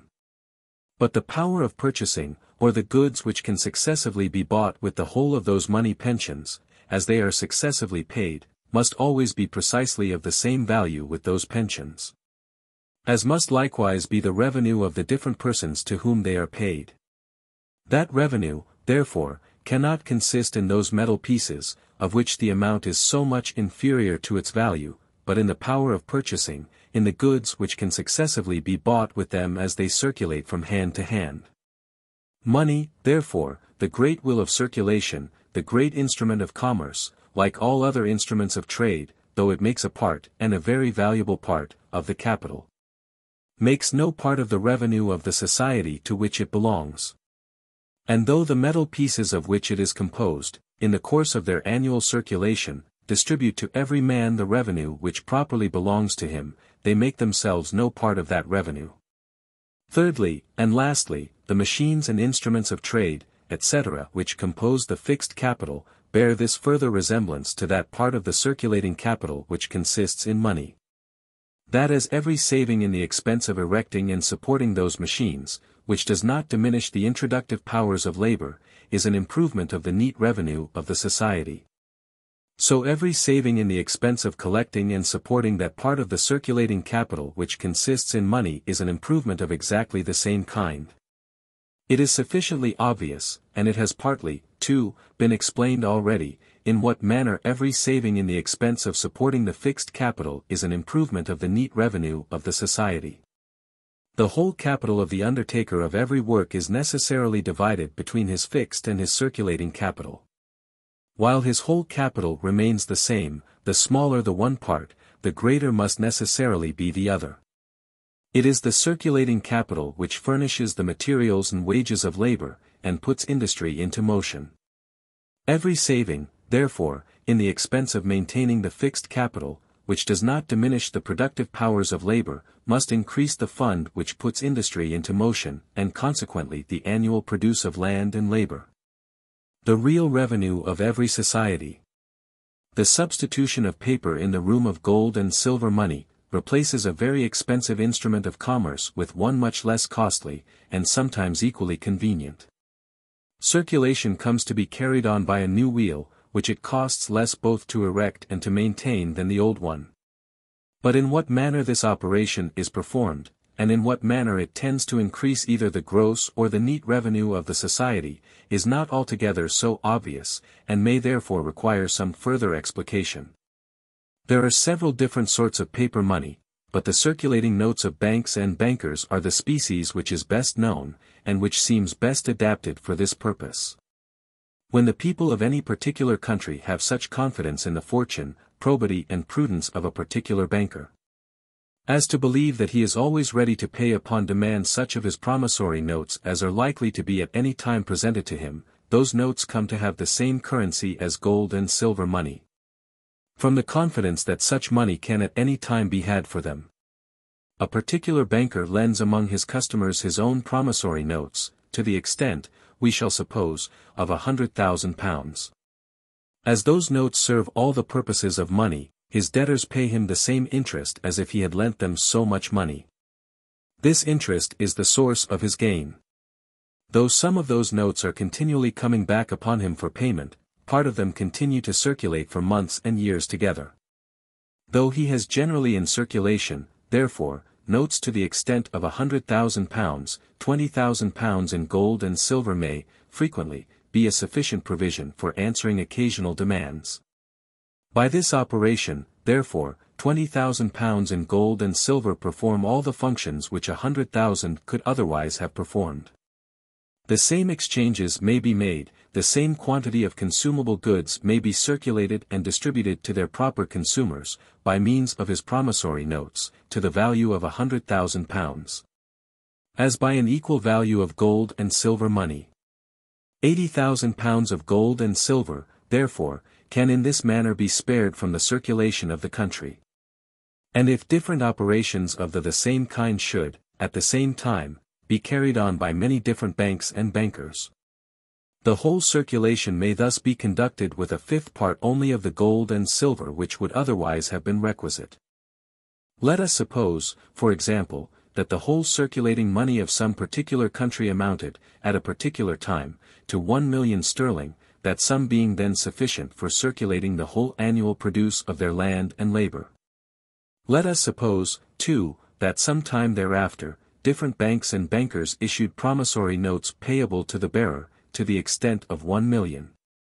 Reserving in their different coffers £200,000 for answering occasional demands. There would remain, therefore, in circulation, £800,000 in gold and silver, and 1,000,000 of bank notes, or £1,800,000 of paper and money together. But the annual produce of the land and labor of the country had before required only 1,000,000 to circulate and distribute it to its proper consumers, and that annual produce cannot be immediately augmented by those operations of banking. 1,000,000, therefore, will be sufficient to circulate it after them. The goods to be bought and sold being precisely the same as before, the same quantity of money will be sufficient for buying and selling them.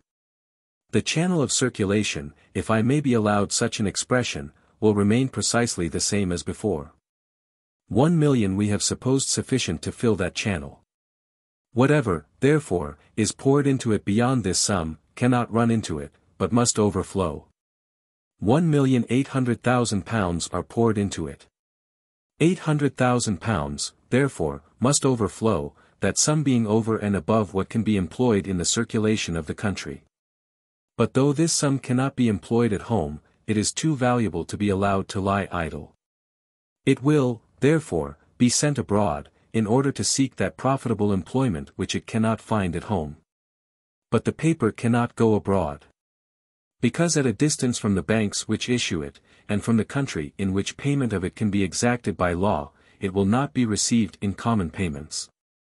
Gold and silver, therefore, to the amount of £800,000, will be sent abroad, and the channel of home circulation will remain filled with 1,000,000 of paper instead of 1,000,000 of those metals which filled it before. But though so great a quantity of gold and silver is thus sent abroad, we must not imagine that it is sent abroad for nothing, or that its proprietors make a present of it to foreign nations. They will exchange it for foreign goods of some kind or another, in order to supply the consumption either of some other foreign country, or of their own. If they employ it in purchasing goods in one foreign country, in order to supply the consumption of another, or in what is called the carrying trade, whatever profit they make will be in addition to the neat revenue of their own country. It is like a new fund, created for carrying on a new trade, domestic business being now transacted by paper, and the gold and silver being converted into a fund for this new trade. If they employ it in purchasing foreign goods for home consumption, they may either, first, purchase such goods as are likely to be consumed by idle people, who produce nothing, such as foreign wines, foreign silks, etc. Or, secondly, they may purchase an additional stock of materials, tools, and provisions, in order to maintain and employ an additional number of industrious people, who reproduce, with a profit, the value of their annual consumption. So far as it is employed in the first way, it promotes prodigality, increases expense and consumption, without increasing production, or establishing any permanent fund for supporting that expense, and is in every respect hurtful to the society. So far as it is employed in the second way, it promotes industry, and though it increases the consumption of the society, it provides a permanent fund for supporting that consumption. The people who consume reproducing, with a profit, the whole value of their annual consumption. The gross revenue of the society, the annual produce of their land and labor, is increased by the whole value which the labor of those workmen adds to the materials upon which they are employed. And their neat revenue by what remains of this value, after deducting what is necessary for supporting the tools and instruments of their trade. That the greater part of the gold and silver which being forced abroad by those operations of banking, is employed in purchasing foreign goods for home consumption, is, and must be, employed in purchasing those of this second kind, seems not only probable, but almost unavoidable. Though some particular men may sometimes increase their expense very considerably, though their revenue does not increase at all, we may be assured that no class or order of men ever does so. Because, though the principles of common prudence do not always govern the conduct of every individual, they always influence that of the majority of every class or order. But the revenue of idle people, considered as a class or order, cannot, in the smallest degree, be increased by those operations of banking. Their expense in general, therefore, cannot be much increased by them, though that of a few individuals among them may, and in reality sometimes is. The demand of idle people, therefore, for foreign goods, being the same, or very nearly the same as before, a very small part of the money which, being forced abroad by those operations of banking, is employed in purchasing foreign goods for home consumption, is likely to be employed in purchasing those for their use. The greater part of it will naturally be destined for the employment of industry, and not for the maintenance of idleness. When we compute the quantity of industry which the circulating capital of any society can employ, we must always have regard to those parts of it only which consist in provisions, materials, and finished work. The other, which consists in money, and which serves only to circulate those three, must always be deducted.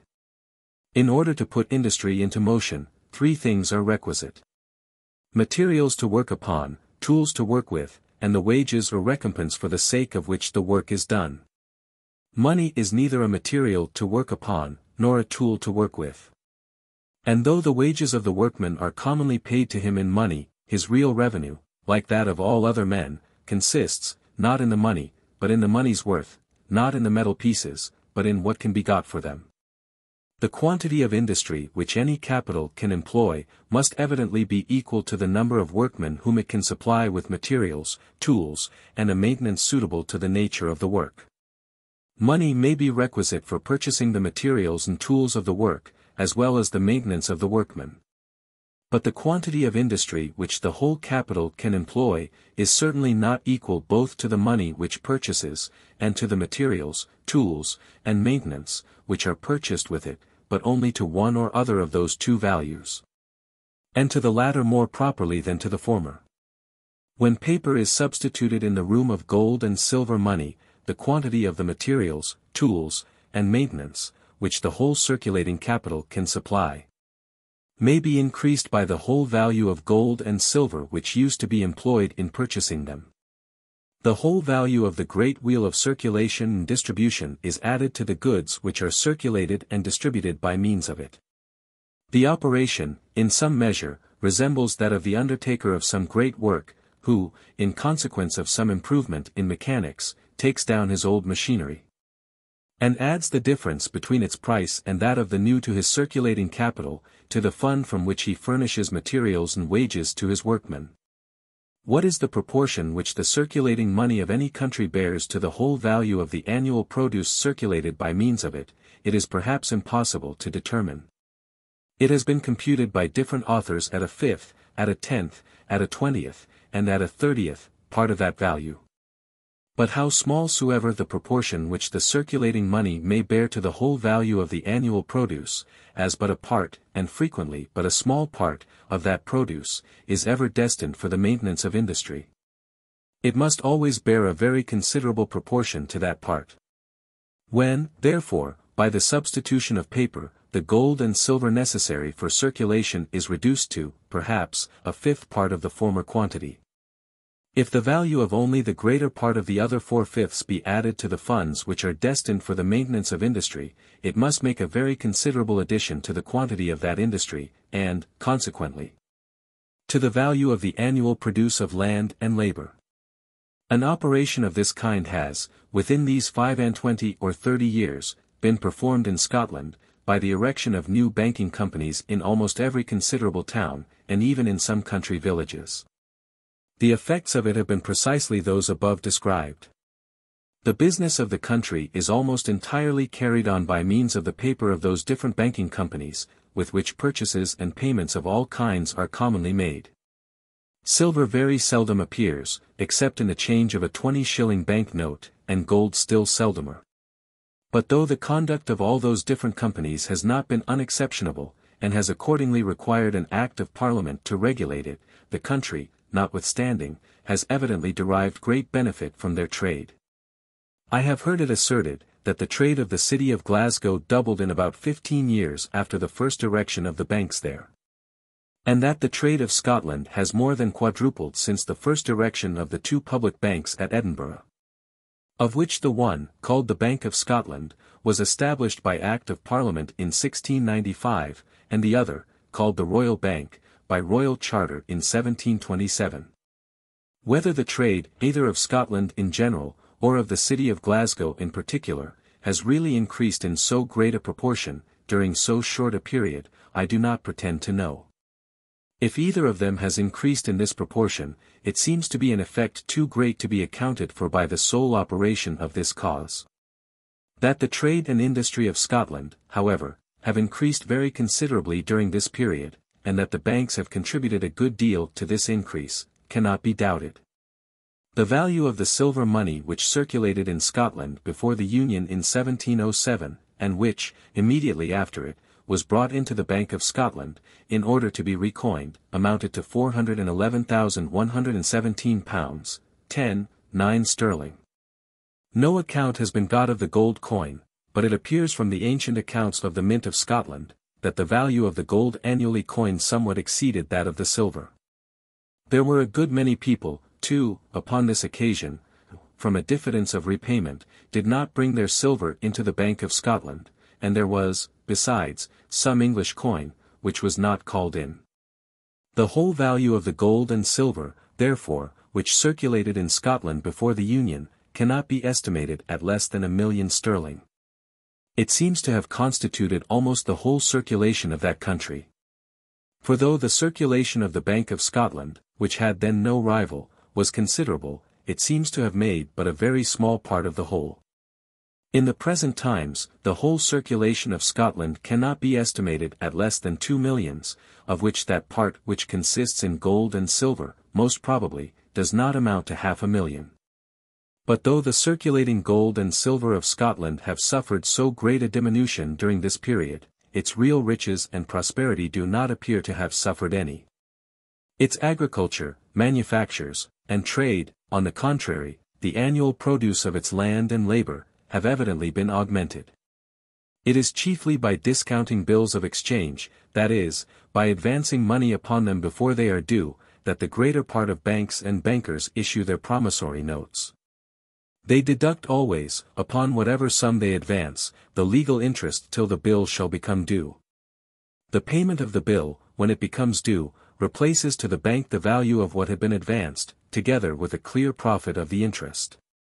The banker, who advances to the merchant whose bill he discounts, not gold and silver, but his own promissory notes, has the advantage of being able to discount to a greater amount by the whole value of his promissory notes, which he finds, by experience, are commonly in circulation. He is thereby enabled to make his clear gain of interest on so much a larger sum. The commerce of Scotland, which at present is not very great, was still more inconsiderable when the two first banking companies were established. And those companies would have had but little trade, had they confined their business to the discounting of bills of exchange. They invented, therefore, another method of issuing their promissory notes. By granting what they call cash accounts, that is, by giving credit, to the extent of a certain sum, £2,000 or £3,000 for example, to any individual who could procure 2 persons of undoubted credit in good landed estate to become surety for him, that whatever money should be advanced to him, within the sum for which the credit had been given, should be repaid upon demand, together with the legal interest. Credits of this kind are, I believe, commonly granted by banks and bankers in all different parts of the world. But the easy terms upon which the Scotch banking companies accept of repayment are, so far as I know, peculiar to them, and have perhaps been the principal cause, both of the great trade of those companies, and of the benefit which the country has received from it.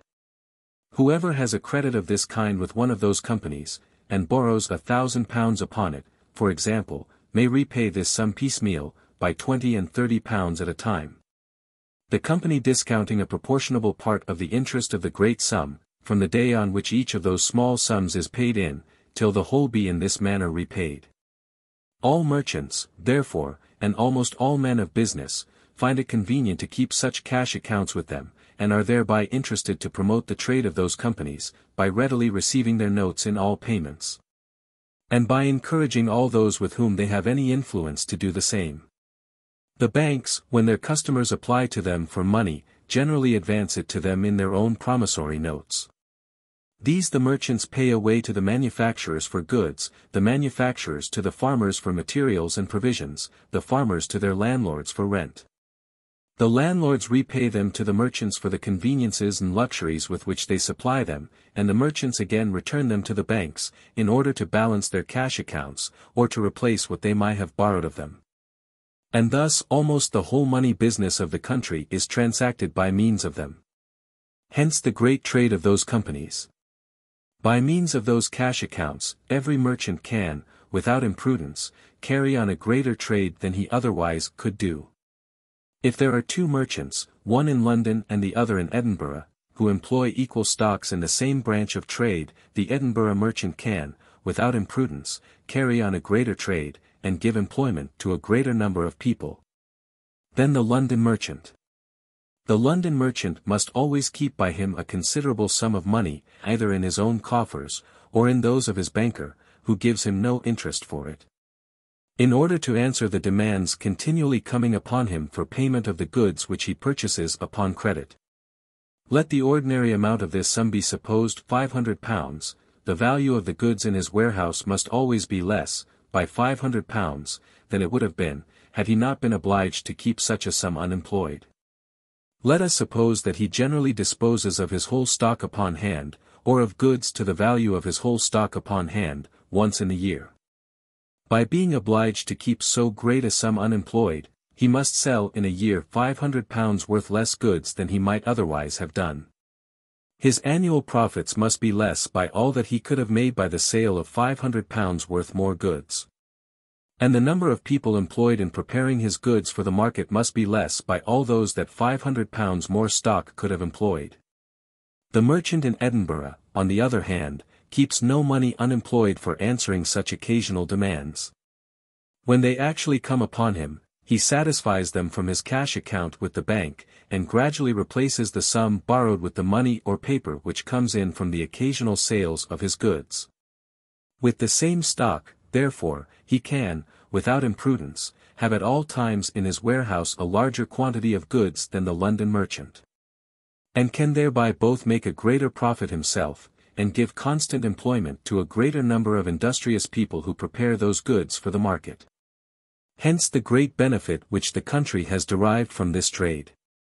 The facility of discounting bills of exchange, it may be thought, indeed, gives the English merchants a conveniency equivalent to the cash accounts of the Scotch merchants. But the Scotch merchants, it must be remembered, can discount their bills of exchange as easily as the English merchants, and have, besides, the additional conveniency of their cash accounts. The whole paper money of every kind which can easily circulate in any country, never can exceed the value of the gold and silver, of which it supplies the place, or which, the commerce being supposed the same, would circulate there. If there was no paper money. If 20-shilling notes, for example, are the lowest paper money current in Scotland, the whole of that currency which can easily circulate there cannot exceed the sum of gold and silver which would be necessary for transacting the annual exchanges of 20 shillings value and upwards usually transacted within that country.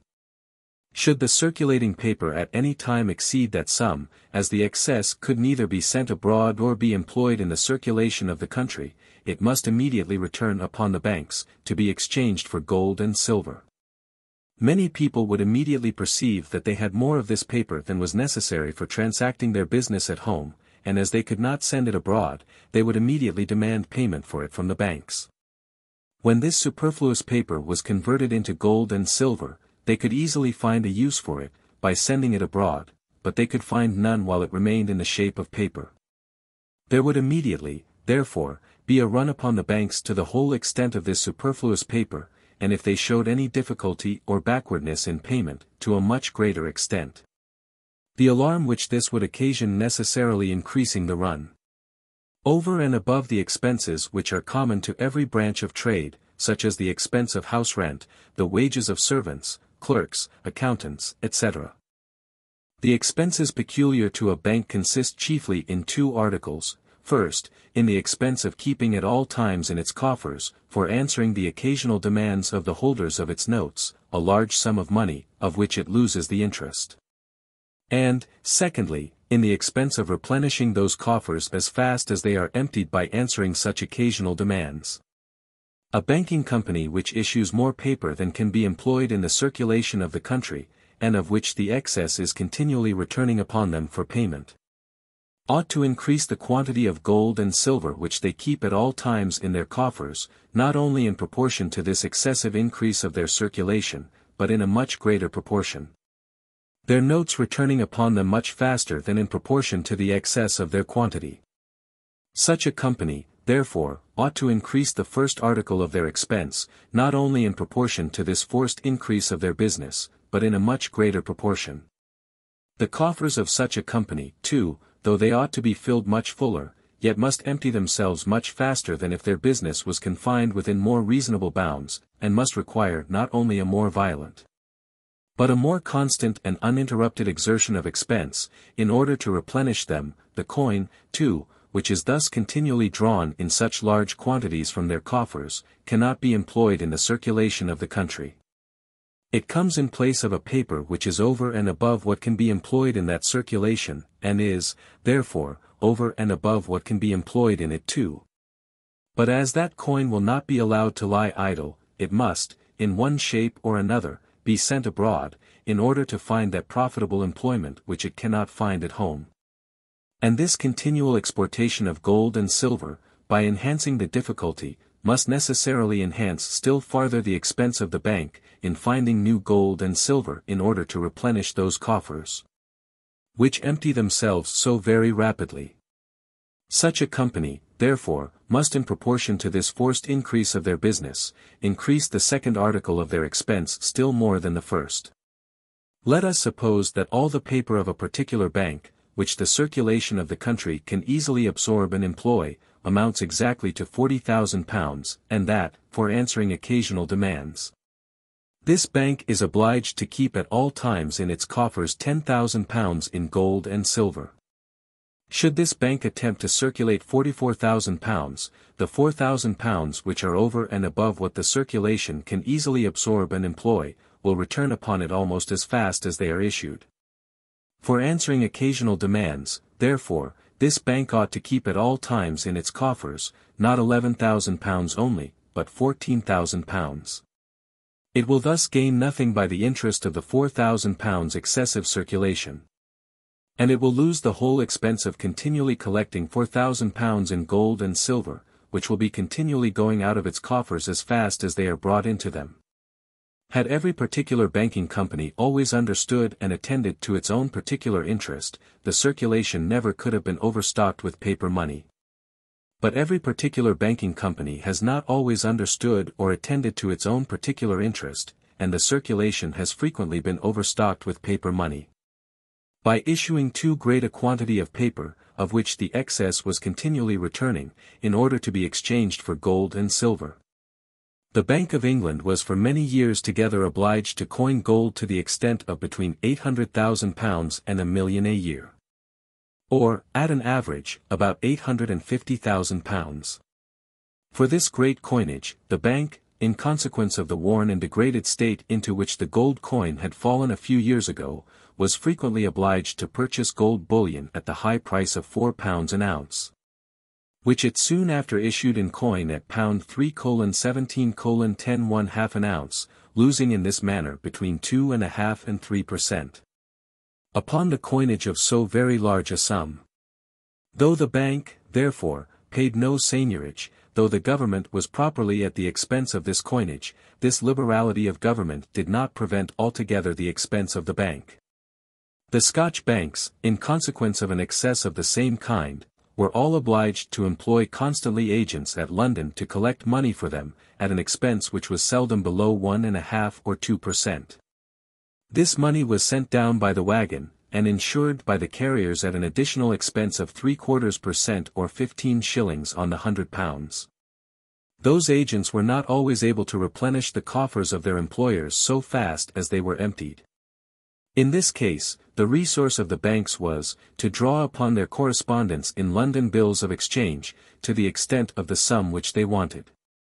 When those correspondents afterwards drew upon them for the payment of this sum, together with the interest and commission, some of those banks, from the distress into which their excessive circulation had thrown them, had sometimes no other means of satisfying this draft, but by drawing a second set of bills, either upon the same, or upon some other correspondents in London. And the same sum, or rather bills for the same sum, would in this manner make sometimes more than 2 or 3 journeys, the debtor bank paying always the interest and commission upon the whole accumulated sum. Even those Scotch banks which never distinguished themselves by their extreme imprudence, were sometimes obliged to employ this ruinous resource. The gold coin which was paid out, either by the Bank of England or by the Scotch banks, in exchange for that part of their paper which was over and above what could be employed in the circulation of the country, being likewise over and above what could be employed in that circulation, was sometimes sent abroad in the shape of coin, sometimes melted down and sent abroad in the shape of bullion, and sometimes melted down and sold to the Bank of England at the high price of £4 an ounce. It was the newest, the heaviest, and the best pieces only, which were carefully picked out of the whole coin, and either sent abroad or melted down. At home, and while they remained in the shape of coin, those heavy pieces were of no more value than the light, but they were of more value abroad, or when melted down into bullion at home. The Bank of England, notwithstanding their great annual coinage, found, to their astonishment, that there was every year the same scarcity of coin as there had been the year before.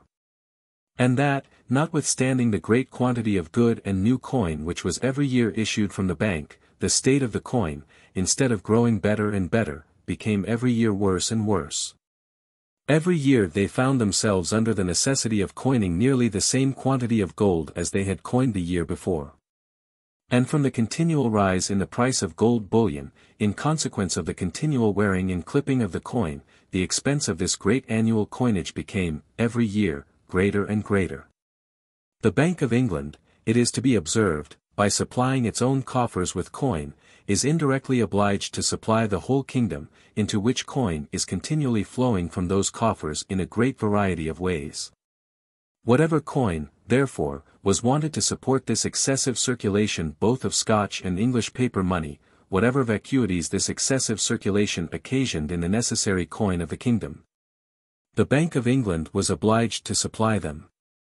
The Scotch banks, no doubt, paid all of them very dearly for their own imprudence and inattention, but the Bank of England paid very dearly, not only for its own imprudence, but for the much greater imprudence of almost all the Scotch banks. The overtrading of some bold projectors in both parts of the United Kingdom, was the original cause of this excessive circulation of paper money. What a bank can with propriety advance to a merchant or undertaker of any kind, is not either the whole capital with which he trades, or even any considerable part of that capital, but that part of it only which he would otherwise be obliged to keep by him unemployed and in ready money, for answering occasional demands. If the paper money which the bank advances never exceeds this value, it can never exceed the value of the gold and silver which would necessarily circulate in the country if there was no paper money. It can never exceed the quantity which the circulation of the country can easily absorb and employ.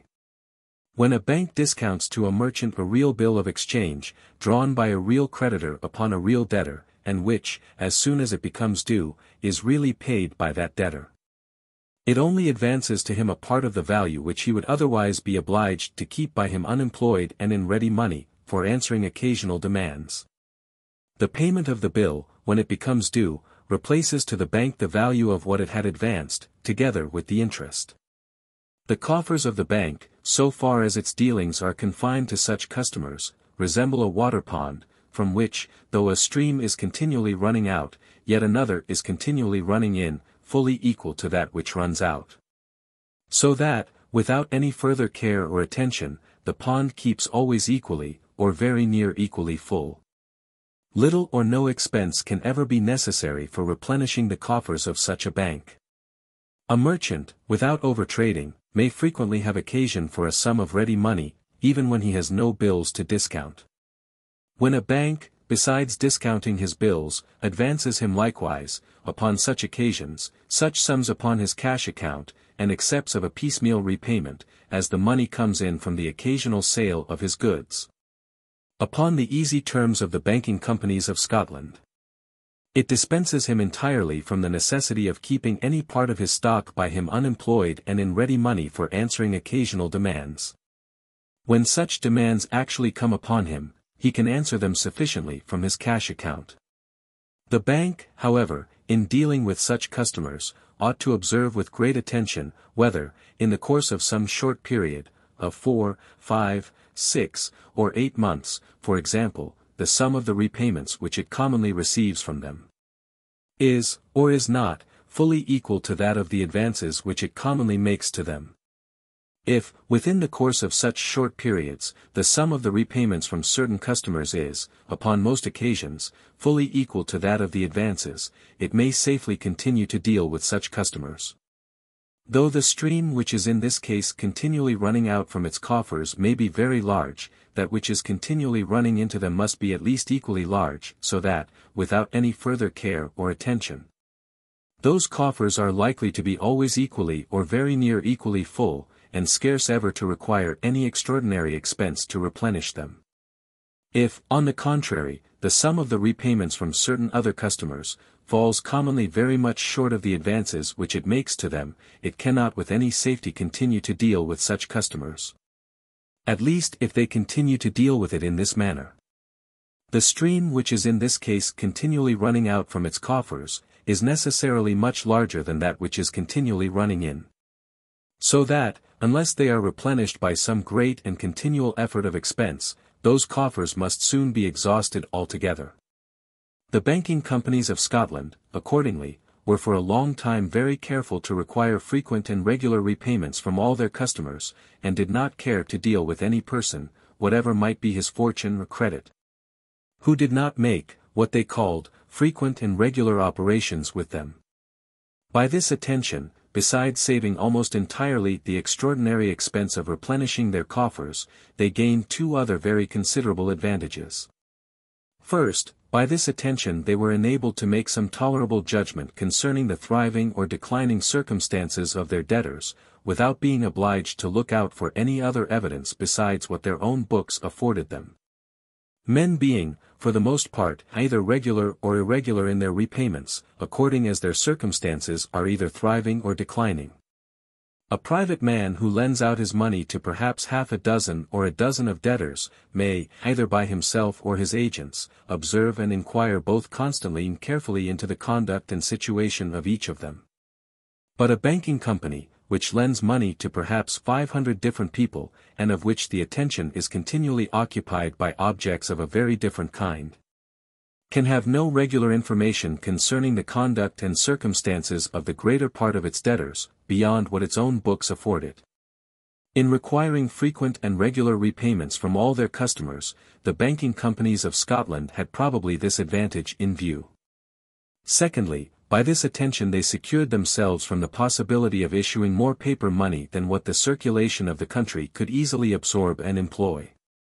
When they observed, that within moderate periods of time, the repayments of a particular customer were, upon most occasions, fully equal to the advances which they had made to him, they might be assured that the paper money which they had advanced to him had not, at any time, exceeded the quantity of gold and silver which he would otherwise have been obliged to keep by him for answering occasional demands. And that, consequently, the paper money, which they had circulated by his means, had not at any time exceeded the quantity of gold and silver which would have circulated in the country, had there been no paper money. The frequency, regularity, and amount of his repayments, would sufficiently demonstrate that the amount of their advances had at no time exceeded that part of his capital which he would otherwise have been obliged to keep by him unemployed, and in ready money, for answering occasional demands. That is, for the purpose of keeping the rest of his capital in constant employment. It is this part of his capital only which, within moderate periods of time, is continually returning to every dealer in the shape of money, whether paper or coin, and continually going from him in the same shape. If the advances of the bank had commonly exceeded this part of his capital, the ordinary amount of his repayments could not, within moderate periods of time, have equaled the ordinary amount of its advances. The stream which, by means of his dealings, was continually running into the coffers of the bank, could not have been equal to the stream which, by means of the same dealings was continually running out. The advances of the bank paper, by exceeding the quantity of gold and silver which, had there been no such advances, he would have been obliged to keep by him for answering occasional demands, might soon come to exceed the whole quantity of gold and silver which, the commerce being supposed the same, would have circulated in the country, had there been no paper money. And, consequently, to exceed the quantity which the circulation of the country could easily absorb and employ, and the excess of this paper money would immediately have returned upon the bank, in order to be exchanged for gold and silver. This second advantage, though equally real, was not, perhaps, so well understood by all the different banking companies in Scotland as the first. When, partly by the conveniency of discounting bills, and partly by that of cash accounts, the creditable traders of any country can be dispensed from the necessity of keeping any part of their stock by them unemployed, and in ready money. For answering occasional demands, they can reasonably expect no farther assistance from hanks and bankers, who, when they have gone thus far, cannot, consistently with their own interest and safety, go farther. A bank cannot, consistently with its own interest, advance to a trader the whole, or even the greater part of the circulating capital with which he trades. Because, though that capital is continually returning to him in the shape of money, and going from him in the same shape, yet the whole of the returns is too distant from the whole of the outgoings. And the sum of his repayments could not equal the sum of his advances within such moderate periods of time as suit the conveniency of a bank. Still less could a bank afford to advance him any considerable part of his fixed capital. Of the capital which the undertaker of an iron forge, for example, employs in erecting his forge and smelting houses, his workhouses, and warehouses, the dwelling houses of his workmen, etc. Of the capital which the undertaker of a mine employs in sinking his shafts, in erecting engines for drawing out the water, in making roads and wagonways, etc. Of the capital which the person who undertakes to improve land employs in clearing, draining, enclosing, manuring, and plowing waste and uncultivated fields, in building farmhouses, with all their necessary appendages of stables, granaries, etc. The returns of the fixed capital are, in almost all cases, much slower than those of the circulating capital, and such expenses, even when laid out with the greatest prudence and judgment, very seldom return to the undertaker till after a period of many years, a period by far too distant to suit the conveniency of a bank. Traders and other undertakers may, no doubt with great propriety, carry on a very considerable part of their projects with borrowed money. In justice to their creditors, however, their own capital ought in this case to be sufficient to ensure, if I may say so, the capital of those creditors, or to render it extremely improbable that those creditors should incur any loss, even though the success of the project should fall very much short of the expectation of the projectors. Even with this precaution, too, the money which is borrowed, and which it is meant should not be repaid till after a period of several years, ought not to be borrowed of a bank, but ought to be borrowed upon bond or mortgage.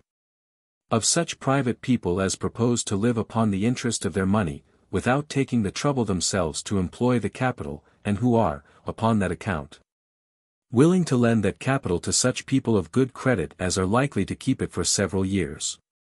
A bank, indeed, which lends its money without the expense of stamped paper, or of attorneys' fees for drawing bonds and mortgages, and which accepts of repayment upon the easy terms of the banking companies of Scotland, would, no doubt, be a very convenient creditor to such traders and undertakers.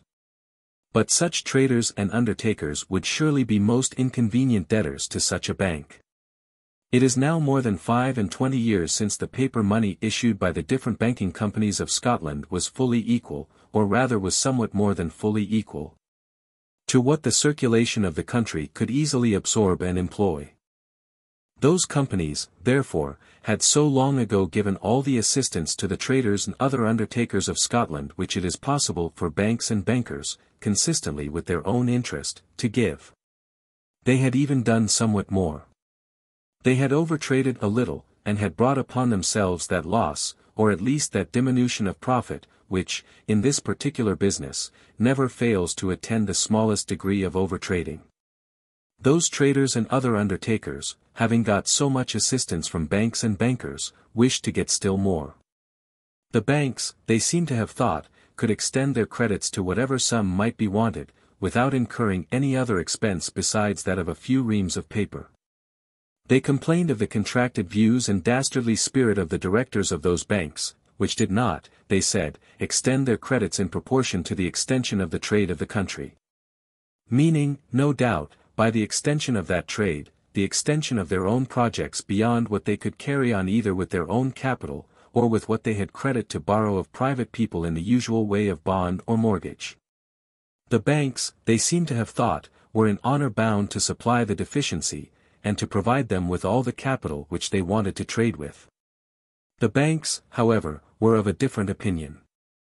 And upon their refusing to extend their credits, some of those traders had recourse to an expedient which, for a time, served their purpose, though at a much greater expense, yet as effectually as the utmost extension of bank credits could have done. This expedient was no other than the well-known shift of drawing and redrawing, the shift to which unfortunate traders have sometimes recourse, when they are upon the brink of bankruptcy. The practice of raising money in this manner had been long known in England, and, during the course of the late war, when the high profits of trade afforded a great temptation to overtrading, is said to have been carried on to a very great extent. From England it was brought into Scotland, where, in proportion to the very limited commerce, and to the very moderate capital of the country, it was soon carried on to a much greater extent than it ever had been in England. The practice of drawing and redrawing is so well known to all men of business, that it may, perhaps, be thought unnecessary to give any account of it. But as this book may come into the hands of many people who are not men of business, and as the effects of this practice upon the banking trade are not, perhaps, generally understood, even by men of business themselves, I shall endeavor to explain it as distinctly as I can. The customs of merchants, which were established when the barbarous laws of Europe did not enforce the performance of their contracts, and which, during the course of the 2 last centuries, have been adopted into the laws of all European nations, have given such extraordinary privileges to bills of exchange, that money is more readily advanced upon them than upon any other species of obligation. Especially when they are made payable within so short a period as 2 or 3 months after their date. If, when the bill becomes due, the acceptor does not pay it as soon as it is presented, he becomes from that moment a bankrupt. The bill is protested, and returns upon the drawer, who, if he does not immediately pay it, becomes likewise a bankrupt. If, before it came to the person who presents it to the acceptor for payment, it had passed through the hands of several other persons, who had successively advanced to one another the contents of it either in money or goods, and who, to express that each of them had in his turn received those contents, had all of them in their order endorsed, that is, written their names upon the back of the bill. Each endorser becomes in his turn liable to the owner of the bill for those contents, and, if he fails to pay, he becomes too, from that moment, a bankrupt. Though the drawer, acceptor, and endorsers of the bill, should all of them be persons of doubtful credit, yet, still the shortness of the date gives some security to the owner of the bill. Though all of them may be very likely to become bankrupts, it is a chance if they all become so in so short a time. The house is crazy, says a weary traveler to himself, and will not stand very long. But it is a chance if it falls tonight, and I will venture, therefore, to sleep in it tonight. The trader A in Edinburgh, we shall suppose, draws a bill upon B in London, payable 2 months after date. In reality B in London owes nothing to A in Edinburgh. But he agrees to accept of a S bill, upon condition, that before the term of payment he shall redraw upon A in Edinburgh for the same sum, together with the interest and a commission, another bill, payable likewise 2 months after date. B accordingly, before the expiration of the first 2 months, redraws this bill upon A in Edinburgh, who, again before the expiration of the second 2 months, draws a second bill upon B in London, payable likewise 2 months after date. And before the expiration of the third 2 months, B in London redraws upon A in Edinburgh another bill payable also 2 months after date.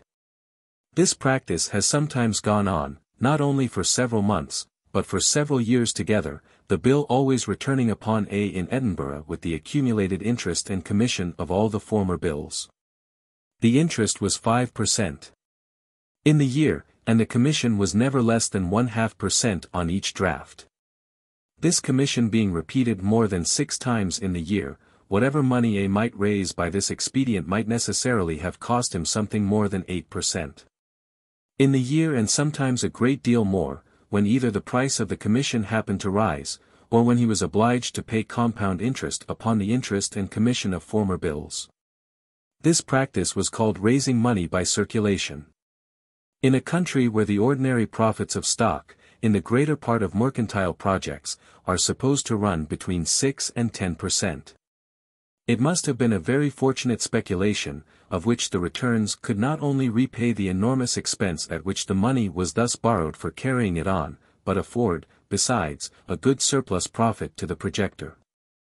Many vast and extensive projects, however, were undertaken, and for several years carried on, without any other fund to support them besides what was raised at this enormous expense.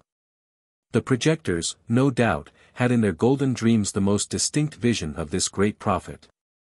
Upon their awakening, however, either at the end of their projects, or when they were no longer able to carry them on, they very seldom, I believe, had the good fortune to find it. 20. The bills which A in Edinburgh drew upon B in London, he regularly discounted 2 months before they were due, with some bank or banker in Edinburgh. And the bills which B in London redrew upon A in Edinburgh, he as regularly discounted, either with the Bank of England, or with some other banker in London. Whatever was advanced upon such circulating bills was in Edinburgh advanced in the paper of the Scotch banks, and in London, when they were discounted at the Bank of England in the paper of that bank. Though the bills upon which this paper had been advanced were all of them repaid in their turn as soon as they became due, yet the value which had been really advanced upon the first bill was never really returned to the banks which advanced it. Because, before each bill became due, another bill was always drawn to somewhat a greater amount than the bill which was soon to be paid, and the discounting of this other bill was essentially necessary towards the payment of that which was soon to be due. This payment, therefore, was altogether fictitious. The stream which, by means of those circulating bills of exchange, had once been made to run out from the coffers of the banks, was never replaced by any stream which really ran into them. The paper which was issued upon those circulating bills of exchange amounted, upon many occasions, to the whole fund destined for carrying on some vast and extensive project of agriculture, commerce, or manufactures. And not merely to that part of it which, had there been no paper money, the projector would have been obliged to keep by him unemployed, and in ready money, for answering occasional demands. The greater part of this paper was, consequently, over and above the value of the gold and silver which would have circulated in the country, had there been no paper money. It was over and above, therefore, what the circulation of the country could easily absorb and employ, and upon that account, immediately returned upon the banks, in order to be exchanged for gold and silver, which they were to find as they could. It was a capital which those projectors had very artfully contrived to draw from those banks, not only without their knowledge or deliberate consent, but for some time, perhaps, without their having the most distant suspicion that they had really advanced it. When two people, who are continually drawing and redrawing upon one another, discount their bills always with the same banker, he must immediately discover what they are about, and see clearly that they are trading, not with any capital of their own, but with the capital which he advances to them. But this discovery is not altogether so easy when they discount their bills sometimes with one banker, and sometimes with another, and when the two same persons do not constantly draw and redraw upon one another, but occasionally run the round of a great circle of projectors, who find it for their interest to assist one another in this method of raising money and to render it, upon that account, as difficult as possible to distinguish between a real and a fictitious bill of exchange, between a bill drawn by a real creditor upon a real debtor, and a bill for which there was properly no real creditor but the bank which discounted it, nor any real debtor but the projector who made use of the money. When a banker had even made this discovery, he might sometimes make it too late, and might find that he had already discounted the bills of those projectors to so great an extent, that, by refusing to discount any more, he would necessarily make them all bankrupts, and thus by ruining them, might perhaps ruin himself. For his own interest and safety, therefore, he might find it necessary, in this very perilous situation, to go on for some time, endeavoring, however, to withdraw gradually, and, upon that account, making every day greater and greater difficulties about discounting, in order to force these projectors by degrees to have recourse either to other bankers, or to other methods of raising money, so as that he himself might, as soon as possible, get out of the circle. The difficulties, accordingly, which the Bank of England, which the principal bankers in London, and which even the more prudent Scotch banks began, after a certain time, and when all of them had already gone too far, to make about discounting, not only alarmed, but enraged, in the highest degree, those projectors. Their own distress, of which this prudent and necessary reserve of the banks was, no doubt, the immediate occasion, they called the distress of the country. And this distress of the country, they said, was altogether owing to the ignorance, pusillanimity, and bad conduct of the banks, which did not give a sufficiently liberal aid to the spirited undertakings of those who exerted themselves in order to beautify, improve, and enrich the country. It was the duty of the banks, they seemed to think, to lend for as long a time, and to as great an extent, as they might wish to borrow. The banks, however, by refusing in this manner to give more credit to those to whom they had already given a great deal too much, took the only method by which it was now possible to save either their own credit, or the public credit of the country. In the midst of this clamor and distress, a new bank was established in Scotland, for the express purpose of relieving the distress of the country. The design was generous. But the execution was imprudent, and the nature and causes of the distress which it meant to relieve, were not, perhaps, well understood. This bank was more liberal than any other had ever been, both in granting cash accounts, and in discounting bills of exchange. With regard to the latter, it seems to have made scarce any distinction between real and circulating bills, but to have discounted all equally. It was the avowed principle of this bank to advance upon any reasonable security, the whole capital which was to be employed in those improvements of which the returns are the most slow and distant, such as the improvements of land.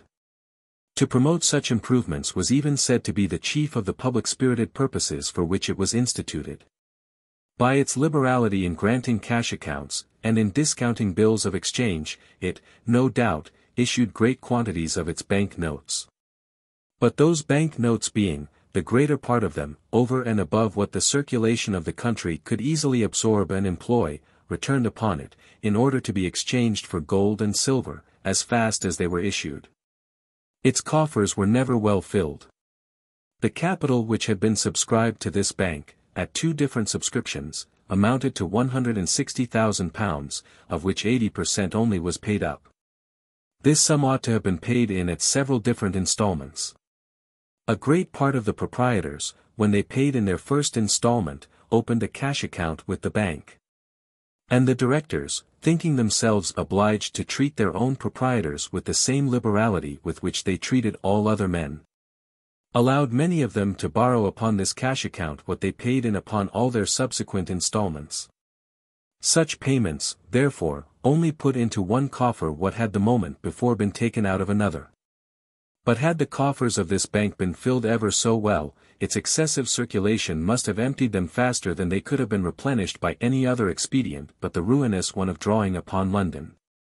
And when the bill became due, paying it, together with interest and commission, by another draft upon the same place. Its coffers having been filled so very ill, it is said to have been driven to this resource within a very few months after it began to do business. The estates of the proprietors of this bank were worth several millions, and, by their subscription to the original bond or contract of the bank, were really pledged for answering all its engagements. By means of the great credit which so great a pledge necessarily gave it, it was, notwithstanding its too liberal conduct, enabled to carry on business for more than 2 years. When it was obliged to stop, it had in the circulation about £200,000 in bank notes. In order to support the circulation of those notes, which were continually returning upon it as fast as they were issued, it had been constantly in the practice of drawing bills of exchange upon London, of which the number and value were continually increasing, and, when it stopped, amounted to upwards of £600,000. This bank, therefore, had, in little more than the course of 2 years, advanced to different people upwards of £800,000 at 5%. Upon the £200,000 which it circulated in bank notes, this 5% might perhaps be considered as a clear gain, without any other deduction besides the expense of management. But upon upwards of £600,000, for which it was continually drawing bills of exchange upon London, it was paying, in the way of interest and commission, upwards of 8%. And was consequently losing more than 3% upon more than 3/4 of all its dealings.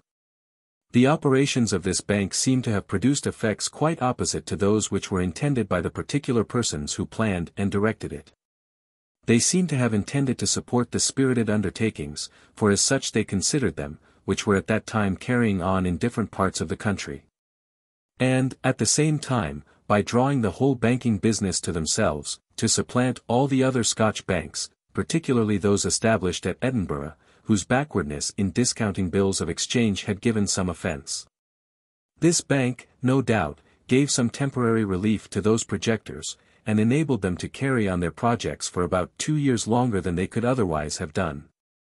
But it thereby only enabled them to get so much deeper into debt. So that, When ruin came, it fell so much the heavier both upon them and upon their creditors. The operations of this bank, therefore, instead of relieving, in reality aggravated in the long run the distress which those projectors had brought both upon themselves and upon their country. It would have been much better for themselves, their creditors, and their country, had the greater part of them been obliged to stop 2 years sooner than they actually did. The temporary relief, however, which this bank afforded to those projectors, proved a real and permanent relief to the other Scotch banks. All the dealers in circulating bills of exchange, which those other banks had become so backward in discounting, had recourse to this new bank, where they were received with open arms. Those other banks, therefore, were enabled to get very easily out of that fatal circle, from which they could not otherwise have disengaged themselves without incurring a considerable loss, and perhaps, too, even some degree of discredit. In the long run, therefore, the operations of this bank increased the real distress of the country, which it meant to relieve, and effectually relieved, from a very great distress, those rivals whom it meant to supplant. At the first setting out of this bank, it was the opinion of some people, that how fast soever its coffers might be emptied, it might easily replenish them, by raising money upon the securities of those to whom it had advanced its paper. Experience, I believe, soon convinced them that this method of raising money was by much too slow to answer their purpose. And that coffers which originally were so ill-filled, and which emptied themselves so very fast, could be replenished by no other expedient but the ruinous one of drawing bills upon London, and when they became due, paying them by other drafts on the same place, with accumulated interest and commission. But though they had been able by this method to raise money as fast as they wanted it, yet, instead of making a profit, they must have suffered a loss of every such operation. So that in the long run they must have ruined themselves as a mercantile company, though perhaps not so soon as by the more expensive practice of drawing and redrawing. They could still have made nothing by the interest of the paper, which, being over and above what the circulation of the country could absorb and employ, returned upon them in order to be exchanged for gold and silver, as fast as they issued it. And for the payment of which they were themselves continually obliged to borrow money. On the contrary, the whole expense of this borrowing, of employing agents to look out for people who had money to lend, of negotiating with those people, and of drawing the proper bond or assignment, must have fallen upon them, and have been so much clear loss upon the balance of their accounts. The project of replenishing their coffers in this manner may be compared to that of a man who had a water pond from which a stream was continually running out, and into which no stream was continually running, but who proposed to keep it always equally full, by employing a number of people to go continually with buckets to a well at some miles' distance, in order to bring water to replenish it.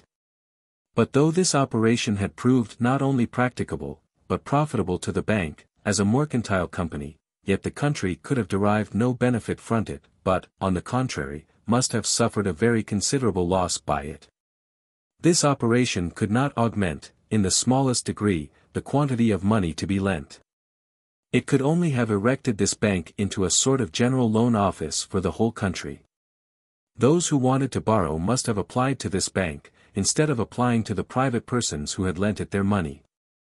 But a bank which lends money, perhaps to 500 different people, the greater part of whom its directors can know very little about, is not likely to be more judicious in the choice of its debtors than a private person who lends out his money among a few people whom he knows, and in whose sober and frugal conduct he thinks he has good reason to confide.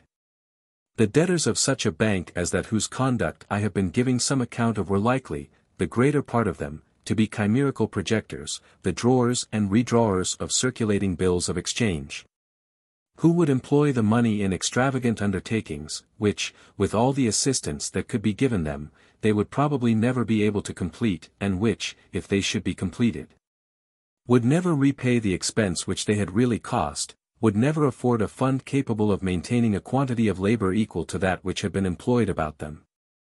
The sober and frugal debtors of private persons, on the contrary, would be more likely to employ the money borrowed in sober undertakings which were proportioned to their capitals, and which, though they might have less of the grand and the marvellous, would have more of the solid and the profitable, which would repay with a large profit whatever had been laid out upon them, and which would thus afford a fund capable of maintaining a much greater quantity of labor than that which had been employed about them.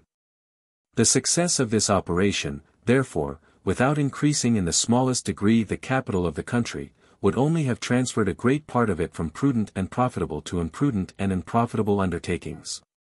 That the industry of Scotland languished for want of money to employ it, was the opinion of the famous Mr. Law. By establishing a bank of a particular kind, which he seems to have imagined might issue paper to the amount of the whole value of all the lands in the country, he proposed to remedy this want of money. The Parliament of Scotland, when he first proposed his project, did not think proper to adopt it. It was afterwards adopted, with some variations, by the Duke of Orleans, at that time Regent of France. The idea of the possibility of multiplying paper money to almost any extent was the real foundation of what is called the Mississippi Scheme, the most extravagant project, both of banking and stock jobbing, that perhaps the world ever saw. The different operations of this scheme are explained so fully, so clearly, and with so much order and distinctness, by Mr. Du Verney, in his examination of the political reflections upon commerce and finances of Mr. Du Toit, that I shall not give any account of them. The principles upon which it was founded are explained by Mr. Law himself, in a discourse concerning money and trade, which he published in Scotland when he first proposed his project. The splendid but visionary ideas which are set forth in that and some other works upon the same principles, still continue to make an impression upon many people, and have, perhaps, in part, contributed to that excess of banking, which has of late been complained of, both in Scotland and in other places. The Bank of England is the greatest bank of circulation in Europe. It was incorporated, in pursuance of an Act of Parliament, by a charter under the Great Seal, dated the 27th of July, 1694. It at that time advanced to government the sum of £1,200,000 for an annuity of £100,000, or for £96,000 a year, interest at the rate of 8% and £4,000 year for the expense of management. The credit of the new government, established by the Revolution, we may believe, must have been very low, when it was obliged to borrow at so high an interest. In 1697, the bank was allowed to enlarge its capital stock, by an engraftment of £1,001,171:10s. Its whole capital stock, therefore, amounted at this time to £2,201,171, 10s. This engraftment is said to have been for the support of public credit. In 1696, tallies had been at 40, and 50, and 60% discount, and bank notes at 20%. 21 During the great recoinage of the silver, which was going on at this time, the bank had thought proper to discontinue the payment of its notes, which necessarily occasioned their discredit. In pursuance of the 7th N.C. 7, the bank advanced and paid into the Exchequer the sum of £400,000, making in all the sum of £1,600,000, which it had advanced upon its original annuity of £96,000 interest, and £4,000 for expense of management. In 1708, therefore, the credit of government was as good as that of private persons, since it could borrow at 6% interest, the common legal and market rate of those times. In pursuance of the same act, the bank cancelled Exchequer bills to the amount of £1,775,027, 17s, 10 at 6% interest, and was at the same time allowed to take in subscriptions for doubling its capital. In 1703, therefore, the capital of the bank amounted to £4,402,343, and it had advanced to government the sum of £3,375,027:17:10 By a call of 15% in 1709, there was paid in, and made stock, £656,204:1:9d. And by another of 10% in 1710, £501 for 48:12:11d. In consequence of those two calls, therefore, the bank capital amounted to £5,559,995:14:8d. In pursuance of the 3rd George I c. 8, the bank delivered up 2 millions of Exchequer bills to be cancelled. It had at this time, therefore, advanced to government £5, 375, 027:1710d. In pursuance of the 8th George I, c. 21, the bank purchased of the South Sea Company, stock to the amount of £4 million, and in 1722, in consequence of the subscriptions which it had taken in for enabling it to make this purchase, its capital stock was increased by £3,400,000. At this time, therefore, the bank had advanced to the public £9,375,027.17. 10½ and its capital stock amounted only to £8,959,995:14:8d. It was upon this occasion that the sum which the bank had advanced to the public, and for which it received interest, began first to exceed its capital stock, or the sum for which it paid a dividend to the proprietors of bank stock. Or, in other words, that the bank began to have an undivided capital, over and above its divided one. It has continued to have an undivided capital of the same kind ever since.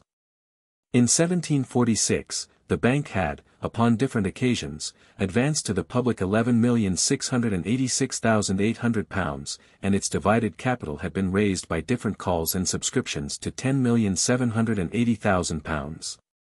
The state of those two sums has continued to be the same ever since. In pursuance of the 4th of George III. C. Point 25, the bank agreed to pay to government for the renewal of its charter £110,000, without interest or repayment. This sum, therefore, did not increase either of those two other sums. The dividend of the bank has varied according to the variations in the rate of the interest which it has, at different times, received for the money it had advanced to the public, as well as according to other circumstances. This rate of interest has gradually been reduced from 8 to 3%. For some years past, the bank dividend has been at 5.5%. The stability of the Bank of England is equal to that of the British government. All that it has advanced to the public must be lost before its creditors can sustain any loss. No other banking company in England can be established by Act of Parliament, or can consist of more than 6 members. It acts, not only as an ordinary bank, but as a great engine of state. It receives and pays the greater part of the annuities which are due to the creditors of the public, it circulates exchequer bills. And it advances to government the annual amount of the land and malt taxes, which are frequently not paid up till some years thereafter. In these different operations, its duty to the public may sometimes have obliged it, without any fault of its directors, to overstock the circulation with paper money. It likewise discounts merchants' bills, and has, upon several different occasions, supported the credit of the principal houses, not only of England, but of Hamburg and Holland. Upon one occasion, in 1763, it is said to have advanced for this purpose, in 1 week, about £1,600,000, a great part of it in bullion. I do not, however, pretend to warrant either the greatness of the sum, or the shortness of the time. Upon other occasions, this great company has been reduced to the necessity of paying in sixpences. It is not by augmenting the capital of the country, but by rendering a greater part of that capital active and productive than would otherwise be so, that the most judicious operations of banking can increase the industry of the country. That part of his capital which a dealer is obliged to keep by him unemployed and in ready money, for answering occasional demands, is so much dead stock, which, so long as it remains in this situation, produces nothing, either to him or to his country. The judicious operations of banking enable him to convert this dead stock into active and productive stock, into materials to work upon, into tools to work with, and into provisions and subsistence to work for. Into stock which produces something both to himself and to his country. The gold and silver money which circulates in any country, and by means of which, the produce of its land and labor is annually circulated and distributed to the proper consumers, is, in the same manner as the ready money of the dealer, all dead stock. It is a very valuable part of the capital of the country, which produces nothing to the country. The judicious operations of banking, by substituting paper in the room of a great part of this gold and silver, enable the country to convert a great part of this dead stock into active and productive stock. into stock which produces something to the country. The gold and silver money which circulates in any country may very properly be compared to a highway, which, while it circulates and carries to market all the grass and corn of the country, produces itself not a single pile of either. The judicious operations of banking, by providing, if I may be allowed so violent a metaphor, a sort of wagon way through the air, enable the country to convert, as it were, a great part of its highways into good pastures, and corn fields. And thereby to increase, very considerably, the annual produce of its land and labor. The commerce and industry of the country, however, it must be acknowledged, though they may be somewhat augmented, cannot be altogether so secure, when they are thus, as it were, suspended upon the Daedalian wings of paper money, as when they travel about upon the solid ground of gold and silver. Over and above the accidents to which they are exposed from the unskilfulness of the conductors of this paper money, they are liable to several others, from which no prudence or skill of those conductors can guard them. An unsuccessful war, for example, in which the enemy got possession of the capital, and consequently of that treasure which supported the credit of the paper money, would occasion a much greater confusion in a country where the whole circulation was carried on by paper, than in one where the greater part of it was carried on by gold and silver. The usual instrument of commerce having lost its value, no exchanges could be made but either by barter or upon credit. All taxes having been usually paid in paper money, the prince would not have wherewithal either to pay his troops, or to furnish his magazines. And the state of the country would be much more irretrievable than if the greater part of its circulation had consisted in gold and silver.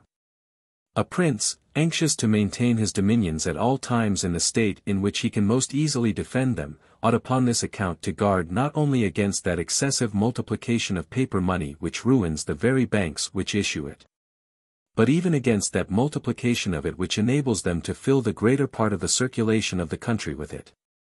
The circulation of every country may be considered as divided into two different branches, the circulation of the dealers with one another, and the circulation between the dealers and the consumers.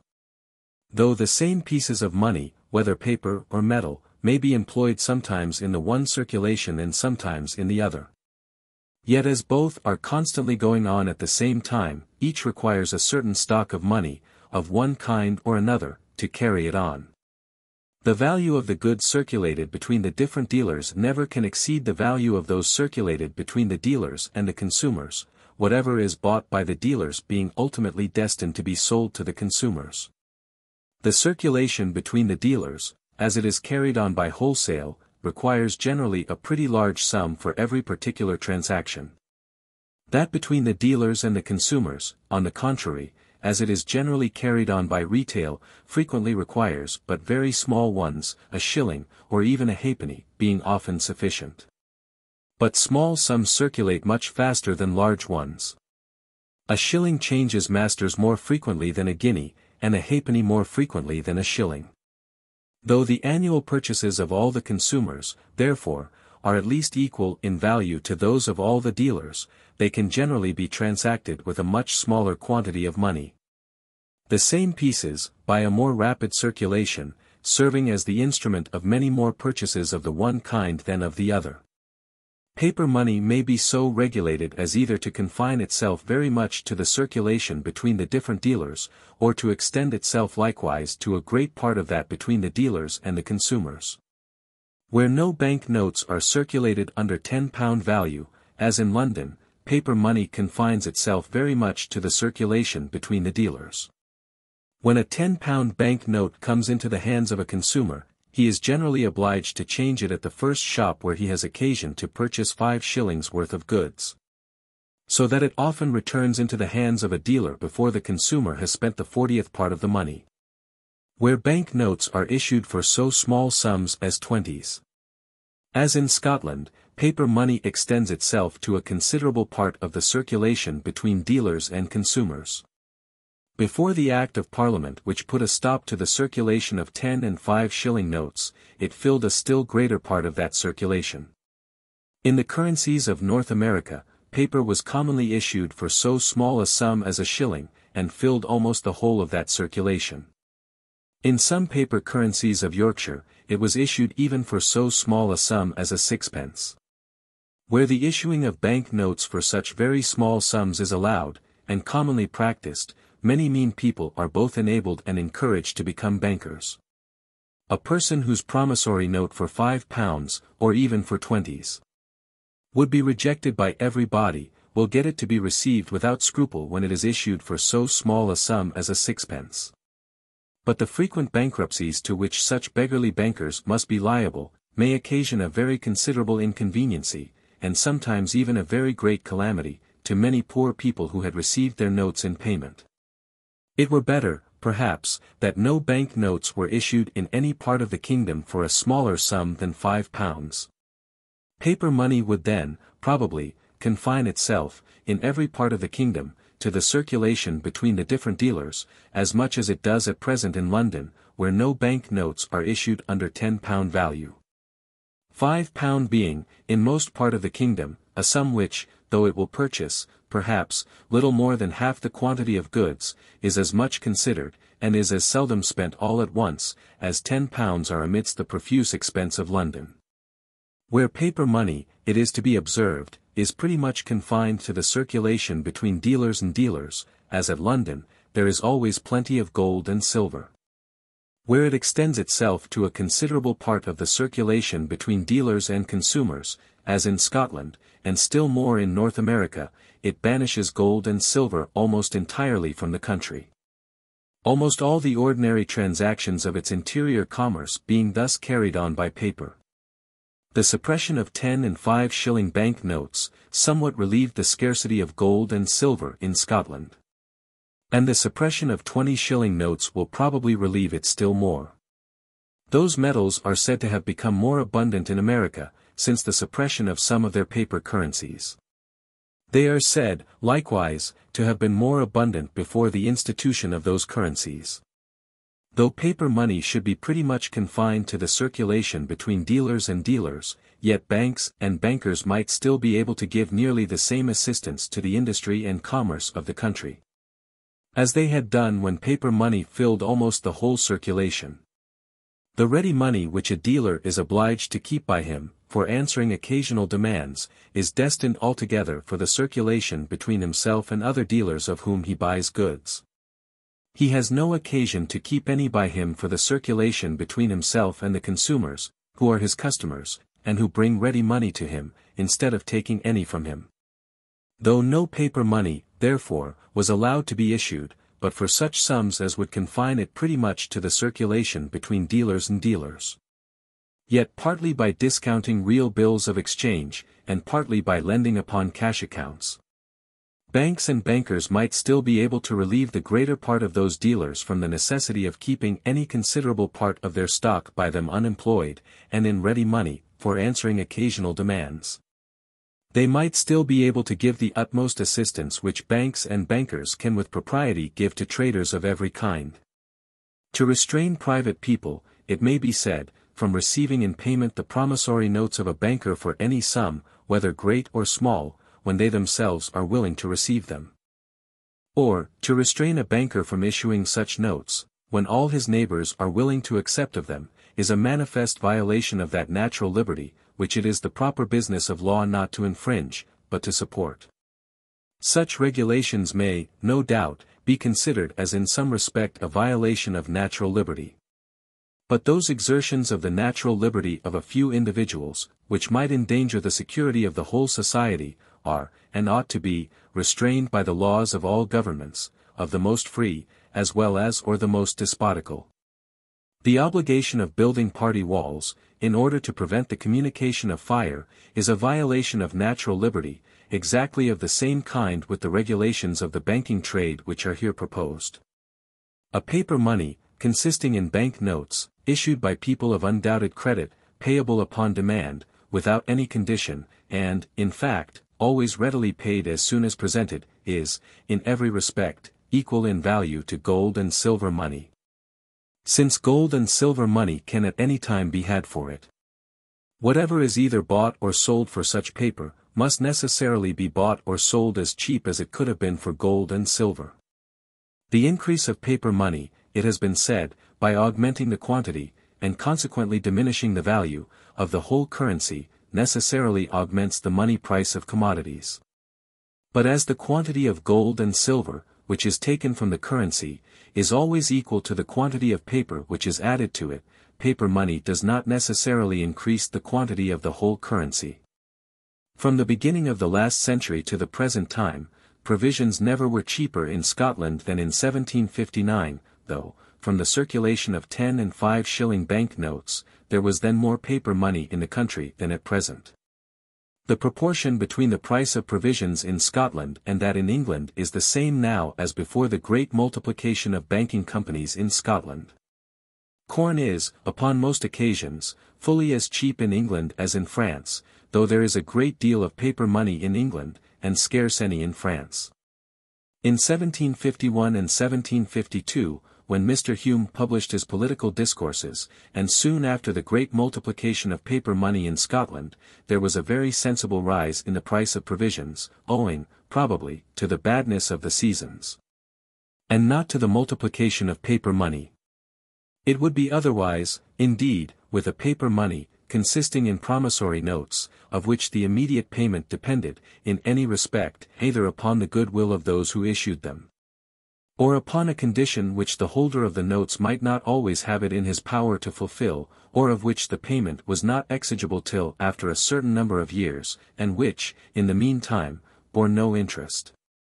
Such a paper money would, no doubt, fall more or less below the value of gold and silver, according as the difficulty or uncertainty of obtaining immediate payment was supposed to be greater or less, or according to the greater or less distance of time at which payment was exigible. Some years ago the different banking companies of Scotland were in the practice of inserting into their bank notes, what they called an optional clause, by which they promised payment to the bearer either as soon as the note should be presented, or, in the option of the directors, 6 months after such presentment, together with the legal interest for the said 6 months. The directors of some of those banks sometimes took advantage of this optional clause, and sometimes threatened those who demanded gold and silver in exchange for a considerable number of their notes, that they would take advantage of it, unless such demanders would content themselves with a part of what they demanded. The promissory notes of those banking companies constituted, at that time, the far greater part of the currency of Scotland, which this uncertainty of payment necessarily degraded below value of gold and silver money. During the continuance of this abuse, which prevailed chiefly in 1762, 1763, and 1764, while the exchange between London and Carlisle was at par, that between London and Dumfries would sometimes be 4%.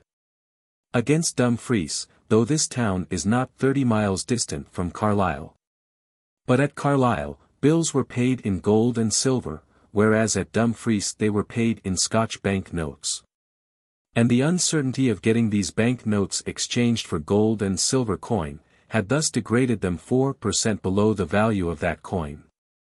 The same Act of Parliament which suppressed 10 and 5 shilling bank notes, suppressed likewise this optional clause, and thereby restored the exchange between England and Scotland to its natural rate, or to what the course of trade and remittances might happen to make it.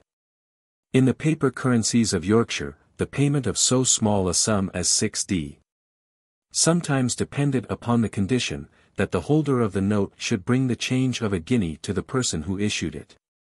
A condition which the holders of such notes might frequently find it very difficult to fulfill, and which must have degraded this currency below the value of gold and silver money. An Act of Parliament, accordingly, declared all such clauses unlawful, and suppressed, in the same manner as in Scotland, all promissory notes, payable to the bearer, under 20s. Value. The paper currencies of North America consisted, not in bank notes payable to the bearer on demand, but in a government paper, of which the payment was not exigible till several years after it was issued. And though the colony governments paid no interest to the holders of this paper, they declared it to be, and in fact rendered it, a legal tender of payment for the full value for which it was issued. But allowing the colony security to be perfectly good, £100, payable 15 years hence, for example, in a country where interest is at 6%, is worth little more than £40 ready money. To oblige a creditor, therefore, to accept of this as full payment for a debt of £100, actually paid down in ready money, was an act of such violent injustice, as has scarce, perhaps, been attempted by the government of any other country which pretended to be free. It bears the evident marks of having originally been, what the honest and downright Dr. Douglas assures us it was, a scheme of fraudulent debtors to cheat their creditors. The government of Pennsylvania, indeed, pretended, upon their first emission of paper money, in 1722, to render their paper of equal value with gold and silver. By enacting penalties against all those who made any difference in the price of their goods when they sold them for a colony paper, and when they sold them for gold and silver, a regulation equally tyrannical, but much less effectual than that which it was meant to support. A positive law may render a shilling a legal tender for a guinea, because it may direct the courts of justice to discharge the debtor who has made that tender. But no positive law can oblige a person who sells goods, and who is at liberty to sell or not to sell as he pleases, to accept of a shilling as equivalent to a guinea in the price of them. Notwithstanding any regulation of this kind, it appeared, by the course of exchange with Great Britain, that £100 sterling was occasionally considered as equivalent, in some of the colonies, to £130, and in others to so great a sum as £1,100 currency. This difference in the value arising from the difference in the quantity of paper emitted in the different colonies, and in the distance and probability of the term of its final discharge and redemption. No law, therefore, could be more equitable than the Act of Parliament, so unjustly complained of in the colonies, which declared, that no paper currency to be emitted there in time coming, should be a legal tender of payment. Pennsylvania was always more moderate in its emissions of paper money than any other of our colonies. Its paper currency, accordingly, is said never to have sunk below the value of the gold and silver which was current in the colony before the first emission of its paper money. Before that emission, the colony had raised the denomination of its coin, and had, by Act of Assembly, ordered 5s. sterling to pass in the colonies for 6s. 3d, and afterwards for 6s. 8d. A pound, colony currency, therefore, even when that currency was gold and silver, was more than 30% below the value of £1 sterling, and when that currency was turned into paper, it was seldom much more than 30% below that value. The pretense for raising the denomination of the coin was to prevent the exportation of gold and silver, by making equal quantities of those metals pass for greater sums in the colony than they did in the mother country. It was found, however, that the price of all goods from the mother country rose exactly in proportion as they raised the denomination of their coin, so that their gold and silver were exported as fast as ever. The paper of each colony being received in the payment of the provincial taxes, for the full value for which it had been issued, it necessarily derived from this use some additional value, over and above what it would have had from the real or supposed distance of the term of its final discharge and redemption. This additional value was greater or less, according as the quantity of paper issued was more or less above what could be employed in the payment of the taxes of the particular colony which issued it. It was in all the colonies very much above what could be employed in this manner. A prince, who should enact that a certain proportion of his taxes should be paid in a paper money of a certain kind, might thereby give a certain value to this paper money, even though the term of its final discharge and redemption should depend altogether upon the will of the prince.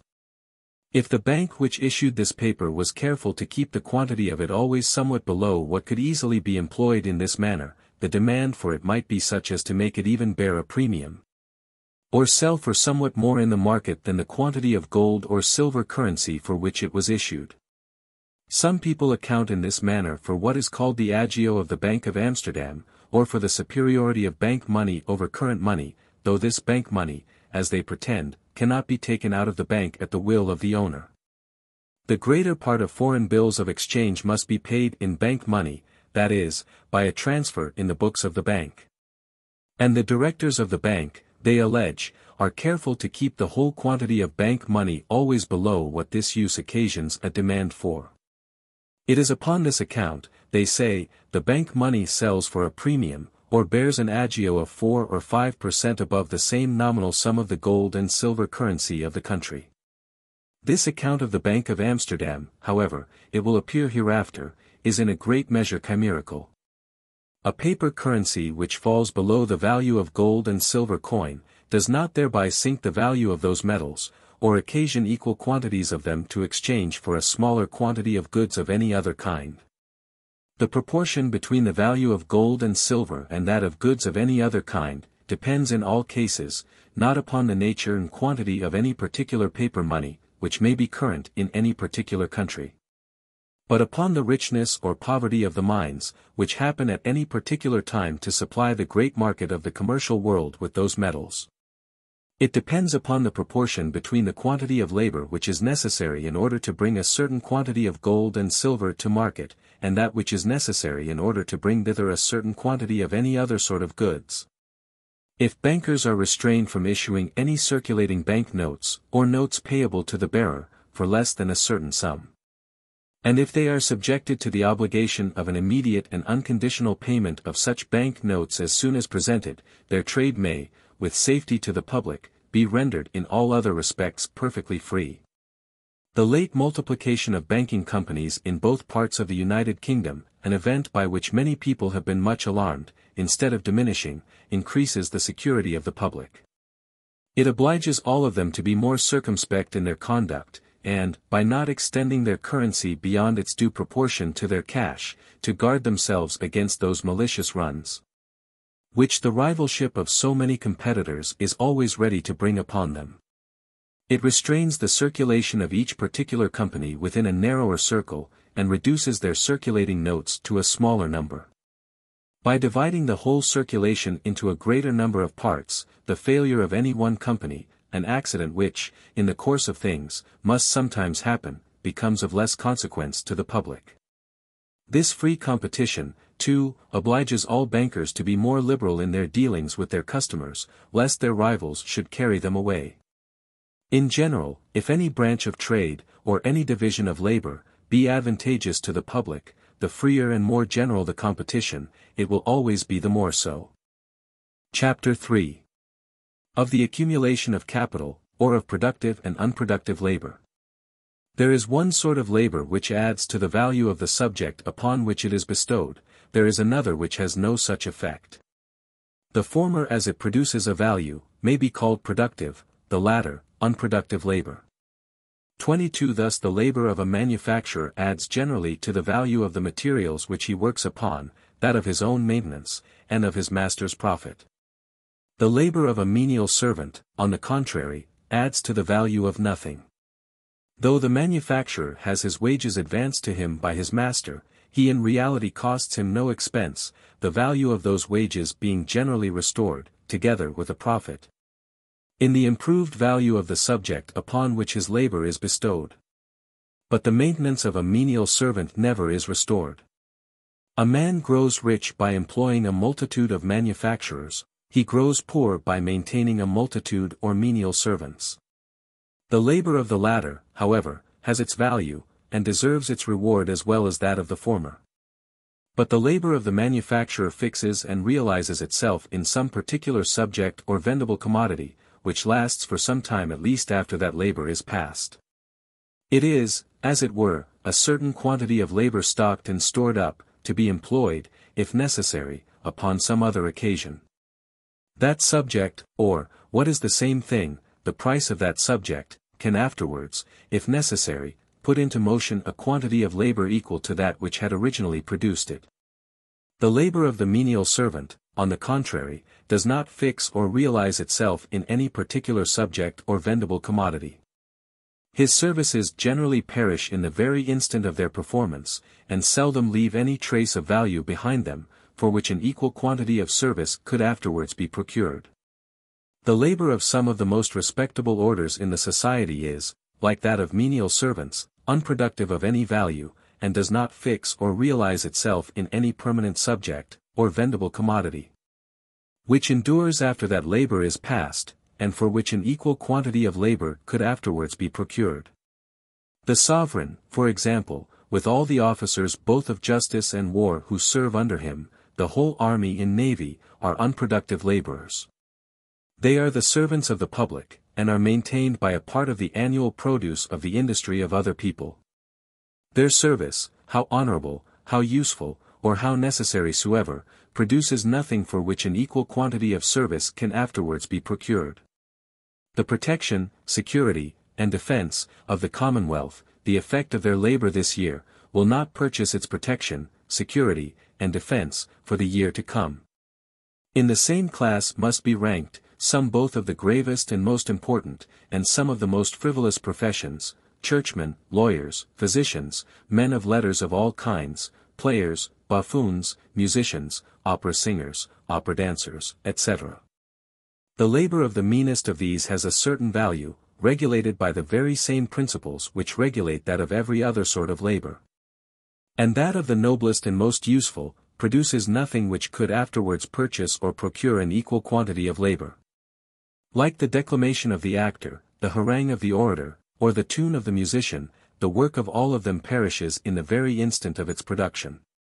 Both productive and unproductive laborers, and those who do not labor at all, are all equally maintained by the annual produce of the land and labor of the country. This produce, how great soever, can never be infinite, but must have certain limits. According, therefore, as a smaller or greater proportion of it is in any one year employed in maintaining unproductive hands, the more in the one case, and the less in the other, will remain for the productive. And the next year's produce will be greater or smaller accordingly. The whole annual produce, if we accept the spontaneous productions of the earth, being the effect of productive labor. Though the whole annual produce of the land and labor of every country is no doubt ultimately destined for supplying the consumption of its inhabitants, and for procuring a revenue to them. Yet when it first comes either from the ground, or from the hands of the productive laborers, it naturally divides itself into two parts. One of them, and frequently the largest, is, in the first place, destined for replacing a capital, or for renewing the provisions, materials, and finished work, which had been withdrawn from a capital. The other for constituting a revenue either to the owner of this capital, as the profit of his stock, or to some other person, as the rent of his land. Thus, of the produce of land, one part replaces the capital of the farmer. The other pays his profit and the rent of the landlord, and thus constitutes a revenue both to the owner of this capital, as the profits of his stock, and to some other person as the rent of his land. Of the produce of a great manufactory, in the same manner, one part, and that always the largest, replaces the capital of the undertaker of the work, the other pays his profit and thus constitutes a revenue to the owner of this capital. That part of the annual produce of the land and labor of any country which replaces a capital, never is immediately employed to maintain any but productive hands. It pays the wages of productive labor only. That which is immediately destined for constituting a revenue, either as profit or as rent, may maintain indifferently either productive or unproductive hands. Whatever part of his stock a man employs as a capital, he always expects it to be replaced to him with a profit. He employs it, therefore, in maintaining productive hands only. And after having served in the function of a capital to him, it constitutes a revenue to them. Whenever he employs any part of it in maintaining unproductive hands of any kind, that part is from that moment withdrawn from his capital, and placed in his stock reserved for immediate consumption. Unproductive laborers, and those who do not labor at all, are all maintained by revenue.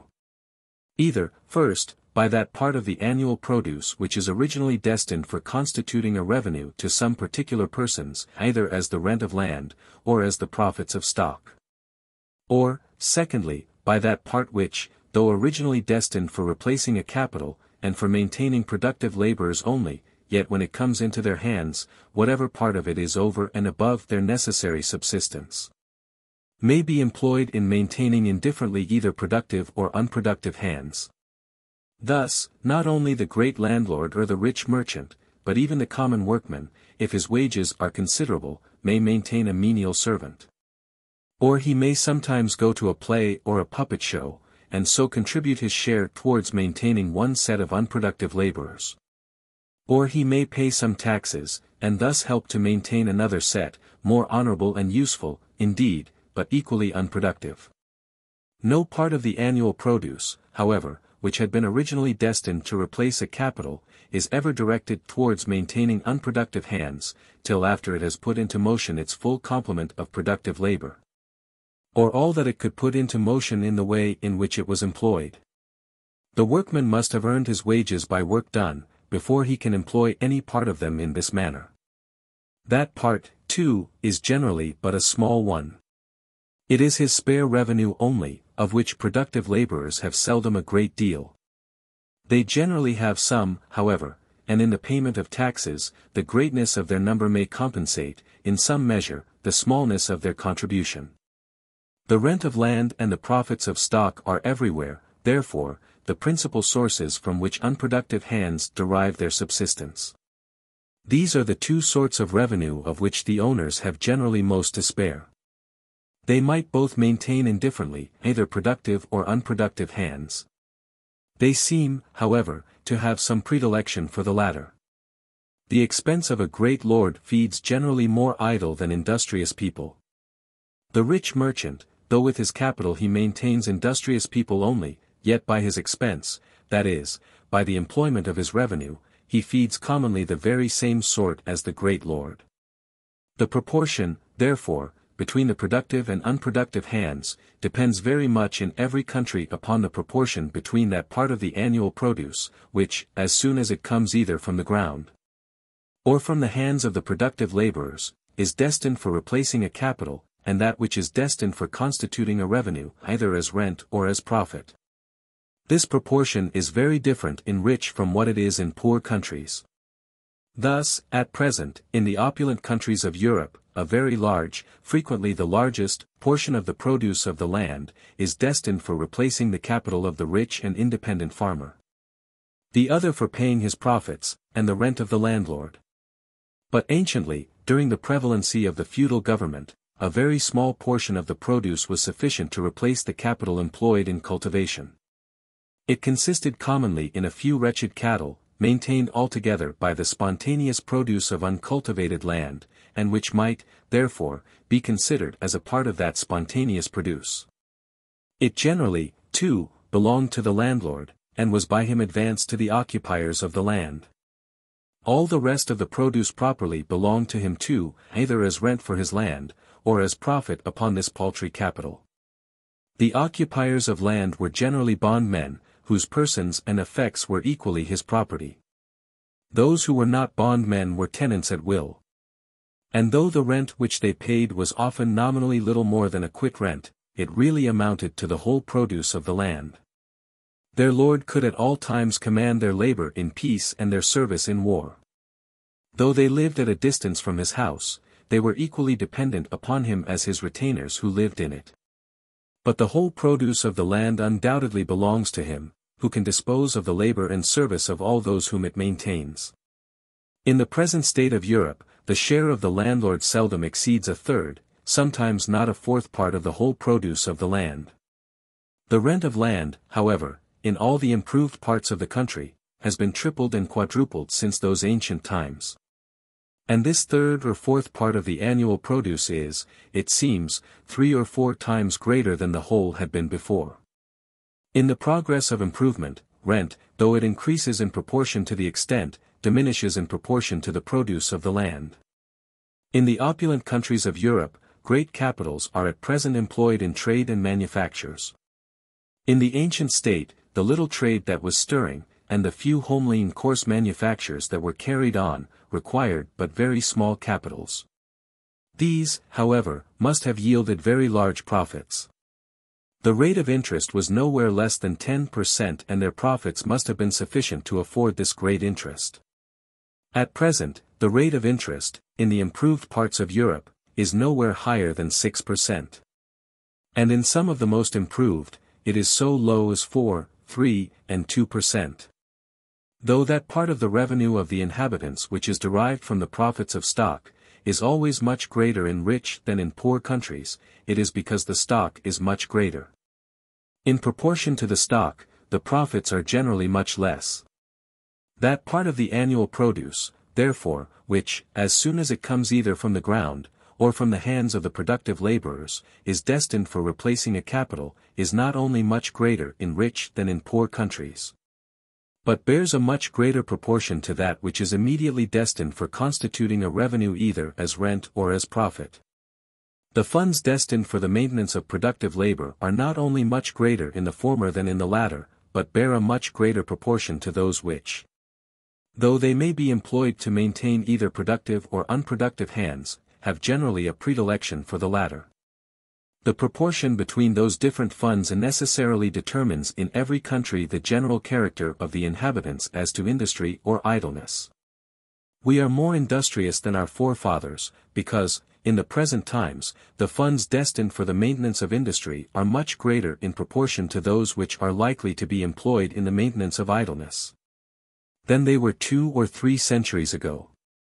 Our ancestors were idle for want of a sufficient encouragement to industry.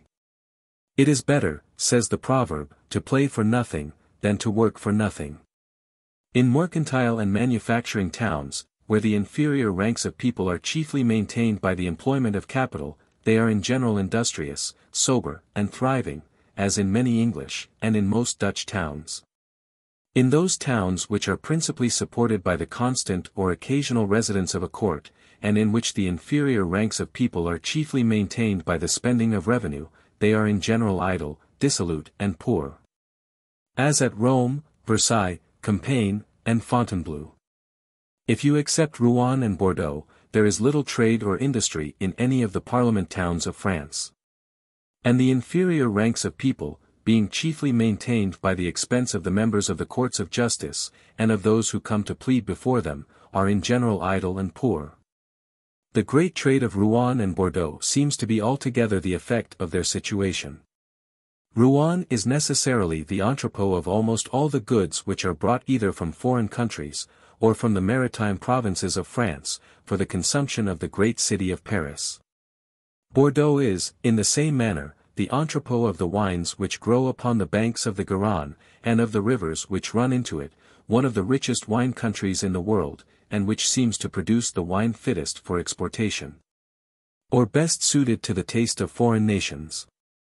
Such advantageous situations necessarily attract a great capital by the great employment which they afford it, and the employment of this capital is the cause of the industry of those 2 cities. In the other parliament towns of France, very little more capital seems to be employed than what is necessary for supplying their own consumption, that is, little more than the smallest capital which can be employed in them. The same thing may be said of Paris, Madrid, and Vienna. Of those 3 cities, Paris is by far the most industrious, but Paris itself is the principal market of all the manufactures established at Paris, and its own consumption is the principal object of all the trade which it carries on. London, Lisbon, and Copenhagen are, perhaps, the only 3 cities in Europe, which are both the constant residence of a court, and can at the same time be considered as trading cities, or as cities which trade not only for their own consumption, but for that of other cities and countries. The situation of all the 3 is extremely advantageous, and naturally fits them to be the entrepôts of a great part of the goods destined for the consumption of distant places. In a city where a great revenue is spent, to employ with advantage a capital for any other purpose than for supplying the consumption of that city, is probably more difficult than in one in which the inferior ranks of people have no other maintenance but what they derive from the employment of such a capital. The idleness of the greater part of the people who are maintained by the expense of revenue, corrupts, it is probable, the industry of those who ought to be maintained by the employment of capital, and renders it less advantageous to employ a capital there than in other places. There was little trade or industry in Edinburgh before the Union. When the Scotch Parliament was no longer to be assembled in it, when it ceased to be the necessary residence of the principal nobility and gentry of Scotland, it became a city of some trade and industry. It still continues, however, to be the residence of the principal courts of justice in Scotland, of the boards of customs and excise, etc. A considerable revenue, therefore, still continues to be spent in it. In trade and industry, it is much inferior to Glasgow, of which the inhabitants are chiefly maintained by the employment of capital. The inhabitants of a large village, it has sometimes been observed, after having made considerable progress in manufactures, have become idle and poor, in consequence of a great lord's having taken up his residence in their neighborhood. The proportion between capital and revenue, therefore, seems everywhere to regulate the proportion between industry and idleness. Wherever capital predominates, industry prevails; wherever revenue, idleness. Every increase or diminution of capital, therefore, naturally tends to increase or diminish the real quantity of industry, the number of productive hands, and consequently the exchangeable value of the annual produce of the land and labor of the country, the real wealth and revenue of all its inhabitants. Capitals are increased by parsimony, and diminished by prodigality and misconduct.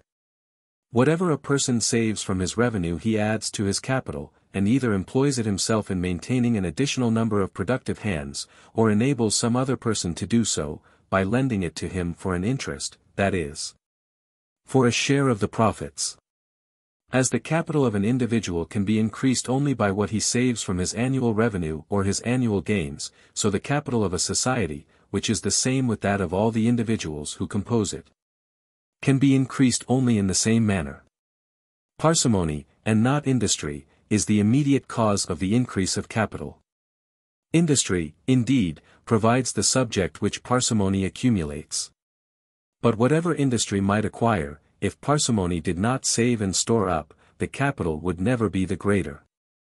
Parsimony, by increasing the fund which is destined for the maintenance of productive hands, tends to increase the number of those hands whose labor adds to the value of the subject upon which it is bestowed. It tends, therefore, to increase the exchangeable value of the annual produce of the land and labor of the country. It puts into motion an additional quantity of industry, which gives an additional value to the annual produce. What is annually saved, is as regularly consumed as what is annually spent, and nearly in the same time too, but it is consumed by a different set of people. That portion of his revenue which a rich man annually spends, is, in most cases, consumed by idle guests and menial servants, who leave nothing behind them in return for their consumption. That portion which he annually saves, as, for the sake of the profit, it is immediately employed as a capital, is consumed in the same manner, and nearly in the same time too, but by a different set of people, by laborers, manufacturers, and artificers, who reproduce, with a profit, the value of their annual consumption.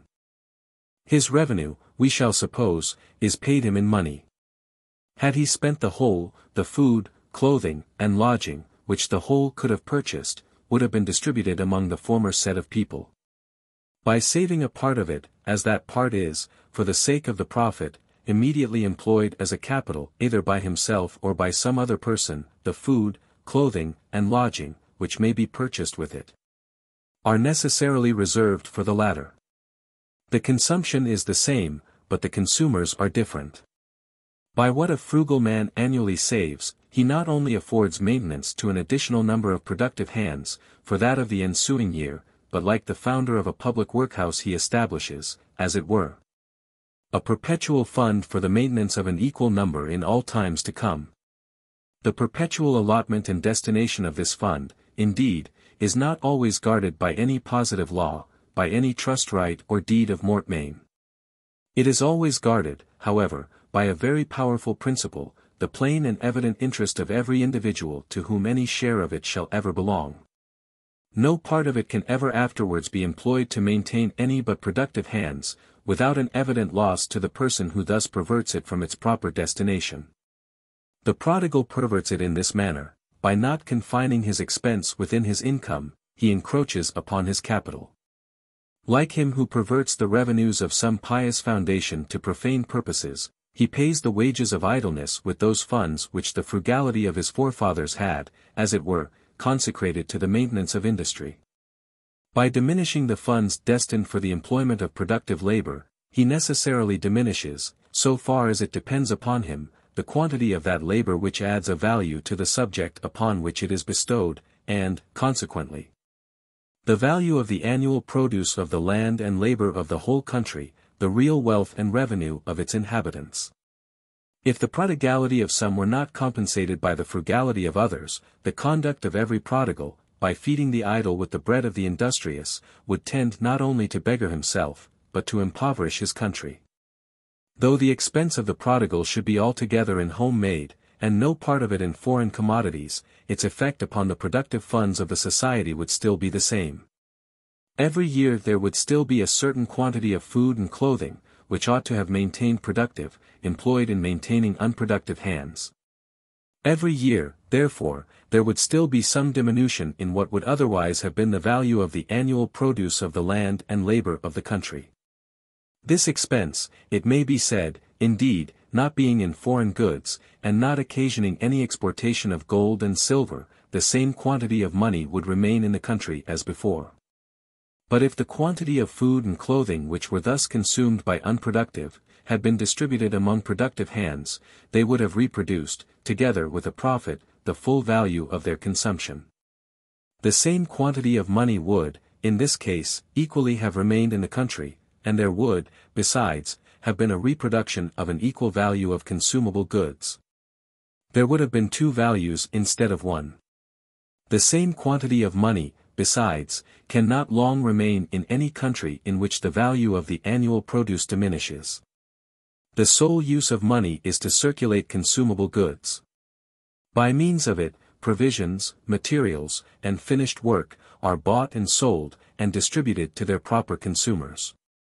The quantity of money, therefore, which can be annually employed in any country, must be determined by the value of the consumable goods annually circulated within it. These must consist either in the immediate produce of the land and labor of the country itself, or in something which had been purchased with some part of that produce. Their value, therefore, must diminish as the value of that produce diminishes, and along with it the quantity of money which can be employed in circulating them. But the money which, by this annual diminution of produce, is annually thrown out of domestic circulation, will not be allowed to lie idle. The interest of whoever possesses it requires that it should be employed. But having no employment at home, it will, in spite of all laws and prohibitions, be sent abroad, and employed in purchasing consumable goods, which may be of some use at home. Its annual exportation will, in this manner, continue for some time to add something to the annual consumption of the country beyond the value of its own annual produce. What in the days of its prosperity had been saved from that annual produce, and employed in purchasing gold and silver, will contribute, for some little time, to support its consumption in adversity. The exportation of gold and silver is, in this case, not the cause, but the effect of its declension, and may even, for some little time, alleviate the misery of that declension. The quantity of money, on the contrary, must in every country naturally increase as the value of the annual produce increases. The value of the consumable goods annually circulated within the society being greater, will require a greater quantity of money to circulate them. A part of the increased produce, therefore, will naturally be employed in purchasing, wherever it is to be had, the additional quantity of gold and silver necessary for circulating the rest. The increase of those metals will, in this case, be the effect, not the cause, of the public prosperity. Gold and silver are purchased everywhere in the same manner. The food, clothing, and lodging, the revenue and maintenance, of all those whose labor or stock is employed in bringing them from the mine to the market, is the price paid for them in Peru as well as in England. The country which has this price to pay, will never belong without the quantity of those metals which it has occasion for, and no country will ever long retain a quantity which it has no occasion for.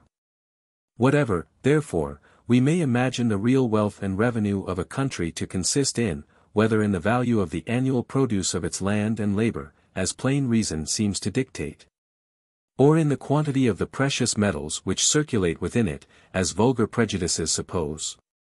In either view of the matter, every prodigal appears to be a public enemy, and every frugal man a public benefactor. The effects of misconduct are often the same as those of prodigality. Every injudicious and unsuccessful project in agriculture, mines, fisheries, trade, or manufactures, tends in the same manner to diminish the funds destined for the maintenance of productive labor.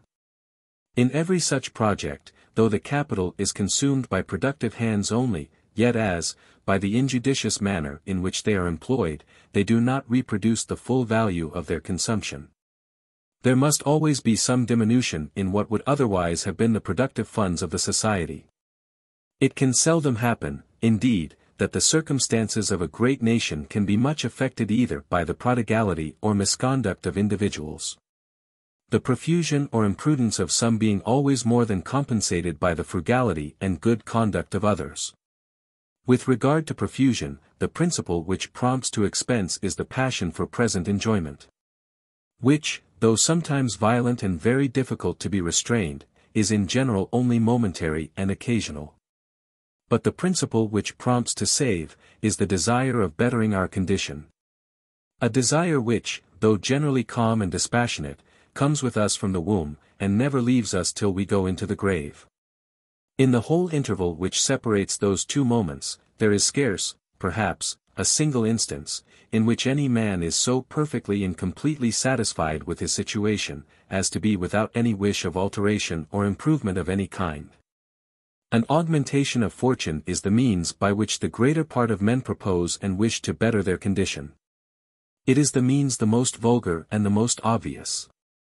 And the most likely way of augmenting their fortune, is to save and accumulate some part of what they acquire, either regularly and annually, or upon some extraordinary occasion. Though the principle of expense, therefore, prevails in almost all men upon some occasions, and in some men upon almost all occasions. Yet in the greater part of men, taking the whole course of their life at an average, the principle of frugality seems not only to predominate, but to predominate very greatly.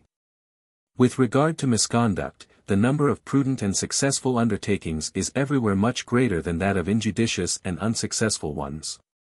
After all our complaints of the frequency of bankruptcies, the unhappy men who fall into this misfortune, make but a very small part of the whole number engaged in trade, and all other sorts of business. Not much more, perhaps, than 1 in 1,000. Bankruptcy is, perhaps, the greatest and most humiliating calamity which can befall an innocent man.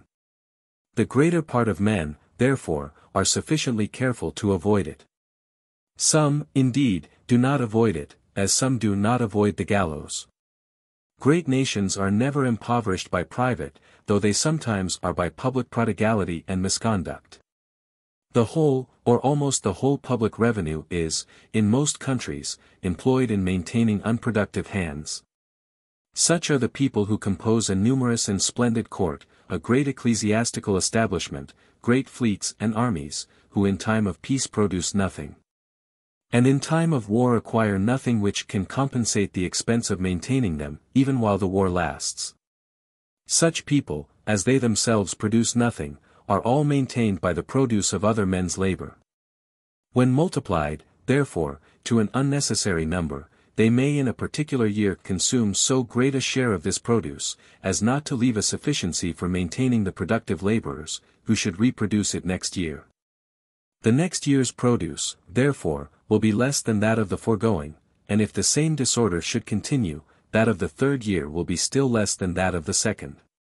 Those unproductive hands who should be maintained by a part only of the spare revenue of the people, may consume so great a share of their whole revenue, and thereby oblige so great a number to encroach upon their capitals, upon the funds destined for the maintenance of productive labor, that all the frugality and good conduct of individuals may not be able to compensate the waste and degradation of produce occasioned by this violent and forced encroachment.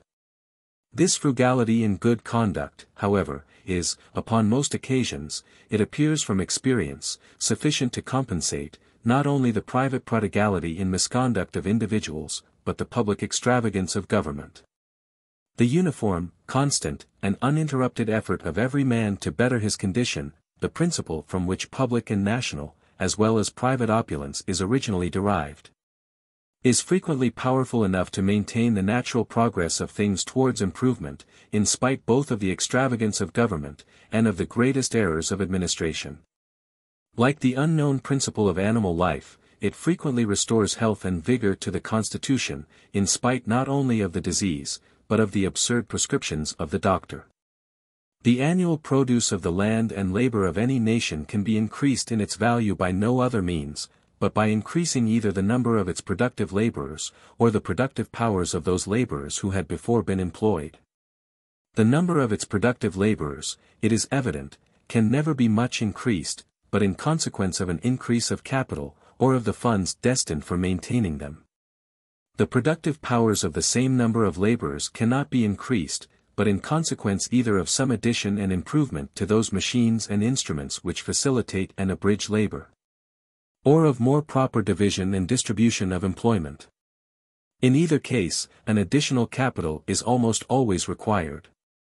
It is by means of an additional capital only, that the undertaker of any work can either provide his workmen with better machinery, or make a more proper distribution of employment among them.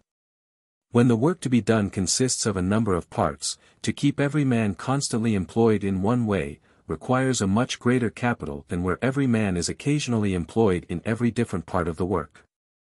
When we compare, therefore, the state of a nation at two different periods, and find that the annual produce of its land and labor is evidently greater at the latter than at the former, that its lands are better cultivated, its manufactures more numerous and more flourishing, and its trade more extensive, we may be assured that its capital must have increased during the interval between those two periods, and that more must have been added to it by the good conduct of some, than had been taken from it either by the private misconduct of others, or by the public extravagance of government.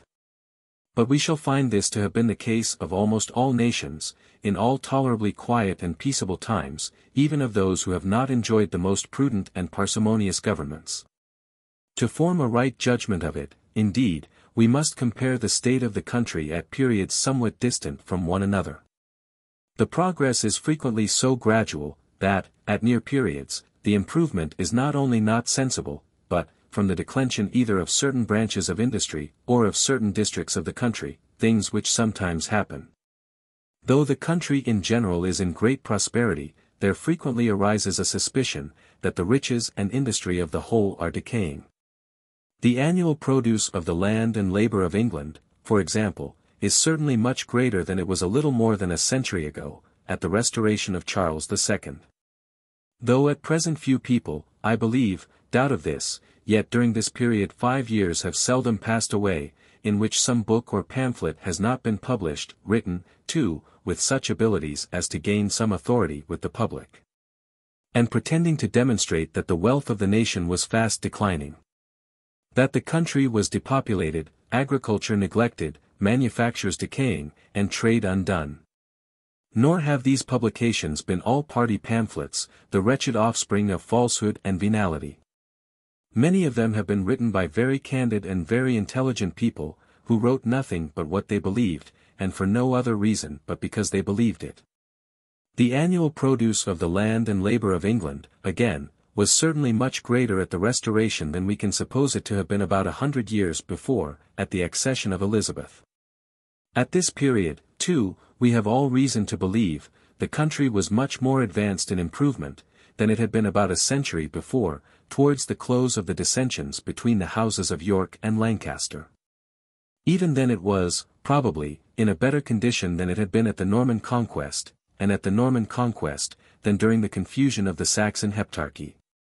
Even at this early period, it was certainly a more improved country than at the invasion of Julius Caesar, when its inhabitants were nearly in the same state with the savages in North America. In each of those periods, however, there was not only much private and public profusion, many expensive and unnecessary wars, great perversion of the annual produce from maintaining productive to maintain unproductive hands, but sometimes, in the confusion of civil discord, such absolute waste and destruction of stock, as might be supposed, not only to retard, as it certainly did, the natural accumulation of riches, but to have left the country, at the end of the period, poorer than at the beginning. Thus, in the happiest and most fortunate period of them all, that which has passed since the Restoration, how many disorders and misfortunes have occurred, which, could they have been foreseen, not only the impoverishment, but the total ruin of the country would have been expected from them? The fire and the plague of London, the 2 Dutch wars, the disorders of the Revolution, the war in Ireland, the 4 expensive French wars of 1688, 1701, 1742, and 1756, together with the 2 rebellions of 1715 and 1745. In the course of the 4 French wars, the nation has contracted more than £145 million of debt, over and above all the other extraordinary annual expense which they occasioned, so that the whole cannot be computed at less than £200 million. So great a share of the annual produce of the land and labour of the country, has, since the Revolution, been employed upon different occasions, in maintaining an extraordinary number of unproductive hands. But had not those wars given this particular direction to so large a capital, the greater part of it would naturally have been employed in maintaining productive hands, whose labour would have replaced, with a profit, the whole value of their consumption. The value of the annual produce of the land and labour of the country would have been considerably increased by it every year, and every year's increase would have augmented still more that of the following year. More houses would have been built, more lands would have been improved, and those which had been improved before would have been better cultivated. More manufactures would have been established, and those which had been established before would have been more extended. And to what height the real wealth and revenue of the country might by this time have been raised, it is not perhaps very easy even to imagine. But though the profusion of government must undoubtedly have retarded the natural progress of England towards wealth and improvement, it has not been able to stop it. The annual produce of its land and labour is undoubtedly much greater at present than it was either at the Restoration or at the Revolution.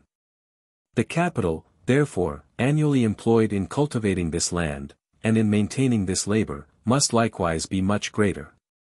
In the midst of all the exactions of government, this capital has been silently and gradually accumulated by the private frugality in good conduct of individuals, by their universal, continual, and uninterrupted effort to better their own condition. It is this effort, protected by law, and allowed by liberty to exert itself in the manner that is most advantageous, which has maintained the progress of England towards opulence and improvement in almost all former times, and which, it is to be hoped, will do so in all future times.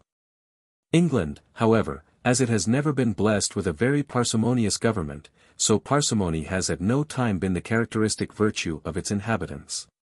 It is the highest impertinence and presumption, therefore, in kings and ministers to pretend to watch over the economy of private people, and to restrain their expense either by sumptuary laws, or by prohibiting the importation of foreign luxuries. They are themselves always, and without any exception, the greatest spendthrifts in the society. Let them look well after their own expense, and they may safely trust private people with theirs. If their own extravagance does not ruin the state, that of the subject never will.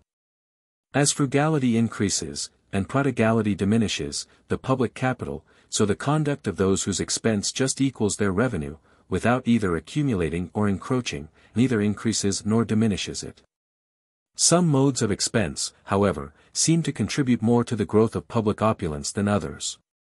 The revenue of an individual may be spent either in things which are consumed immediately, and in which one day's expense can neither alleviate nor support that of another. Or it may be spent in things mere durable, which can therefore be accumulated, and in which every day's expense may, as he chooses, either alleviate, or support and heighten, the effect of that of the following day.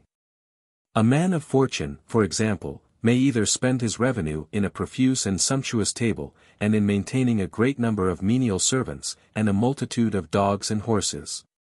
Or, contenting himself with a frugal table, and few attendants, he may lay out the greater part of it in adorning his house or his country villa, in useful or ornamental buildings, in useful or ornamental furniture, in collecting books, statues, pictures, or in things more frivolous, jewels, baubles, ingenious trinkets of different kinds, or, what is most trifling of all, in amassing a great wardrobe of fine clothes, like the favourite and minister of a great prince who died a few years ago. Were two men of equal fortune to spend their revenue, the one chiefly in the one way, the other in the other, the magnificence of the person whose expense had been chiefly in durable commodities, would be continually increasing. Every day's expense contributing something to support and heighten the effect of that of the following day. That of the other, on the contrary, would be no greater at the end of the period than at the beginning. The former two would, at the end of the period, be the richer man of the two. He would have a stock of goods of some kind or other, which, though it might not be worth all that it cost, would always be worth something.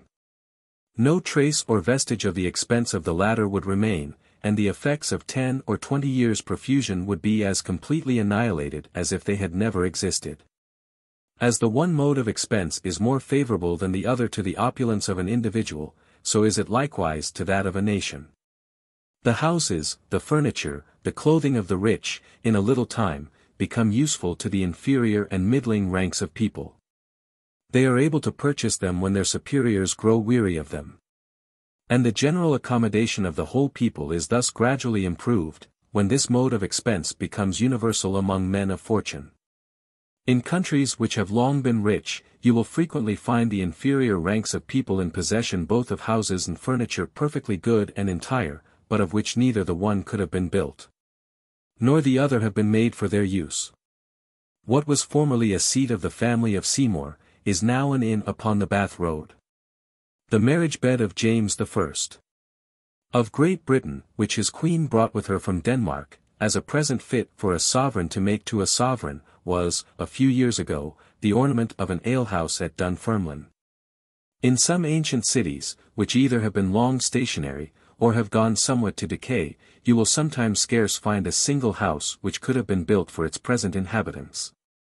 If you go into those houses, too, you will frequently find many excellent, though antiquated pieces of furniture, which are still very fit for use, and which could as little have been made for them. Noble palaces, magnificent villas, great collections of books, statues, pictures, and other curiosities, are frequently both an ornament and an honor, not only to the neighborhood, but to the whole country to which they belong. Versailles is an ornament and an honor to France, Stowe and Wilton to England. Italy still continues to command some sort of veneration, by the number of monuments of this kind which it possesses, though the wealth which produced them has decayed, and though the genius which planned them seems to be extinguished. Perhaps from not having the same employment. The expense, too, which is laid out in durable commodities, is favorable not only to accumulation, but to frugality. If a person should at any time exceed in it, he can easily reform without exposing himself to the censure of the public. To reduce very much the number of his servants, to reform his table from great profusion to great frugality, to lay down his equipage after he has once set it up, are changes which cannot escape the observation of his neighbors, and which are supposed to imply some acknowledgment of preceding bad conduct. Few, therefore, of those who have once been so unfortunate as to launch out too far into this sort of expense, have afterwards the courage to reform, till ruin and bankruptcy oblige them. But if a person has, at any time, been at too great an expense in building, in furniture, in books, or pictures, no imprudence can be inferred from his changing his conduct.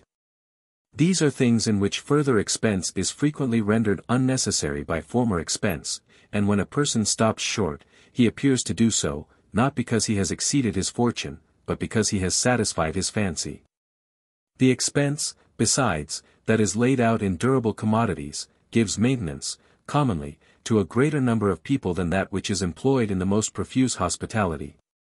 Of 200 or 300 weight of provisions, which may sometimes be served up at a great festival, 1/2, perhaps, is thrown to the dunghill, and there is always a great deal wasted and abused. But if the expense of this entertainment had been employed in setting to work masons, carpenters, upholsterers, mechanics, etc., a quantity of provisions of equal value would have been distributed among a still greater number of people, who would have bought them in pennyworths and pound weights, and not have lost or thrown away a single ounce of them. In the one way, besides, this expense maintains productive, in the other unproductive hands.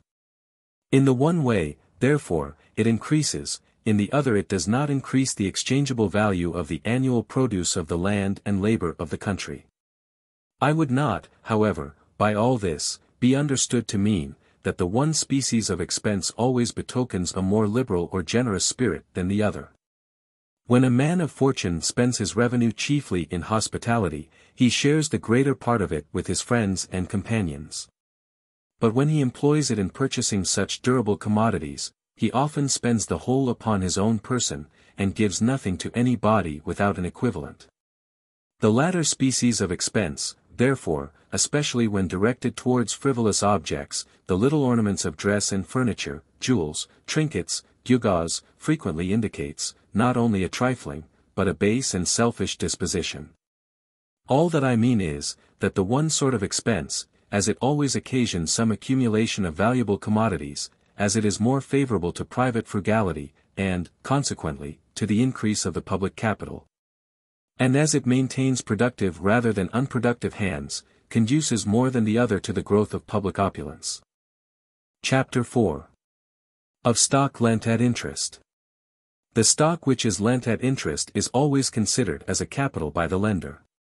He expects that in due time it is to be restored to him, and that, in the meantime, the borrower is to pay him a certain annual rent for the use of it.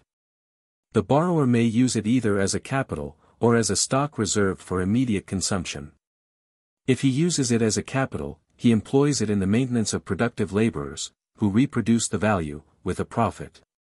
He can, in this case, both restore the capital, and pay the interest, without alienating or encroaching upon any other source of revenue. If he uses it as a stock reserved for immediate consumption, he acts the part of a prodigal, and dissipates, in the maintenance of the idle, what was destined for the support of the industrious. He can, in this case, neither restore the capital nor pay the interest, without either alienating or encroaching upon some other source of revenue, such as the property or the rent of land. The stock which is lent at interest is, no doubt, occasionally employed in both these ways, but in the former much more frequently than in the latter. The man who borrows in order to spend will soon be ruined, and he who lends to him will generally have occasion to repent of his folly. To borrow or to lend for such a purpose, therefore, is, in all cases, where gross usury is out of the question, contrary to the interest of both parties.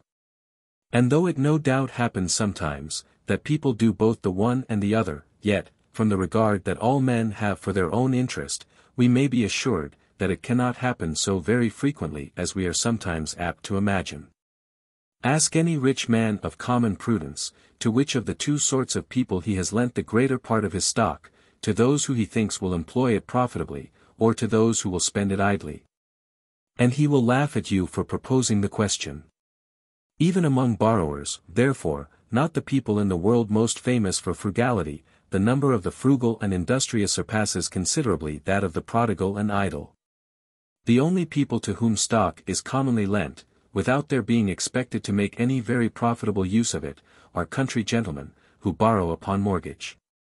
Even they scarce ever borrow merely to spend. What they borrow, one may say, is commonly spent before they borrow it. They have generally consumed so great a quantity of goods, advanced to them upon credit by shopkeepers and tradesmen, that they find it necessary to borrow at interest, in order to pay the debt. The capital borrowed replaces the capitals of those shopkeepers and tradesmen which the country gentlemen could not have replaced from the rents of their estates. It is not properly borrowed in order to be spent, but in order to replace a capital which had been spent before.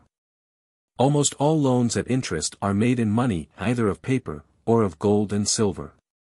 But what the borrower really wants, and what the lender readily supplies him with, is not the money, but the money's worth, or the goods which it can purchase. If he wants it as a stock for immediate consumption, it is those goods only which he can place in that stock.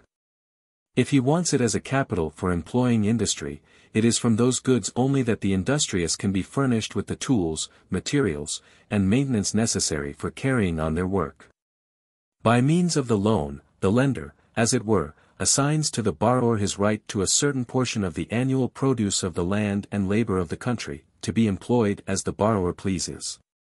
The quantity of stock, therefore, or, as it is commonly expressed, of money, which can be lent at interest in any country, is not regulated by the value of the money, whether paper or coin, which serves as the instrument of the different loans made in that country, but by the value of that part of the annual produce, which, as soon as it comes either from the ground, or from the hands of the productive laborers, is destined not only for replacing a capital, but such a capital as the owner does not care to be at the trouble of employing himself. As such capitals are commonly lent out and paid back in money, they constitute what is called the moneyed interest. It is distinct, not only from the landed, but from the trading and manufacturing interests, as in these last the owners themselves employ their own capitals. Even in the moneyed interest, however, the money is, as it were, but the deed of assignment, which conveys from one hand to another those capitals which the owners do not care to employ themselves. Those capitals may be greater, in almost any proportion, than the amount of the money which serves as the instrument of their conveyance. The same pieces of money successively serving for many different loans, as well as for many different purchases. A, for example, lends to W £1,000, with which W immediately purchases of B £1,000 worth of goods. B, having no occasion for the money himself, lends the identical pieces to X, with which X immediately purchases of C another £1,000 worth of goods. C, in the same manner, and for the same reason, lends them to Y, who again purchases goods with them of D. In this manner, the same pieces, either of coin or of paper, may, in the course of a few days, serve as the instrument of 3 different loans, and of 3 different purchases, each of which is, in value, equal to the whole amount of those pieces. What the 3 moneyed men, A, B, and C, assign to the 3 borrowers, W, X, and Y, is the power of making those purchases. In this power consist both the value and the use of the loans. The stock lent by the 3 moneyed men is equal to the value of the goods which can be purchased with it, and is 3 times greater than that of the money with which the purchases are made. Those loans, however, may be all perfectly well secured, the goods purchased by the different debtors being so employed as, in due time, to bring back, with a profit, an equal value either of coin or of paper. And as the same pieces of money can thus serve as the instrument of different loans to 3, or, for the same reason, to 30 times their value, so they may likewise successively serve as the instrument of repayment. A capital lent at interest may, in this manner, be considered as an assignment, from the lender to the borrower, of a certain considerable portion of the annual produce, upon condition that the borrower in return shall, during the continuance of the loan, annually assign to the lender a small portion, called the interest. And, at the end of it, a portion equally considerable with that which had originally been assigned to him, called the repayment. Though money, either coin or paper, serves generally as the deed of assignment, both to the smaller and to the more considerable portion, it is itself altogether different from what is assigned by it. In proportion as that share of the annual produce which, as soon as it comes either from the ground, or from the hands of the productive laborers, is destined for replacing a capital, increases in any country. What is called the moneyed interest naturally increases with it. The increase of those particular capitals from which the owners wish to derive a revenue, without being at the trouble of employing them themselves, naturally accompanies the general increase of capitals. Or, in other words, as stock increases, the quantity of stock to be lent at interest grows gradually greater and greater. As the quantity of stock to be lent at interest increases, the interest, or the price which must be paid for the use of that stock, necessarily diminishes. Not only from those general causes which make the market price of things commonly diminish as their quantity increases, but from other causes which are peculiar to this particular case. As capitals increase in any country, the profits which can be made by employing them necessarily diminish.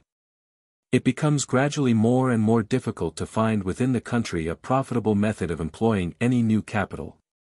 There arises, in consequence, a competition between different capitals, the owner of one endeavoring to get possession of that employment which is occupied by another. But, upon most occasions, he can hope to justle that other out of this employment by no other means but by dealing upon more reasonable terms. He must not only sell what he deals in somewhat cheaper, but, in order to get it to sell, he must sometimes, too, buy it dearer. The demand for productive labor, by the increase of the funds which are destined for maintaining it, grows every day greater and greater. Laborers easily find employment, but the owners of capitals find it difficult to get laborers to employ.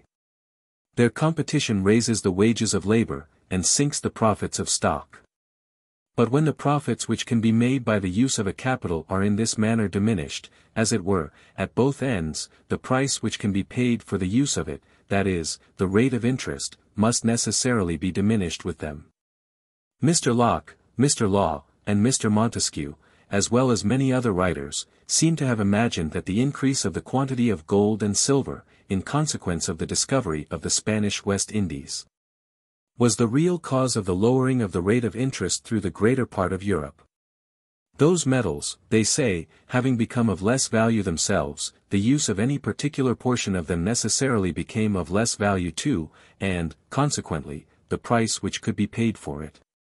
This notion, which at first sight seems so plausible, has been so fully exposed by Mr. Hume, that it is, perhaps, unnecessary to say anything more about it.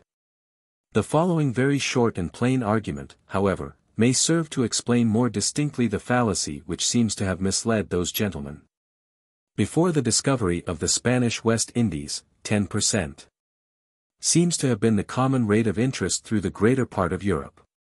It has since that time, in different countries, sunk to 6, 5, 4, and 3%. Let us suppose, that in every particular country the value of silver has sunk precisely in the same proportion as the rate of interest, and that in those countries, for example, where interest has been reduced from 10 to 5%. The same quantity of silver can now purchase just half the quantity of goods which it could have purchased before. This supposition will not, I believe, be found anywhere agreeable to the truth. But it is the most favorable to the opinion which we are going to examine, and, even upon this supposition, it is utterly impossible that the lowering of the value of silver could have the smallest tendency to lower the rate of interest. If £100 are in those countries now of no more value than £50 were then, £10 must now be of no more value than £5 were then. Whatever were the causes which lowered the value of the capital, the same must necessarily have lowered that of the interest, and exactly in the same proportion. The proportion between the value of the capital and that of the interest must have remained the same, though the rate had never been altered. By altering the rate, on the contrary, the proportion between those two values is necessarily altered. If £100 now are worth no more than £50 were then, £5 now can be worth no more than £2:10s. Were then. By reducing the rate of interest, therefore, from 10 to 5%. We give for the use of a capital, which is supposed to be equal to 1/2 of its former value, an interest which is equal to 1/4 only of the value of the former interest. An increase in the quantity of silver, while that of the commodities circulated by means of it remained the same, could have no other effect than to diminish the value of that metal. The nominal value of all sorts of goods would be greater, but their real value would be precisely the same as before. They would be exchanged for a greater number of pieces of silver. But the quantity of labor which they could command, the number of people whom they could maintain and employ, would be precisely the same. The capital of the country would be the same, though a greater number of pieces might be requisite for conveying any equal portion of it from one hand to another. The deeds of assignment, like the conveyances of a verbose attorney, would be more cumbersome, but the thing assigned would be precisely the same as before, and could produce only the same effects. The funds for maintaining productive labor being the same, the demand for it would be the same. Its price or wages, therefore, though nominally greater, would really be the same. They would be paid in a greater number of pieces of silver, but they would purchase only the same quantity of goods. The profits of stock would be the same, both nominally and really. The wages of labor are commonly computed by the quantity of silver which is paid to the laborer. When that is increased, therefore, his wages appear to be increased, though they may sometimes be no greater than before. But the profits of stock are not computed by the number of pieces of silver with which they are paid, but by the proportion which those pieces bear to the whole capital employed. Thus, in a particular country, 5s a week are said to be the common wages of labor, and 10% the common profits of stock. But the whole capital of the country being the same as before, the competition between the different capitals of individuals into which it was divided would likewise be the same. They would all trade with the same advantages and disadvantages. The common proportion between capital and profit, therefore, would be the same, and consequently the common interest of money, what can commonly be given for the use of money being necessarily regulated by what can commonly be made by the use of it. Any increase in the quantity of commodities annually circulated within the country, while that of the money which circulated them remained the same, would, on the contrary, produce many other important effects. Besides that of raising the value of the money, the capital of the country, though it might nominally be the same, would really be augmented. It might continue to be expressed by the same quantity of money, but it would command a greater quantity of labor. The quantity of productive labor which it could maintain and employ would be increased, and consequently the demand for that labor. Its wages would naturally rise with the demand, and yet might appear to sink. They might be paid with a smaller quantity of money, but that smaller quantity might purchase a greater quantity of goods than a greater had done before. The profits of stock would be diminished, both really and in appearance. The whole capital of the country being augmented, the competition between the different capitals of which it was composed would naturally be augmented along with it. The owners of those particular capitals would be obliged to content themselves with a smaller proportion of the produce of that labor which their respective capitals employed. The interest of money, keeping pace always with the profits of stock, might, in this manner, be greatly diminished, though the value of money, or the quantity of goods which any particular sum could purchase, was greatly augmented. In some countries the interest of money has been prohibited by law. But as something can everywhere be made by the use of money, something ought everywhere to be paid for the use of it. This regulation, instead of preventing, has been found from experience to increase the evil of usury. The debtor being obliged to pay, not only for the use of the money, but for the risk which his creditor runs by accepting a compensation for that use, he is obliged, if one may say so, to insure his creditor from the penalties of usury. In countries where interest is permitted, the law in order to prevent the extortion of usury, generally fixes the highest rate which can be taken without incurring a penalty. This rate ought always to be somewhat above the lowest market price, or the price which is commonly paid for the use of money by those who can give the most undoubted security. If this legal rate should be fixed below the lowest market rate, the effects of this fixation must be nearly the same as those of a total prohibition of interest. The creditor will not lend his money for less than the use of it is worth, and the debtor must pay him for the risk which he runs by accepting the full value of that use. If it is fixed precisely at the lowest market price, it ruins, with honest people who respect the laws of their country, the credit of all those who cannot give the very best security, and obliges them to have recourse to exorbitant usurers. In a country such as Great Britain, where money is lent to government at 3% and to private people, upon good security, at 4 and 4.5, the present legal rate, 5%, is perhaps as proper as any. The legal rate, it is to be observed, though it ought to be somewhat above, ought not to be much above the lowest market rate. If the legal rate of interest in Great Britain, for example, was fixed so high as 8 or 10%, the greater part of the money which was to be lent, would be lent to prodigals and projectors, who alone would be willing to give this high interest. Sober people, who will give for the use of money no more than a part of what they are likely to make by the use of it, would not venture into the competition. A great part of the capital of the country would thus be kept out of the hands which were most likely to make a profitable and advantageous use of it, and thrown into those which were most likely to waste and destroy it. Where the legal rate of interest, on the contrary, is fixed but a very little above the lowest market rate, sober people are universally preferred, as borrowers, to prodigals and projectors. The person who lends money gets nearly as much interest from the former as he dares to take from the latter, and his money is much safer in the hands of the one set of people than in those of the other. A great part of the capital of the country is thus thrown into the hands in which it is most likely to be employed with advantage. No law can reduce the common rate of interest below the lowest ordinary market rate at the time when that law is made. Notwithstanding the edict of 1766, by which the French king attempted to reduce the rate of interest from 5 to 4%. Money continued to be lent in France at 5%, the law being evaded in several different ways. The ordinary market price of land, it is to be observed, depends everywhere upon the ordinary market rate of interest. The person who has a capital from which he wishes to derive a revenue, without taking the trouble to employ it himself, deliberates whether he should buy land with it, or lend it out at interest. The superior security of land, together with some other advantages which almost everywhere attend upon this species of property, will generally dispose him to content himself with a smaller revenue from land than what he might have by lending out his money at interest. These advantages are sufficient to compensate a certain difference of revenue, but they will compensate a certain difference only. And if the rent of land should fall short of the interest of money by a greater difference, nobody would buy land, which would soon reduce its ordinary price. On the contrary, if the advantages should much more than compensate the difference, everybody would buy land, which again would soon raise its ordinary price. When interest was at 10%, land was commonly sold for 10 or 12 years' purchase.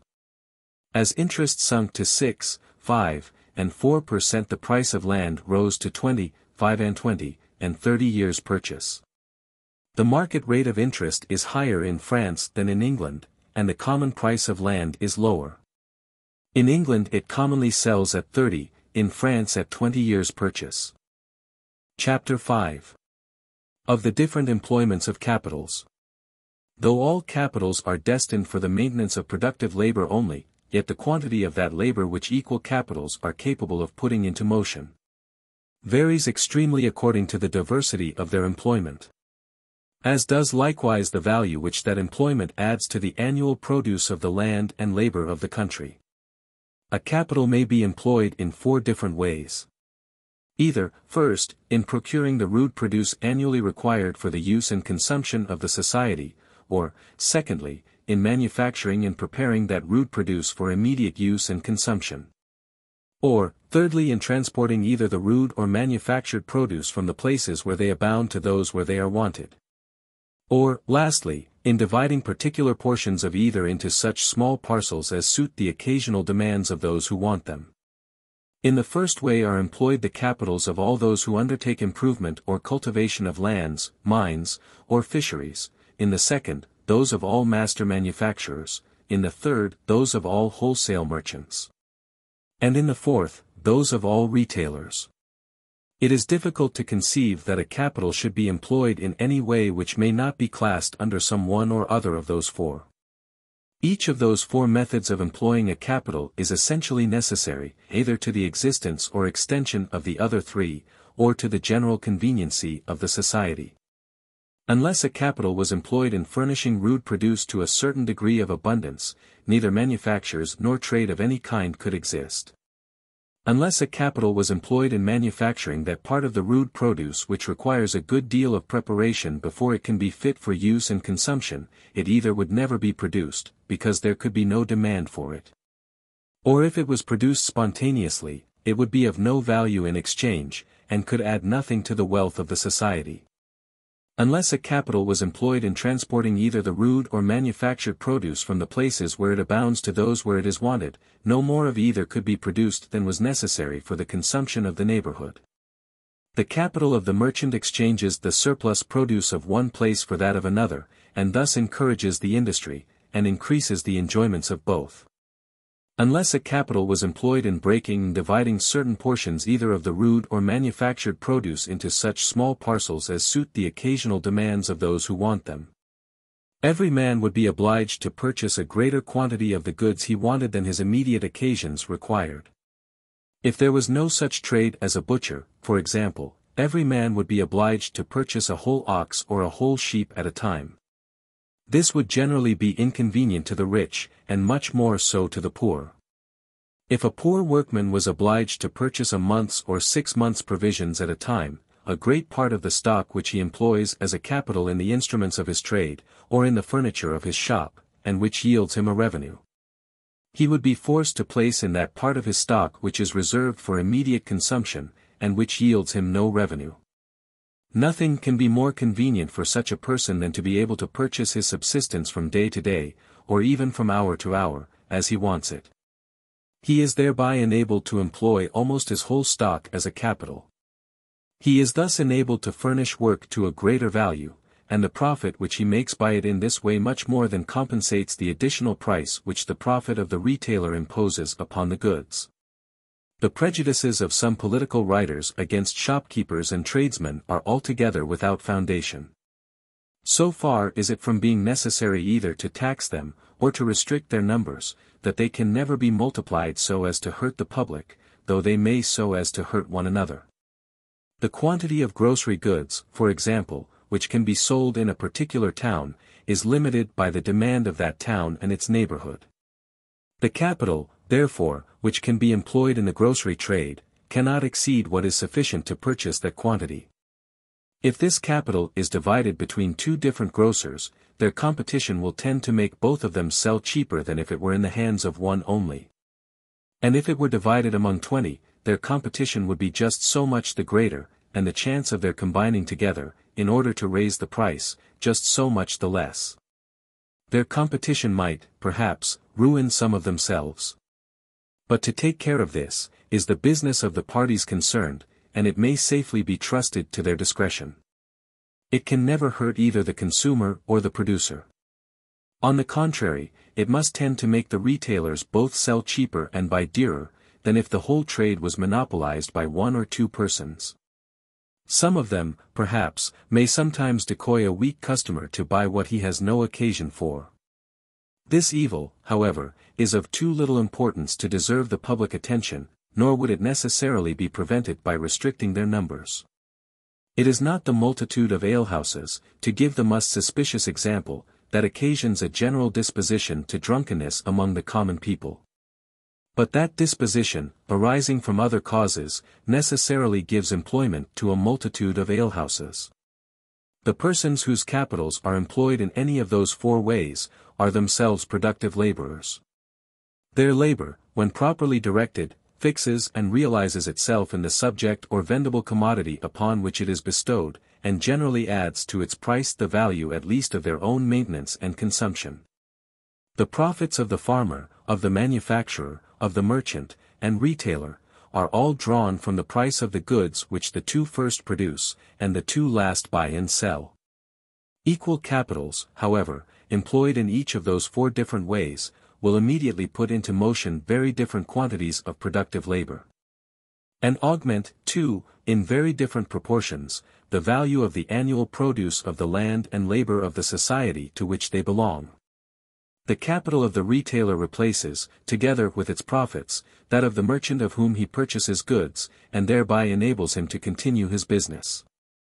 The retailer himself is the only productive laborer whom it immediately employs. In his profit consists the whole value which its employment adds to the annual produce of the land and labor of the society. The capital of the wholesale merchant replaces, together with their profits, the capitals of the farmers and manufacturers of whom he purchases the rude and manufactured produce which he deals in, and thereby enables them to continue their respective trades. It is by this service chiefly that he contributes indirectly to support the productive labor of the society, and to increase the value of its annual produce. His capital employs, too, the sailors and carriers who transport his goods from one place to another, and it augments the price of those goods by the value, not only of his profits, but of their wages. This is all the productive labor which it immediately puts into motion, and all the value which it immediately adds to the annual produce.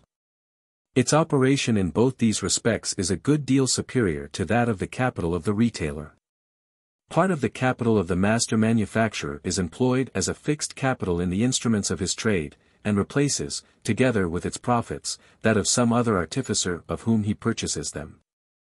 Part of his circulating capital is employed in purchasing materials, and replaces, with their profits, the capitals of the farmers and miners of whom he purchases them. But a great part of it is always, either annually, or in a much shorter period, distributed among the different workmen whom he employs. It augments the value of those materials by their wages, and by their master's profits upon the whole stock of wages, materials, and instruments of trade employed in the business. It puts immediately into motion, therefore, a much greater quantity of productive labor, and adds a much greater value to the annual produce of the land and labor of the society, than an equal capital in the hands of any wholesale merchant. No equal capital puts into motion a greater quantity of productive labor than that of the farmer. Not only his laboring servants, but his laboring cattle, are productive laborers. In agriculture, too, nature labors along with man. And though her labor costs no expense, its produce has its value, as well as that of the most expensive workman. The most important operations of agriculture seem intended, not so much to increase, though they do that too, as to direct the fertility of nature towards the production of the plants most profitable to man. A field overgrown with briars and brambles may frequently produce as great a quantity of vegetables as the best cultivated vineyard or corn field. Planting and tillage frequently regulate more than they animate the active fertility of nature. And after all their labor, a great part of the work always remains to be done by her. The laborers and laboring cattle, therefore, employed in agriculture, not only occasion, like the workmen in manufactures, the reproduction of a value equal to their own consumption, or to the capital which employs them, together with its owner's profits, but of a much greater value. Over and above the capital of the farmer, and all its profits, they regularly occasion the reproduction of the rent of the landlord. This rent may be considered as the produce of those powers of nature, the use of which the landlord lends to the farmer. It is greater or smaller, according to the supposed extent of those powers, or, in other words, according to the supposed natural or improved fertility of the land. It is the work of nature which remains, after deducting or compensating everything which can be regarded as the work of man. It is seldom less than a fourth, and frequently more than a third, of the whole produce. No equal quantity of productive labor employed in manufactures can ever occasion so great reproduction. In them nature does nothing, man does all, and the reproduction must always be in proportion to the strength of the agents that occasion it. The capital employed in agriculture, therefore, not only puts into motion a greater quantity of productive labor than any equal capital employed in manufactures, but in proportion, too, to the quantity of productive labor which it employs, it adds a much greater value to the annual produce of the land and labor of the country, to the real wealth and revenue of its inhabitants. Of all the ways in which a capital can be employed, it is by far the most advantageous to society. The capitals employed in the agriculture and in the retail trade of any society, must always reside within that society. Their employment is confined almost to a precise spot, to the farm, and to the shop of the retailer. They must generally, too, though there are some exceptions to this, belong to resident members of the society. The capital of a wholesale merchant, on the contrary, seems to have no fixed or necessary residence anywhere, but may wander about from place to place, according as it can either buy cheap or sell dear. The capital of the manufacturer must, no doubt, reside where the manufacture is carried on, but where this shall be, is not always necessarily determined. It may frequently be at a great distance, both from the place where the materials grow, and from that where the complete manufacture is consumed. Lyons is very distant, both from the places which afford the materials of its manufactures, and from those which consume them. The people of fashion in Sicily are clothed in silks made in other countries, from the materials which their own produces. Part of the wool of Spain is manufactured in Great Britain, and some part of that cloth is afterwards sent back to Spain. Whether the merchant whose capital exports the surplus produce of any society, be a native or a foreigner, is of very little importance. If he is a foreigner, the number of their productive laborers is necessarily less than if he had been a native, by one man only, and the value of their annual produce, by the profits of that one man. The sailors or carriers whom he employs, may still belong indifferently either to his country, or to their country, or to some third country, in the same manner as if he had been a native. The capital of a foreigner gives a value to their surplus produce equally with that of a native, by exchanging it for something for which there is a demand at home. It as effectually replaces the capital of the person who produces that surplus, and as effectually enables him to continue his business, the service by which the capital of a wholesale merchant chiefly contributes to support the productive labor, and to augment the value of the annual produce of the society to which he belongs. It is of more consequence that the capital of the manufacturer should reside within the country. It necessarily puts into motion a greater quantity of productive labor, and adds a greater value to the annual produce of the land and labor of the society. It may, however, be very useful to the country, though it should not reside within it. The capitals of the British manufacturers who work up the flax and hemp annually imported from the coasts of the Baltic, are surely very useful to the countries which produce them. Those materials are a part of the surplus produce of those countries, which, unless it was annually exchanged for something which is in demand here, would be of no value, and would soon cease to be produced. The merchants who export it, replace the capitals of the people who produce it, and thereby encourage them to continue the production, and the British manufacturers replace the capitals of those merchants. A particular country, in the same manner as a particular person, may frequently not have capital sufficient both to improve and cultivate all its lands, to manufacture and prepare their whole rude produce for immediate use and consumption, and to transport the surplus part either of the rude or manufactured produce to those distant markets, where it can be exchanged for something for which there is a demand at home. The inhabitants of many different parts of Great Britain have not capital sufficient to improve and cultivate all their lands. The wool of the southern counties of Scotland is, a great part of it, after a long land carriage through very bad roads, manufactured in Yorkshire, for want of a capital to manufacture it at home. There are many little manufacturing towns in Great Britain, of which the inhabitants have not capital sufficient to transport the produce of their own industry to those distant markets where there is demand and consumption for it. If there are any merchants among them, they are, properly, only the agents of wealthier merchants who reside in some of the great commercial cities.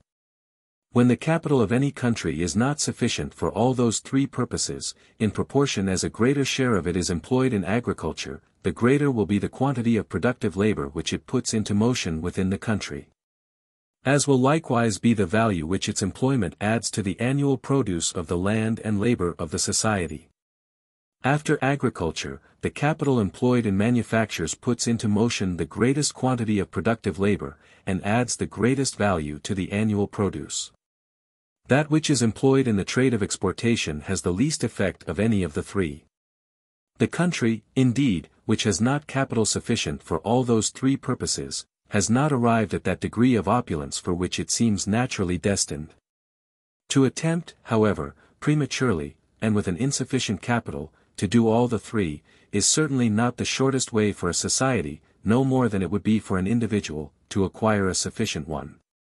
The capital of all the individuals of a nation has its limits, in the same manner as that of a single individual, and is capable of executing only certain purposes.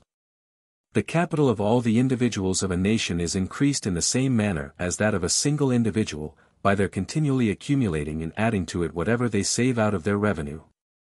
It is likely to increase the fastest, therefore, when it is employed in the way that affords the greatest revenue to all the inhabitants or the country, as they will thus be enabled to make the greatest savings.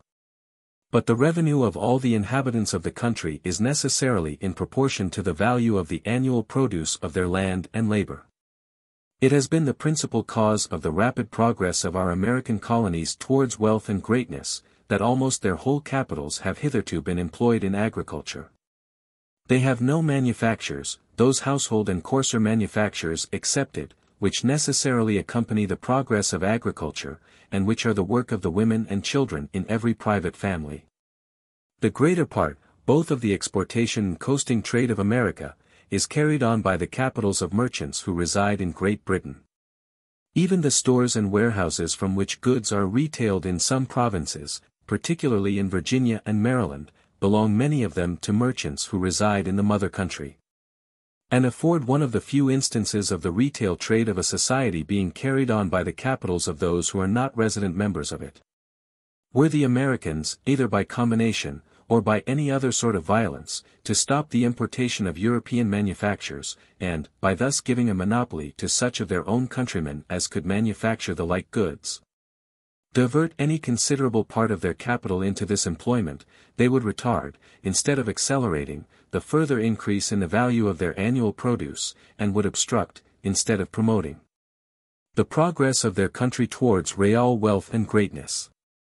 This would be still more the case, were they to attempt, in the same manner, to monopolize to themselves their whole exportation trade. The course of human prosperity, indeed, seems scarce ever to have been of so long continuance as to enable any great country to acquire capital sufficient for all those three purposes.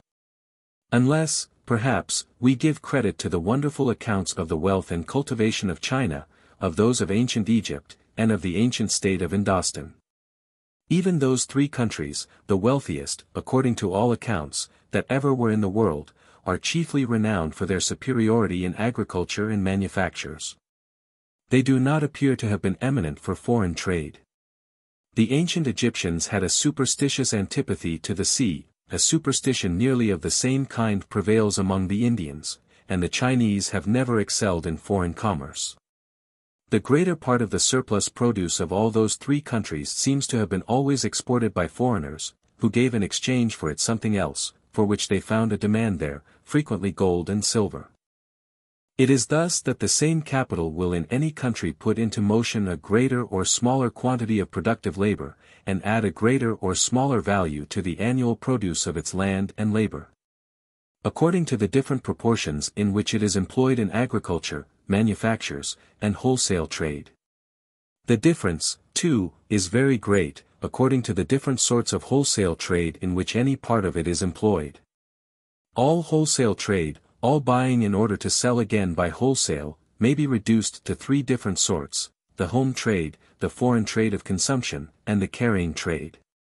The home trade is employed in purchasing in one part of the same country, and selling in another, the produce of the industry of that country.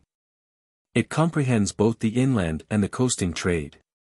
The foreign trade of consumption is employed in purchasing foreign goods for home consumption. The carrying trade is employed in transacting the commerce of foreign countries, or in carrying the surplus produce of one to another. The capital which is employed in purchasing in one part of the country, in order to sell in another, the produce of the industry of that country, generally replaces, by every such operation, two distinct capitals that had both been employed in the agriculture or manufactures of that country, and thereby enables them to continue that employment. When it sends out from the residence of the merchant a certain value of commodities, it generally brings back in return at least an equal value of other commodities. When both are the produce of domestic industry, it necessarily replaces, by every such operation, two distinct capitals, which had both been employed in supporting productive labor, and thereby enables them to continue that support. The capital which sends Scotch manufactures to London, and brings back English corn manufactures to Edinburgh, necessarily replaces, by every such operation, two British capitals, which had both been employed in the agriculture or manufactures of Great Britain. The capital employed in purchasing foreign goods for home consumption, when this purchase is made with the produce of domestic industry, replaces, too, by every such operation, two distinct capitals. But one of them only is employed in supporting domestic industry. The capital which sends British goods to Portugal, and brings back Portuguese goods to Great Britain, replaces, by every such operation, only one British capital. The other is a Portuguese one. Though the returns, therefore, of the foreign trade of consumption, should be as quick as those of the home trade, the capital employed in it will give but one half of the encouragement to the industry or productive labor of the country. But the returns of the foreign trade of consumption are very seldom so quick as those of the home trade. The returns of the home trade generally come in before the end of the year, and sometimes 3 or 4 times in the year. The returns of the foreign trade of consumption seldom come in before the end of the year, and sometimes not till after 2 or 3 years. A capital, therefore, employed in the home trade, will sometimes make 12 operations, or be sent out and returned 12 times, before a capital employed in the foreign trade of consumption has made 1. If the capitals are equal, therefore, the one will give 24 times more encouragement and support to the industry of the country than the other. The foreign goods for home consumption may sometimes be purchased, not with the produce of domestic industry but with some other foreign goods. These last, however, must have been purchased either immediately with the produce of domestic industry, or with something else that had been purchased with it. For, the case of war and conquest excepted, foreign goods can never be acquired, but in exchange for something that had been produced at home either immediately, or after 2 or more different exchanges. The effects, therefore, of a capital employed in such a roundabout foreign trade of consumption, are, in every respect, the same as those of one employed in the most direct trade of the same kind. Except that the final returns are likely to be still more distant, as they must depend upon the returns of 2 or 3 distinct foreign trades.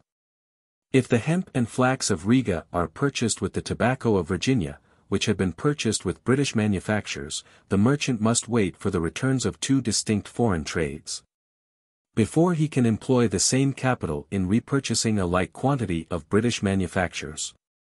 If the tobacco of Virginia had been purchased, not with British manufactures, but with the sugar and rum of Jamaica, which had been purchased with those manufactures, he must wait for the returns of three. If those 2 or 3 distinct foreign trades should happen to be carried on by 2 or 3 distinct merchants, of whom the second buys the goods imported by the first, and the third buys those imported by the second, in order to export them again, each merchant, indeed, will, in this case, receive the returns of his own capital more quickly. But the final returns of the whole capital employed in the trade will be just as slow as ever. Whether the whole capital employed in such a roundabout trade belong to one merchant or to 3, can make no difference with regard to the country, though it may with regard to the particular merchants. 3 times a greater capital must in both cases be employed, in order to exchange a certain value of British manufactures for a certain quantity of flax and hemp, than would have been necessary had the manufactures and the flax and hemp been directly exchanged for one another. The whole capital employed, therefore, in such a roundabout foreign trade of consumption, will generally give less encouragement and support to the productive labor of the country than an equal capital employed in a more direct trade of the same kind. Whatever be the foreign commodity with which the foreign goods for home consumption are purchased, it can occasion no essential difference either in the nature of the trade, or in the encouragement and support which it can give to the productive labor of the country from which it is carried on.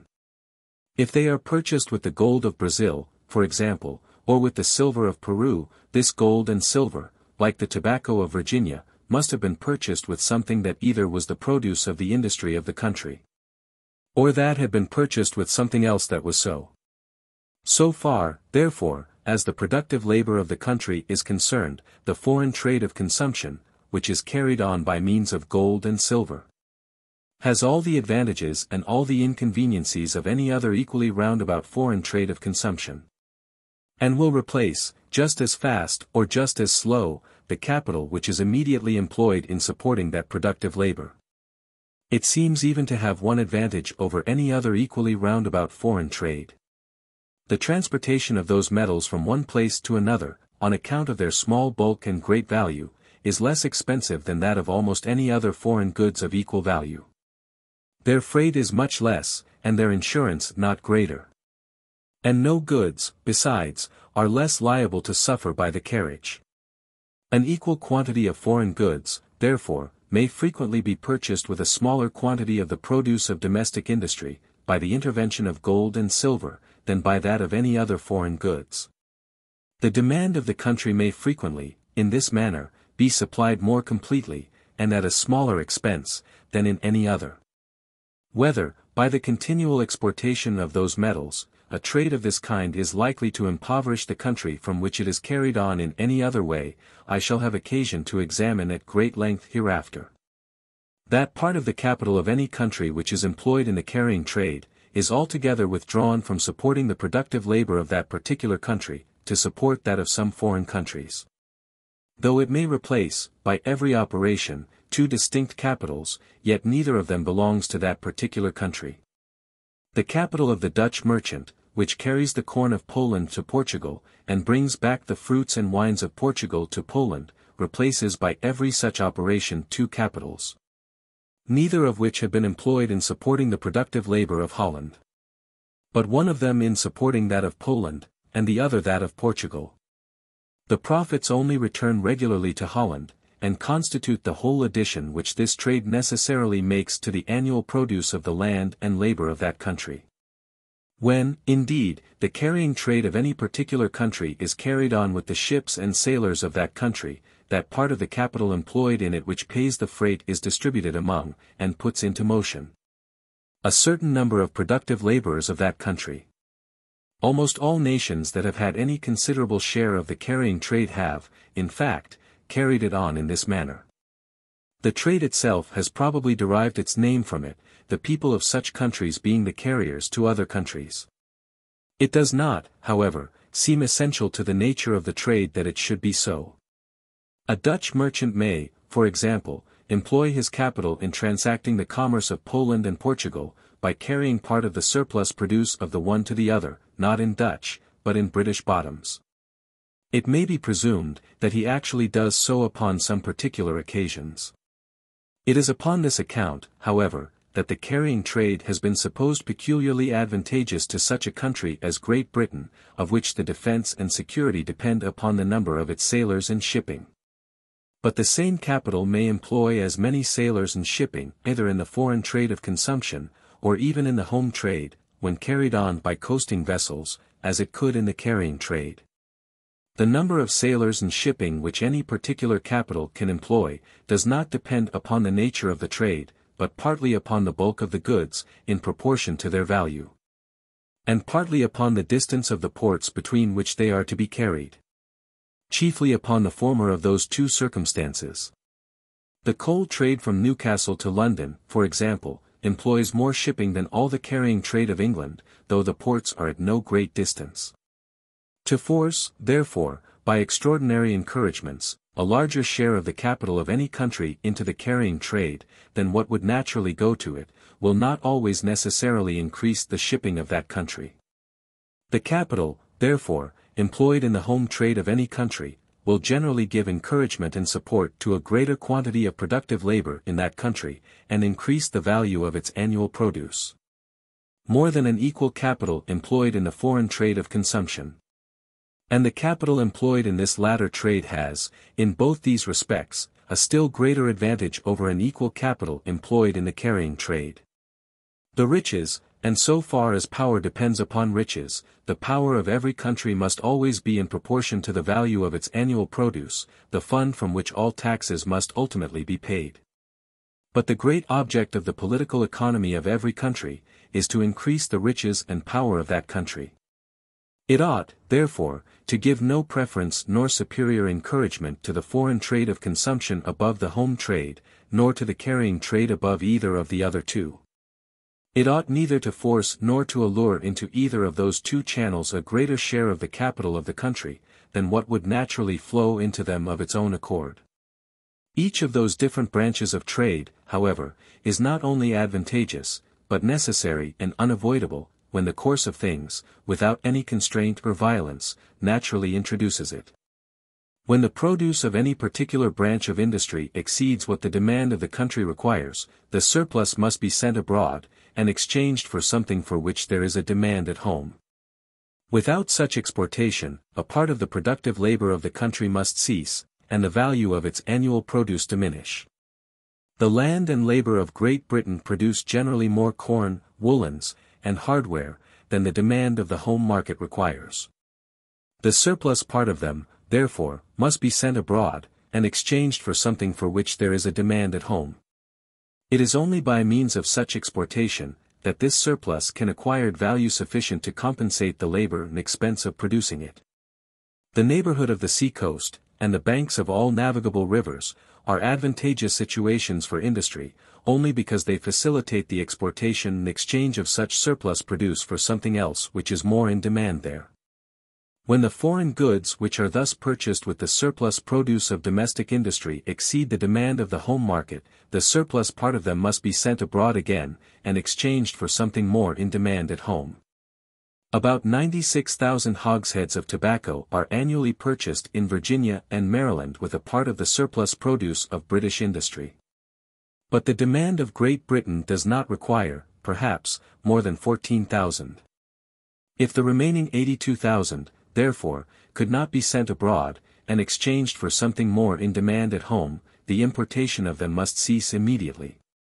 And with it the productive labor of all those inhabitants of Great Britain who are at present employed in preparing the goods with which these 82,000 hogsheads are annually purchased.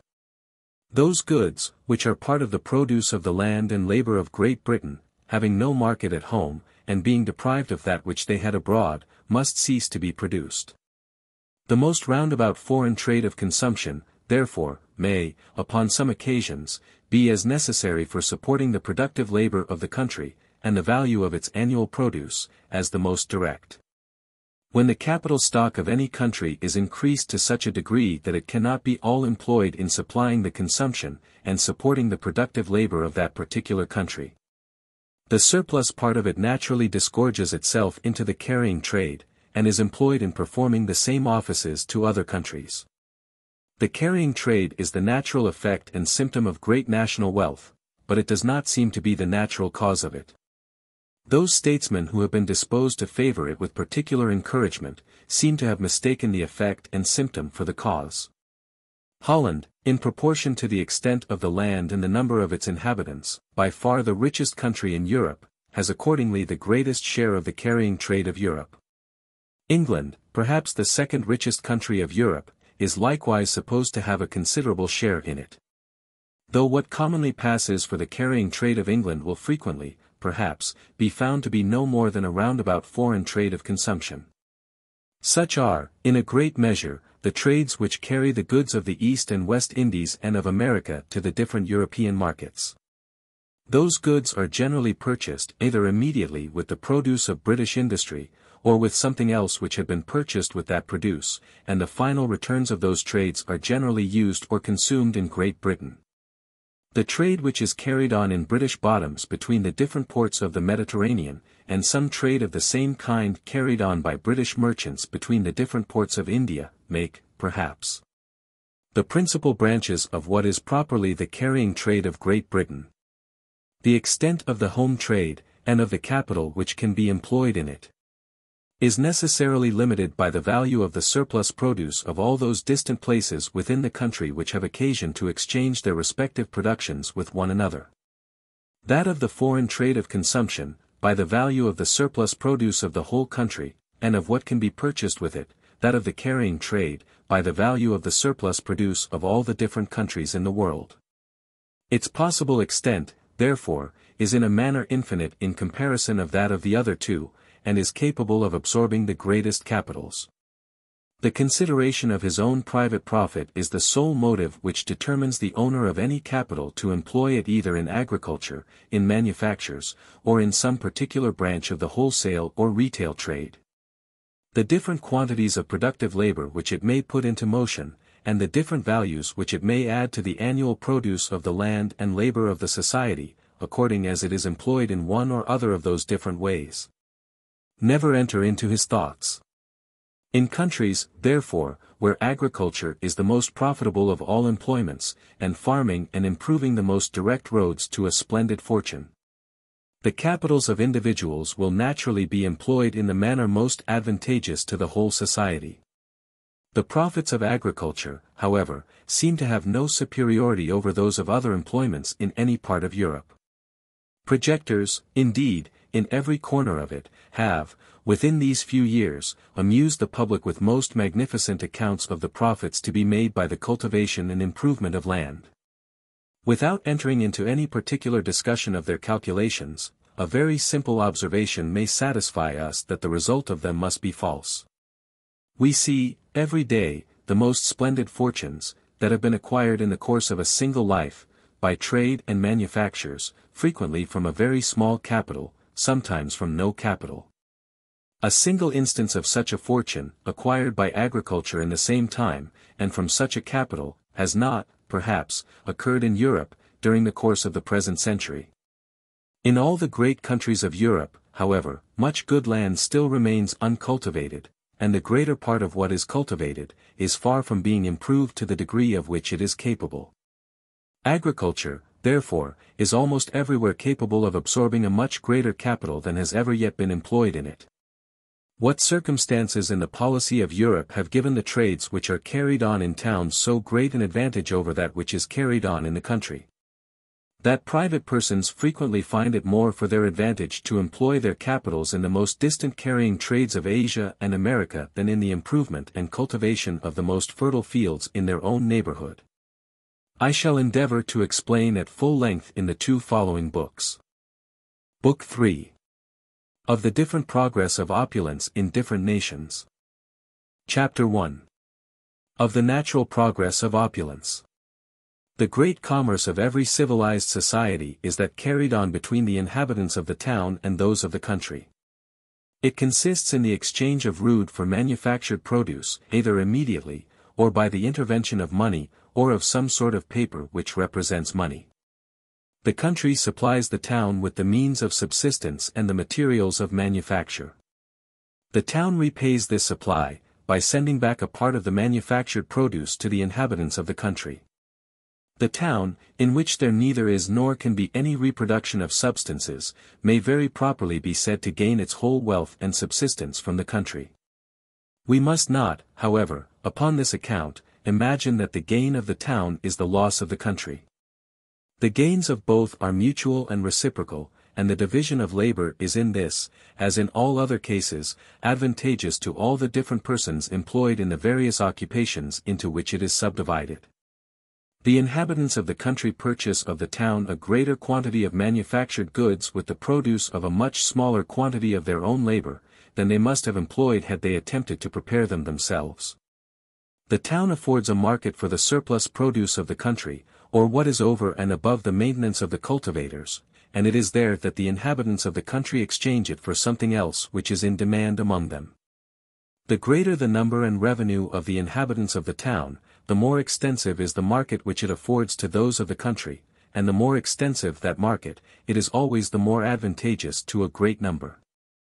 The corn which grows within a mile of the town, sells there for the same price with that which comes from 20 miles distance. But the price of the latter must, generally, not only pay the expense of raising it and bringing it to market, but afford, too, the ordinary profits of agriculture to the farmer. The proprietors and cultivators of the country, therefore, which lies in the neighborhood of the town, over and above the ordinary profits of agriculture, gain, in the price of what they sell, the whole value of the carriage of the like produce that is brought from more distant parts. And they save, besides, the whole value of this carriage in the price of what they buy. Compare the cultivation of the lands in the neighborhood of any considerable town, with that of those which lie at some distance from it, and you will easily satisfy yourself how much the country is benefited by the commerce of the town. Among all the absurd speculations that have been propagated concerning the balance of trade, it has never been pretended that either the country loses by its commerce with the town, or the town by that with the country which maintains it. As subsistence is, in the nature of things, prior to conveniency and luxury, so the industry which procures the former, must necessarily be prior to that which ministers to the latter. The cultivation and improvement of the country, therefore, which affords subsistence, must, necessarily, be prior to the increase of the town, which furnishes only the means of conveniency and luxury. It is the surplus produce of the country only, or what is over and above the maintenance of the cultivators, that constitutes the subsistence of the town, which can therefore increase only with the increase of the surplus produce. The town, indeed, may not always derive its whole subsistence from the country in its neighborhood, or even from the territory to which it belongs, but from very distant countries. And this, though it forms no exception from the general rule, has occasioned considerable variations in the progress of opulence in different ages and nations. That order of things which necessity imposes, in general, though not in every particular country, is in every particular country promoted by the natural inclinations of man. If human institutions had never thwarted those natural inclinations, the towns could nowhere have increased beyond what the improvement and cultivation of the territory in which they were situated could support. Till such time, at least, as the whole of that territory was completely cultivated and improved. Upon equal, or nearly equal profits, most men will choose to employ their capitals, rather in the improvement and cultivation of land, than either in manufactures or in foreign trade. The man who employs his capital in land, has it more under his view and command. And his fortune is much less liable to accidents than that of the trader, who is obliged frequently to commit it, not only to the winds and the waves, but to the more uncertain elements of human folly and injustice, by giving great credits. In distant countries, to men with whose character and situation he can seldom be thoroughly acquainted. The capital of the landlord, on the contrary, which is fixed in the improvement of his land, seems to be as well secured as the nature of human affairs can admit of. The beauty of the country, besides, the pleasure of a country life, the tranquility of mind which it promises, and, wherever the injustice of human laws does not disturb it, the independency which it really affords, have charms that, more or less, attract everybody. And as to cultivate the ground was the original destination of man, so, in every stage of his existence, he seems to retain a predilection for this primitive employment. Without the assistance of some artificers, indeed, the cultivation of land cannot be carried on, but with great inconveniency in continual interruption. Smiths, carpenters, wheelwrights and ploughwrights, masons and bricklayers, tanners, shoemakers, and tailors, are people whose service the farmer has frequent occasion for. Such artificers, too, stand occasionally in need of the assistance of one another. And as their residence is not, like that of the farmer, necessarily tied down to a precise spot, they naturally settle in the neighborhood of one another, and thus form a small town or village. The butcher, the brewer, and the baker soon join them, together with many other artificers and retailers, necessary or useful for supplying their occasional wants, and who contribute still further to augment the town. The inhabitants of the town, and those of the country, are mutually the servants of one another. The town is a continual fair or market, to which the inhabitants of the country resort, in order to exchange their rude for manufactured produce. It is this commerce which supplies the inhabitants of the town, both with the materials of their work, and the means of their subsistence. The quantity of the finished work which they sell to the inhabitants of the country, necessarily regulates the quantity of the materials and provisions which they buy. Neither their employment nor subsistence, therefore, can augment, but in proportion to the augmentation of the demand from the country for finished work, and this demand can augment only in proportion to the extension of improvement and cultivation. Had human institutions, therefore, never disturbed the natural course of things, the progressive wealth and increase of the towns would, in every political society, be consequential. And in proportion to the improvement and cultivation of the territory of country. In our North American colonies, where uncultivated land is still to be had upon easy terms, no manufactures for distant sale have ever yet been established in any of their towns. When an artificer has acquired a little more stock than is necessary for carrying on his own business in supplying the neighboring country, he does not, in North America, attempt to establish with it a manufacture for more distant sale, but employs it in the purchase and improvement of uncultivated land. From artificer he becomes planter, and neither the large wages or the easy subsistence which that country affords to artificers, can bribe him rather to work for other people than for himself. He feels that an artificer is the servant of his customers, from whom he derives his subsistence. But that a planter who cultivates his own land, and derives his necessary subsistence from the labor of his own family, is really a master, and independent of all the world. In countries, on the contrary, where there is either no uncultivated land, or none that can be had upon easy terms, every artificer who has acquired more stock than he can employ in the occasional jobs of the neighborhood, endeavors to prepare work for more distant sale. The smith erects some sort of iron, the weaver some sort of linen or woolen manufactory. Those different manufactures come, in process of time, to be gradually subdivided, and thereby improved and refined in a great variety of ways, which may easily be conceived, and which it is therefore unnecessary to explain any farther. In seeking for employment to a capital, manufactures are, upon equal or nearly equal profits, naturally preferred to foreign commerce, for the same reason that agriculture is naturally preferred to manufactures. As the capital of the landlord or farmer is more secure than that of the manufacturer, so the capital of the manufacturer, being at all times more within his view and command, is more secure than that of the foreign merchant. In every period, indeed, of every society, the surplus part both of the rude and manufactured produce, or that for which there is no demand at home, must be sent abroad, in order to be exchanged for something for which there is some demand at home.